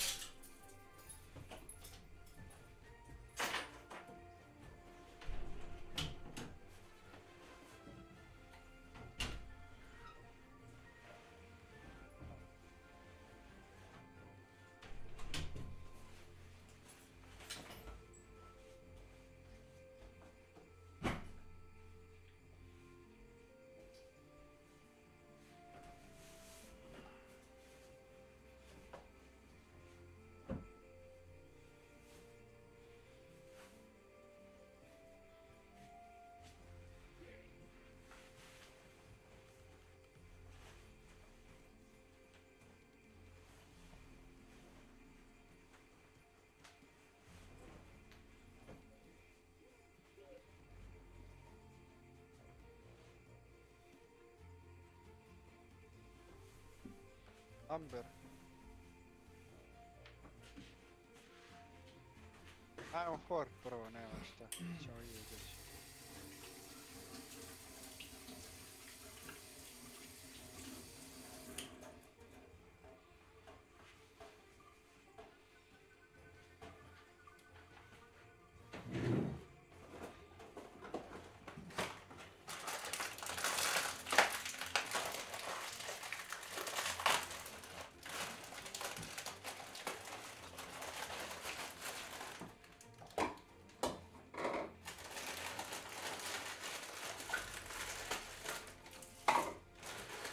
Oni naleći ovdje na drugo.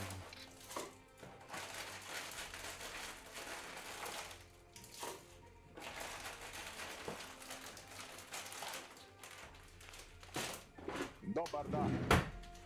Ođe si gardi. Ajmo, Sibela. Radi, brate. Nego, jel ovaj Jelozubi danas slavi ili 9. je?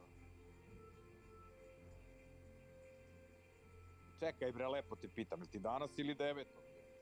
500 mi dao kas. Znači još uvijek imaš 38 godina, dobro, a 9. ćeš imati 40, tako?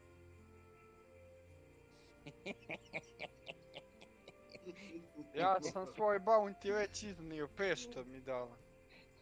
Jelozub je najjači lik na kanalu.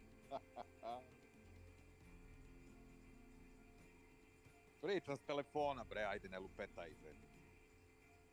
Ma to ti, bre. To ti imaš neko govnjivo smeće na glavi, jebiga, koje pokušavaš da uvališ svima za 60 evra, jebem ti u dupu.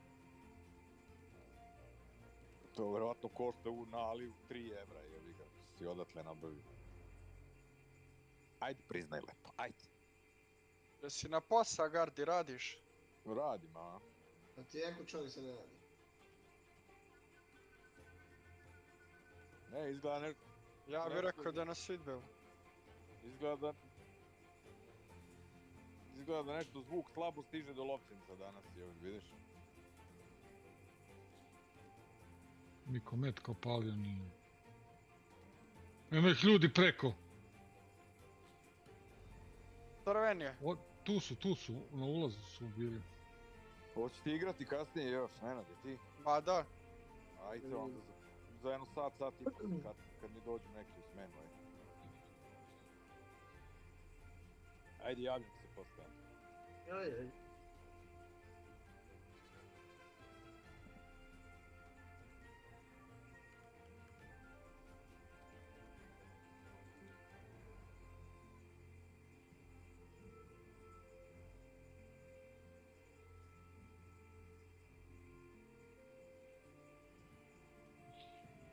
Otvaram ti dolje, Makiću. Dolje ti otvaram. Evo ti. Otvoreno ti.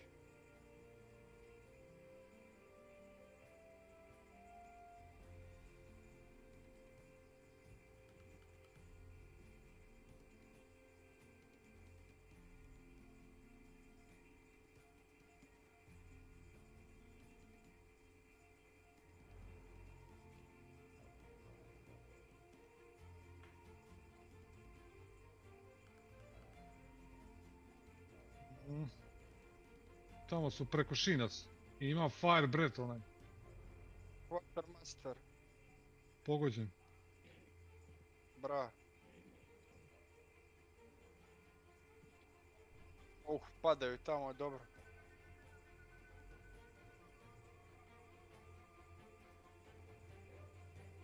Bovom neko gađa, pazi Makić.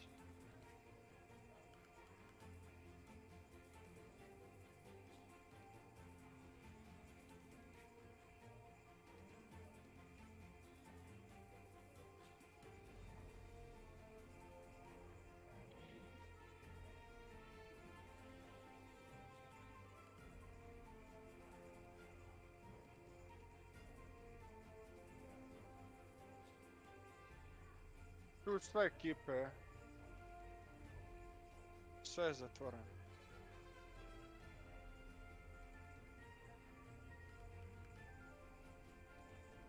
Bomba.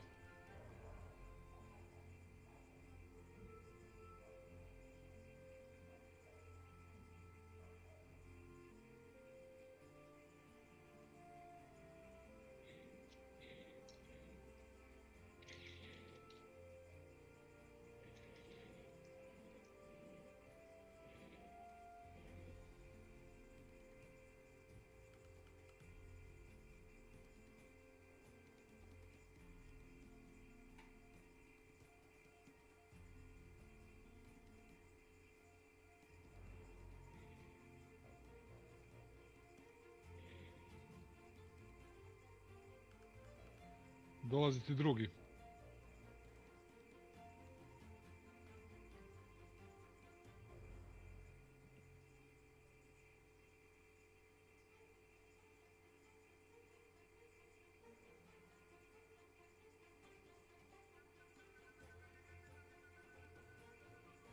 Eto, taj sa strelom. Odavde neko dolazi, otadle.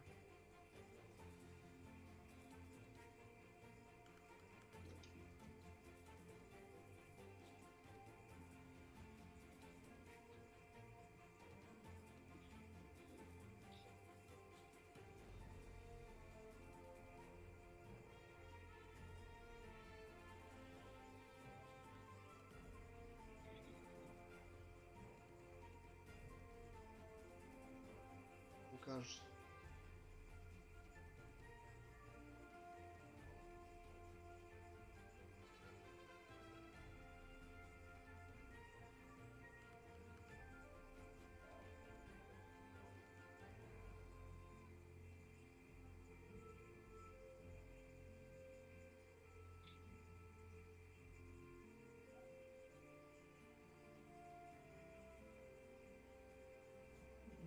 Ajmo mi napolju, nema šta. Idemo mi na Arsenal. Ma kakvi, to je vrane tamo u...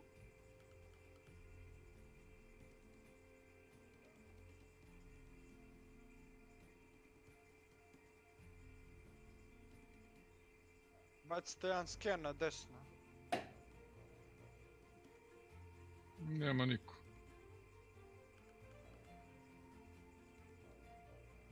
A da, to su na Daleko drugog su, bossa.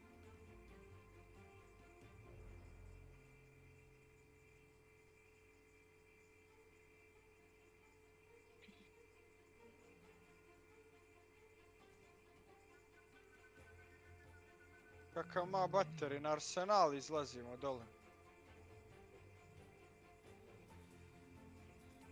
Na moj bateri su ljudi.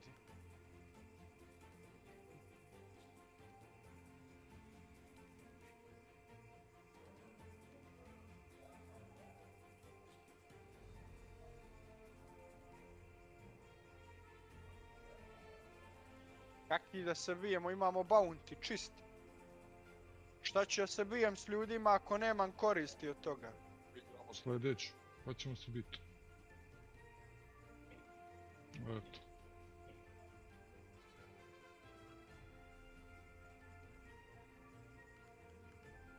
Nema. Ko će biti? Vamo nema nikoga. Vamo nikog ne može biti.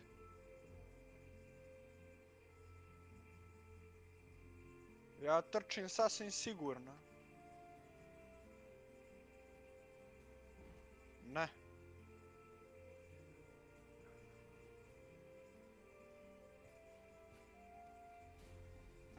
Ja znam vrlo dobro igru i znam da sam krenuo ovdje na sigurno.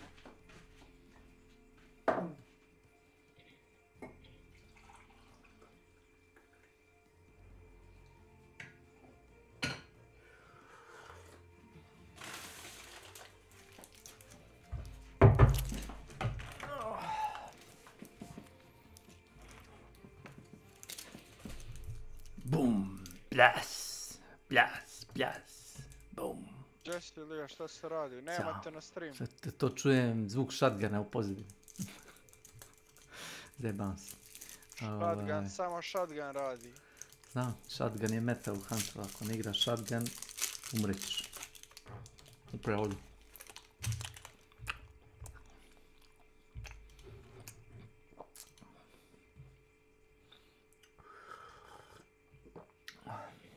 Raktazi tvrdi da će da igra Winchesterku i onaj Bornheim. Samo čisto sumnjam. Kad ga prospu 3-4 puta sa sačmaricom kroz compound, mislim da će ploča dobrne. Za koliko? Za 5 dana kreće ono event. Izgleda ti znaš bolje te informacije nego ja. Nije event, nego to ti je drop samo kreće. A možeš kreni i ovo. Pa imaš jer event ti Halloween. kreće tek tamo 28. oktobar. Kad pada... Neće ti buk kasno na tebe, neće ti buk kasno. Kako neće? Neće. Ja mislim da će bar nedelju dana ranije. Obično pa tako... Pa mislim nema smisla ranije, ali... Sve ga pustim pomalo, ja ne možeš da ti ne rezervišeš. Ako bi stavio event samo za to veče, kad je Halloween, znaš Kesić, niko ne bi radio nijedan event, znaš. A ne mora to da bude završeno taj dan kad je to, razumiješ? A dobro, ali oni to uštimaju, to ono što će Nenad da kaže, jel tako ne, da ispravim ako greši. Oni to uštimaju da to počne, recimo, nedelju dana pred Halloween, i da se završi nedelju dana posle Halloweena, znaš. A tako daš. I tako će ti biti 2 nedelje jedno.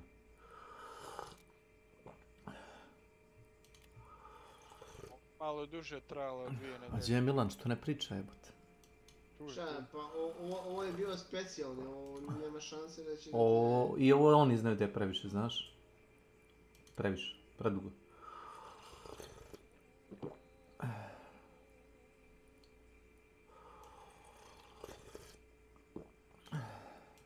Ovo teško će oni da ponove, mada bi ovi dobili. Ti to zbog para. Koliko si dobio Blood Bond? 6. Ja sam dobio 200 ili 300, ne znam koliko.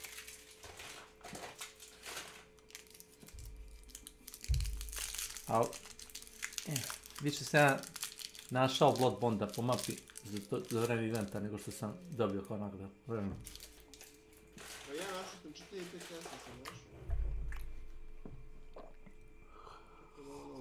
Na duše smanjili su oni i ove kase obične koliko se spavljaju. A ne samo zlatni. Pohlepni su dve mnogo da mi puste poljski času reći.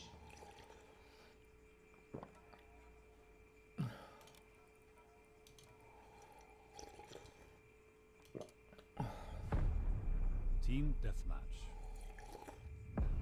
Team deathmatch.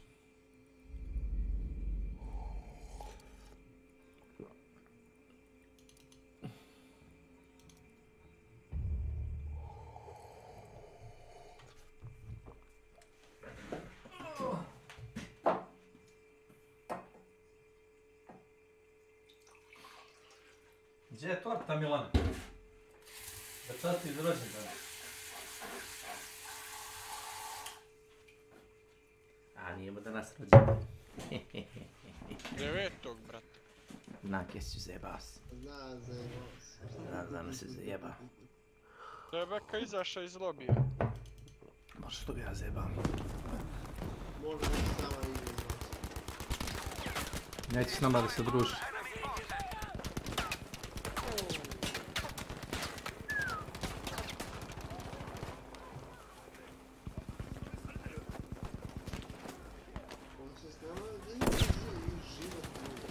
Ja sam sa Ilija sa Bobonima spremio za event. 6000 ih. Ne ideš opalije sa tim, kujiš booster. Da igra čovjek. Pa i boostere i sve živo, što je god. Danke, Soldat!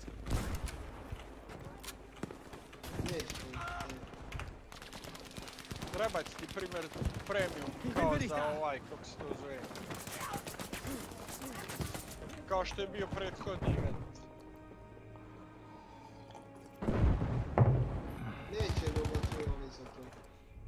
A, možda si trebati 1000 za ovaj event možda ne, a ne da. Za ovaj event neće trebati Battle Pass. Za sljedeći možda. Biće oni boosteri. Biće ti zimski event možda duži. Vidite su lici, ne? Aha. Ja ne znaš što ti se tebe stave. Te Paganini band. Pa je, pa tu ti je pagan sloboše za svoje da izgleda. To je poljevica baš.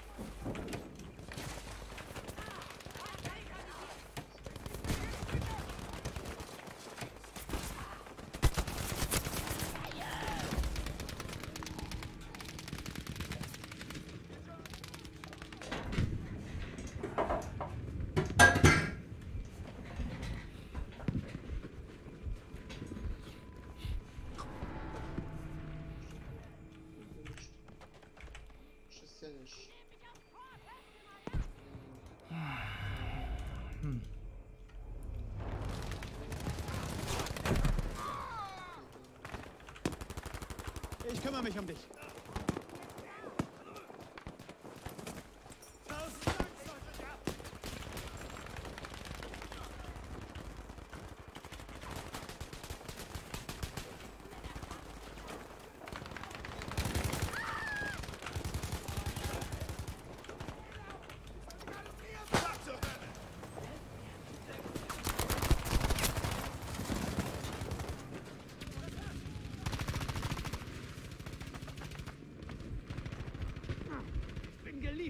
Hilfe!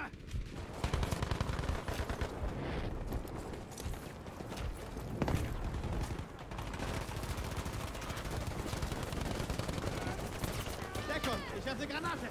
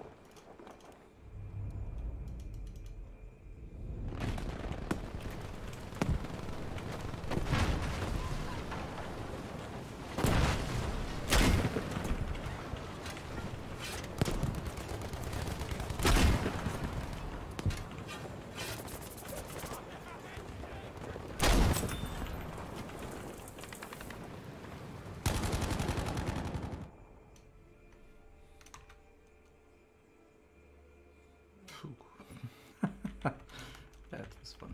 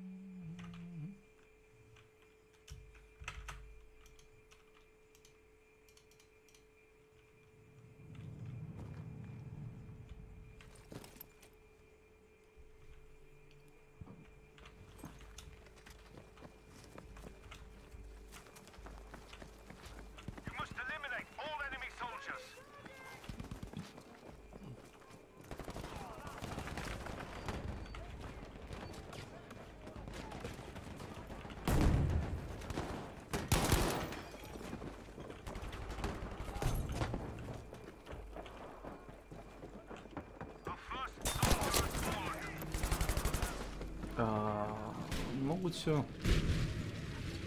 I'm fucking dying here! Medic!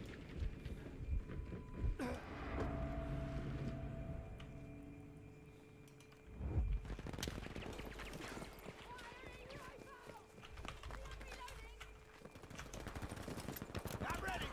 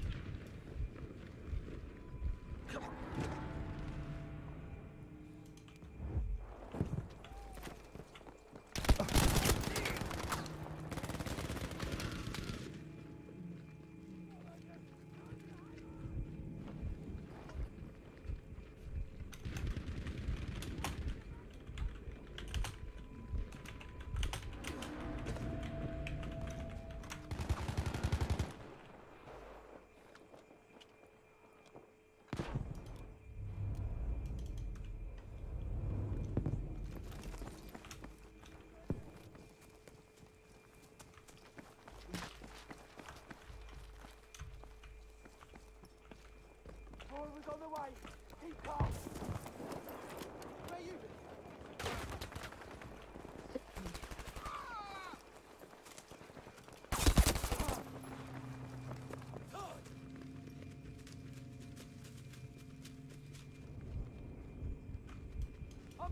Beloved, help me!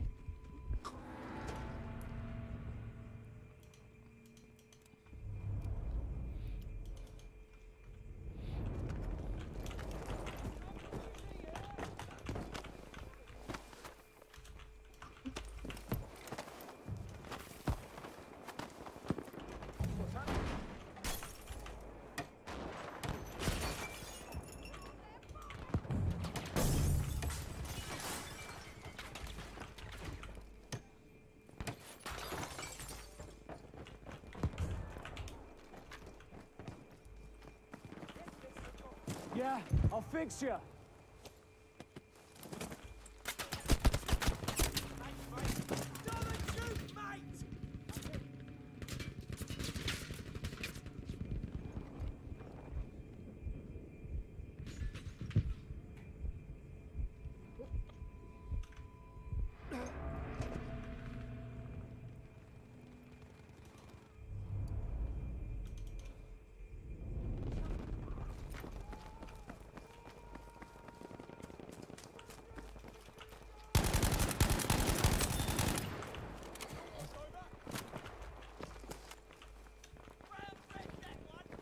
Koliko jedeš, čovjek, to nevjerojatno.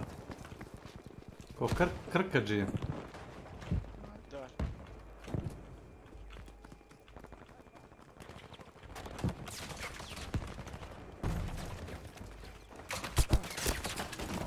Makiću, samo što smo se vrnuli, jeli smo prije no što smo se vrnuli i on opet je. On ko beba, svaka 2 sata. A koje nije ni prošlo 2 sata? Nema tih vezbića, to nema.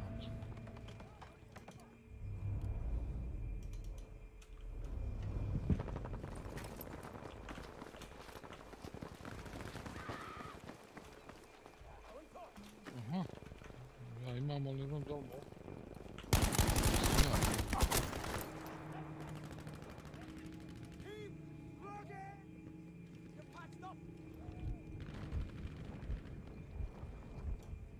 Fucking dying here, medic! Let's move, soldier.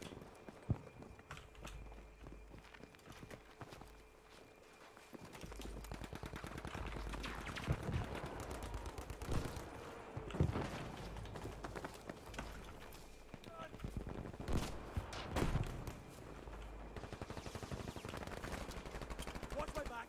Reloading.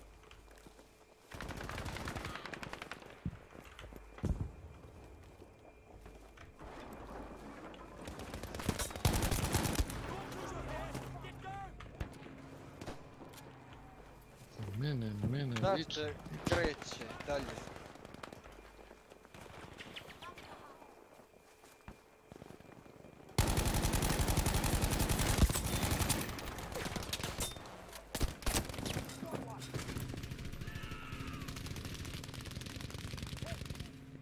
Ti mislio jebani.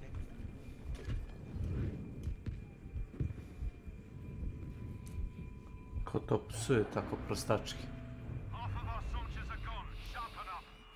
Sram baš bilo. Prostačina.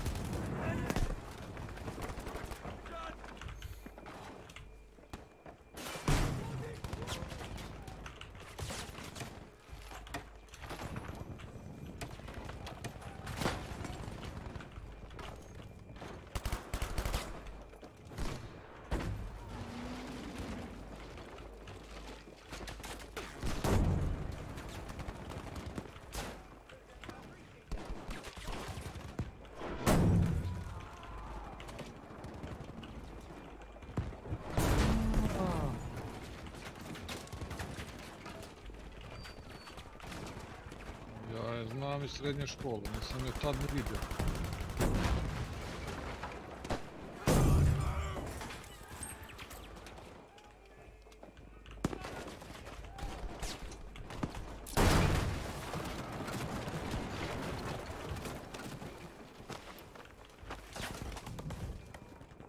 9,7 godina.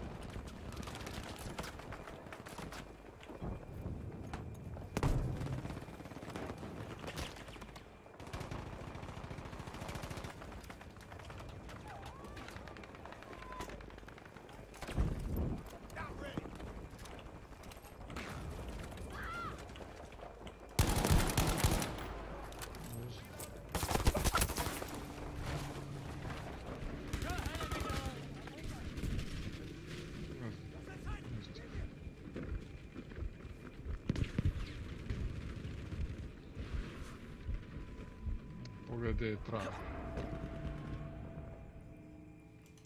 Dio.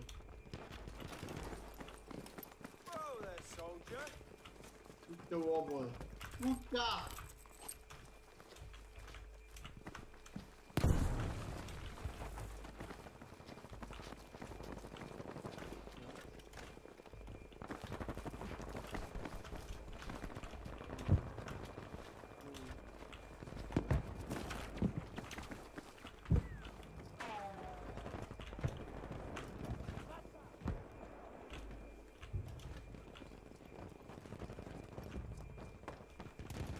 Nestane tona, kad to uradim, moram da restujem.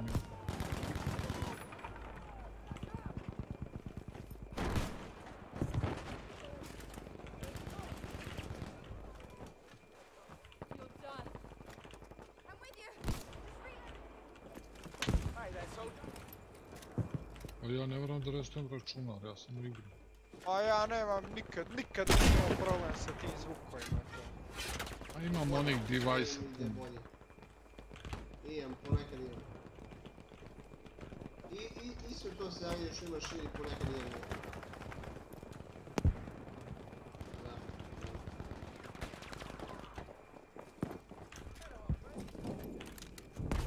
Ali to je out-up kad ideš. Ali sad će sad jedan na monitor.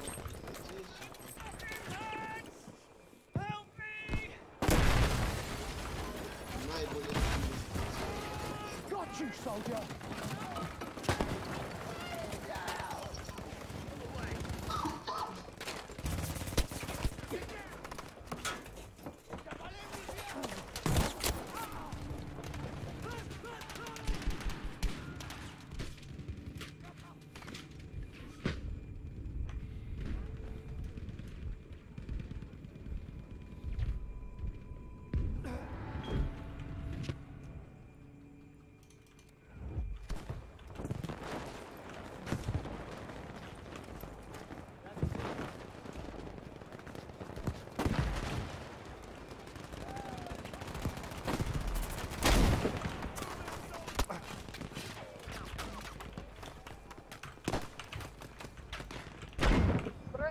Crveni boss!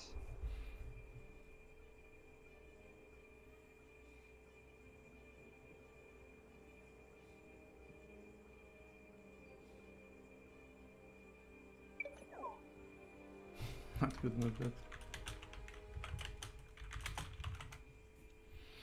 Ne! Pali boss!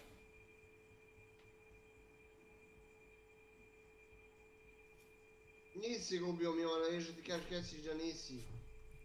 Yes. Crveni je boss bio!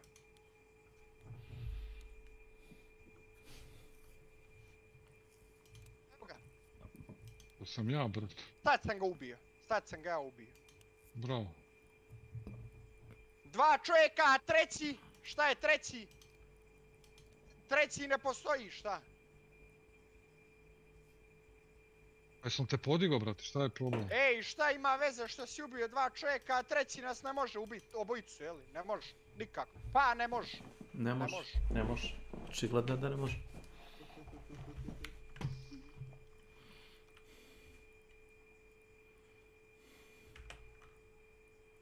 U vazduh.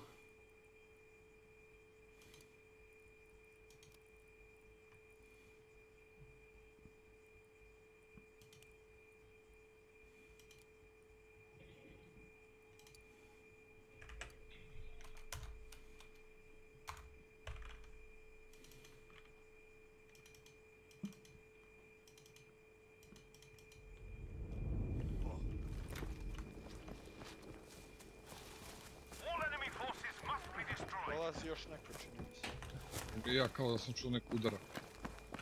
Ne, nego vrane se ja čuo.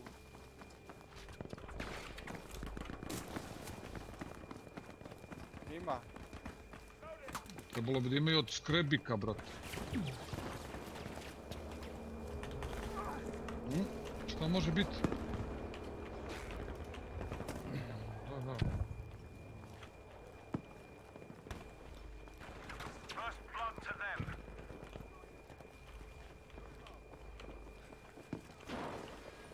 Evo ti ovdje.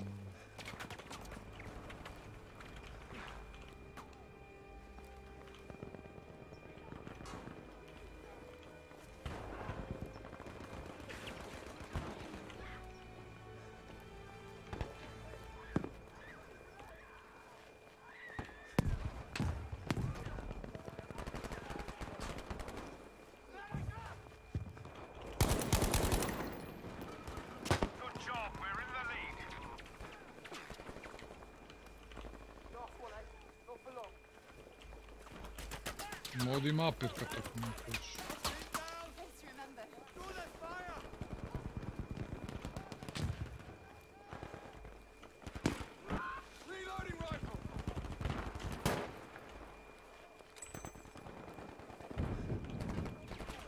Kucao se.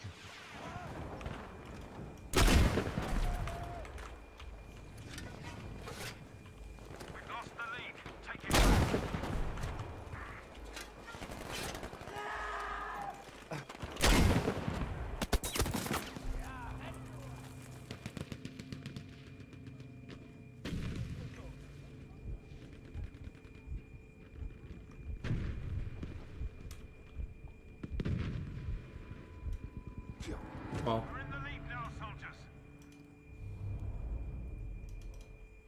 Nema niko. Ti samo bam, bam, bam i to je to. Ajde. Auto 5. Ne postoji auto 7. Auto 7 ne postoji. To nije njegovo ime u igri. Ne postoji tako že. Ma to nije ni automatsko, to je poluautomatik. Semi-auto. Ljudi ne znaju razliku. Ma nije to auto, to je semi-auto. Ljudi ne znaju razliku šta je automatsko. Šta je poluautomatsko. Znaš šta je automatsko? Ono kad držiš klik i puca samo, to je automatsko. A sve kad moraš da klikćeš, to je sve poluautomatsko. Jest. To me razlika između civilnog oružja i vojnog. Civili mogu da kupe samo poluautomatski. Puške, mašinke. Kod nas da, u Americi. I u Americi. AR-15 je poluautomatska puška. Kopija automatske puške, samo poluautomatska. Nema, sad sam gledao.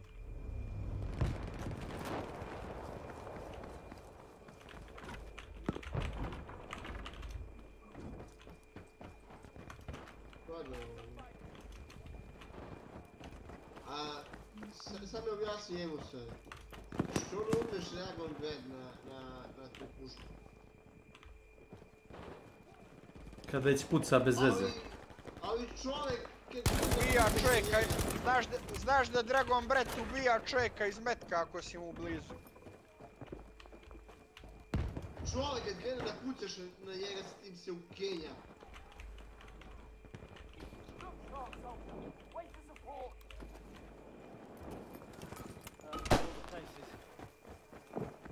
Ali ti letiš u njega, on bega, on beži. Ima za 2-3 minuta.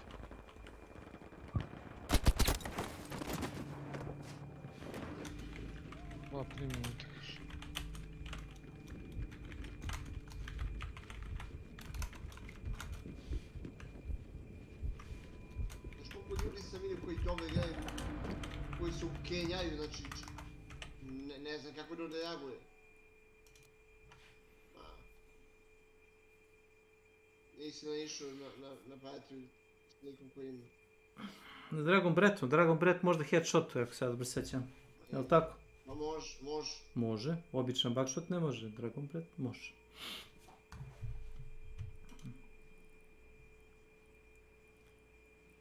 put kad mi se desio da je čovjek na mene naleteo s tim, ja nisam znao šta je mene snašao.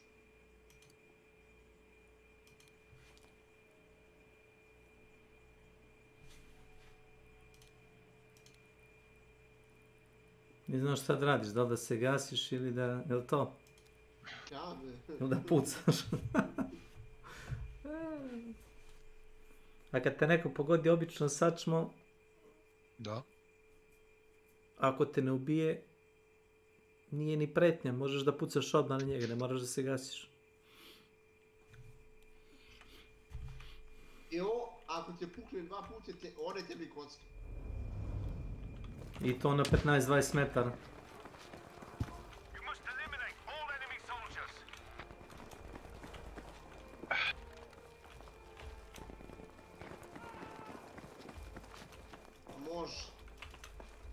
Može u glavu. Šta, Dragon Breath? Može. Lagano. Ajde. Skoro sva custom municija može da headshotuje. Jedino što ne može da buckshot ne može da headshotuje. Ni nekoju distancu. Meni to nije jasno kako buckshot može. Pa zato što je previše jako. Previše peleta ima. I svaki pelet ima šansu da headshotuje, razumeš? Ne treba nešto previše biti. I OP.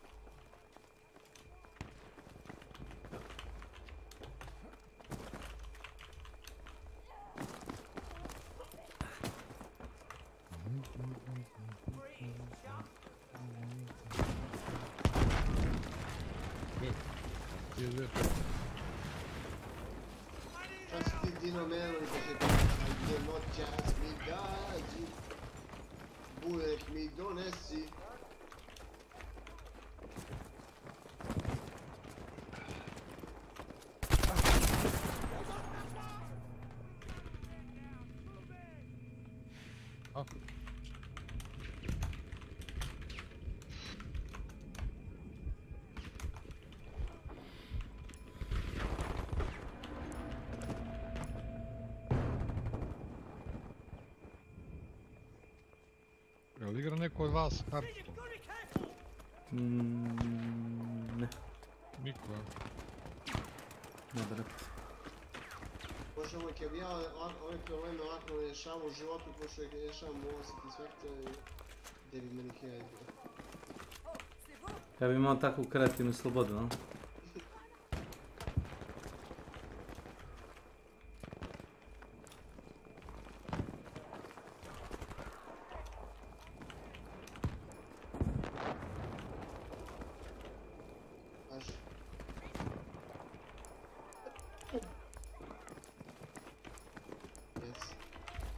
Up a grenade!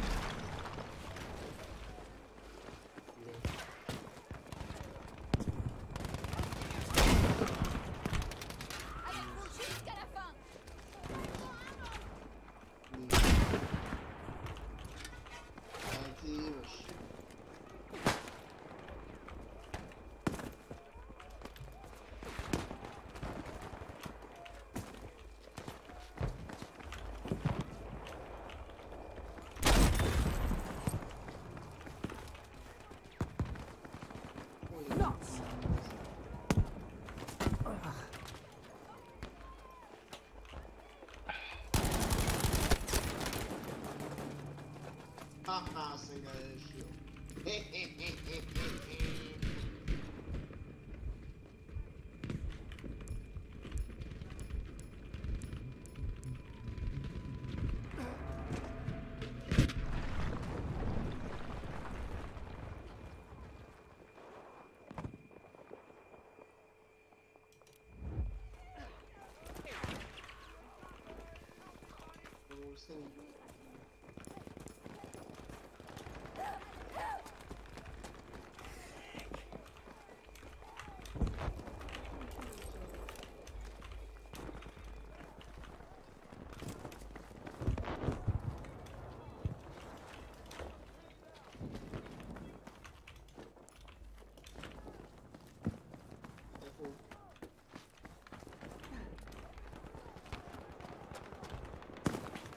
sam.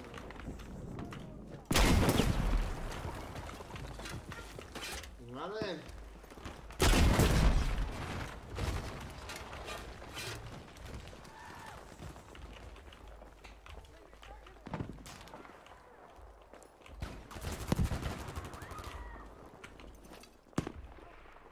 Lobbing grenade! Gdje god...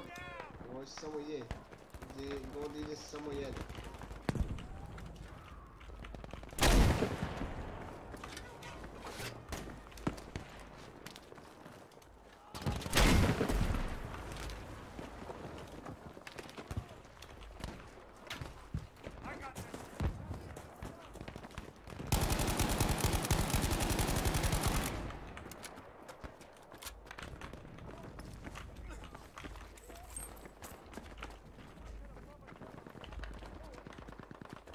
Ženi to Milane, imaš 40 godina. 40 TSL pune uzeo si 40.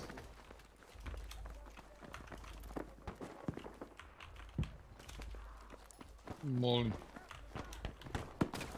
Da.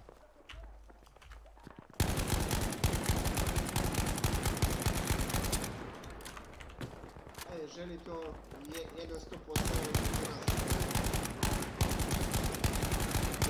100% za nas sa kanala da budete se želiš.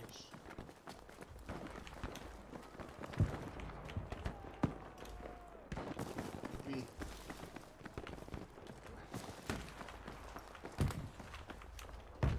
Kad kreće ovaj Twitch Drops? 12. Dobro pitanje.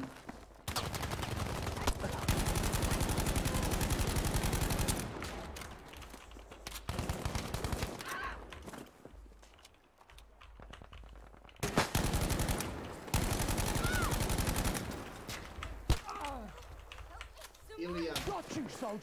Reci.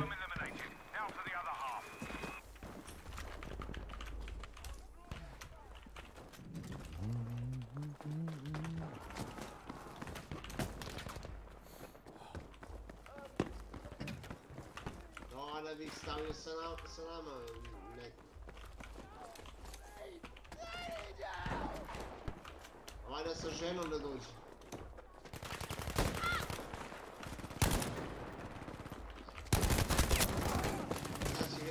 Sad će ga žena pusti da ide sam.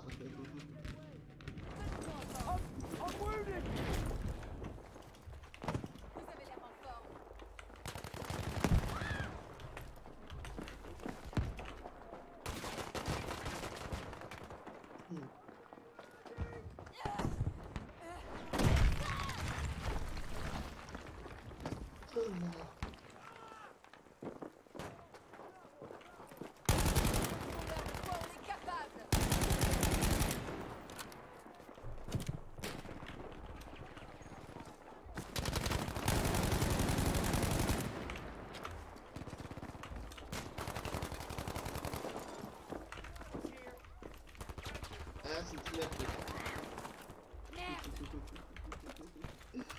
Ja, ovo vidi ga.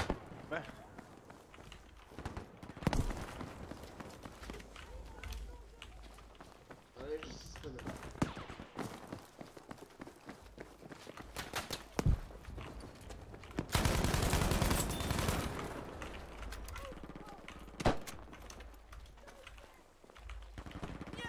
Jedinovački.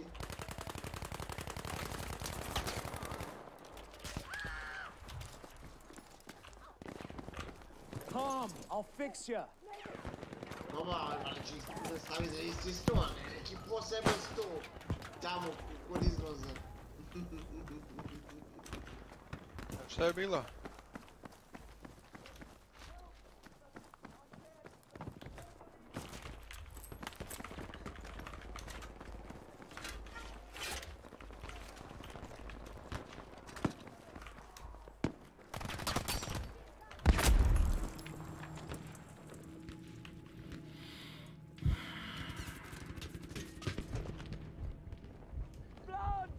Everywhere! Fucking help me!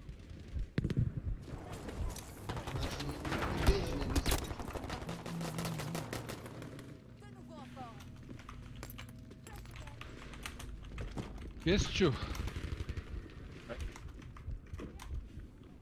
A tu Kesić. Tu sam. Trebalo bi se napiti. Aj, to ne bi loše bilo. Ali ne da se napiješ ono, nego baš da bude valjanje. Valjanje po blatu. Ne sprdam se odmah ti kažem. A neko tebe na svadbu, brate, ovako. A nećemo ići to piće, nećemo dočekaj, evo. Da, se rakija neće pit tak jest. Što da ne, brate? Neću se pijanim u javnosti, brate, u gradu, jevo, ti lud, jevo.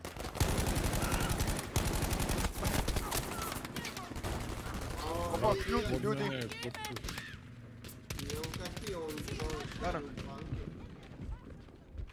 Eno i dva čovjeka prošlo, treći prošao. Ko traga su. Pazi, urana imaš ovdje.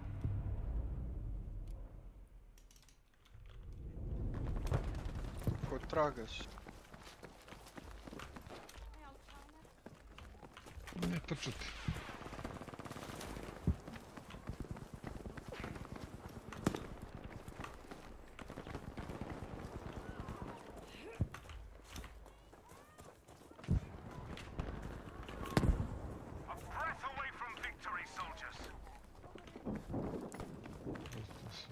Dole ima puno ajeva, budete išli dole.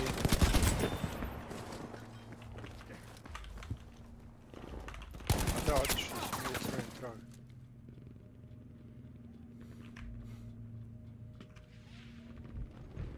Ali su otišli na Blanšet. Idemo polako za njima.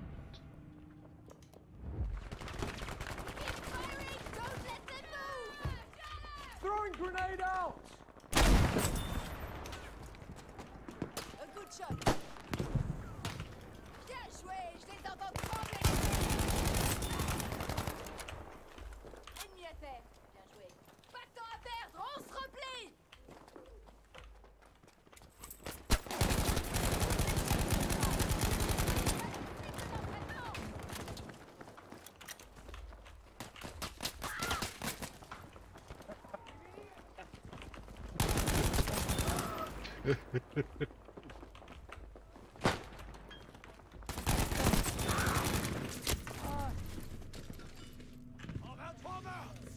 GG.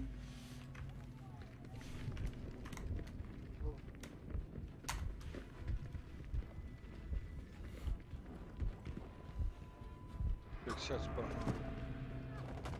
Emulator. Gdje su oni mogli otići?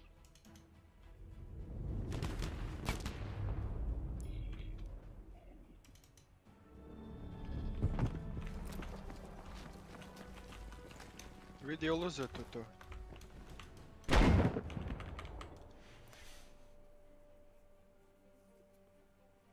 Oni su već u Logbay, najvjerojatnije. Ne, ili krematorijum su oni otišli. Tamo se čuje pucnjava. Mada možda bi da je to druga ekipa. Pazi, vamo su vrane. Ma da, na Logbay su oni otišli.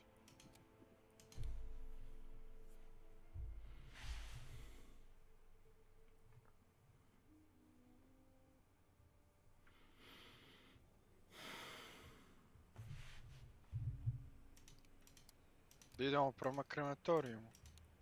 Ajde.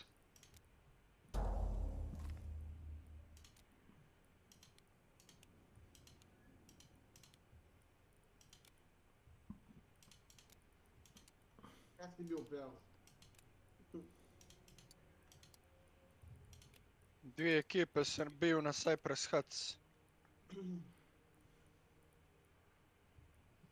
A ovi su najvjerojatniji na Logbay, tako da ako budu, moramo... Ako nisu vama...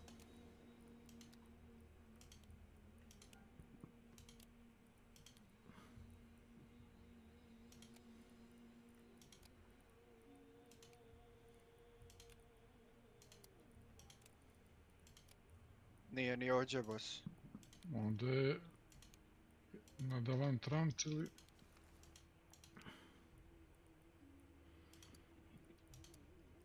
Uzeto.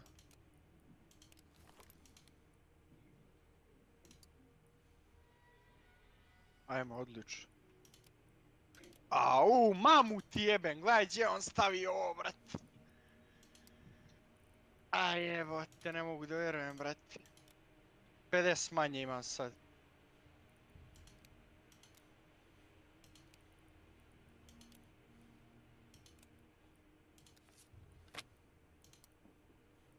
Ništa, idem ja, brate, iza skroz, to je to. Oni ga biju već tamo, oni su ispred nas. Da, da. Oh man.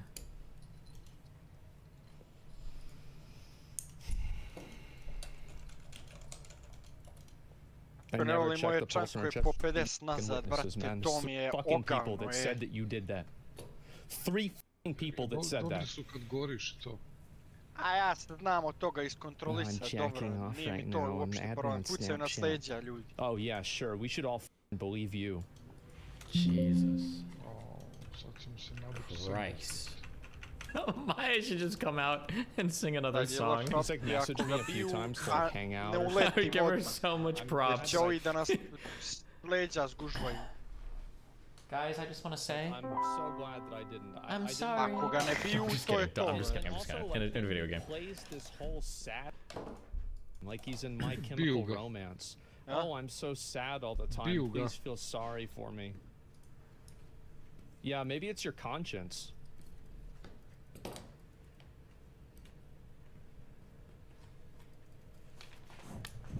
Pali se na trapovi. Look lively, troops. Your next operation will be taking Moist place is in a in call with Esco. Adriana. Gotcha. I don't know if they're gonna reveal anything else. I want to see Your friend Mizzy covered it up. I'm trying wanna to watch the figure rest out of what his this. involvement was. Brothers and sisters in France have suffered not to make this from about me, enemies but such as I am gonna feel pretty good right now because yesterday Hassan was making fun of X for eating his toenails, and you know what? I bet X is sitting real good with his toenails up in Canada right now. While all of Austin is fucking falling apart. Holy shit. The enemy special forces are not to be underestimated. Oh no. But don't get sloppy out there. Maya's going. Oh no. It's very hard for me to know what really Oh! happened and if my. Okay, here we go. Give this up. Not stall too much. So, Here we go. okay, these are definitely gonna get muted. Careful. Okay. I'm gonna do my very, very best to clear it up and be very concise and to defend nobody except for myself. Oh shit! And my actions are the reason. They're in everybody on their everybody for themselves mode. So, Base queen. I respect I it. woke up one morning. I think it was either in June or July. I woke up in July, but it doesn't matter. I woke Još jedna ekipa, moramo up se to isto messages or something about Nova Ovdje ću mora baciti coming out, stvari, aj baiting tamo. a story, Nema veze. and then Adriana, that Adriana was gonna write a twit longer about Slick and him sexually Ne, assaulting ne, her još and jedna him being ekipa a je predator, iza nas, or brate, bila. what have you. I woke Miz Oni up, će vrlo brzo told him, doći. woke Mitch up, told him, we were all freaking out. Miz said he was gonna kick Slick out, and Command has we provided were freaking out about what was gonna happen. Da, najgore što right, si to ja na Slick 100 here. health i Slick moramo told me se his side of malo the story. bolje Dođe ovaj umic, Milan. Mitch is friends with Adriana. Miz wanted me and Mitch to go to Adriana's house to talk to her and find out what happened. I wanted to go moramo find out what zatvori beka happened. tamo, onaj ulaz, brate. And Što vas figure da out what's gonna čuvaš, happen tamo to Slick. mogu da uđu. I think that we said Who's gonna fuck up, guys? like day of or day after that we had gone to Adriana's. So me and Mitch go to Adriana's. I watched her whole stream. There were Zatvorio si. Ova tu, parts of nazad. it that were confusing, which I don't blame her at all for. This is another situation that Adriana is just fucking thrown into. I don't know if she wanted Train to tweet that, but again, she's just like, she's another one. So I don't blame her for there being some confusing things. Originally, she said, and I know a lot of people are saying that I told her not to say anything. which I don't believe is the case. It's been a long time, but she said on her stream she didn't want to come out with it because she didn't want to get the short end of this, right? She felt like she was forced into this situation with. Oh, she's gonna run with the Adrian I did it for her career story, maybe? She was like, I knew I was gonna get the short end of the stick if I say something.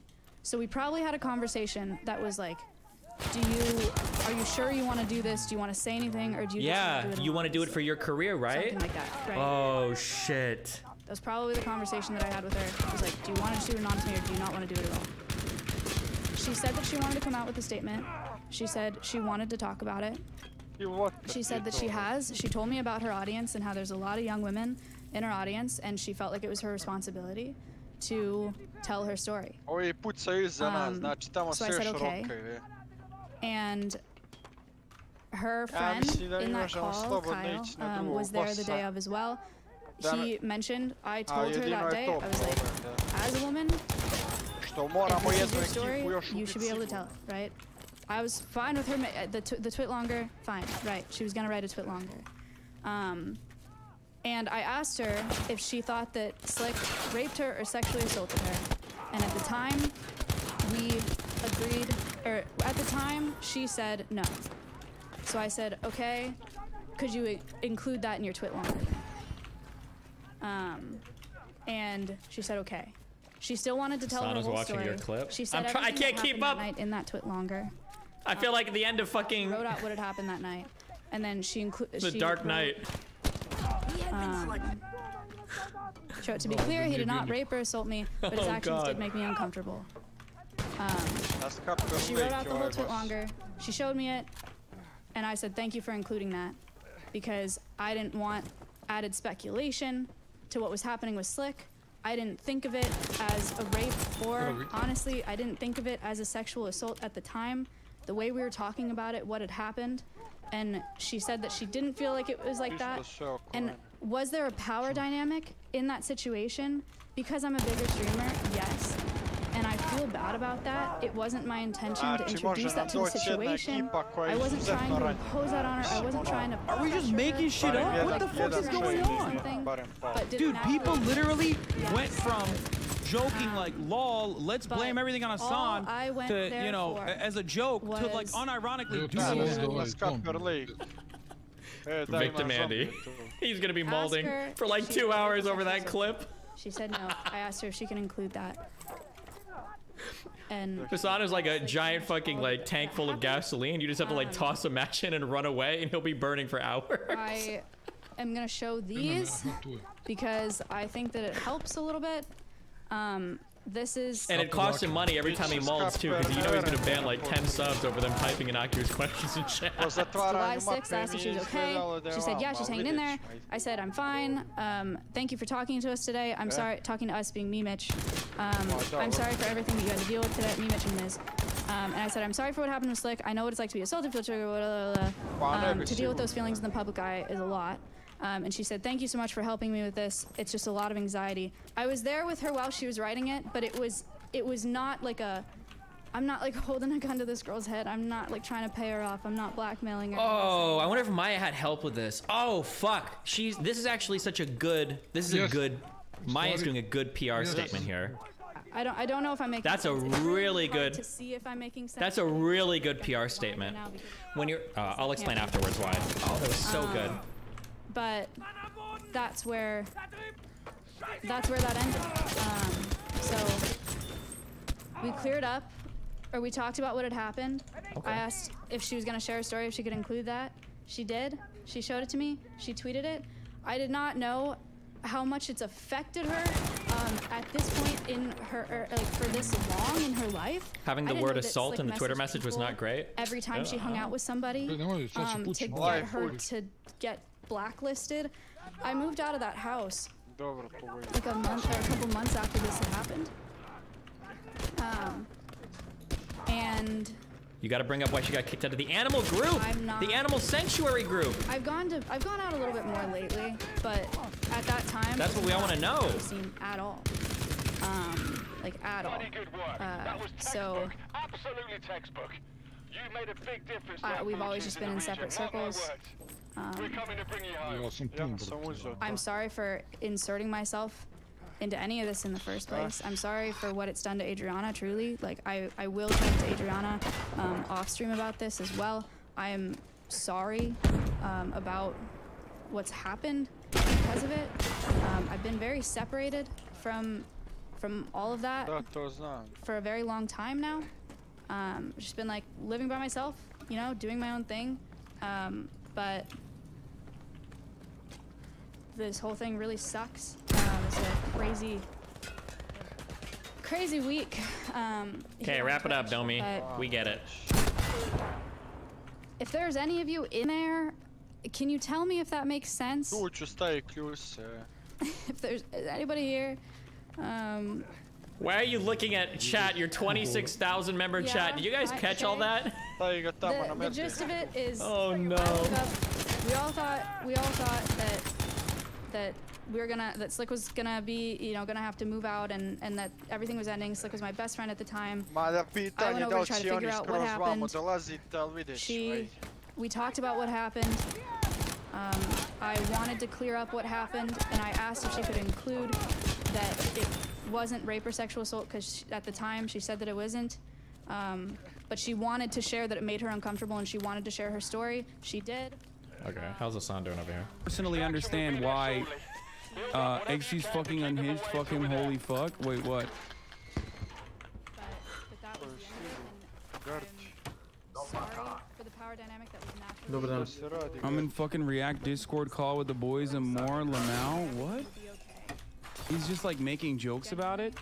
It doesn't seem like it doesn't seem like he gives a fuck about the severity of the accusations. Like, all parties involved, unironically, are just like being weird as fuck.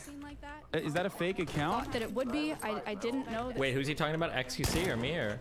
They're like blacklisted, and you know, I don't think have control over that, XQC. but I'm sorry that it turned into that. But that's my side of it. Hassan kicks XQC out of the Austin group, finally excises him completely, and now he realizes that he's the king of Ash. Everything is burned down around him. What does he have left? His Austin kingdom. Or saying like, don't tweet this. Burning to the ground. I wasn't. Well, X and Train.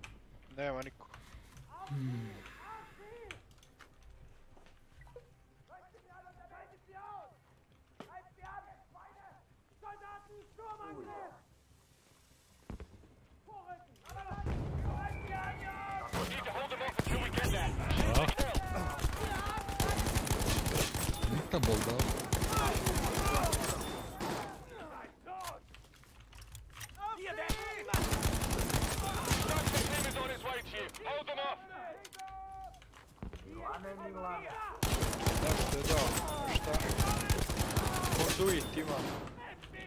No ja sam pun. Nema niko. Idemo polako onda. Čekaju nas na izlazu, tako da.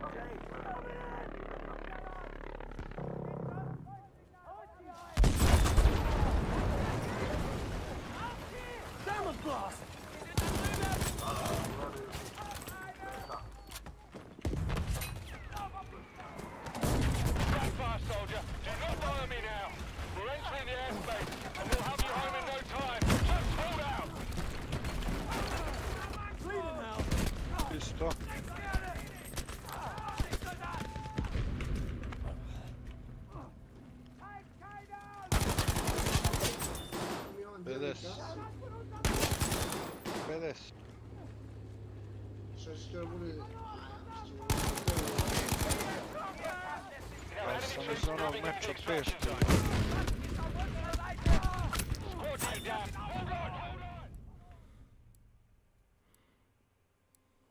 Ja, pa ti su uvek prvi vace za kasu. Šta će mu pare? Pa on leži na parama kao kokoška. A, Nenad. Train sit on their stake towers, their majestic kingdoms to the north. God, I feel really bad. Oh no. Like I feel Sa really 3000 bad. sati, bez jednog prestiža, treba bi do sada ima 3 miliona This sucks, and I wish dolara, I ali was tako? never involved in it, and I wish I never went over there. Bez jednog prestiža, s 3500 sati, treba da ima milion. Bar milion. And A ne da se bori, I će li kupiti shotgun ili neće. Ali se možda i tradovao. Možda smo izašli. I'm sorry. And some people are saying that I'm minimizing. I'm sorry if it feels like I'm minimizing. Again, I'm not trying to defend anybody. Or anybody's actions or anything. I just want people to understand that I didn't go there on some like Operation Undercover cover-up. Okay. Explain my SPR move. Oh, she did the thing where she basically says like, oh, like I was just giving Adriana an opportunity to do what she wanted to do, but like Adriana wanted to, you know, she didn't want to blow anything up because she didn't want to make a big deal. Oh, whenever you're trying to, whenever you have like somebody that could potentially be adversarial, like a really good, I don't know if maybe Maya does this naturally, but a really good thing at the end of those statements is to use a lot of us and we's, right? So let's say I've got somebody that's like, oof, you might fuck me over, but I know that like it's better for both of us if like we're on the same page. It's really good in your like final send off to that is like, I think that we're making a really good decision. Instead of saying like, you're making a really good decision to make a statement like this, I think that everything you're doing is going to work out like really well. It's better to be like, I think we're making a really good decision by approaching it like this. I think for both of us, this is going to be really positive for us moving forward. Like it's always good to like have like that really inclusive language at the end. Always sells those types of statements. Maya might do this naturally. The way that I'm talking, I'm kind of making her sound like this crazy, conniving like PR mastermind or whatever. But she might do it naturally. But that's like it was a really good like ending statement there because you can tell that she's like trying to make sure that Slick isn't going to get like totally fucking blown up, and that Adriana's like okay, and she's not going to blow shit up. Under fire, you know, and I really just want to go live and hear it. Stop doing this weird Piera thing, or please at least explain why you can't just frame the people's choices as right or wrong. Well, choices is right or wrong for what? And so I'm just looking at self-preservation right now. If you want the moral statements, it's hard for me to say because I don't really know who's in the right or wrong. I don't have all the information. Based on what's been said, seems like Slick is obviously in the wrong. For trying to get a little bit too handsy with somebody that probably wasn't in an ability to, or had the capability to consent. So that's really wrong, number one. A second wrong thing is it seems, based on what Adriana said, is that Mizkif and Maya might have had a bigger role than they should have in kind of keeping everything under wraps to make sure that their house and their friend didn't get blown the fuck up. And then it seems like Slick is playing stupid games in the background that's making Adriana feel excluded from everything because he's uncomfortable with how things went down, even though he's the one whose ass is saved. Like, if Slick was smarter, assuming everything we've heard so far is true, but it might not be, but if Slick was smarter, he would have been sucking up to Adriana hardcore. Like, hey, do you want to be on my stream? Do you want to hang out or whatever? Like, because keeping her happy is probably going to be really important to keeping him safe, but he fucked up because, I don't know, yeah. What is this? Bro, I've literally ripped into Mizkif many times. What the fuck is she saying? Oh, he's trying to... oh no. Hassan's gonna have a steak sponsor next week. I'm just kidding. Said in this VOD, she's friends with Zerka, Hinkle, and Destiny. Mislim šta mi Mr. Furry daje 500 XP-a, And the certain other community streamers are farming so hard, there's so many unhinged chatters. That makes sense. That's where this is coming from. Wait, what?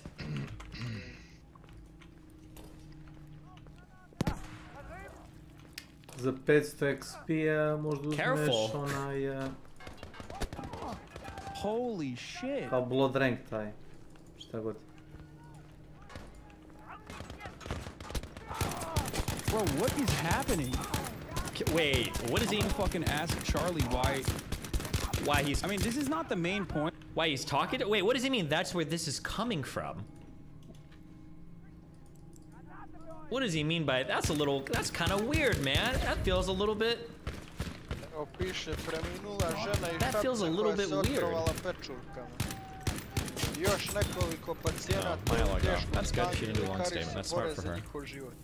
I'm sorry. Listen, if you're here at the stream, my support is 100% with Adriana. I like to look at things from like a self-preservation. Like, what is the most rational action that everybody should be taking, assuming they actually fucked up to keep themselves safe? I'm not looking at it from like who's in the moral right or wrong. I think Adriana is like morally 100% on the right. I think, based on everything I've heard. Novaru got thrown under the bus a little bit, which is sad for her. I don't know what Asmon's involvement is. Mizkif and Maya seem like they kind of fucked up a little bit, or maybe a lot of it, but it's hard to know how much they did. And obviously Slick is in the wrong. Did Slick say anything in his chats? I'm worried about him. He's not home. I don't know where he is. He just said he's going to a girl's house. I don't know where that is. Okay.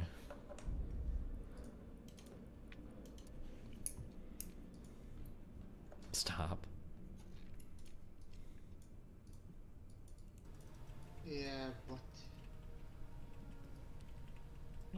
Música yeah, how would Miz know he wasn't? Yeah, he wasn't there at the thing, and so like I was talking to like him and like other people about like what's actually happened, and I'm trying to figure it out myself.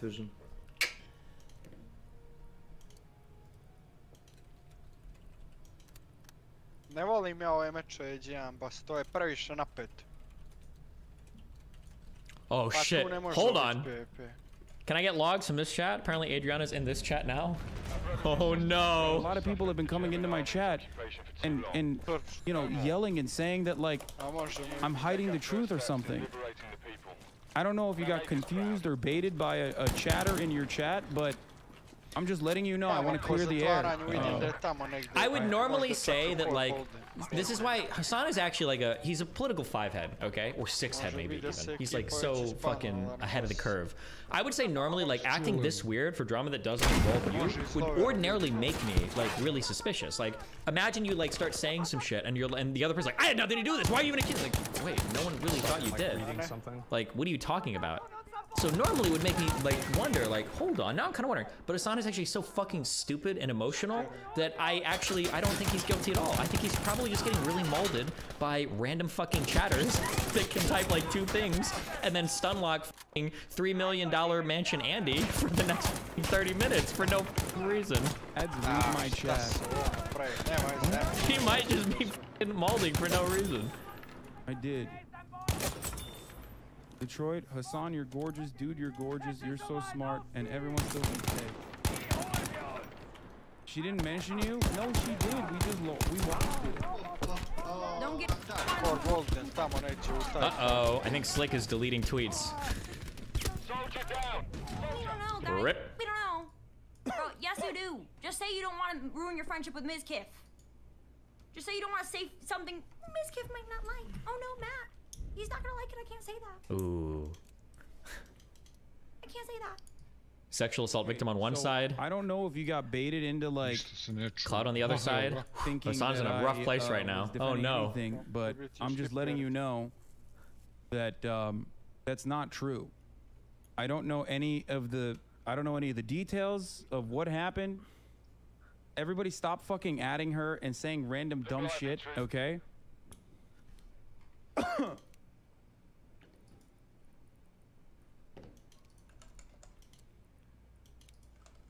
What is this? Maya said that the girl said the incident made her uncomfortable, but never said sexual assault until like recently now. But didn't Maya have assault in her Twitter message to Adriana? Does anybody have a screenshot of that? Didn't she say assault back then? I just want people to understand that I didn't go there on some like operation. I don't think Maya would ever do something like this, by the way, for the record. I mean, I would be shocked.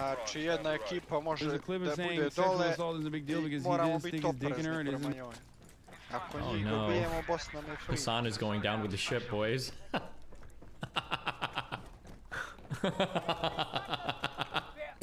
I'm just kidding. I'm sorry. Pandering is a blocked term, but that's what I felt. I'm sorry to bring you, but it hurt my feelings, and that's what I was saying. Okay, it's understandable, but I hope you understand now that, once again, I don't know about this particular instance or the situation at all. It's okay. It's not the main point of contention here at all. There's obviously a much larger problem in hand, right? Okay, I'm just letting you know that a lot of people, however, I know that it hurt your feelings or it felt that way, but a lot of people, right-wing people on the internet, are now going off of what you have said. Bro, nobody gives a fuck. You're the only reason they care. There's not a single person that walked out of that Adriana video thinking like, man, fuck Hassan. Damn, he's so egotistical, dude. It's not the most important part of this at all. I'm just letting you know, man, shut the fuck up woman moment. Like, what are you, fucking stupid? Like, you have someone who's out here being like, That's your chat, homeboy. Someone out here talking about being sexually assaulted, and you're like, oh, it's a woman moment. What the fuck is wrong with you? God. Can we mold him into a Hassan moment for him to just blow up at her? I think That's her problem. Yeah, I know. I'm trying to bring that would be epic suicide. Don't do it, Hassan. But I just want to make sure. And I don't know what happened. Everyone was downplaying it, and it was the point I was saying in the VOD. But I'm not. I can't downplay something I don't know about. I only can go off of what your twit longer was. And in your twit longer, and I remember now because we looked back at it, you said I wasn't sexually assaulted, and I even agreed with you that Crazy Slicker or Crazy Slick. The ultra. Okay, hold on. I'm gonna back up for 2 seconds. The ultra true hot take is that I bet Hassan had no fucking idea about any of this. And I don't think Hassan would actually downplay it if he'd heard anything about it. I don't think he would. Adriana was probably reaching for names for people that ran in that friend group, and Hassan came to mind. That's my guess, probably what happened. That's probably one of the reasons why Hassan is so pissed off at this.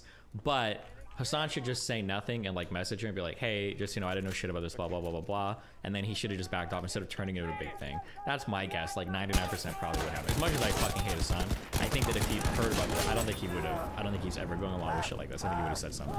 Because it would fuck him so hard if it leaks, unless he's really that stupid, but. Story. Also, I don't think Hassan runs in these groups. Hassan literally lives in Hollywood, right? I don't know if he's like. XCC said Hassan took a side once the train dropped. Accuse both me and Pokimane that like of shit that we don't know anything about. His logs after Adriana mentioned you today. Uh-oh. Wait, hold on. Stop trying to make Hassan. Hold on. I might 180. 1 second. Stop trying to make Hassan look noble in this. Hassan was a bad faith actor. Who cares what make the truth leak? What matters? One victim's truths. Fuck your narrative. What? I told everyone ahead of time. I hinted at it. Shit, everyone clowned on me. Fuck all these people. Finally, remember when I said end times? Yeah, I was talking to Train on Discord. We knew. Wait, you fucking freak. Why didn't you come out with this then? Why are they like literally... Why are they fucking in this most unhinged way hiding like sexual assault? Because it's not, because if you actually gave a fuck about anything you were talking about, you would know the answer, and the answer is not their place to say anything. You should know this if you've done any amount of like Me Too coverage. Like, if you cared about more people than besides like who you could build clout off of, and you actually paid attention to these issues, it's always really challenging to come out with stories relating to sexual assault. For just as a quick refresher, it's hard for victims to come out about sexual assault